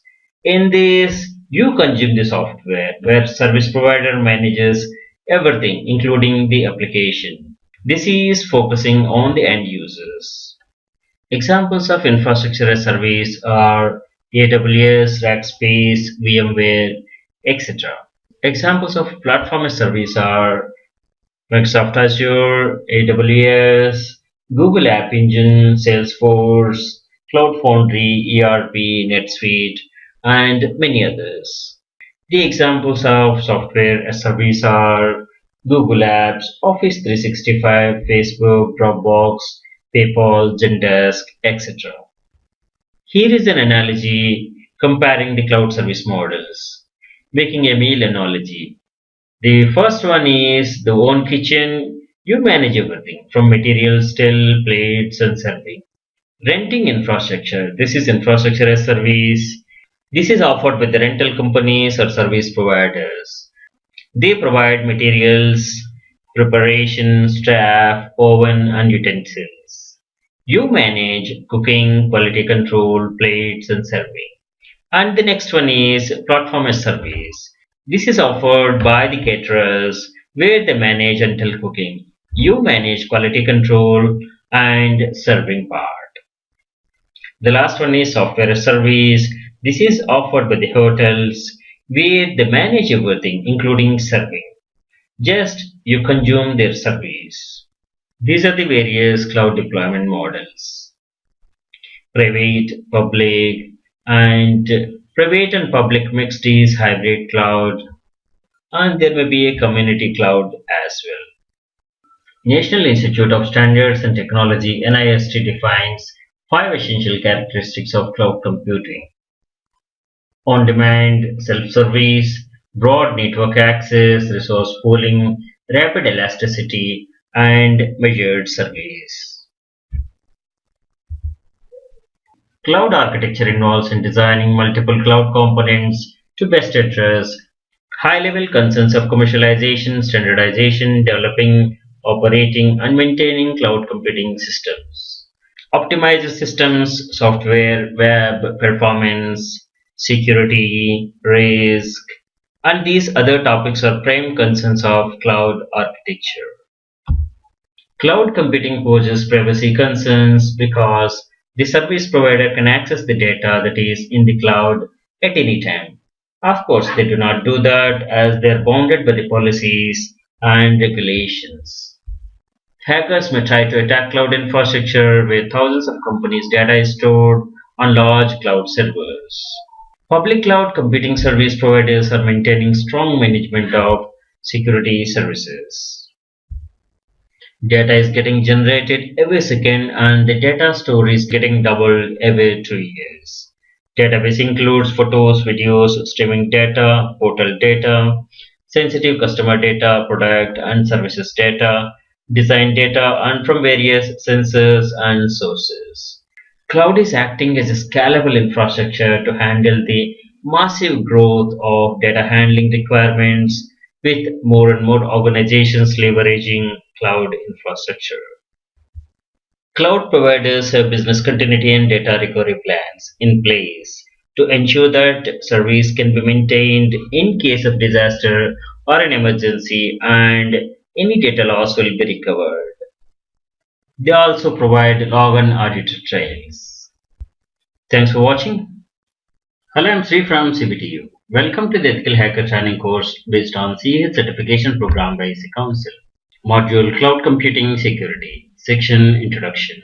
Cloud security refers to a set of policies, technologies, and controls deployed to protect data, applications, and the associated cloud computing infrastructure.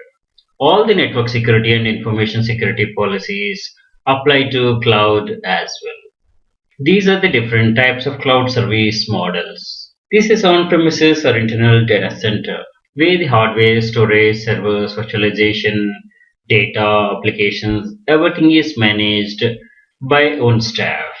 We have these models in the cloud: infrastructure as service, platform as service, software as service. We'll be covering these in detail in another session. These are the cloud deployment models. This is on-premises, internal data center, the private cloud, public cloud. The combined one is the hybrid cloud, and there is another community cloud as well. Security is a concern always, whether you are on premises or on cloud. This is only can be discussed, risk minimized, but never can be eliminated. Security concerns associated with the cloud computing fall into two broad categories. They are security issues faced by the cloud providers and security issues faced by the customers. Security is shared responsibility, wherein the provider must secure their infrastructure and their clients' data and applications, while the user must take measures to secure their applications with strong authentication and coding techniques. Data stored and applications hosted on public cloud are not physically accessible. Cloud service providers should ensure proper data isolation and logical storage segregation of their clients. The use of virtualization in implementing cloud infrastructure brings unique security concerns for customers or tenants of a public cloud service. Virtualization must be properly configured, managed, and secure. Specific concerns include the potential to compromise the virtualization software or the hypervisor. Cloud security architecture is effective only if the correct defensive implementations are in place. The security management addresses these issues with security controls. The controls are put in place to safeguard any weakness in the system and reduce the effect of an attack. The main controls in the cloud security architecture are deterrent controls, preventive controls, detective controls, and corrective controls. Deterrent controls are warning information controls which are intended to reduce attacks on a cloud system. Preventive controls strengthen the system against security incidents by reducing attack surface. Detective controls are intended to detect and react to any incidents that occur. In the event of an attack, a detective control will signal preventive or corrective controls to address the issue. Corrective controls reduce the consequences of an incident, normally by limiting the damage they come into effect during or after an incident. Information security controls can be selected and implemented in proportion to the risks by assessing the threats, vulnerabilities, and impacts. Cloud Access Security Brokers (CASBs) are the softwares that sit between cloud service users and cloud applications to monitor all activity and enforce security policies. CASB is an on-premises or cloud-based software that monitors every action of the users, warning administrators on specific actions that are seen as potentially hazardous, enforcing compliance to security policies, and taking automatic actions for malware prevention. A CASB may deliver security management or both. CASBs that deliver security must be in the path of the data access between the user and the cloud. CASBs that deliver the management may use APIs to inspect data, inspect firewall logs, proxy logs, and activity in the cloud to alert risky events. API-only CASBs such as CloudLock offer management using APIs provided by the major SaaS applications. Security and privacy are achieved by the identity management, physical security, personal security, and privacy. Every enterprise will have its own identity management system to control access to information and computing resources.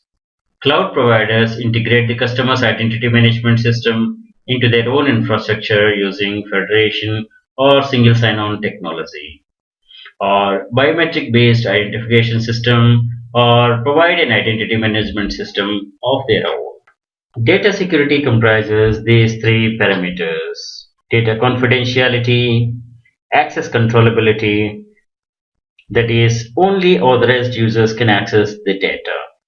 Data integrity demands maintaining and assuring the accuracy and completeness of data. Numerous laws and regulations on privacy and data protection exist, and some of them are PCI DSS, HIPAA Act, SOX Act, FISMA, and many others. Cloud Security Alliance (CSA) announced the top 7 threats to cloud computing in all cloud computing environments. As per this, abuse, insecure interfaces and APIs, malicious insiders, shared technology issues, data loss or leakage, and others. Cloud security providers must secure their infrastructure and customers' data by using layers of security, that is, defense in depth concept. Other protection methods include strong encryption and strong key management, strong passwords, identity and access management, security policies and regular audits, compliance, that is, adhere to the policies and regulations. Thanks for watching. Hello, I'm Sri from CBTU. Welcome to the Ethical Hacker Training course based on CEH certification program by EC Council. Module Cloud Computing Security, Section Cloud Security Alliance (CSA). This is the web page of Cloud Security Alliance. CSA is member-driven, not-for-profit organization chartered with a mission to promote the use of best practices for providing security assurance within cloud computing. They also provide education on the uses of cloud computing to help secure all other forms of computing.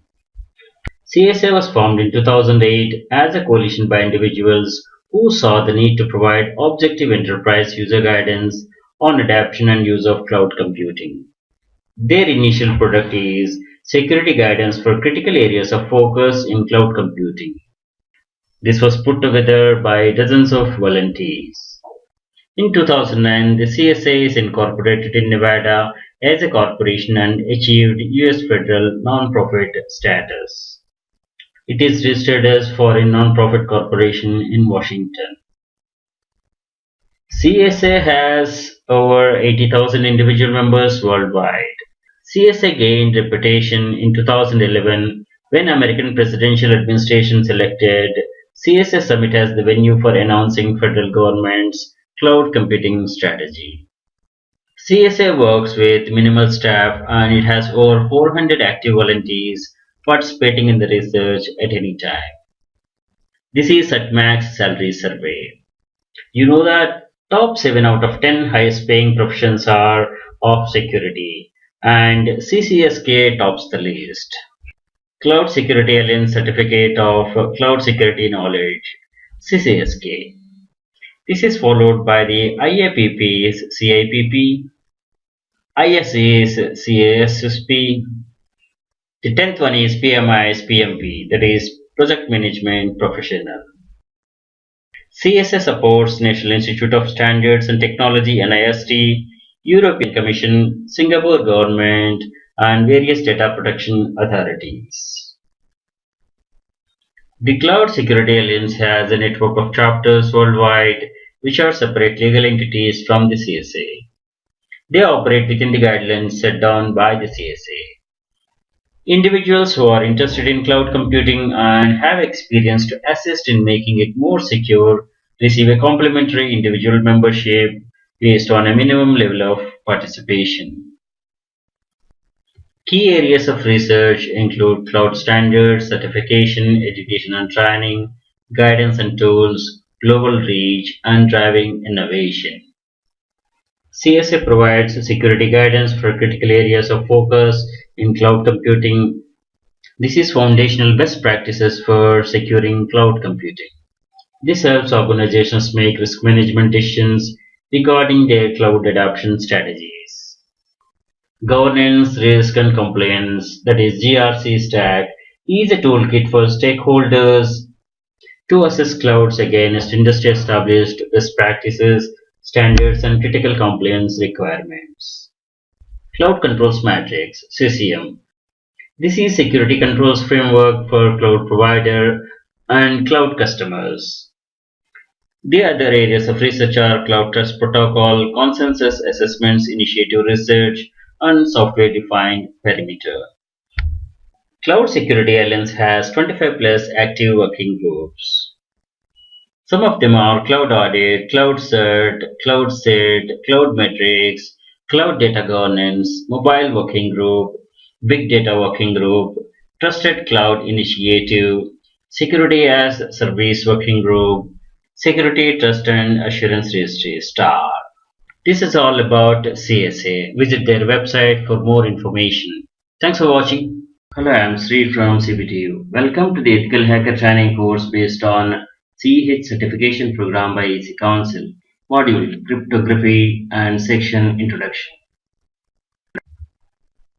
Cryptography is the study of secure communication that prevents third parties or the public from reading private messages.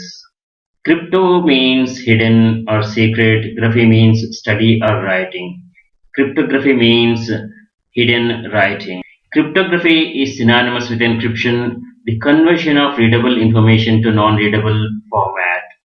Decryption is the reverse process. Cryptography takes care of information security aspects such as data confidentiality, integrity, authentication, and non-repudiation.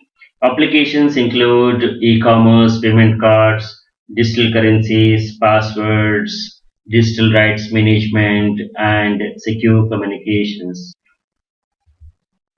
We have cryptography, cryptanalysis, cryptology.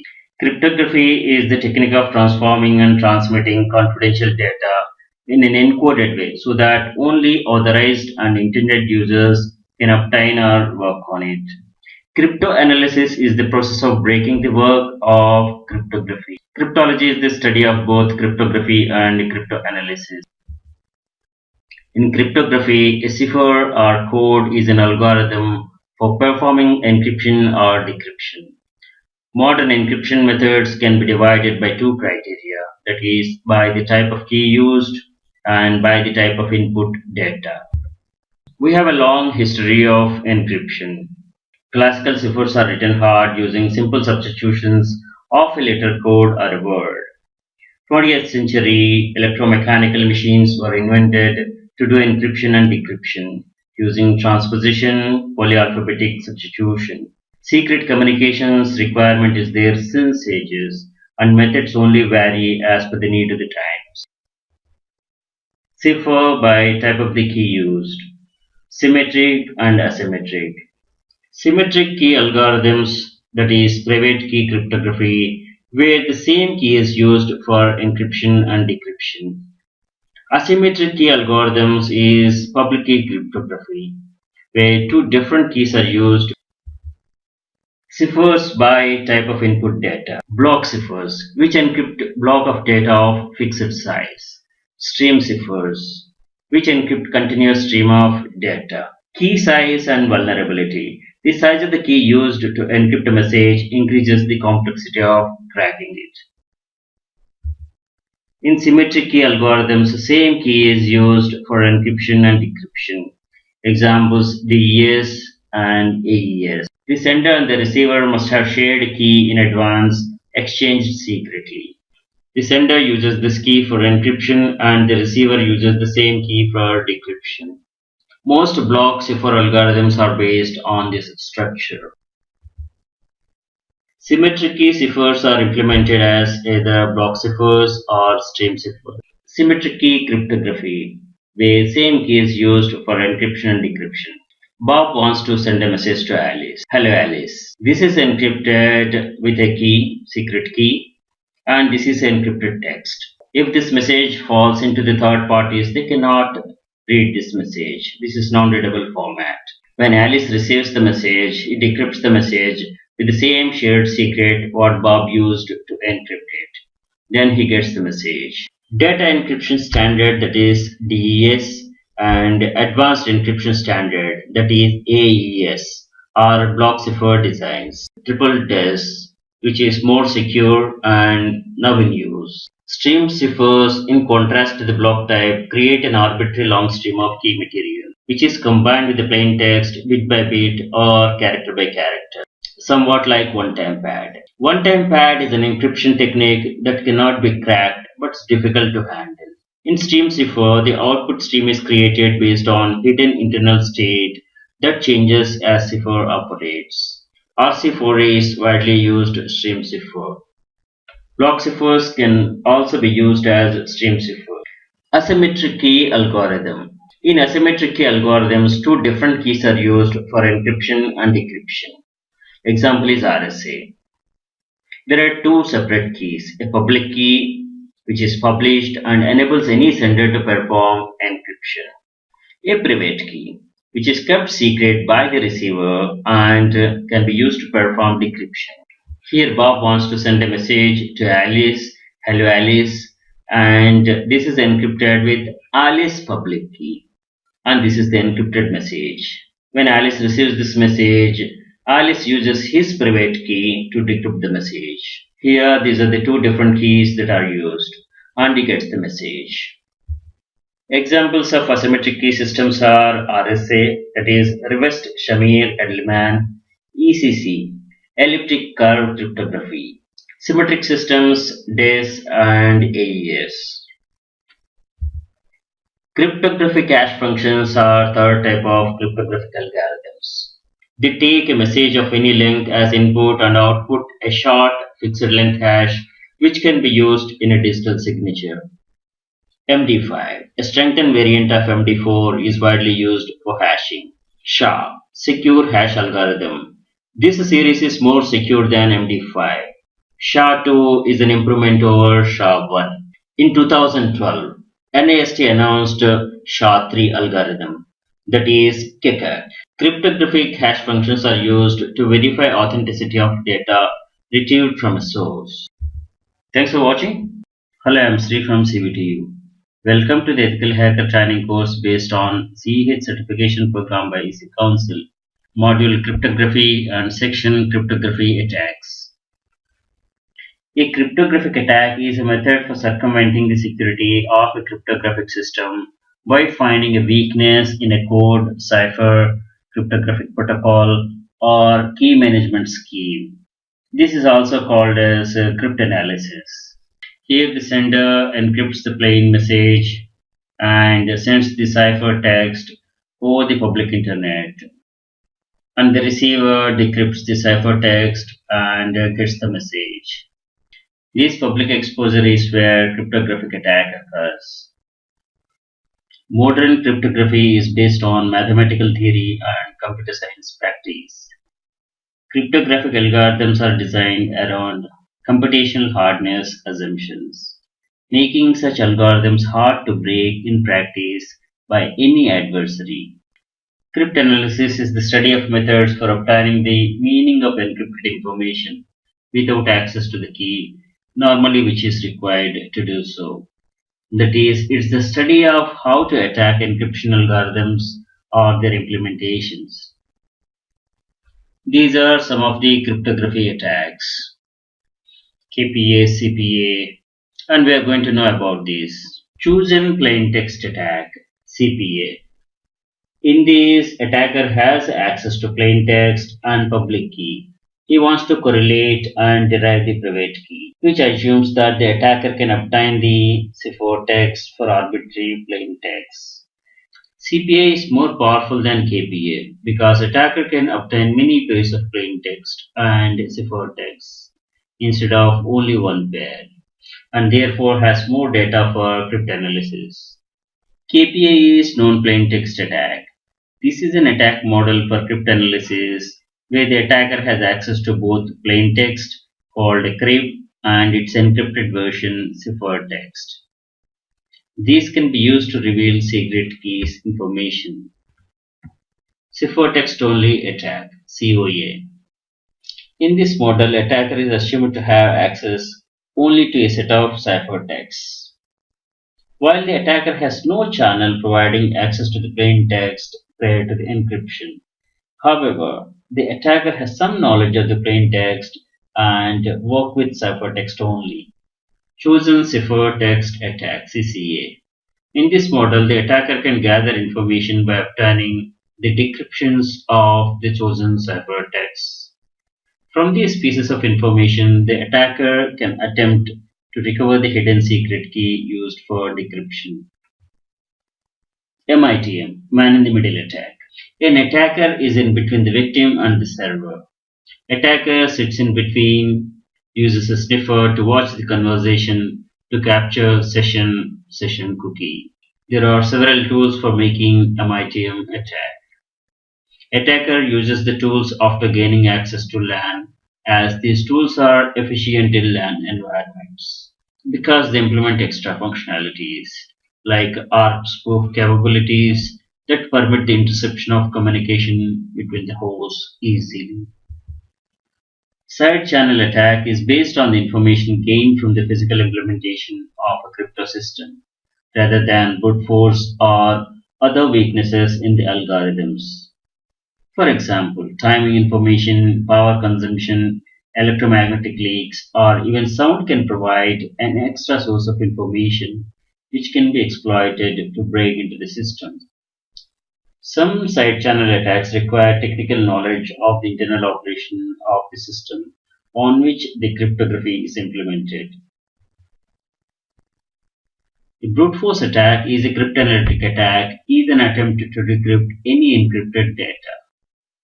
The attacker systematically checks all the possible passwords and passphrases until the correct one is found, using guessing and dictionary attack. Brute force attacks are an application of brute force search or exhaustive search, which is a problem-solving technique for systematically enumerating all the possible candidates for the solution and checking each one. Any weaknesses in an encryption system makes the task easier. Credential recycling is reusing the username and password combinations gathered in previous brute force attacks. Pigeonhole principle is the basis for birthday attacks. This is a probability model where 10 pigeons are put in 9 holes. At least one hole has more than one pigeon. The probability reaches 100% when the number of people reaches 366, the days in a year. However, 99.9% probability is reached with just 70 people. Birthday problem is the probability of 2 out of some random people having the same birthdays based on pigeonhole principle. Birthday attack is a cryptographic attack, uses the probability model to reduce the complexity of finding a collision for a hash function, exploits the mathematics behind the birthday problem in probability theory. This attack can be used to abuse communication between 2 or more parties. The attack depends on the higher likelihood of collisions found, random attack attempts, and a fixed degree of permutations, that is pigeonhole. With the birthday attack, it's possible to find a collision of a hash function. There is a general result that quantum computers can perform birthday attacks, thus breaking collision resistance. Thanks for watching. Hello, I'm Sri from CBTU. Welcome to the Ethical Hacker Training course based on CH certification program by EC Council. Module Cryptography, Section Public Key Infrastructure, PKI. Public Key Infrastructure, PKI, is a set of rules, policies, and procedures needed to create, manage, distribute, use, store, and revoke digital certificates, and manage public key encryption.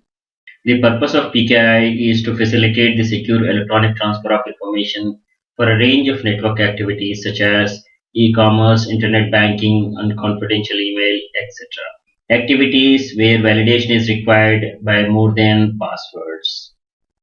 PKI is an arrangement that binds public keys with respective identities of entities, like people and organizations. PKI consists of a certificate authority that stores, issues, and signs the digital certificates, a registration authority RA, which verifies the identity of entities requesting their digital certificates to be stored at the CA, a central directory, that is a secure location in which to store and index keys, a third party validation authority. This can provide the entity information on behalf of the CA, a certificate management system managing things like the access to the stored certificates or the delivery of certificates to be issued. A certificate policy stating the PKI's requirements concerning its procedures. Its purpose is to allow outsiders to analyze the PKI's trustworthiness. The main components of PKI are CA, RA, VA. Certificate authority CA binds through the process of registration and issuance of certificates. Depending on the assurance level of the binding, this may be carried out by an automated process or under human supervision. The PKI role that assures valid and correct registration is called a registration authority (RA). RA is responsible for accepting requests for digital certificates and authenticating the entity making the request. In Microsoft PKI, a registration authority RA is usually called a subordinate CA. An entity must be uniquely identifiable with each CA domain on the basis of information about that entity. A third-party validation authority (VA) can provide this entity information on behalf of the CA. PKI design. PKI is cryptographic technique that enables entities to securely communicate over an insecure public network and reliably verify the identity of an entity via digital signatures. A public key infrastructure (PKI) is a system for the creation, storage, and distribution of digital certificates, which are used to verify that a particular public key belongs to a certain entity. The PKI creates digital certificates which map public keys to the entities, securely stores these certificates in a central repository, and revokes them if needed. There are three approaches to getting this trust: certificate authorities, web of trust, public key infrastructure. The primary role of a CA is to digitally sign and publish the public key bound to a given user. This is done using the CA's own private key, so that the trust in the user key relies on one's trust in the validation of CA's key. When the CA is a third party separate from the user and the system, then it is called the registration authority (RA), which may or may not be separate from the CA.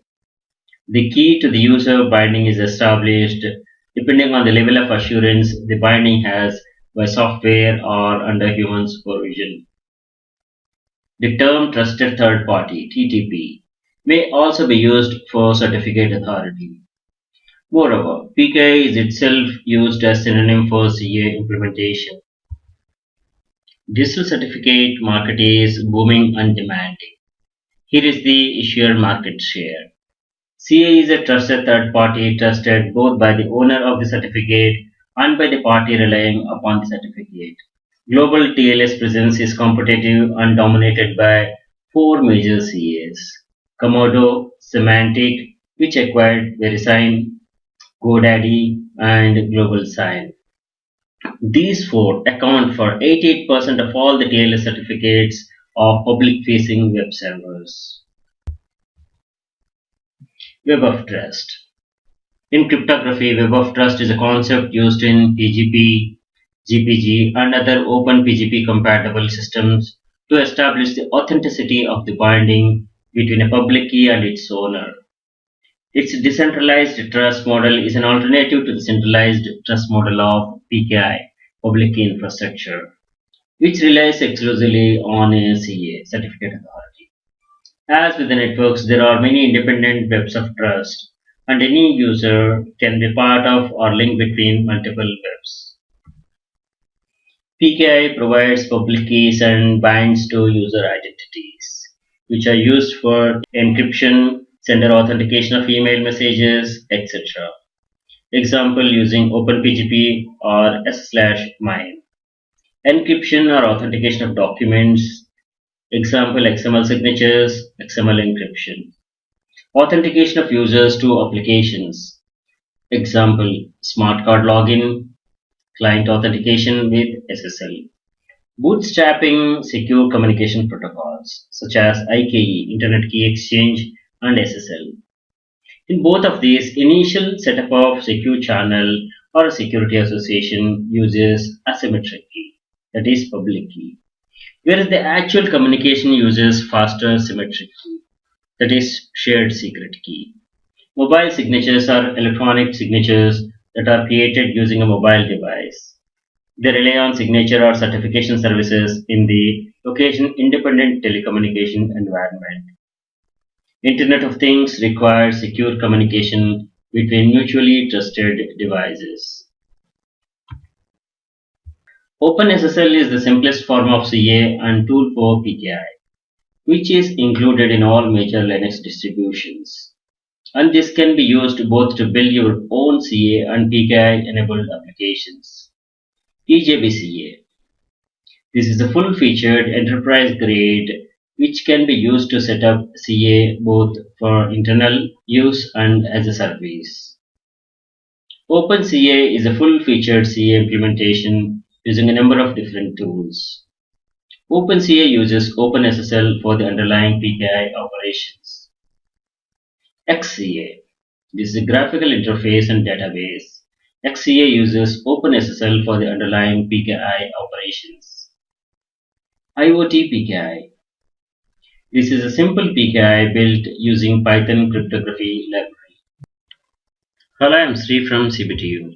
Welcome to the Ethical Hacker Training course based on CH certification program by EC Council. Module Cryptography, Section Cryptographic Protocol. Cryptographic protocol is also called security or encryption protocol, applies cryptographic methods and describes how the algorithm should be used. Cryptographic protocols are widely used for securing application level data transport and incorporates some of these aspects.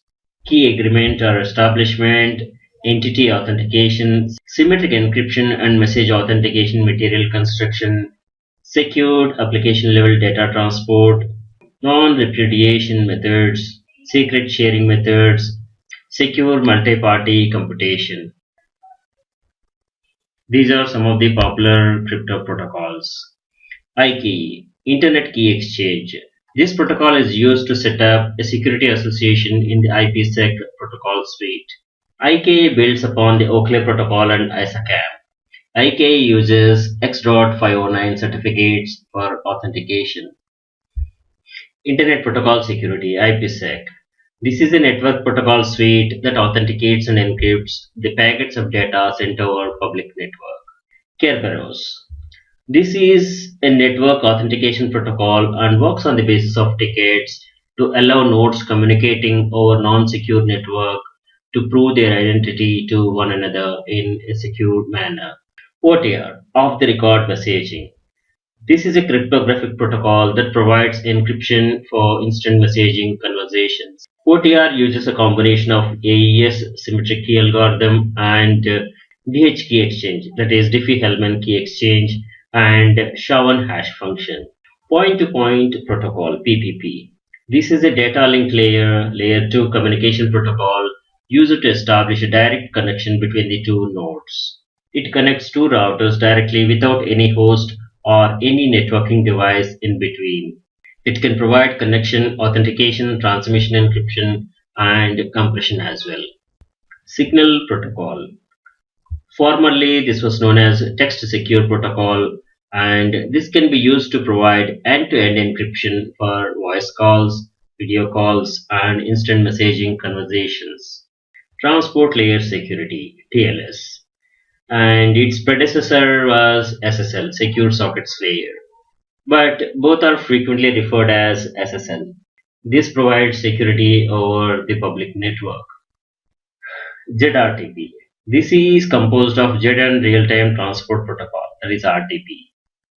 This is a cryptographic key agreement protocol to negotiate the keys for encryption between two endpoints in a VoIP, voice over IP telephony call based on RTP.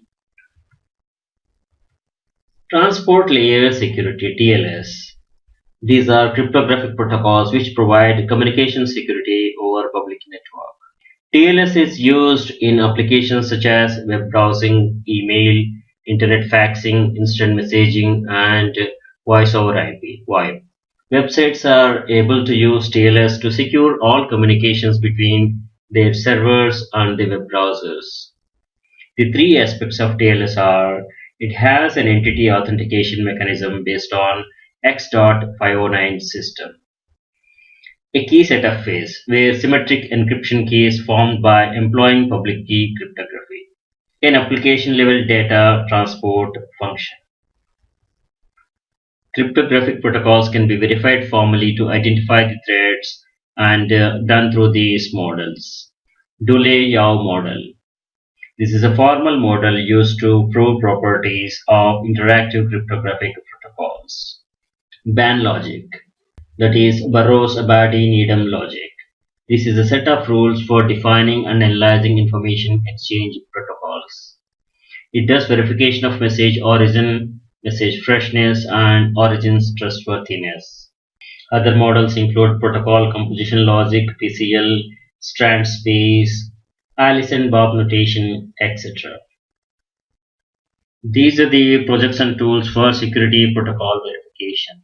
Avispa. This is a tool for the automated validation of internet security protocols and applications. Avispa is an acronym for Automated Validation of Internet Security Protocols and Applications. Avantsar. This is an acronym for Automated Validation of Trust and Security of Service-Oriented Architectures. Casper and FDR Compiler. CryptoVerif and ProVerif. CryptoVerif is a software tool for automatic reasoning about security protocols. This is written by Bruno Blanchard, contrary to the ProVerif by the same creator that uses symbolic abstraction. It is sound in the computation model. CPSA, that is Cryptographic Protocol Shapes Analyzer. KISS, Knowledge in Security Protocols. This is an implementation of the procedure to handle cryptographic primitives modeled by any convergent term rewriting system. Mod NPA, this is Mod NRL Protocol Analyzer. Skyther, Tamarind Trover, and many other verification tools are there. Avantsar proposes a rigorous technology for the formal specification and automated validation of trust and security of service-oriented architectures. This technology will be automated into integrated toolset, the Avantsar validation platform, tuned on relevant industrial case studies. The objectives of this project are the Avantsar validation platform, an automated toolset for validating trust and security aspects of service-oriented architectures, a library of validated composed services and service architectures, proving that our technology scales to envisaged applications. Mod NPA is an analysis tool for cryptographic protocols. Skyther is a tool for automatic verification of security protocols. This is managed by Department of Computer Science, University of Oxford. Thanks for watching. Hello, I'm Sri from CBTU. Welcome to the Ethical Hacker Training course based on CH certification program by EC Council. Module Cryptography, Section Cryptography Tools.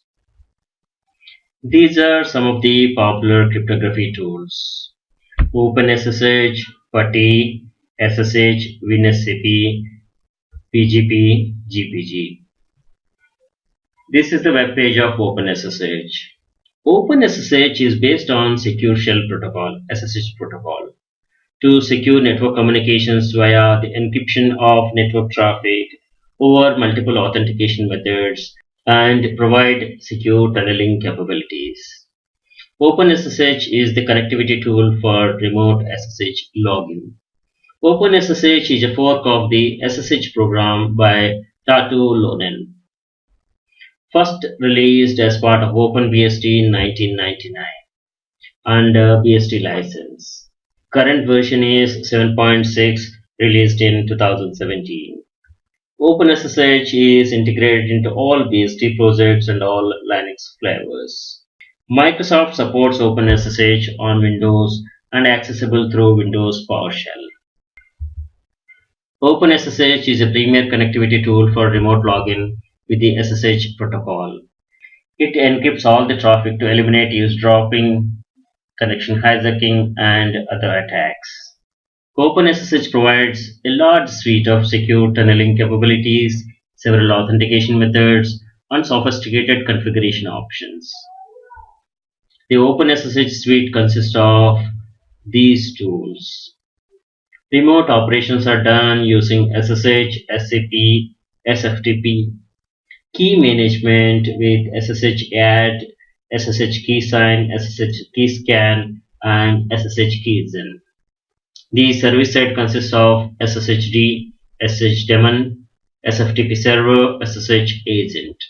OpenSSH is developed by a few developers of the OpenBSD project and made available under BSD style license.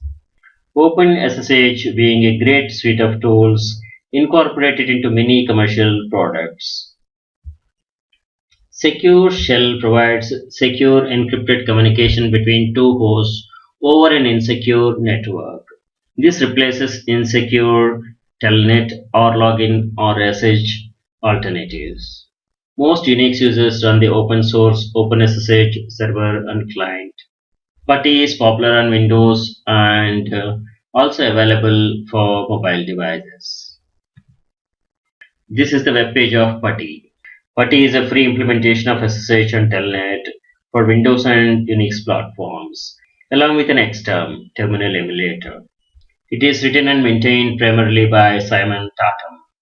Latest version is 0.70, released in 2017. PuTTY is a hand tool for all the network professionals. There will not be a network professional who doesn't know about PuTTY. WinSCP is free SFTP, SCP, and FTP client for Windows. This is integrated into one software program for file transfer to FTP server or secure SFTP server. WinSCP 5.11.2 is released in 2017. SSH, Secure Shell. This is all where the story began. SSH is a software package that enables secure system administration and file transfers over insecure networks. It is used in nearly every data center in every larger enterprise. This page is maintained by the inventor of SSH, Tatu Lonen. He wrote SSH 1.x and SSH 2.x and still works on the related topics. The open source OpenSSH implementation is based on his free version. GNU PGR GPG. This is a complete and free implementation of the OpenPGP standard as defined by the RFC 4880. GPG features. It allows to encrypt and sign your data on communication, versatile key management system as well as access module for all kinds of public key directories, command line tool with features for easy integration with other applications. For GPG, a wealth of front-end applications and libraries are available, and it provides support for S/MIME and Secure Shell. Symantec acquired PGP and Symantec PGP desktops and servers are launched. PGP. This is an acronym for Pretty Good Privacy. This is an encryption program that provides cryptographic privacy and authentication for data communication. PGP is used for signing, encryption and decrypting tags, emails, files and directories, and all disk partitions, and to increase the security of email communications. Safeguard data on computers, laptops, tablets, hard drives, removable media, files, email system, and cloud-based applications, including SaaS, allowing you to collaborate with confidence. Protect data and facilitate compliance without compromising performance. Thanks for watching. Hello, I'm Sri from CBTU. Welcome to the Ethical Hacker Training course based on CEH certification program by EC Council. Module Cryptography, Section Public Key Cryptography. Public Key Cryptography. Key management is challenging in symmetric cryptography.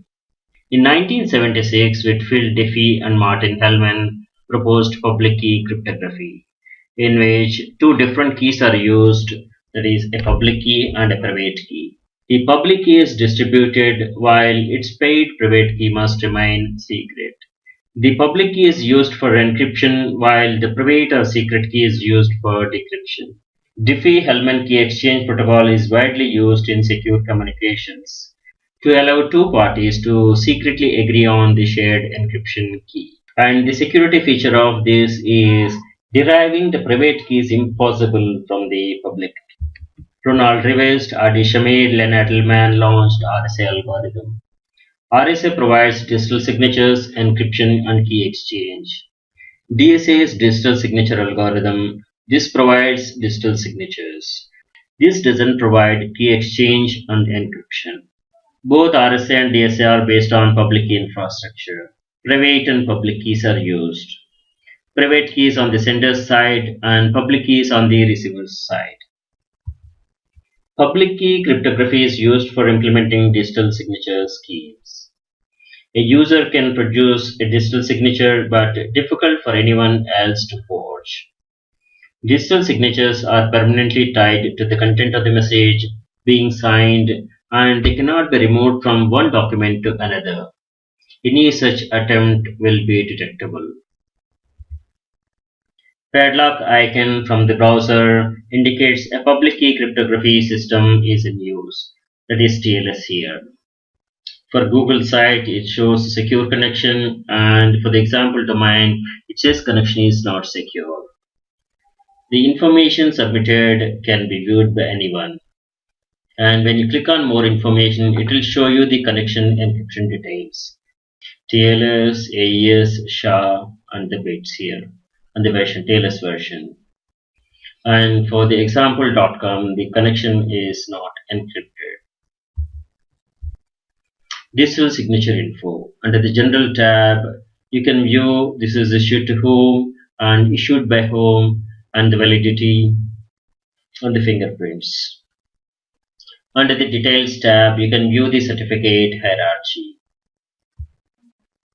Digital signatures are central to the operation of public key infrastructures and many network security implementations such as SSL, TLS, and many VPNs. In digital signature schemes, there are two algorithms, one for signing, in which secret key is used to process the message, or a hash of the message, or both. One for verification, in which the matching public key is used with the message to check the validity of the signature. RSA and DSA are the two most popular digital signature schemes. DSA doesn't encrypt and can only be used for signing and verification. RSA can be used for encryption and decryption as well. The goal of cryptanalysis is to find some weakness or insecurity in a cryptographic scheme and breaking it. Cryptographic protocols or cryptosystems are designed to provide public key encryption. Cryptographic engineering or security engineering is the study of how best to implement and integrate cryptography in software applications. Protocols used are RSA, NOR signature, Al-Gamal encryption, PGP, etc. It's not all smooth for the cryptography. There are prohibitions. Cryptography or secret communications may be a criminal affair, and restrictive laws prevail in many countries. Regulations are enforced on usage of cryptography and made it license-based. Key disclosures are also made mandatory as required by the authorities in some countries. In 1998, DMCA, that is Digital Millennium Copyright Act, is signed, which criminalizes all production, dissemination, and use of certain cryptanalytic techniques and technology. Cryptography is central to the DRM, Digital Rights Management.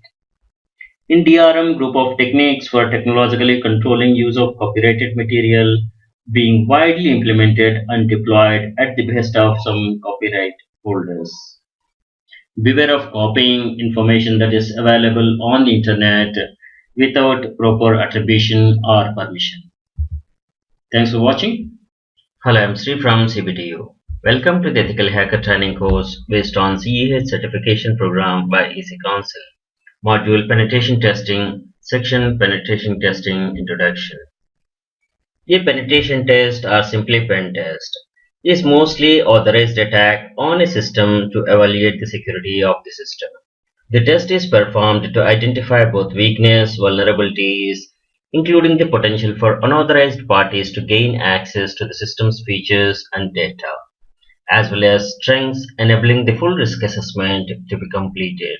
The process identifies the target systems and a particular goal, then reviews available information and undertakes various means to attain the goal. Some of the penetration test features are: it helps determining whether a system is vulnerable to attack, strengthen the defenses to defeat the test. When an ethical hacker does a penetration testing, PT report will be submitted to the system owner or organization. PT report generally contains uncovered security issues, vulnerabilities, vulnerability exploitation possibilities, assessment of potential impacts to the organization, followed by the suggested countermeasures mitigation strategies to reduce the risk.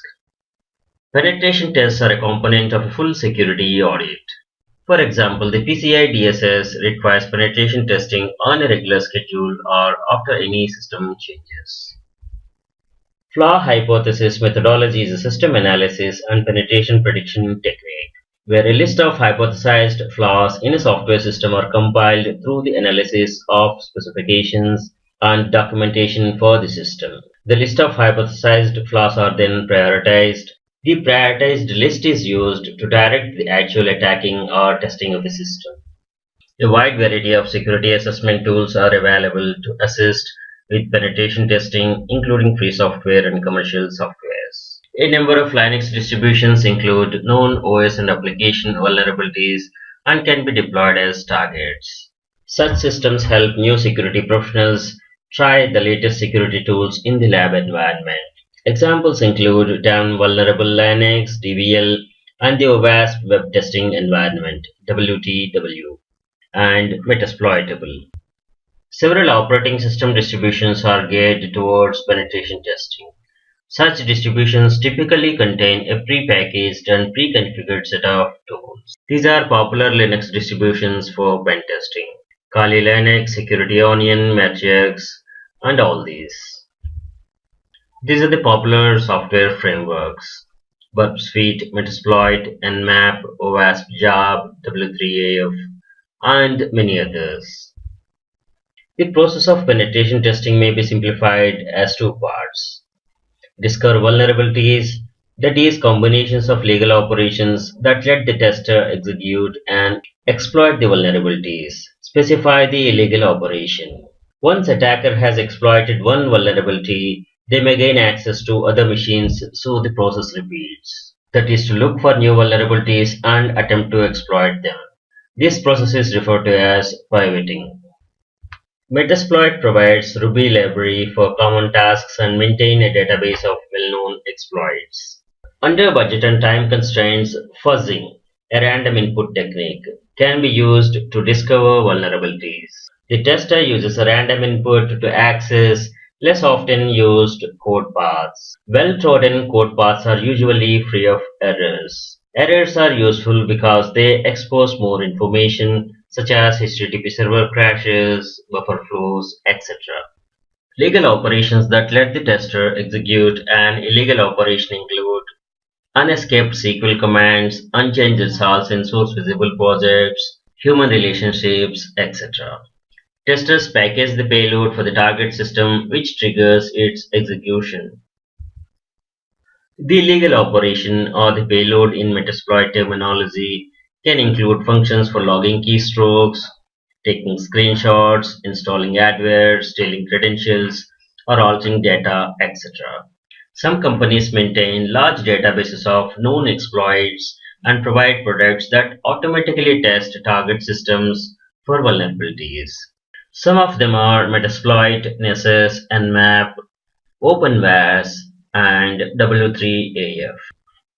Tiger teams are launched in 1970s. The federal government and its contractors began organizing teams of penetrators who are known as Tiger teams. Tiger teams were sponsored teams of crackers who attempted to break down the defenses of computer systems to explore security holes and remediate them. The leading computer penetration expert, James Anderson, described a general attack sequence steps. Find an exploitable vulnerability, design an attack around it, test the attack, seize a line in use, enter the attack, exploit the entry for information recovery. A penetration test target may be black box, white box, or gray box. In black box penetration testing, hackers do not have inside access and required to gather information by footprinting, scanning, enumeration, find vulnerabilities, and exploit them. In this, unauthorized access is obtained for malicious activity. White box penetration testing. A hacker is ethical hacker. He is authorized person by the organization. Hacker is aware of network architecture, security system, IP host details, etc. This is simulation attack to test the strength of the defense from outside attacks. Grey box pen testing. Hacker is aware of partial information and try to hack into the system to gain unauthorized access. This is done with non-malicious intention but for information sharing purpose. We will tour some penetration testing tools demo and take up some case studies and review ethical hacking for safe digital world. Thanks for watching. Hello, I'm Sri from CVTU. Welcome to the Ethical Hacker Training course based on CE certification program by EC Council. Module Penetration Testing, section Linux distributions for penetration testing. These are the popular Linux distributions that come with a prepackaged tools and which can be used for pen testing. Kali Linux, Security Onion, Matrix, Deft, and all these are popular ones. Kali Linux name is well known among ethical hacker community and security professionals. Please watch Kali's session for more details. Security Onion is Linux distro for intrusion detection, network security monitoring, and log management. It's based on Ubuntu and contains Snort, Suricata, Bro, OSEC, Swill, Squirt, Elsa, Explico, Network Miner, and many other security tools.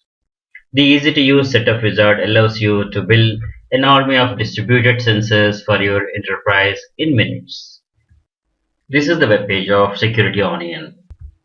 The Matrix is fully featured security distribution based on Debian, consisting of 300 plus open source and free tools that can be used for various purposes. Matrix is popularly used in penetration testing, ethical hacking, cyber forensic investigations, security testing, vulnerability analysis, and much more. Matrix is designed to run from live environment like CD, DVD, or USB stick and can be easily installed. Matrix is member of Open Invention Network, that is OIN. This is the webpage of Matrix. Blackbox is Ubuntu-based Linux distro for penetration testing and security assessment. Blackbox comes with desktop environment with complete set of tools required for ethical hacking and security testing. It's a highly customizable and well-performing system. It includes security and analysis Linux tools, which are web application analysis, network analysis, sniffing, vulnerability assessment, computer forensics analysis, and exploitation. This is the webpage of Blackbox. CERT is Computer Emergency Response Team. The CERT Coordination Center, CERT-CC, is the coordination center for the Software Engineering Institute, SEI. It contains the vulnerability analysis tools, SET Tapioca, BFF, FOE, and Dranger. This is the webpage of CERT. DEFT, Digital Evidence and Forensics Toolkit, is a GNU Linux-based distro made for computer forensics. It can run live via DVD-ROM, USB pen drive, installed or run as a virtual appliance on VMware or VirtualBox. DEFT is paired with Dart, a forensic system which can be run on Windows. DEFT is widely used by the government agencies, auditors, and others. This is the webpage of DEFT Linux. Network Security Toolkit NST is a bootable ISO live DVD USB flash drive based on Fedora. NST can be used for network security analysis and monitoring. NST comprises these tools: Nmap, Zenmap, Ntop, Session Manager for VNC, and all these. This is the web page of Network Security Toolkit, NST.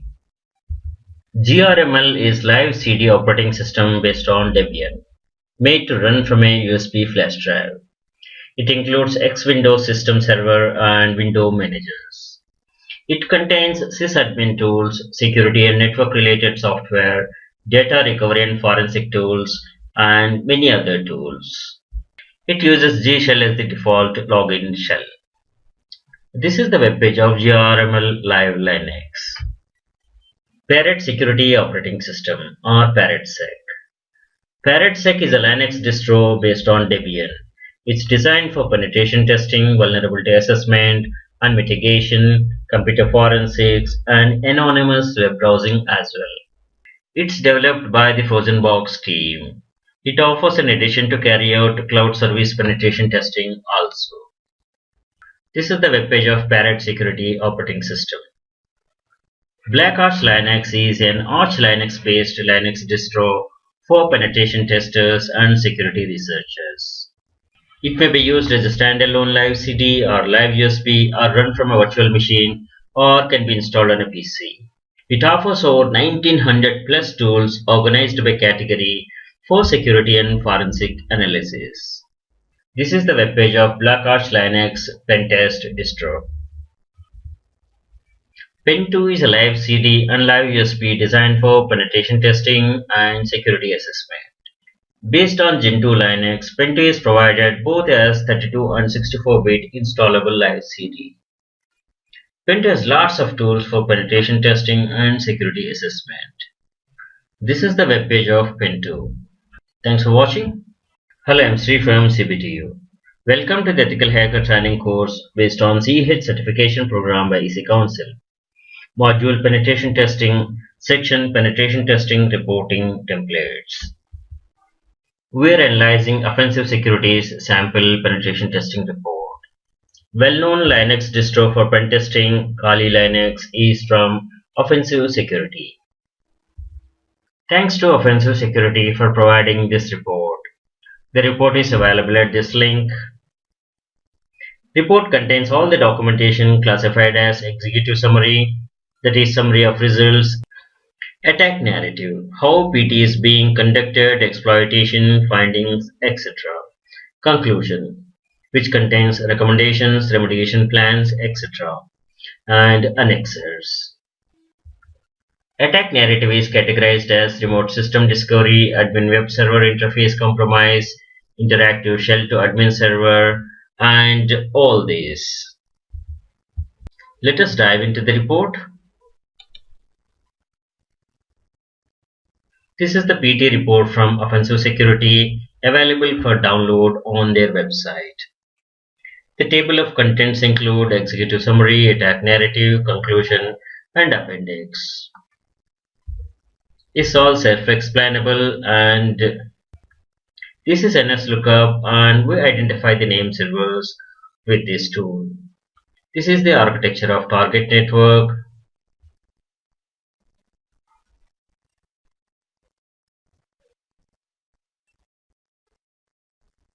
This is about some web server.